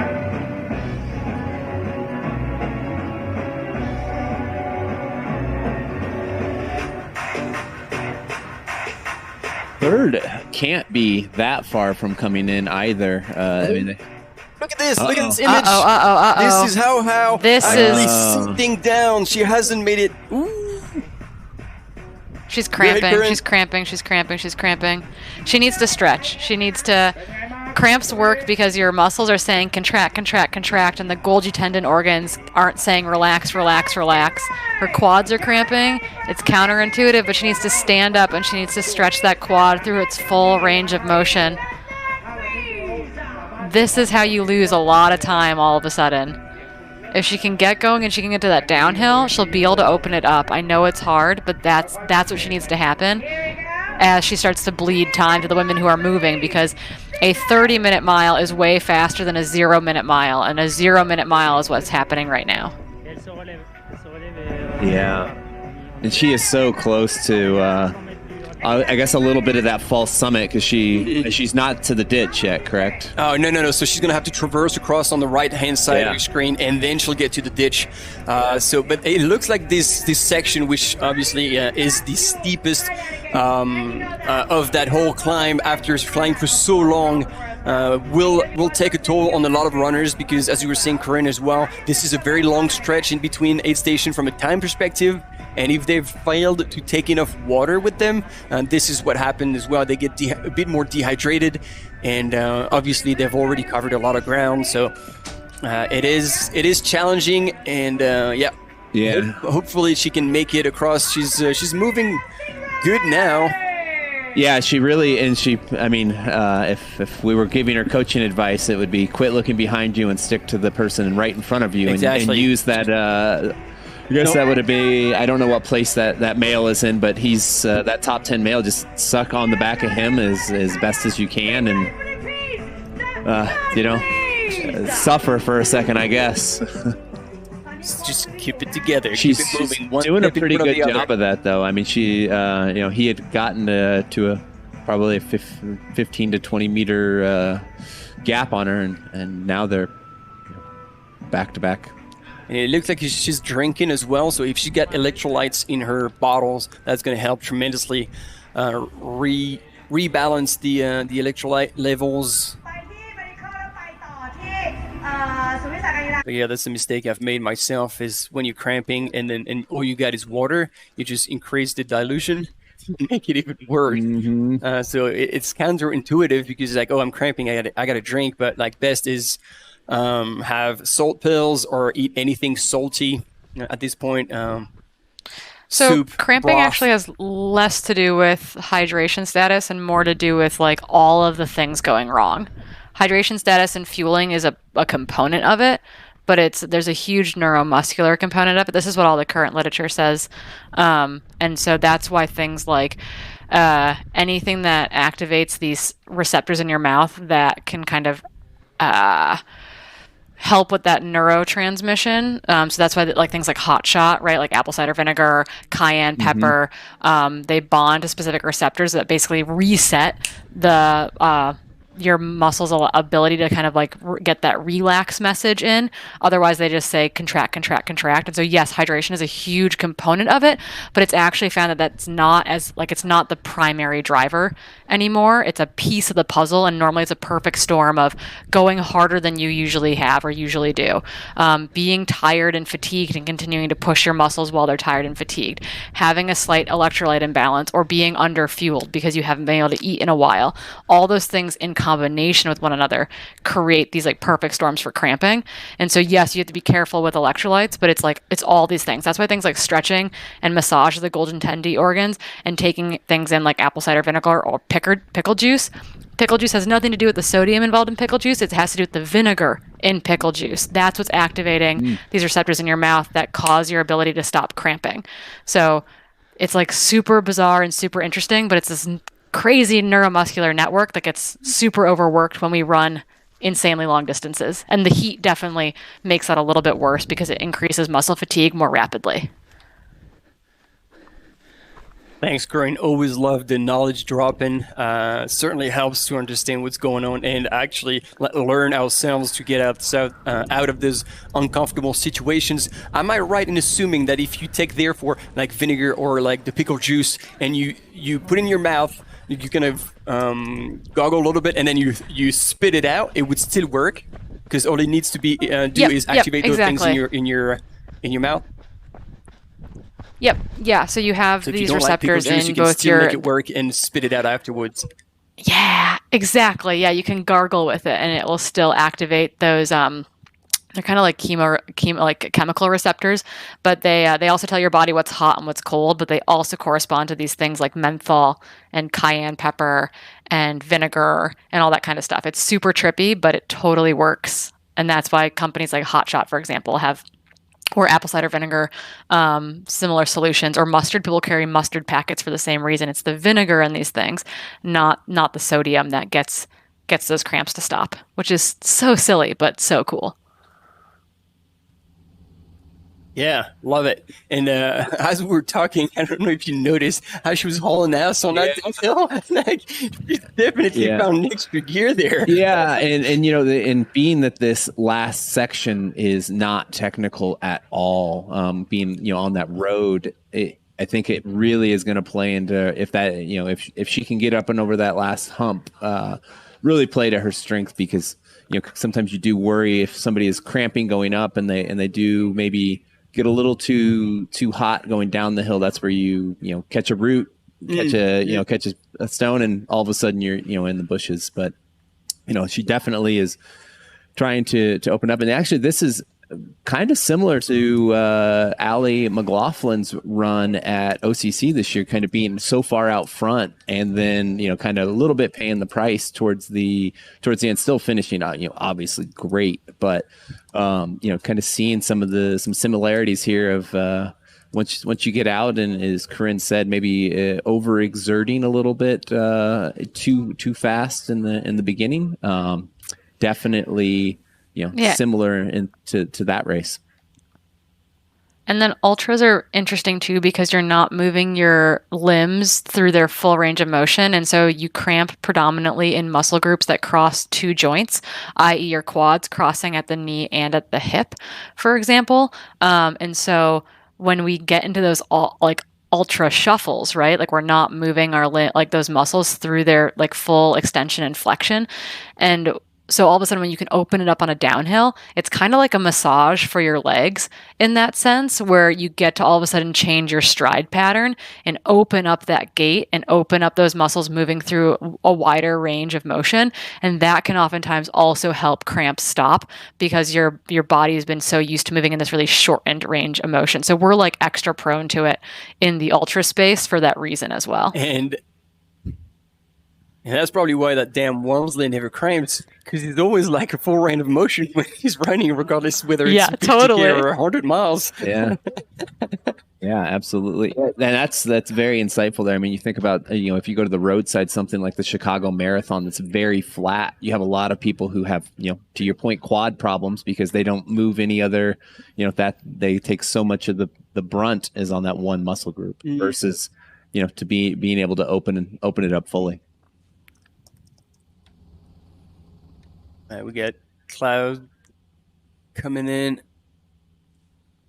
And any minute now, we'll see how pop out the other side and going across the gardens of the two pagodas before she can start dropping down. And there we go. And there she is. Ooh, so close. So close. All right, she's going to put the poles away. She knows now it's almost all downhill from there.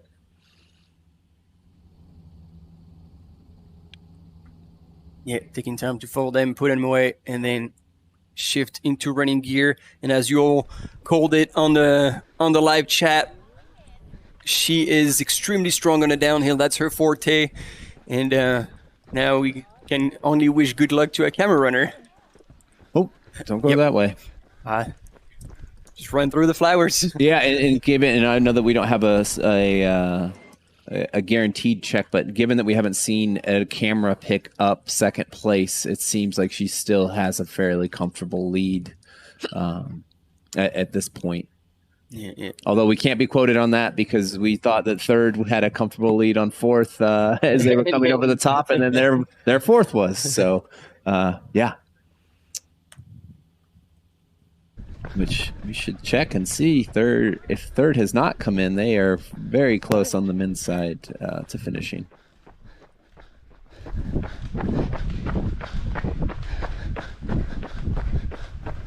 Yeah, this is definitely back with the how we are familiar seeing. I'm sure she'll fly through those flights of stairs before going across the car park. See it from up there. Morgan, she's absolutely nailing those aerial shots. And look at her just flying down. Yeah, and Amon from Kazakhstan, we'll see him in roughly 7 minutes on that men's side. Oh man, he must be so stoked. Because when he got to the aid station after he just passed Suman, like he's been told like, okay, you're third, and he's like, what? And you could see him like burst out of the aid station. It's like, I got to stick to that. Yeah, and actually Kai Hiroki, who was our unofficial cameraman coming in, who was in 5th place. I actually think he will catch Saman before he gets to the finish line. That's the estimate. Man, look at take over that shuttle. This is awesome. She's out here racing cars now. So totally different than sitting on the side of the trail roughly 10 minutes ago. So. And then you've got that split screen now with the athlete from Kazakhstan on the right-hand side making his way down towards the finish line. So we'll see. Oh, yep, there you go. Directions from a fellow runner out there. Good work. So leading lady almost to the Relic of the Buddha aid station, just up this little bit of an incline, and then she will truly be downhill to the finish. On the right-hand side again is that athlete Aman from Kazakhstan who charged into third right where our leading lady is right now, overtaking third going into this aid station. So cool to see. And he had a bit of a slower start, obviously, compared to the other two runners who have crossed the finish line. But right now, he's looking really good. Like, he's moving probably even faster than the first two runners through that flatter section across the last village that they're going through. Let's see when we get closer if there's a grin on his face. Meanwhile, how How must be talking with that person on the side of the road. That's got to be crew, family, or friend. Yeah, Amon's got that perfect ultra shuffle going on right now. That's certainly, as we've said a couple times now, he's looks a lot smoother than the other two had. But you know, they obviously left zero in the tank, and it showed. So. Yeah, and for those watching at home, we do expect Jenny Quilty in the 100-mile race to be extending her lead by quite a bit over Wenfei in second. They're currently running in 16th and 19th overall. We expect them at the, what is this mileage marker? At the 164K aid station. We expect Jenny to be there in about 70 minutes. And then about 30 minutes back from that, 35 minutes back from that, we expect Wenfei. So Jenny is opening up a gap over Wenfei, who's fading a little bit in second. Curious to know what the split will be. Actually declare Heslop as well in third, the Canadian athlete. And then, as you mentioned, really strong Japanese athlete, Kari Niwa in fourth, someone that I'd keep my eye on. There's a group of women actually moving pretty closely together in third, fourth, and fifth. So lots of racing to be had yet in the 100-mile race as well. Yeah, and coming in, and Hal here, coming in 12th overall, the first female and 12th overall in the entire 50K. That's pretty awesome. Although certainly it looks like she's potentially not having a whole lot of fun going uphill right now, she is definitely having a day from a performance standpoint. Yeah, and it's just under 10 Ks to go, and we saw her come into the aid station with soft flasks that were absolutely emptied, nothing left, so she has tried to probably suck out every last drop available. She needs to take Coach Corinne's advice, though, and get something to shock that neuromuscular system and not just goggles, some pico juice. Yeah, not just more water. Yeah. I think sometimes that's why aid stations have lemons sometimes too, is that I don't know actually if any of those activate these receptors or not, but that tartness I think can be helpful. Like that tart and sour sensation is not dissimilar from, once again, they also respond to things like menthol from a cooling standpoint, and cayenne as well. So I wonder if that sour or bitter or tart flavors, if they're potent enough, could also help with that as well. So maybe just gnawing on a lemon would help a little bit too. Yeah, actually. But here is funny third enough, place finishing in the men's 50K. In the Grand Canyon. Yeah, I was gonna say in Phantom Ranch at the Grand Canyon at the bottom by the Colorado River. That is like one of two items that they have in that store down there is lemonade. So I wonder if that does play into getting people out of the canyon, not via helicopter. Get out of here! Oh, look at him! Look at him! Oh, this is great.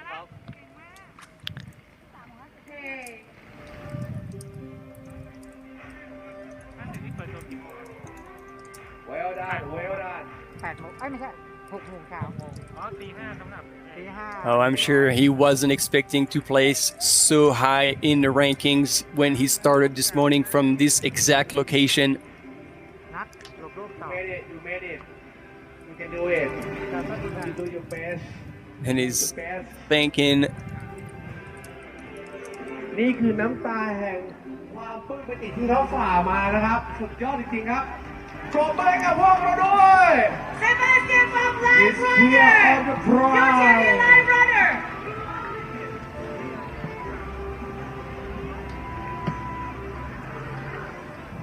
สุดยอดจริงๆฮะอันดับที่3นะฮะ On the 50K men's side, we may be having our first Thai runner here, Churiat, who is supposed to be into the finish line any time here. Hopefully we're going to catch something. Yeah. Which means that he would have overtaken Saman, who was overtaken for third at the top of the at the Pagoda. Yeah. So now Seb is giving the awards, but like he might want to look at the finish line and see what's going on over there. But I mean, we've had issues with the live tracking as well. So when it says imminent, it might not be quite as imminent as we believe. และตอนนี้นะนักวิ่งพาโกด้า50ฝ่ายชายนะเข้ามาแล้ว3 Our live runner, from UTMB, live runner. กูและจะบอกว่าคนต่อไปอันดับที่ 4 ครับพี่จีใครครับเป็นนักวิ่งชาวไทยมาแล้วใกล้แล้วครับคุณชัยรัตน์หมายเลข5035นะครับ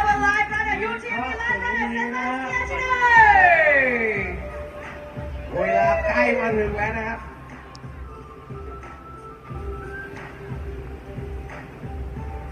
So he's being congratulated by the first finisher, the winner of the day on the 50K. Not sure he realized that.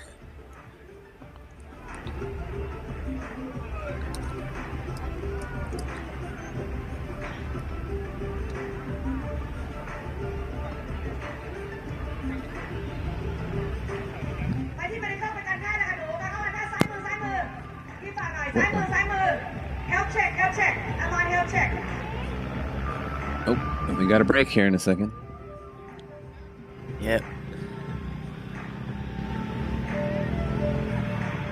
So yeah, we'll have a quick commercial break, and then we'll be right back with you to carry on with the 50K female runners and the 100K, as well as obviously the 100 miles female runners that had such an exciting race. Yeah, absolutely.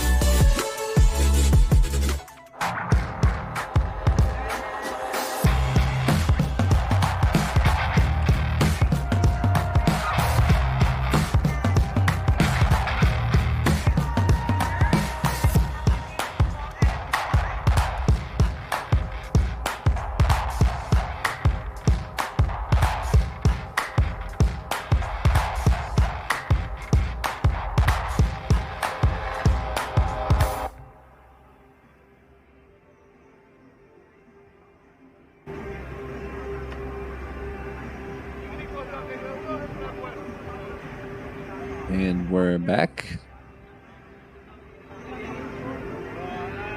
We are. Chris, we won't leave you hanging. I know Martin ran away from you. But we're back. That's all right. Did we see fourth come in too, or just third there? Let me see here. Let me get the internets to work here. That is a constant battle around these parts. Definitely. For those watching at home, we expect the first female runner in the 50K. Again, that's Vietnamese runner. How hot? She should be down the hill in about 45 minutes to the finish line. So expecting our first female athlete in the 50K in about 45 minutes or so. And to the best of my knowledge, with the information that I have, fourth and fifth have not crossed, but they are both fairly close to each other and expected sometime in the next, and this is in the men's 50K, will be sometime probably in the next 5 minutes we'll be crossing the finish line.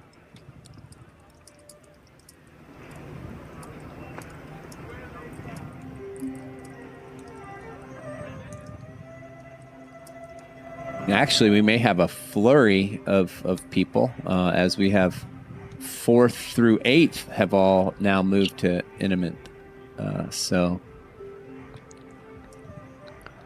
that's some exciting finish line for that 50K. Yeah. Oh, we do also have one more thing.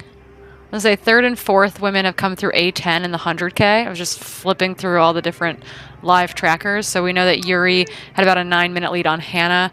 The Chinese athlete, Jinyan Tang, has come through that checkpoint as well, but she is approximately 22 minutes behind Hannah. And then she is another 15 minutes ahead of 3rd Japanese athlete, Kanoko Adamoto. Oh. Here we go. Fast. Yeah, we were announcing a battle. Oh. Wow.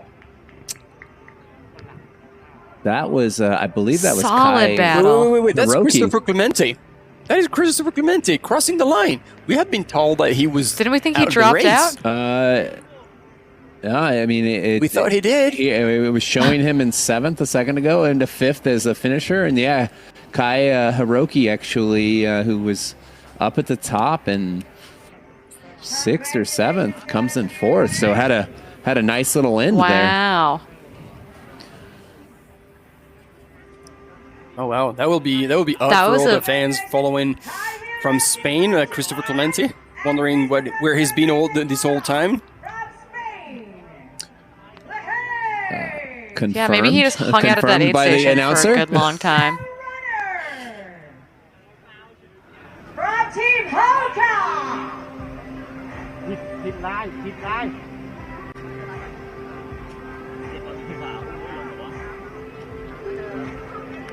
We had some people asking about where. Don't miss that turn. Don't miss that turn. Oh, another runner, Suman. Yeah, looking better here than he did at the top of the climb. That is for sure. He absolutely does.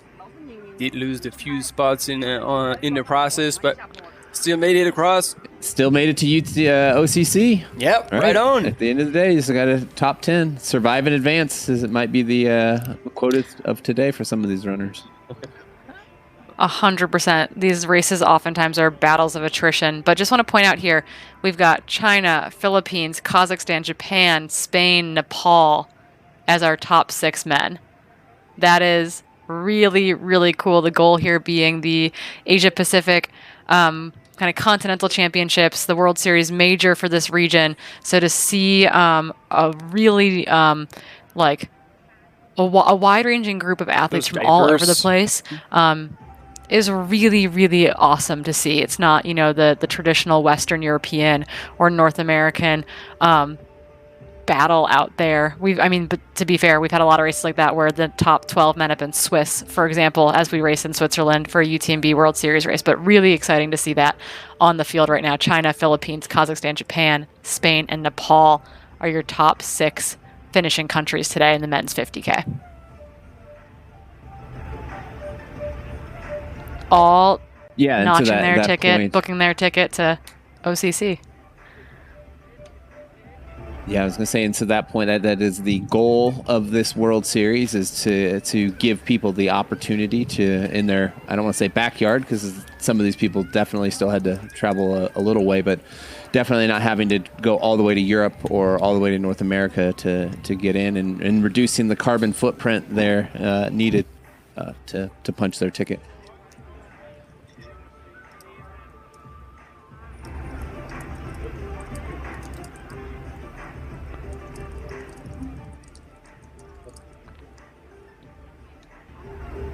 It seems that we will fill the dance card for the 50K men here in the next probably 5 to 6 minutes, and from there, 11th place will get a medal.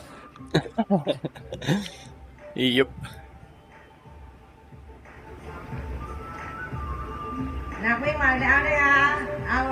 And actually, if a runner turns it down, does it drops? That is a good question. My understanding from talking with Marie Salmons a few weeks ago in Chamonix was that I don't believe that it does. Please do not quote me on that, and Marie will probably be mad at me if I'm wrong. But I don't believe that it goes to the next down. But it's going to open a pool of. But it will open a pool of potential where they will basically essentially go to the UTMB index across the entire World Series, and it will go descending, or it'll go from the top to until they fill whatever that number of spots they determine is. So if they say we're going to have the next 50 best UTMB index scores, which will be achieved at various races around the world, that they would just essentially do the call until they had filled those spots. Yeah. Yep. Okay. Makes sense. Yeah. So slightly different from the Western States lottery system, where it actually drops down to the next runner until the 2 spots are located. Yeah, and like I said, specifically only through the top 5. Only through the top 5.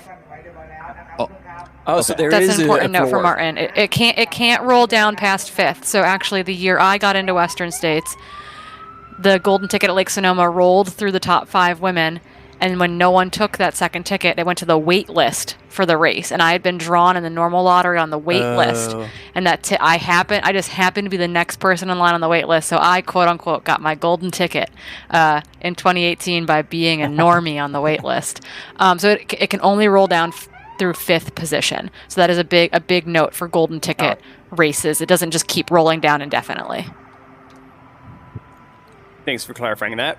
Humble brag by Corinne there that she is a golden ticket recipient from past.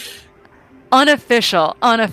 You know, I think I was drawn 14th on the wait list with 2 tickets in the lottery or 4 tickets in the lottery that year. So that's the humble brag, is that I beat the lottery odds more than anything. Yeah, and 14th is, I don't want to say assured, but it often in many years goes far past that. Although you may not get the they had to make it 75 deep this year. Yeah. Yeah, they made it 75 deep this year because we blew through the wait list last year. So there's a chance. I want to say that number 75 on the wait list. Yeah, I want to say that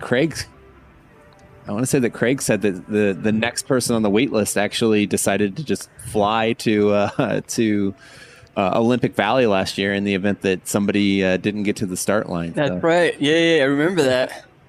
Oh, we got one more 50K runner.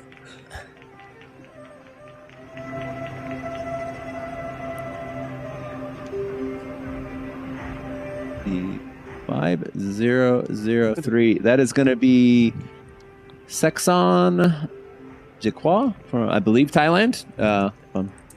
So that would be our second Thai. Oh, that'd be our first Thai finisher that we were. First Thai finisher, and with the French cap. That's why I was confused. Yeah. Or maybe he's like, I'm going to France. There you go. Celebrating with his daughter right now.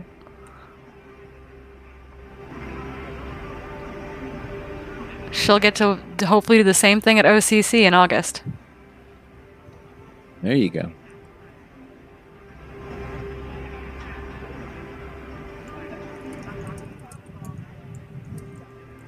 And if our live tracker is correct, the next 3 spots in theory are also Thai runners. So a strong showing in the 50K. Oh, what are we pointing at? Some we're not showing, and it's slowly dropping down the rankings. Gotcha. So unsure whether these guys would be the next one to cross. Somebody, the finish line. I see somebody in the distance. Somebody's coming. So we'll see.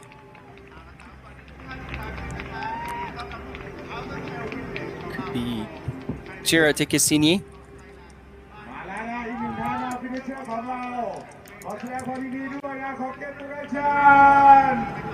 Nah, that would be Xin Fan from China. Congratulations! Well done.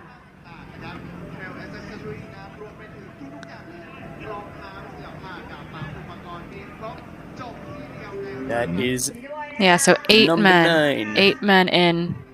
Yeah. No, 8. 8. What do I get? Yeah, 8 is what's showing up right now. You're just making up numbers now. Totally. Yeah, 64.99. And apologies out that we are only as good as our information in front of us here in the dark room that we're sitting in. So there's and there seems to be sometimes it's wrong. A good number of athletes.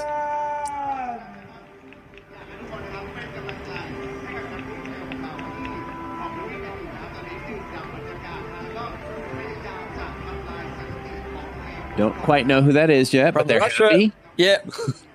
Ton of Yuri. So adding And the next one more 100-mile nationality athlete in that top 10 of the 50K. Yeah, and then the next 100-mile athlete we're waiting for is Sangay Sherpa. He should be the 8th male in. We expect him in about 15 minutes or so down here at the finish line. And I think his dance card of a race season might be the fullest of anyone I've ever seen. I don't know how many 100-mile races he's done this year, but I feel like I've done commentary at 6 Yeah. UTMB events, and I think he's been at like most of them, which is kind of wild. Yeah, and he always tends to sneak into the top 10, kind of has the experience, doesn't get excited at the start, and then rolls into the top 10 in the second half, or usually during the night when that occurs. And yeah, he just consistent. His UTMB index score has 14 races. 1, 2, 3, 4, 5, 6, 7 of them will be 100-mile races. That's this insane. year in 2022. And that is rounding up the top 10 of this 50K.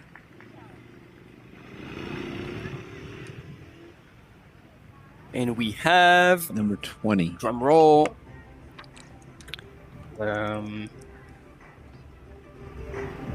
Bib number 20, and I do not see. Not coming up. อุทยานนะครับท่านสามารถไปรับคูปองอาหารได้ที่หลังเส้นชัยได้เลยนะครับ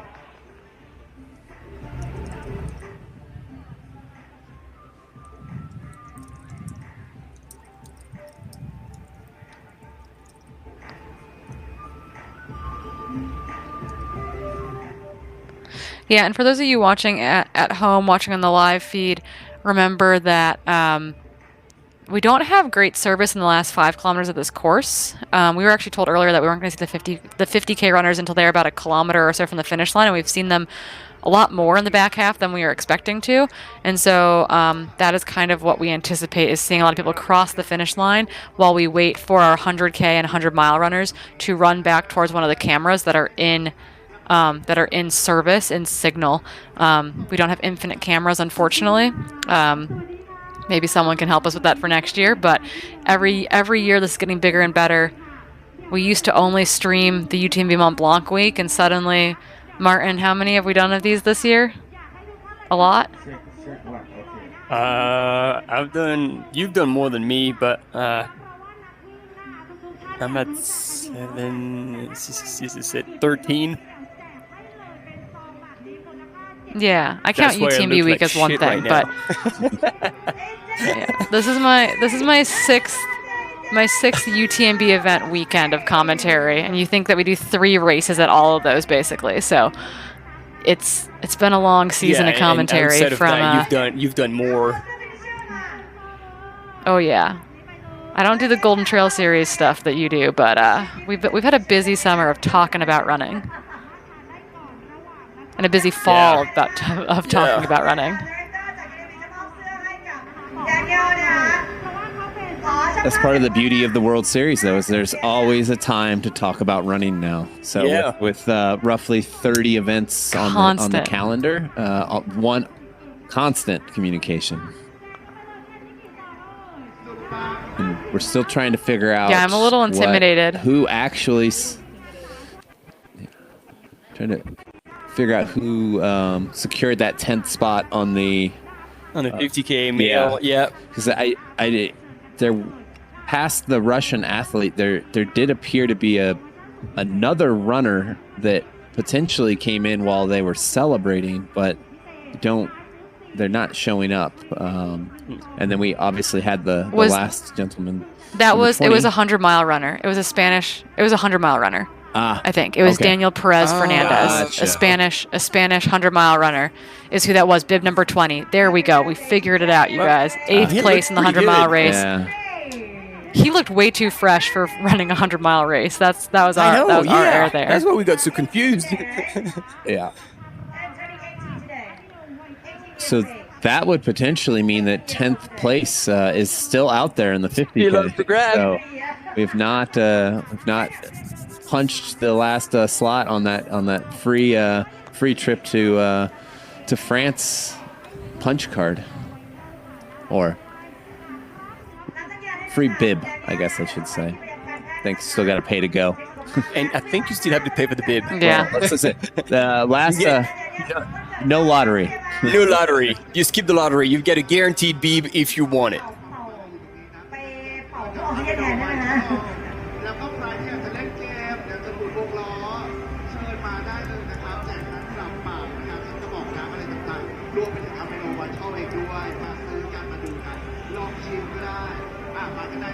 พี่น้องไว้ก็ขอบคุณมากนะครับสุดปังมากเรามากันต่อนะครับกับบูธที่2ทางด้านนี้ตรงกลางเลยนะครับก็ต้องบอกว่าสุดปังไม่แพ้กันอันนั้นเป็นปังสายแบบวิตามินอันนี้เป็นการสุดนะครับแล้วก็ยังคงประชาสัมพันธ์อย่างต่อเนื่อง We've got additional stats about Sanjay Sherpa from Travis.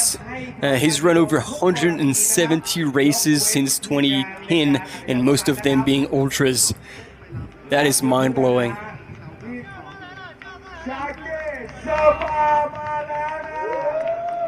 And no, that's correct. The lane, the 100-miler does not have pacers. They're on their own until the last meters. And there he is, Sanjay Sherpa, ladies and gentlemen. Originally from Nepal, living in France for many years, and an actually very talented musician that we saw play the flute. Ah, yes. Look at that smile. He always has it on.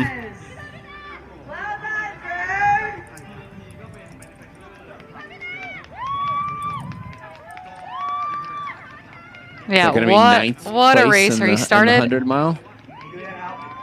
Yeah, started his season at in Istria in Croatia at the 100-mile there. He ran the Grand Raid recently this fall. Like I said, I think this is his 9th 100-mile this year. Absolutely insane. And who is this charging behind him? Oh, that might be a 50K. 4:05. โคด้า50ของเราโอ้โหแฟนคลับเพียบเลยนะฮะสำหรับเพื่อนๆนะครับนักวิ่งที่กลับมาที่อุทยานนี้แล้วนะครับท่าน Yes, it is. 50K. Ji-Zoom King from South Korea. And he runs up the top 10 of the 50K. Nice. Last one to punch his ticket to OCC. Okay, so this is official. China, Philippines, Kazakhstan, Japan, Spain, Nepal, Thailand, one more Chinese athlete, Russia, South Korea. That's your top 10 field for the men's 50K, punching their tickets to OCC. Talk about an international field right there. Oh no, number 11. Oh, here's the monster. There's the monster climb. The last one before the pagoda. And is that the second place woman? Could it be? If we're back with images of the drone, it might be it. Who knows? That could be, and if that is, that's probably the Nepalese athlete, I believe, who we've been trying to get an idea of where she is behind our leading lady. That would be, I think that's probably right. It's either 3rd or 4th. Priya Ray looks like she's only about 5 minutes out from Relic of the Buddha. And then Darika of Thailand looks like about 20 minutes out. Yeah.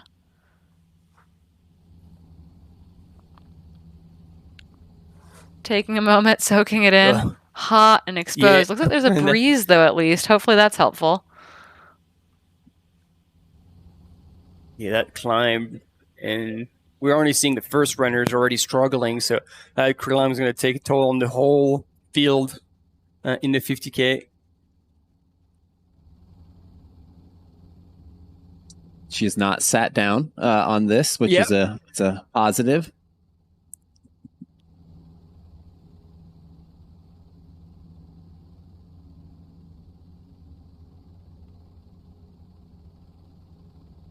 The first information we have is that the first place female is still about 20 minutes out from the finish here in the 50K, but well down the road. I would, and she could beat that predicted time, seeing how strong she was on the downhill. Yeah, you know, that's something the algorithm doesn't know. Yeah.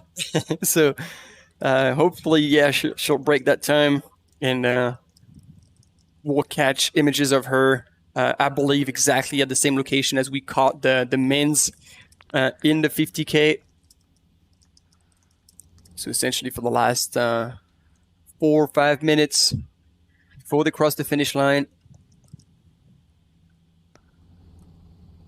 Yeah, and barring any absolutely unforeseen situations, she will, our Vietnamese athlete will take the W today on that women's side. And as we go into the fall summit here, before you go into the ditch, we've got second place.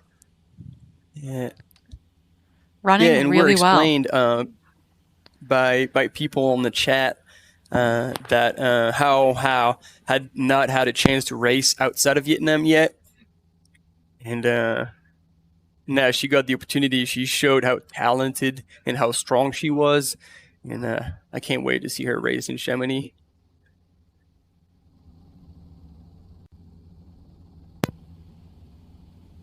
Yeah, these races are setting up to be pretty cool. Hopefully we'll get more and more elites qualified over the coming months and weeks. I feel like there's one of these races every week. Literally, there's a race in Australia next weekend. So more and more people will be making their way onto that start list, it'll be exciting to watch it grow between now and August. And then people who are racing in starting in May, those races can be utilized for 2023 or 2024 based on that 15-month clause. And so we might see some of those elites choose, particularly if they're running in the 100K or 100-mile distance, they might choose to bump out that bib allocation to 2024 instead. And I think that as our runners stopped on the trail. Yeah, I was waiting for you to finish try to get a better talking, and I was like, angle for what us. is this? Yeah. Oh, is this second place? I think there People was need to was stop it a laying on the photographer or ground out here.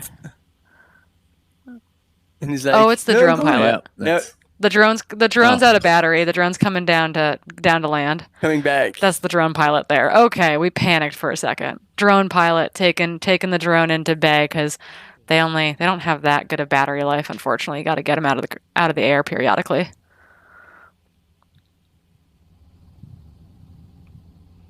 Take one drone down, you get another up.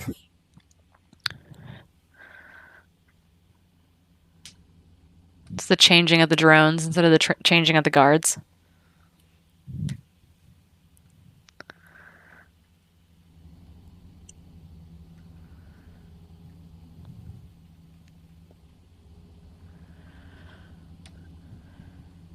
If you're watching this live, let us know who you're cheering for. Obviously, we got lots of Quilty fans waiting for Jenny to make it towards the finish line. When she gets to that next aid station, she'll be getting so close. But let us know who you're cheering for, where you're cheering from. We've had a lot of amazing finishes already today, but we've got a lot more amazing finishes to go. I get to go to bed at some point here, I'll probably tag out in the next hour or so. But you've got a solid team on the ground in Thailand to take you guys all the way through to get through those top finishers in the 100K, 50K, and 100-mile races. Yeah, No thanks, sleep for Corinne. And Martin. actually talking about hashtag no sleep. For the 100-mile race, we actually saw Sanjay Sherpa cross the finish line in 25:56, but there was actually another runner finishing in 25:57:52, Satoshi Sujimoto from Japan, and he's the 10th finisher of this 100-mile, last one to punch his ticket for UTMB next year. This year. In the men's field, so cool. Yeah. The next one coming, 2023. For 2023, for the next one. Time is only a construct. relative We'll thing. figure it out eventually. Right. We're not losing it. We've not been doing this for that long.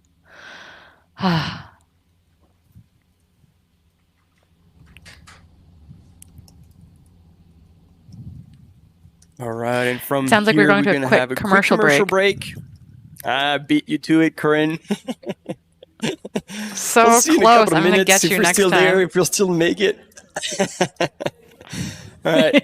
Talk soon, See you guys guys. soon.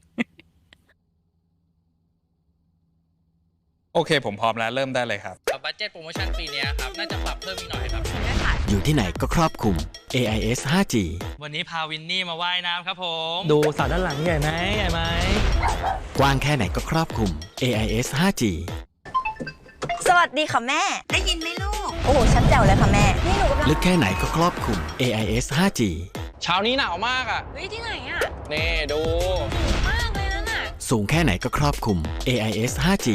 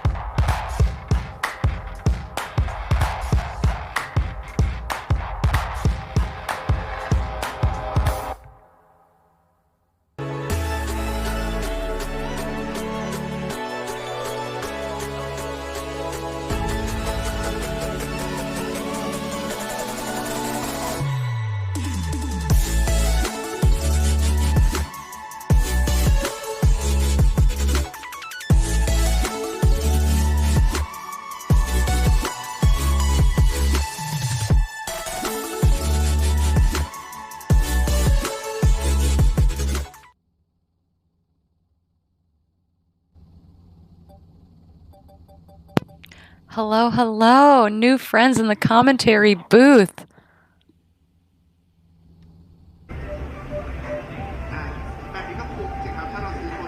Let me hear your mic.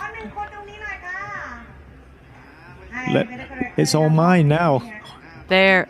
I'm home There alone. we go. I can hear you now. Home alone. They're leaving you unattended. Oh, okay. So we've seen a great. lot going on. You've been out on the out in the field though. Can you tell us about what's been going on out there? How's the energy? How are the vibes? How's the finish line? What have you been up to today? I was right at the finish, just before the finish line, and you can tell people when they hear the noise from the finish line, they just suddenly the energy rushed to their legs, and yeah, they're all sprinting to the lines. So yeah, that's and they're all like pretty relieved and happy and joy at the same time. Yeah, so it's quite a good vibes out there. Everyone is cheering. And at the food hall, they have the food for the athletes as well. That's buzzing as well at the moment. All the Thai food you can imagine in one place. So that's where two guys are heading now, I think, and they're probably going to leave me here for a while. They're going to go eat. Loading. Yeah, I just texted Martin to say, hey, you're good for me to go to bed in about 45 minutes. We'll see what he says, but we've got I've been talking to the folks in the live chat, talking kind of about what's going on out there. Jen Quilty, we're kind of keeping our eyes on her. She's really started to open up a huge gap over second Wenfei. We expect Jenny Quilty to be at A14 in about 30 minutes. And again, A14 is the second to last, or it's the last aid station. It's kilometer 164. There's about 169K in the race. She should be there in about 30 minutes before she hits the final 5K, a very hard 5K as we learned watching our male leaders go through there earlier today. But right now it looks like she's got about a 35-minute lead or so over Wenfei, and that time is just extending. So very, very cool to see. And then right now at the finish line, we're waiting for our first place lady in the women's 50K race to be coming in here very shortly. I believe she seemed to be making really good time on that downhill, anticipating that she'll be here at the finish line in the next 10 to 14 minutes or so. Yeah, it's still a bit of kind of steep downhill for her to negotiate. From the look of things, her quads are not in great shape. It was like twitching and cramping up early on, just before the pagodas. And we've heard from the trail that she has to sit down for a bit. You probably have seen that on the live feed. Yeah, we did. We saw her sitting there, and I was just saying, you got to stretch. You got to get up and stretch your quad. It's going to be okay. And I'm actually hoping that the downhill section will give her some of that, will allow her to move to that full range of motion again, as opposed to being in that ultra shuffle that she got into on that uphill. So I'm hopeful that the downhill actually feels a lot better for her than other stages of the race, or at least in the back half of this race. So we'll see how she looks coming into the finish line. Obviously tired. Obviously those quads were cramping viciously. But right now it looks like she has about, what was that? We just had the split of the second place woman coming through. The Relic of the Buddha, Priya Ray, is through there now, but it looks like, it's a solid 40 minutes, 42 minutes or so between first and second there. And that is who's on your screen right now. First place female, flying. You were right. It was the uphill that caused her problems. She has no problem negotiating this steep downhill. She is so close now. This is the first. She looks so good. Yeah, this is the first kind of resort. This is the end of the trail, which means she's just hit the end of the trail and arriving into the village. It's not far from the center of the village. Yeah, and it gets really steep right here, right? On the road, a bit, yeah, but it's not as bad as the trail earlier. She's all smile now. But the muddy trail earlier is so happy. really steep. muddy. You can tell she's actually quite muddy from the last section. She's really happy now. Just a few 100 meters, just gonna hit the junction in the village.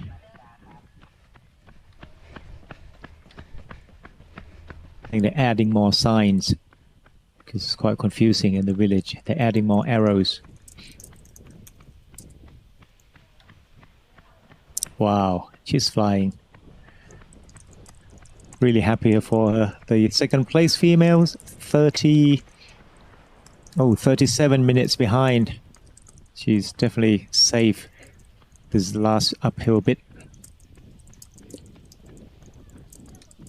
The finish line going to explode in a bit, I think.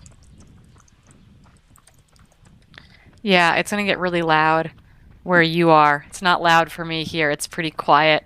It's 9:15 at night here on a rainy Seattle evening, so it'll be quiet for me here, but I imagine you're going to start to hear the drums in the background of the studio there, because you were not that far from you guys are basically in that start-finish village. Yes, chicken we are, right there. 50 meters from the drum. 50 meters from the drums, and the whole place kind of vibrates when they hit the drum. That's She's pretty turning cool. That right is an here. experience. Oh no. No. What happened? We'll switch to the It's okay, more we- direct on steady cam, I think. There we go. Yeah, we lost signal out of that It camera, is. so we'll see her as she comes to that finishing arch now from our steady camera.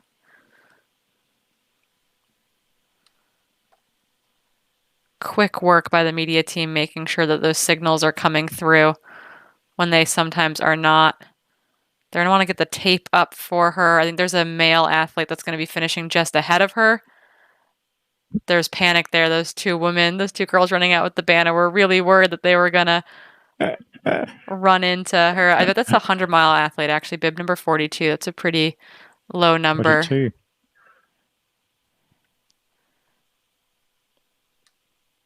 I imagine that's a 100-mile athlete. Let's see who that is. Just outside the top 10, I imagine. Yeah. That's a Japanese athlete, Roy Murata.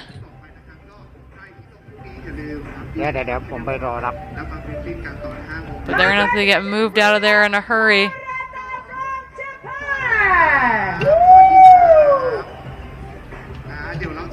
Not quite top 10, but a good run from the young Japanese athlete.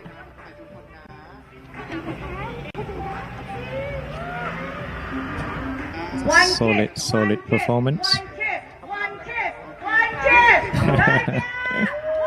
Ooh, sweet.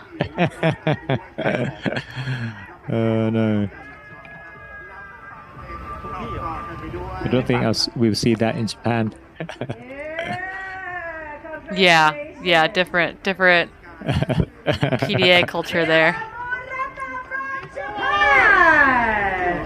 อีกหนึ่งคนกำลังมาแล้วพี่โซเฟียอีกหนึ่งคนกำลังมาแล้วฮะ ไม่เอาผู้หญิงผู้หญิงเสื้อเขียวแดงส้ม Looking for our top female athlete. There she is. This is another 100-mile athlete coming in, but we'll soon have, there she is, our 50K race leader. Vietnamese athlete making her way to the finish line. 6:15 on the clock. All smiling now. And congratulations to the winner of female 150 Waha of Vietnam, Team Mood. Congratulations, the first champion woman, first overall champion for women, Waha of Vietnam, Team Mood. ทำเวลาไป6 ชั่วโมง 15 นาทีนะฮะ Yeah! Waha!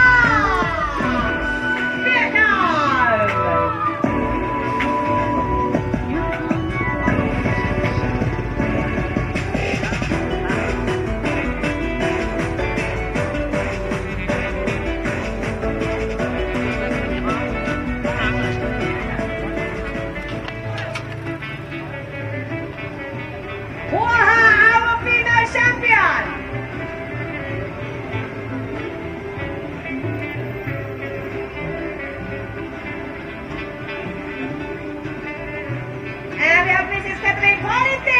Hoa from Vietnam.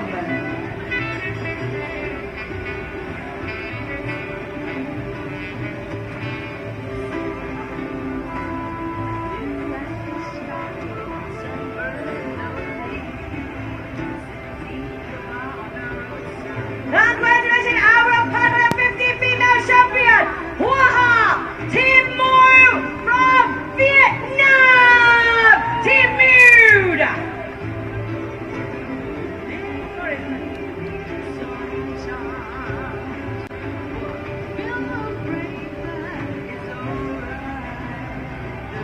Here we go with Mrs. Kathleen Polity, our chairwoman and co-founder of UTMB Group and UTMB Germany, UTMB World. And her supporter, her coach. Well done.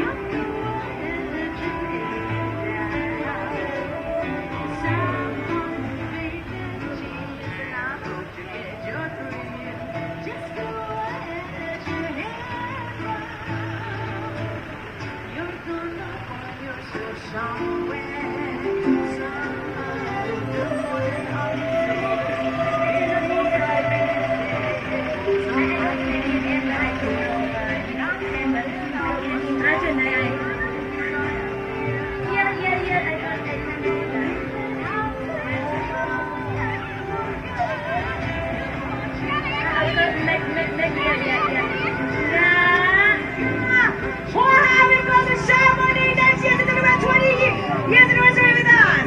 Yeah. Awesome. Hoa จะไปนำจะไปแข่งกับเราได้ที่ชาบุรีด้วยนะ Hoa will go for UTMB Chamonix celebrating 20 years anniversary with us in Chamonix, France.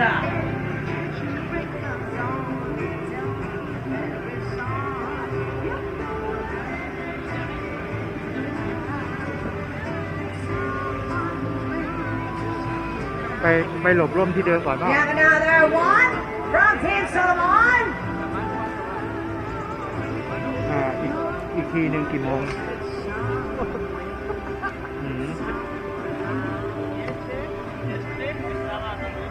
Well done, well done. Number 6696. John Fosha from Hong Kong.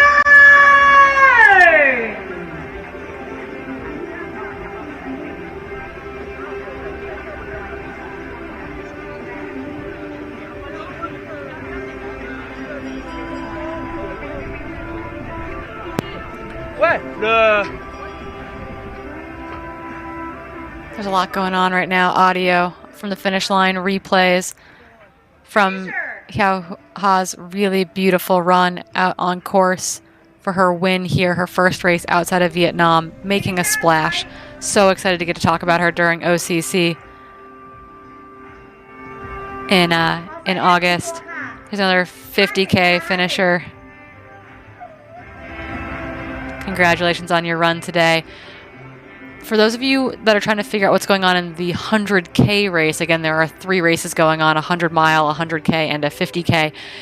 We noticed earlier during the men's 100-mile race that the W1 Saab Hards fire brake aid station doesn't pick up bibs.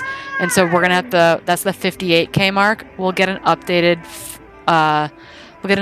count of what's happening in the men's and women's 100K race when they make it down the hill to the forest fire control station at kilometer 68. We believe our men are well on their way to that fire control station. But it's going to the trackers are going to look really funny until they get there. It's actually going to skip the W1 Saab Hards fire brake, and it's going to go, our next split is going to be from the fire control station. So we know they're through the 58K mark. We're waiting for them to get to the 68K mark before we'll be able to get our next splits, which is not a fun way to be watching the live results come in, but that is the reality that we discovered during the 100-mile race today. There's just no signal from that W1 Saab Hards fire brake aid station. So bear with us. We're figuring it out as you all figure it out at home as well. Yeah, so that was a commanding win from our lady from Vietnam, Hoa Ha. the second female runner is still not checking in at A4, which is the last aid station at the top of the hill. I mean, top of the mountain, the twin pagodas. No, we've had an issue. Pure Ray has gone through there. Pure Ray. Oh yes. Yeah, she's about 40 for the finish line. There's an issue. I imagine Kaman Yu is being withdrawn from the race, and so whenever that happens, they get bumped up in the start in the live tracker for some reason, and it screws everything up for a little bit. So 44 minutes to second place coming into the finish line. Oh, it's confusing. It's thrown everyone for a loop all day long. Martin, what are you eating? Or can someone tell me what Martin's eating? Kebab. A big piece of kebab for lunch. Nice work, Martin. Very proud of you. It's probably his second one as well. A little I think bit he's jealous. Finished one on the way here.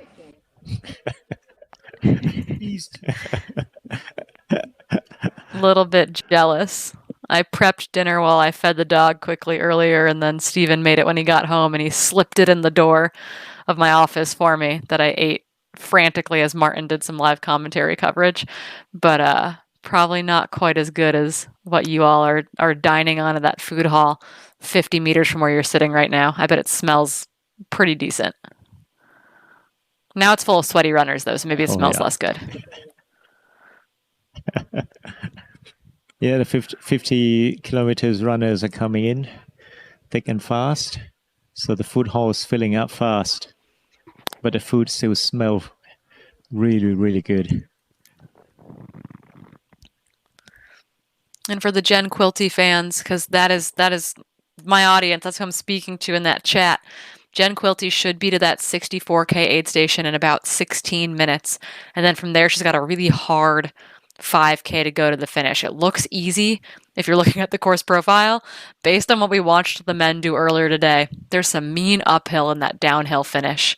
So Jen will have 5K to go when she makes it to this last aid station. She should be at that last aid station in about 15 minutes from now, and I think she'll have a commanding lead over second place, probably upwards of 35 minutes or so back to Wenfei of China. So we'll be keeping our eyes on that as we wait for our 100K runners to get through the forest fire control.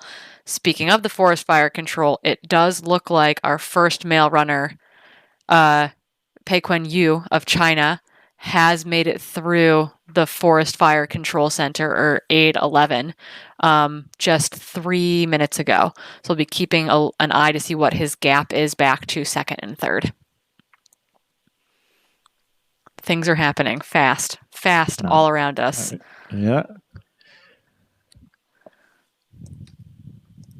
That's great to see, because that's where the gap is, where we don't have the timing. So now it's good to see that Pei-Quen Yu is at A11. And looking back at Jenny time as well, she's really closing in on that A14, which is it's just a village just down the road. A lot of people are staying down there, and I can tell you the drive up here takes a long while to get up to this place. So she has quite a long hike back to this finish line, as Corinne has just said, and I can just confirm that from driving up here. It's no mean feat. So it's not as easy as it looks on the graph. So let's hope she's doing okay. She has a big gap. And Team Canada is alive. Are you still there, Team Canada?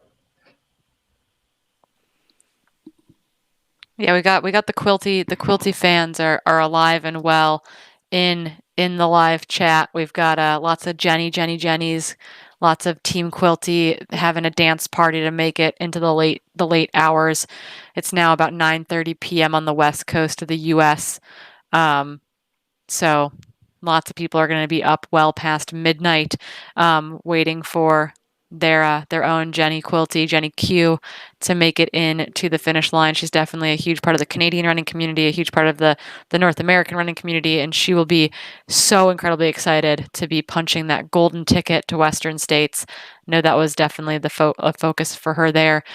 She could definitely double down and end up at UTMB. I think they'll probably let them race. It sounds like they'll let people race down as well. So if she wanted to do CCC, she could do CCC as opposed to having to do the 100-mile race. You can race down, but you can't race up sort of scenario. And so, Jenny's got a full summer setting up for her all of a sudden between getting this golden ticket more and more solidly squared away for Western States, and a potential trip over to Chamonix for one of those races over there would not be a bad bookend to a pretty good summer. Oh yeah, we've got Jade Quilty, we've got Gordon Quilty. I'm sure Sally is in there too somewhere. I'm wondering what they are drinking right now. Sally, Gordon, what are you drinking to calm your nerve? Please let us know in the comment. The elliptical, are they calming their nerves or are they just getting more amped? The elliptical got thrown out of the window. I believe Gordon's, Jenny's father, spent 45 minutes on that and just now gave up on that idea. You got to burn off some of the nervous energy somehow, It doesn't always burn itself off too easily. But I'm hoping there's a dance party going on in the Quilty household, sending all of that good energy out into the world for Jenny to power hour her way through the last bit of this race. Just being, that Wenfei is not going to let off the gas, but she'll be the next one behind her. I think this is another. I don't see a bib number. Probably another 50K runner. We got lots of 50K runners coming in right now. If he ran the 100-mile race, he's looking very peppy. Mint tea and cookies for Jade Quilty, and looks like Gordon Quilty had a beer after his workout. Some other people are maybe having whiskey for Jen Quilty Power Hour. So there's a good mix, a good party going on. Some calm and tranquil, some other Quilties ready to rage.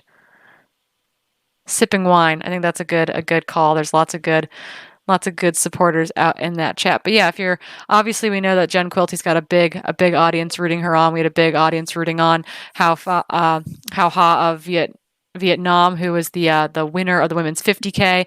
We got some Hannah Allgood fans in the audience as well. We got Rich Lockwood fans in the audience. We've got a lot of Nepalese fans cheering on those athletes in the audience. So let us know who you're cheering for. Let us know where you're cheering from, because you're cheering from all over the place right now. So get in the chat on the YouTube channel. Let us know who you're cheering for, where you're cheering from. So many amazing finishes have already happened. So many amazing finishes yet to come. You can see that running clock on the left-hand side.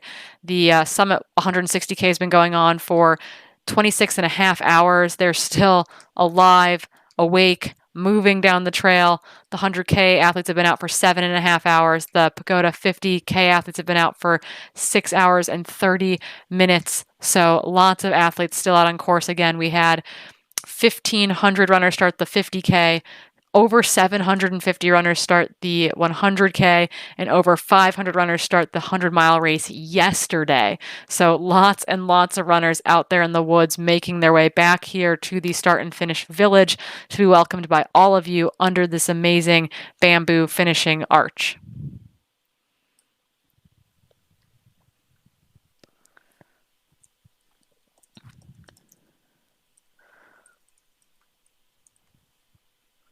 Hopefully we should see some footage from the field in a bit.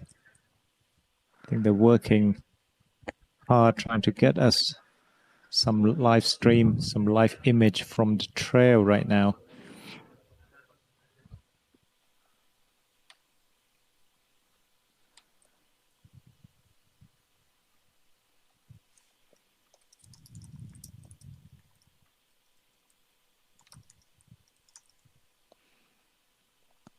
Yeah, our runners are oftentimes between cameras. We only have so many camera operators, and again, they are runners or e-bikers with cameras that are bringing you all this footage, and a couple drone pilots, which is pretty impressive. So our runners are likely in between where we have active camera footage going on, and as soon as they get towards one of those cameras and we have signal from them, we'll be boosting them on to your finishing screen as opposed to the steady cam that is at the finish line. But while we don't have footage from the field, we'll stay here to catch the 50K runners that are still coming in, along with the 100-mile runners that are still coming in as we wait for our leading women in the 100-mile race yet to finish. Jen Quilty leading that group. The 100K athletes, we should have more updates from them. It looks like second place, the other Chinese athlete has come through the forest fire control station. It looks like there's about a 10-minute gap, though, now between 1 and 2. Those two Chinese athletes. We're waiting for Rich Lockwood and Yantara Boone, who are running virtually together. Some two hours ago or so at that 49K aid station. They are now at the 68K aid station is the split we are looking for right now. So our top two men in the 100K have come through that 68K mark. 10 minutes now separating them. 7:21 through there and 7:31 through there from those two Chinese athletes. Yeah, Chinese 1-2 again. And the next They're having a 4 good day. athletes, I believe, were together. Yeah, the next 4 were together at A10. We saw them coming in kind of in close proximity to each other earlier. Jantaboon's leading a Thai athlete charge. I can't really say that. There's only him right now at the moment. Richard Jantaboon kind of spearheading maybe, and Christian Meyer and Longfei Yan, they're all together at A10. And Scotty Hawker of New Zealand is around 7 or 8 minutes behind.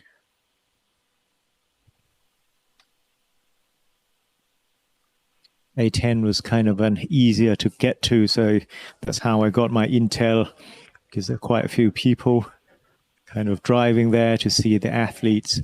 It's in the village, it's not far from here. You can access it by car. It's on a dirt road, but yeah, you can get there by a 4x4. And we see the temperature here at the bottom of the board where all the times are. It must be in the sun, because I just walked across that field and it does not feel like 30 degrees. So it must be when you are actually in the sun, which is not usually the way you take out temperature. But yeah, like, don't freak out. It is actually, you don't feel like it's 30 degrees out there, nowhere near that. Oh, and now I'm saying that, boom, 31. It is definitely in the sun.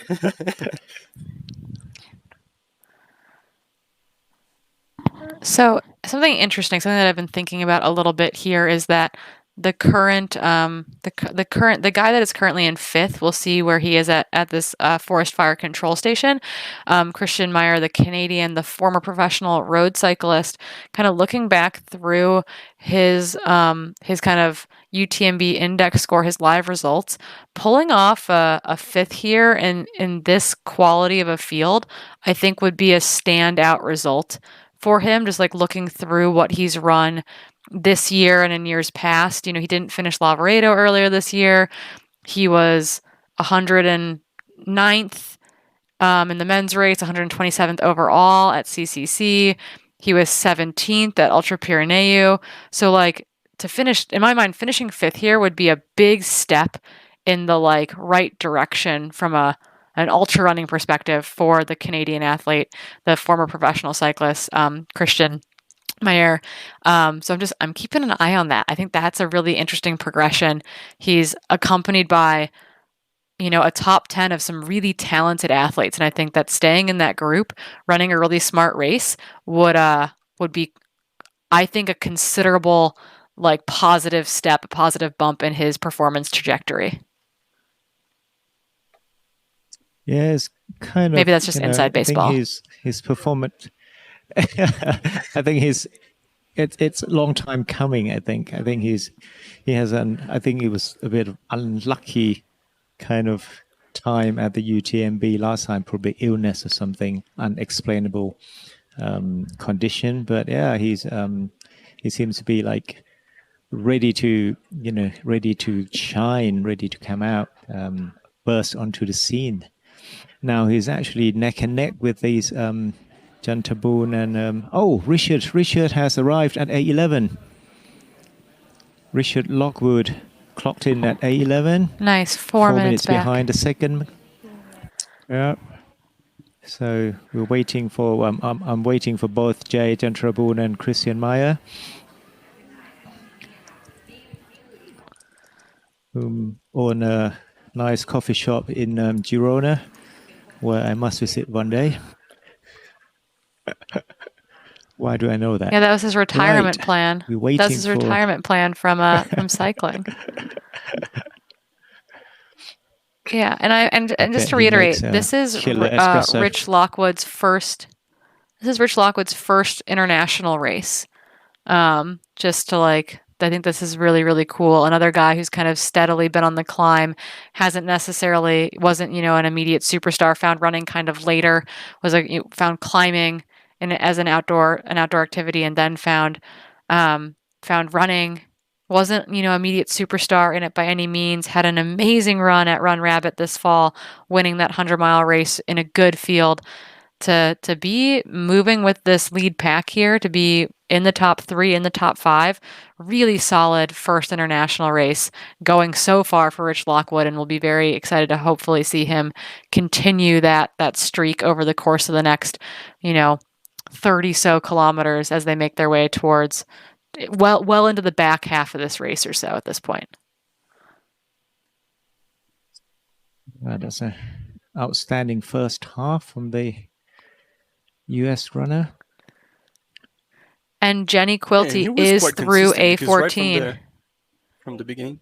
Oh, Jenny I can Quilty, just hear the Canadian other side superstar. of the world vibrates. Yeah, The clock's ticking Canada, to see the Canada. difference Wow, between her Canada and just Wang Fei Chi. yeah, Erupted. 49 minutes, ready to go. She has to make it through this hard final 5 kilometers to the finish line. She's been out since 10 a.m. yesterday. She's been running for, by the time she makes it here, she'll have been running for over 27 hours. If you are cheering for Jenny Quilty right now, cheer extra, extra loud. Send her all of your energy.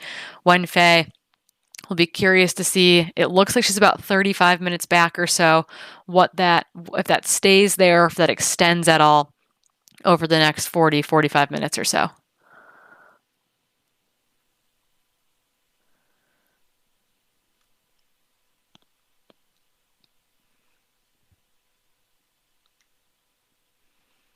And Kari Niwa has moved into the top 3. Runner from Japan. Wow. Been gradually moving up and doing extremely well there. You called So it. still- Manuela, too, moved up to 4th. Yeah.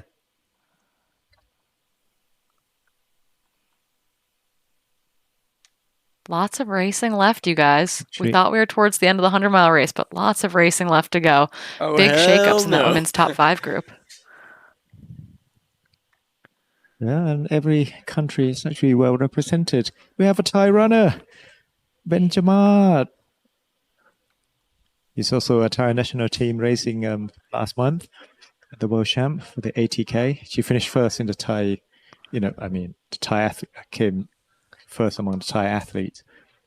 So she's clearly the strongest lady around at the moment. Speaking of Girona and coffee, Christian has also made it through the forest fire control station. He is 3.5 minutes back from Rich Lockwood. So those two can bridge together. That'd be a pretty strong group working behind the 2 Chinese athletes. So again, 10 minutes off the front is Pei Kun Yu, followed by Hoya Yuzhang in second, Rich Lockwood in third, Christian Meyer in fourth, all through the forest fire control station at kilometer 68. So racing for that podium, nothing is determined yet. Wow. Yeah, and still like 30 Ks away, like Peik and you could also go through a tough time, and like having a 10 minutes gap isn't really not that much. And we've seen how things can turn sour quickly here as the temperature raises to 31 degrees, so say the sign. Yeah, it's going to be an exciting race all the way to the finish, I believe. Yeah, and they are on the east side of us, which is kind of a lot warmer than what they've been through yesterday in the morning. So yeah, this afternoon is going to be tough, very tough indeed.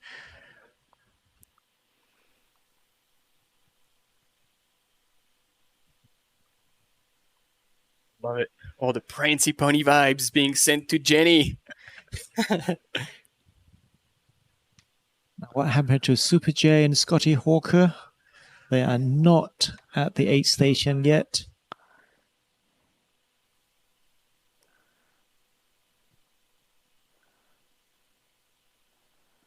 Yeah, but Jan, Longfei Jan has made it through that aid station. He is another 3 minutes. There's 3 minutes separating a lot of guys. You've got about 3 minutes between second and third. You've got about 3 minutes between third and fourth. You have another 3 minutes between fourth and fifth. So really there's no room for mistakes to be made in that top 5 group right now. Over the final 30K or so of this race. That is some pretty tight racing. As we saw earlier, that's a long aid station stop potentially, right? Yeah, indeed. Yeah. Yes. Or like bumping into an ant's nest. There you go. That's your 10 minutes gone. By the time you take off your shirt and shake them all away. Yeah, it's almost too tight to be 100K like race, like 3 minutes between people. Wow. And so I don't know if you guys mentioned that while I was having lunch, but Yuri as well in the women's field in the 100K has gone through W1 aid station, Water 1 aid station. So we somehow got a split right for that noon. one? We didn't get a split. We didn't get a split from any of the men at that aid station. From pretty much Interesting. anyone, But actually. Yeah, you're right. Yeah. Yeah. So one thing I never would too late. mention is that it's very possible that Hannah Allgood has gone through W1 and we might not get a split from her.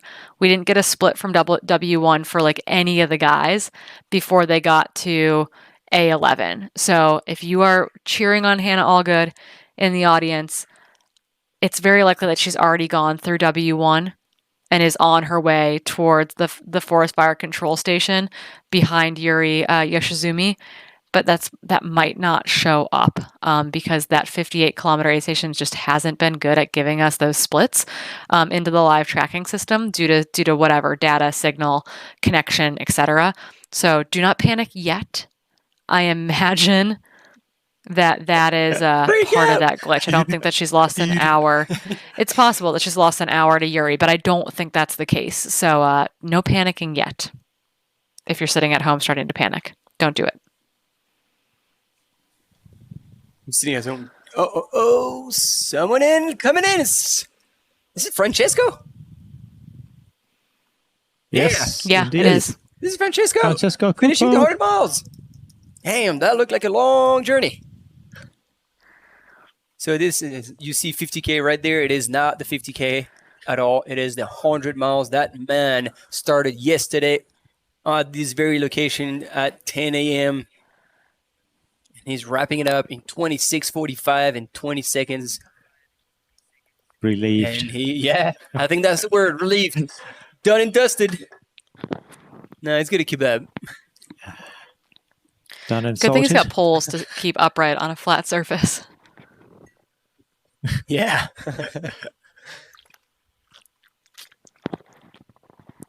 Oof. For those trying to figure out if we're going to have live footage from elsewhere on the course, it is so dependent on signal. Like, yes, if we have live footage of our top 3 women in the 100-mile race, we will bring it to you. If we have footage of the top 3 women in the 50K that have yet to come in, the second and third women, yes, we will bring it to you. If we have footage from the 100K, we will bring it to you. The issue is signal, service, and where our cameras are. Because again, we're working with like a few drone operators and like 2 guys on e-bikes and 2 guys running with cameras. So we bring you a whole heck of a lot with very little infrastructure in place. So that is what is going on out there. As soon as we have those live images, we're going to pull you from the finish line and we're going to bring you to those individuals. We just can't show you images that do not currently exist because we don't have signal for them. So patience, my friends. You will have them as soon as we have them. I swear we're not hoarding them in the back room anywhere. If we have them, they are on your screen.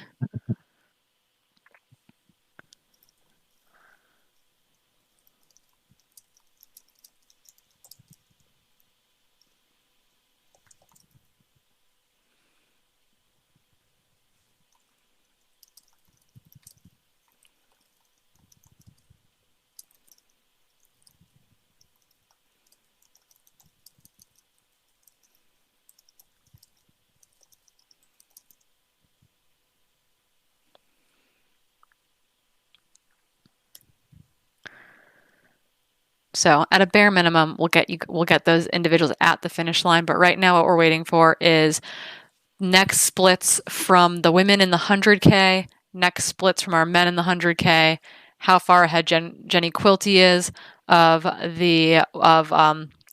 Wen Fei, who is chasing her. That is what we're going to try to bring to you as soon as we can. Right now, only the top 5 men have come through that forest fire control station, 68K into the 100K. We do believe our second place female athlete, the Nepalese athlete, Priya Ray, should be down to the finish line in about 15 minutes as well. So we'll be waiting to pick her up at the finish line, having put on a very good race herself. Again, that's Priya Ray of Nepal, should be the second place female in about 15 minutes. And then about 20 minutes back from her, we will have our first 2, actually, athletes from Thailand, I think, will be coming in that time period too. And Yes. It's not a guarantee. There actually looks to be a athlete from Thailand moving really well, who's actually predicted to be finishing 1 minute ahead of Priya Ray. So we could have a race for second place in the women's 50K underway here, both finishing in the next 15 or so minutes. So we could have a drag race for second place in the women's 50K.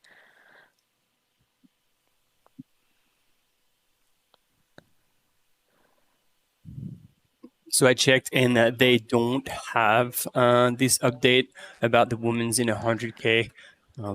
They only have Yuri. No, sorry, not. Yuri. Right. Yeah, Yuri, and they don't have Hannah anywhere. But it doesn't mean that indeed Anna has not gone through, and most likely she has. And I would say actually Jingyang Tong as well. So we'll just have to stay put. Wait for A11, folks. That's right.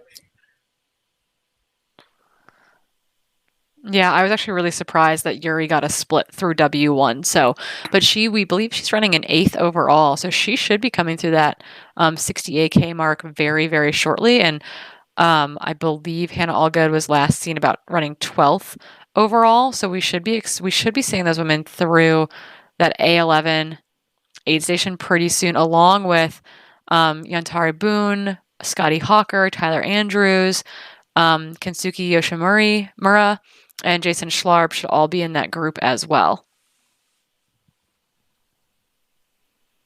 So I'm confused. Who did you say could be like a sprint finish for second place in the 50K? Yeah. So right now, if you look at the live tracker, you have estimated finishing times, and Priya Ray, so third down on that list, because second place is definitely a withdrawal, so don't look at the Chinese athlete in second. So third place, Priya Ray, is expected to be in 15 minutes. The athlete listed in 5th right now from Thailand, Nipapan, she is expected to be in 14 minutes. Oh, right. That is the drag race I'm talking about. They have both gone through a Relic of Buddha, and one is moving faster than the other. But we're going to cut to a quick commercial break because I beat Martin to saying it. So we'll be back in just a couple minutes. Hang tight. Well done. Well We're done. getting ready for a drag race.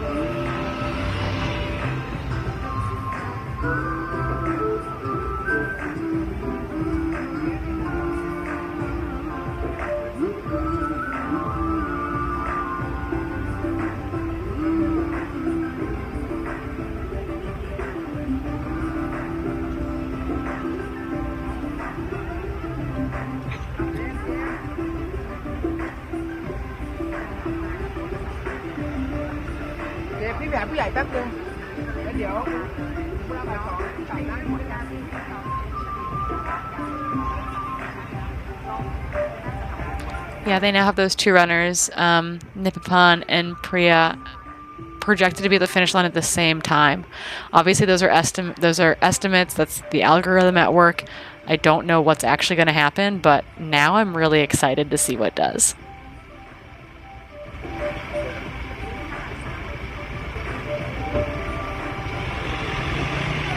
How you doing? Could see you freeze for a minute. It's like, these guys are talking, but I can't hear anything. I couldn't hear you guys at all. I just started talking about other things. You guys are out of control. Try to keep it together, but like out of control. We've got an update. At W1, and Hannah Allgood passed through at 12:16, so 16 minutes back from Yuri Yoshizumi. So that has been rectified. Those are super delayed, though. We're talking like a 40-minute delay on getting those splits. No, Yeah, like I the mean, splits are that's accurate. She's because I 60 went minutes to these back. It's just guys. taking us a long time. Yes. Yeah, and it wasn't going to happen. And actually, I asked the race office, and I told them. And so they must have called the person, and they might like handwrite it and correct it in the system. I have no idea how that works. But yeah, it's not like don't expect to have another update in 40 minutes. I think it's just because that one time they actually try to figure it out and update live. Martin bullied them into Whatever giving us a works. split on Hannah Allgood for you Hannah Allgood fans watching from the States. So Yuri Yoshizumi has a 16-minute lead or so over Hannah Allgood at the 58-kilometer mark. We expect them to be into A11, the Forest Fire Control Center, here very, very shortly. Have any more of our men come through there? No. Oh, Scotty Hawker has. Scotty Hawker finally has officially come through there. He came through at 7:55, so just now on the clock, basically, for the 100K. He is about 14 minutes back from 5th place, holding on to 6th, waiting for Yantari Boone of Thailand, Tyler Andrews of the U.S., Kensuke Yoshimura of Japan, and Ryan Whalen of the U.S., as well as Jason Schlarb to make it through there. And our top women are going to be kind of fit into that mix because Yuri Yoshimori is running in 8th overall, we believe. So we should be getting her through that checkpoint here in just a little bit. Things are heating up, She's guys. absolutely killing it. ตอนนี้ไม่เจอภาพใช่ไหมภาพไม่เจอเน็ตอืม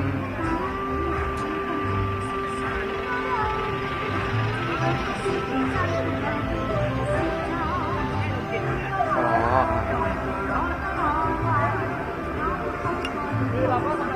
อืม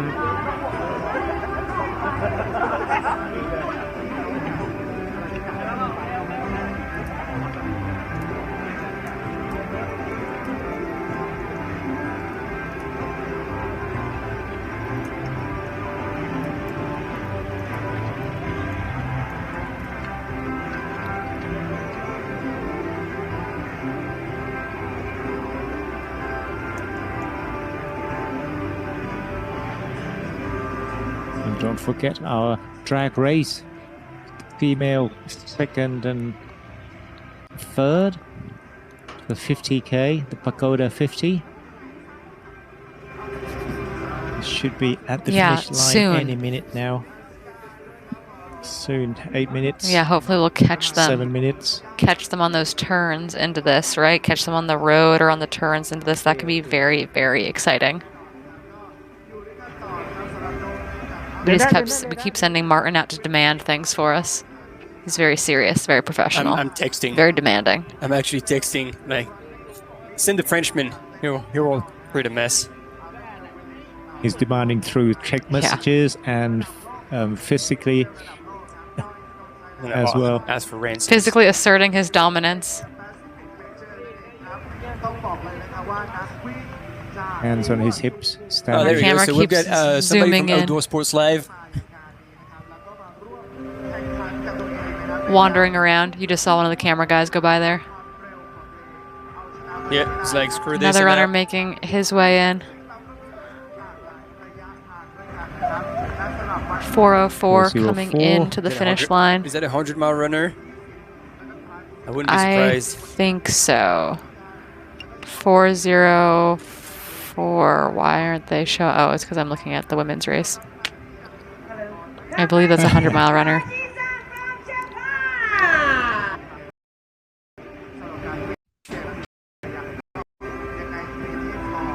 Yoji Marimoto from Japan, well done.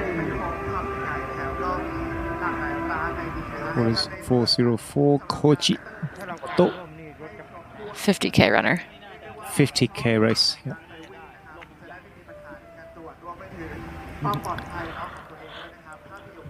Good to see lots of Japanese runners out at this race as well. Good representation. We've got athletes out of Korea, out of Japan, out of China, Vietnam, Nepal, Thailand, Canada, strong we got another Canadian contingent. We got another update from the 100K, and the hustle was actually real, because now she actually came all the way to here to say that it had been updated for the third woman. Yay! Thank you, team on the ground. And so essentially she said, like, yeah, it is actually really delayed. So I believe that it is a reception at this location that is kind of not on par with the rest of the course. Yeah, so third. Then we've got our third place. Yep.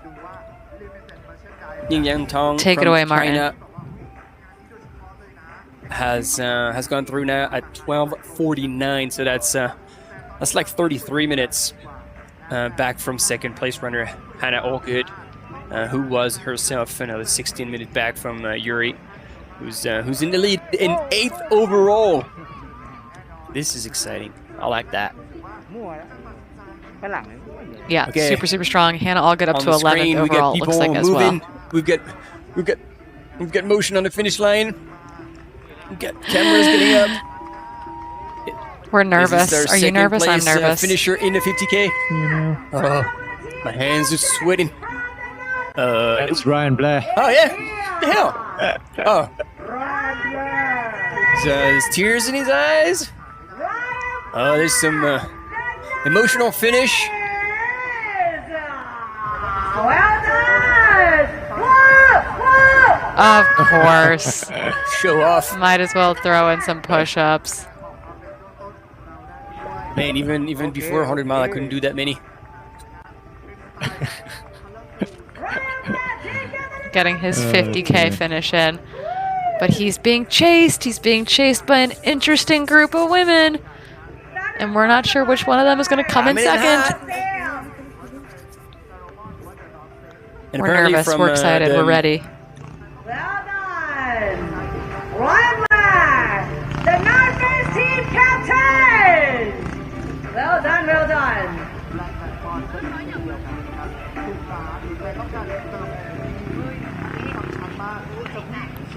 น้องเดินเร็วๆเลยครับเดินเร็วครับเดินครับ I need to see these two women finish, and then I'm going to go to bed. That's all I want. I want my second and my third 50K women to come in across the finish line. I want it to be a battle to the finish between the athlete from Thailand and the athlete from Nepal, who've had really good races out there, 7 hours in. They should be there in a matter of minutes. Sun Maya has gone, and actually Stingray as well, joined their team manager for a photo under the finishing arch. Team The North Face Adventure. And yes, Corinne agreed, cool group. Until these top 3 female have made it through, you'd have earned a well-deserved night of sleep.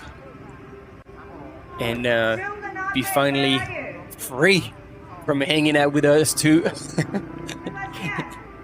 It's been a long day. You're pretty easy to hang out with. Long couple of days, You're pretty actually. easy to hang out with.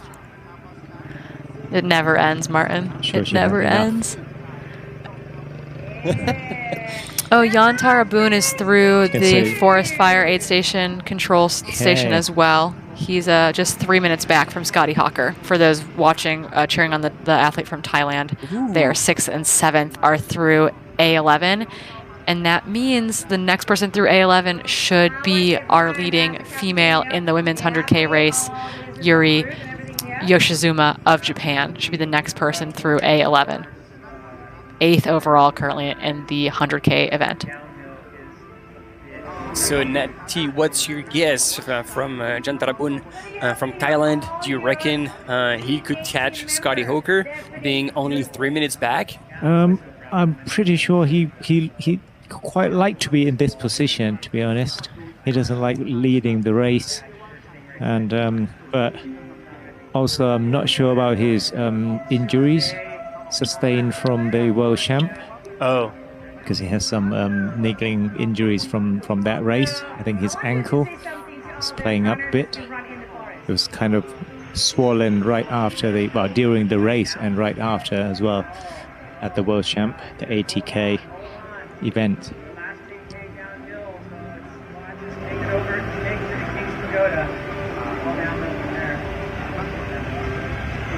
Congratulations, Ryan Blair from Team The North Face, captain. That's Ryan complained about the course. Racing the course, I guess. It's a tough 50K, really tough 50K there. Nothing is straightforward here. All right, once again, proof that the hustle is paying off. We have the confirmation that our cameraman is on site and ready to welcome the second woman in the 50K to follow live her last probably kilometers, a couple of kilometers. So the question is, which woman will it be, and may they be together? Oh man, I mean, they're anticipated to be at the finish right now. They're both anticipated to be at the finish right now. Oh. Et voila. I think it's voila. So that's most likely not going to be a sprint finish. Yeah, we can't see. I think that's Priya. Yes, Priya, right. So she would have moved in second position. She's been in second position most of the day. Oh yeah, sorry. It's that other Nipapon, the athlete from Thailand, who we think might be closing.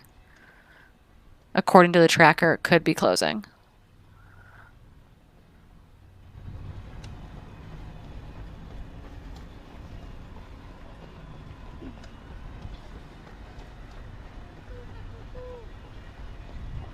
have a small challenge here. Can you, Nipapan last name is really tricky to pronounce.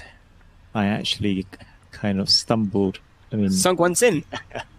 Nipapan Sangwansin. Yeah, if you almost. Speak Thai, you ask me. I can help you with that. Easy.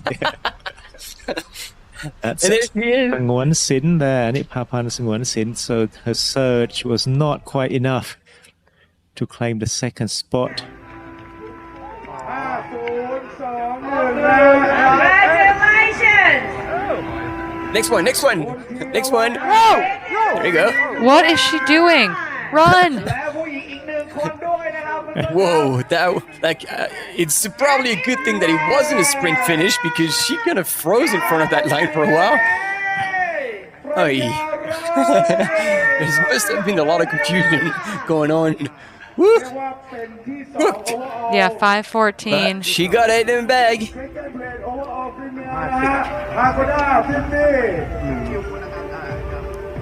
He was confused. The Nepalese athlete. There's a start shoot. Yeah. There's a starting shoot and a finishing shoot. The second of women. I was confused for a second. I wasn't sure what was happening there. No, she just, poor thing, she heard her name and she's like, oh, what am I doing here? What am I doing? Ah, there you go. She got the medals. Finally getting taken care of.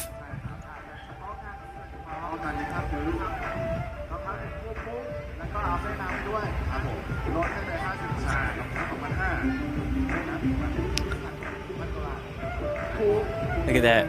Pure bliss. So all of her results go back to pre-2020. She's got a list of races from 2019 in her UTMB index score, a range of 40K to 140K. What'd she give her? อันดับ2หญิง overall นะคะ อันดับ2หญิง overall 50 All right, it's There's good a to good see her smile. smile anyway through all that confusion.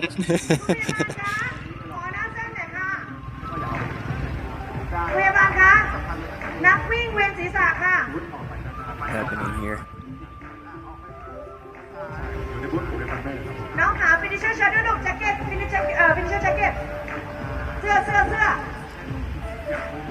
Maybe I should go down. Yeah, I think that's the Russian runner, Ivan Vlasenko, lying right behind. Kind of got a bit dizzy. I'm actually going to try and go down, I think, because that's getting very confusing. You come to medical center. Get something right. XS 50 No, I don't seem to. jacket Martin is off to fix something. Yeah, sort things out. Thank you, Martin. Yeah, so for those of you watching at home, again, we will bring you the footage we have as we have it. We can't bring you footage we don't have. Remember, they are running through a national forest, through a jungle, through small villages. Signal and bandwidth is at a premium in locations. We have a few drone operators. We've got a few individuals running with cameras and a few individuals on e-bikes. It is kind of insane that we are bringing this to you from Thailand for 3 different races over several days of running. There's a 100-mile going on, a 100K going on, a 50K going on. And we're doing our very best to cover as much as possible where there is service for these races for the 100K, 50K, and 100-mile race. We are waiting for our leading women in the 100-mile race, our third-place women in the 50K race, and our leads of both the 100K men's race and 100K women's race. When we go to a drone shot like this, it's generally because we have no signal from any other camera out on course. So when we have those images of someone like Jenny Quilty making her way to the finish, and hopefully we'll be able to pick her up ahead of the finish line in that last kilometer or so like you just saw for the Nepalese athlete in the 50K, we're going to bring that to you. But we can only bring you the images that we have. So cheer for your athletes, cheer for all the other athletes finishing, and we're going to bring you those images just as soon as we have them. That's me on my soapbox. Thank you, Martin. Martin just sorting things out for Priya. Yeah, poor thing. And then he was like, "But why should I wear the jacket? I'm really hot." I'm like, "Yeah, it's you don't have to." He's like, "Yeah." Well, she still has it on now. Oh, there we go. Yeah, that was a bit of a stretch to wear that. And Yuri Yoshimitsu had just gone into the A11. It's the first female for the 100K. The Cliffs 100. She's now lying 8th overall. Very impressive indeed. Oh, and she could still move up. She could totally still move up the field. Yep, so Tyler Andrews just being Yuri'd. And again, we believe that so our third place female in the 50K should be at the finish line any moment now, as well as it looks like Jenny Q should be to the finish line in probably about 20 minutes or so. From what we saw earlier today in the men's 100-mile race, the last 5K is very hard. It's got a lot of uphill and a downhill finish. It's got a lot of uneven footing. So as soon as we can pick Jenny up back on course, we will. But again, that involves we are sending cameras back to find all these individuals for you. But yeah, we should expect Jenny Quilty to be at the finish line in under 20 minutes. But who is this coming into your finish line right now? Most likely third place finisher in the women's field then.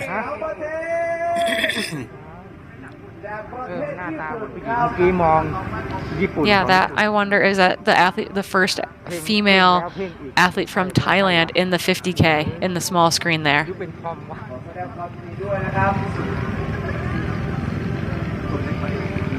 I believe that's who that was. We don't have the data from it, but it is Japanese. Likely the Japanese athlete. Japanese runner. Yep. Oh wow, she moved back up the field.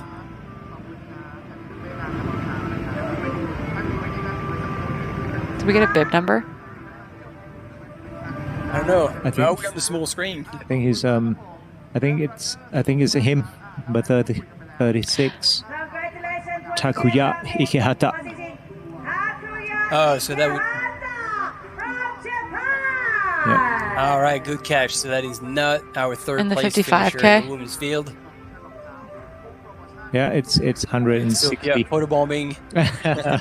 Oh, and the 160K. So I was like, wow, 100-miler. I'm looking at the 50K Yes. trying to find this individual and could not find anyone by that name in the finishing chute. It was very confusing. Yeah. We've got too many screens open right now, you guys. He's a very small guy.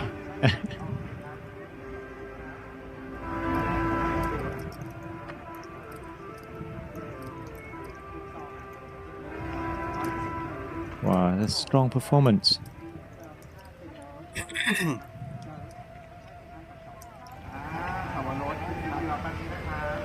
Team Japan, they have a lot of finishers now in the 100-mile. 3, 4 now, I think. Yep, that's the 4th Japanese finishing. Team Japan's doing well too. Do it again. Check it out. But in the chat, I think you can't quite beat the Team Canada here. So, are we looking at the last aid station of the 100-mile here on the left side of the screen? Nati? I feel like we're looking for people specifically there. I think it's the last aid station. So how far would that be? That'd be like 5K away. All right. Okay. So maybe. Yeah, the 164K aid station. No, Jenny's already through there. Jenny's 15 minutes from the finish right now. Yeah, Jenny's 15 minutes from the finish line. We didn't see her through there. Okay, We didn't have the drone operational there yet. But that's who's on your screen right now is the drone pilot at that aid station All right, with a couple kids from the village, which is pretty cool. Thank you. after I hustled them, it's like, hey, where's Jenny? Where's Jenny? They're like, oh, our men are waiting for her, so don't worry. And then, but for your own pleasure, here's some drone shots from the aid station. Thank you guys, appreciate it. They're onto it, and humor is always welcome on these long hours of live coverage. So in the meantime, indeed, we're getting image of the last aid station 5 kilometers away from the finish. So that's the so what Jenny has gone through. It's quite a hike coming back up. That's a really nice village. The villagers will have like houses right in the middle, and their rice field, their paddy fields are outside, so that you can see. So when you step outside the village, it's rice field around. See the ribbons waving. Yep, so you can see the ridge line, you can see the top there. Yeah, you have to go. Jenny must have gone through that already. Wait, don't come down this way? No, they're going up. Oh, they go out. Yes, they go out. They're coming from down below. Up and over.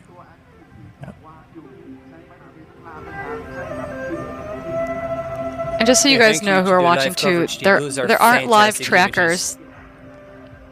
Yeah, there aren't actually like GPS trackers on any of these runners. They just have the algorithm that estimates when they're going to finish based on how fast they've been traveling, and their bibs being scanned in at locations. So there's no actual GPS tracker on these athletes. So it's all an estimation, which is complicated and confusing. Yeah, and the estimate's oftentimes pretty good, but to say that Jenny is a K out or 2K out isn't necessarily accurate, because it's just a projection of how fast she's been moving and not an indicator of where she actually is on the course. So she is getting closer to the finish line, but where exactly between that aid station and the finish line she is, that tracker estimation is just an estimation. It's not her physical GPS location.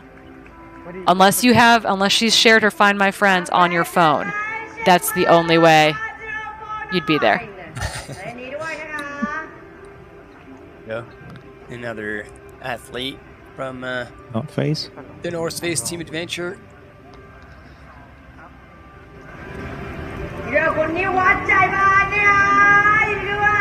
Oh, that's a Thai athlete.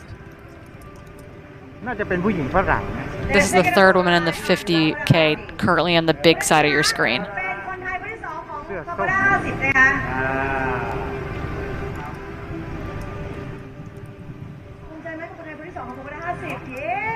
This looks like Darika, if I'm not mistaken. This is Darika Suwan Mongkon 506.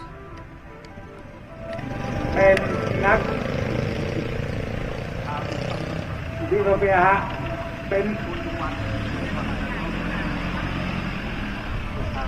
นักวิ่งไทยคนที่สอง She overtook me several times before, so I recognize her from behind. Yeah, she's still ticking along and moving pretty well. Yep. 50 is That's quite speaking short from experience there.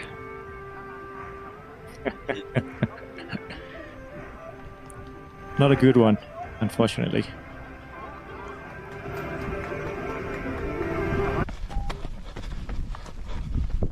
Guess who that is? Jenny Quilty on your screen.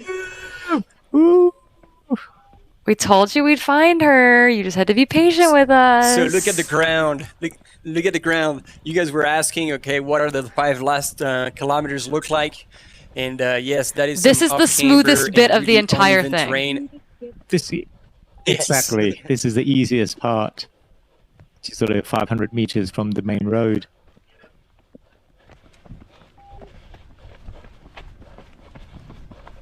Wow. And she's still moving. And she's still moving. The YouTube queen, Jenny Quilty, making her way through the final couple kilometers of her 169-kilometer journey that started at 10 a.m. yesterday. She's been running for 27 hours and 21 minutes. Wonder what kind of tunes she's listening to in her headphones right now. What do you guys think?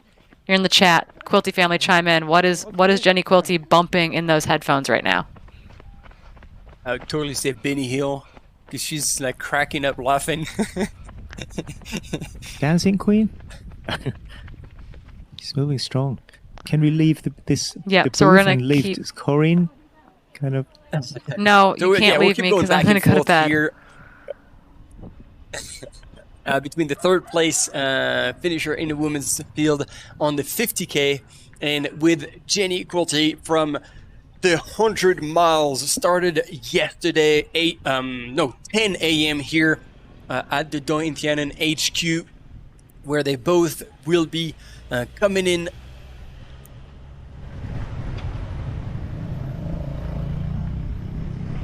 Actually, very soon. Both making their way into the final bit. And we'll see if we have strong enough So we signals get, too. we They might get- be able to give us an even split screen. Oh, this is awesome, guys. So she's probably- listening to Taylor Swift, Beyonce, Taylor Swift again. We Okay. get 2000s rap hip hop. Here she is. This is gold. Actually, she's probably going to finish just behind this Achon that we saw earlier. Or maybe together, actually. They're joining the main road now. I was at going the to same say time, pretty much. they might be very close to one another at the finish line, and I wonder too if the third place finisher in the 50K will understand that it's the first place runner in the 100-mile race, or if she's worried she's being chased. So You she know, will it finish gets really first. confusing. But Yeah, luckily it really they're could. from... But I believe they will be well aware of who's coming, Luckily they're coming from different direction. but moving in the same direction. And Jenny is first on that slightly uphill road. She'll cross the bridge, and it will be a right-hand turn right there into the finishing chute. And yes, that was really cool to have drone shots. Oh, see, I told you they were coming down into the 8th station. I was wrong. But Beg your who pardon. cares at this point? Give us the finish, please. Now.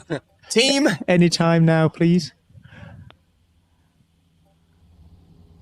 Come on, team. Someone said she's probably recording a podcast while she's running. That's probably accurate.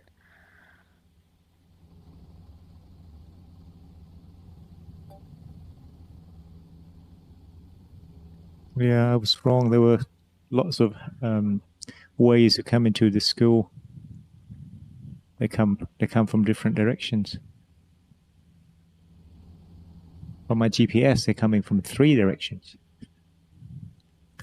Yeah, it's kind of cool that they all blend together. So right now we're looking at an aerial footage of our second place woman coming into the 164-kilometer aid station, and we're going to try to get the camera back to the finish line so we can pick up Jenny Quilty on her way into finishing as the winner. There we go. There we go. Just in Finally. time, camera crew. We had the whole team Oh my kinda, goodness. Probably heart drop. So there much we go. stress. There she is coming in. We have her live. Jenny Quilty winning. This is not the 50K, you guys. This is the 100-mile women's winner.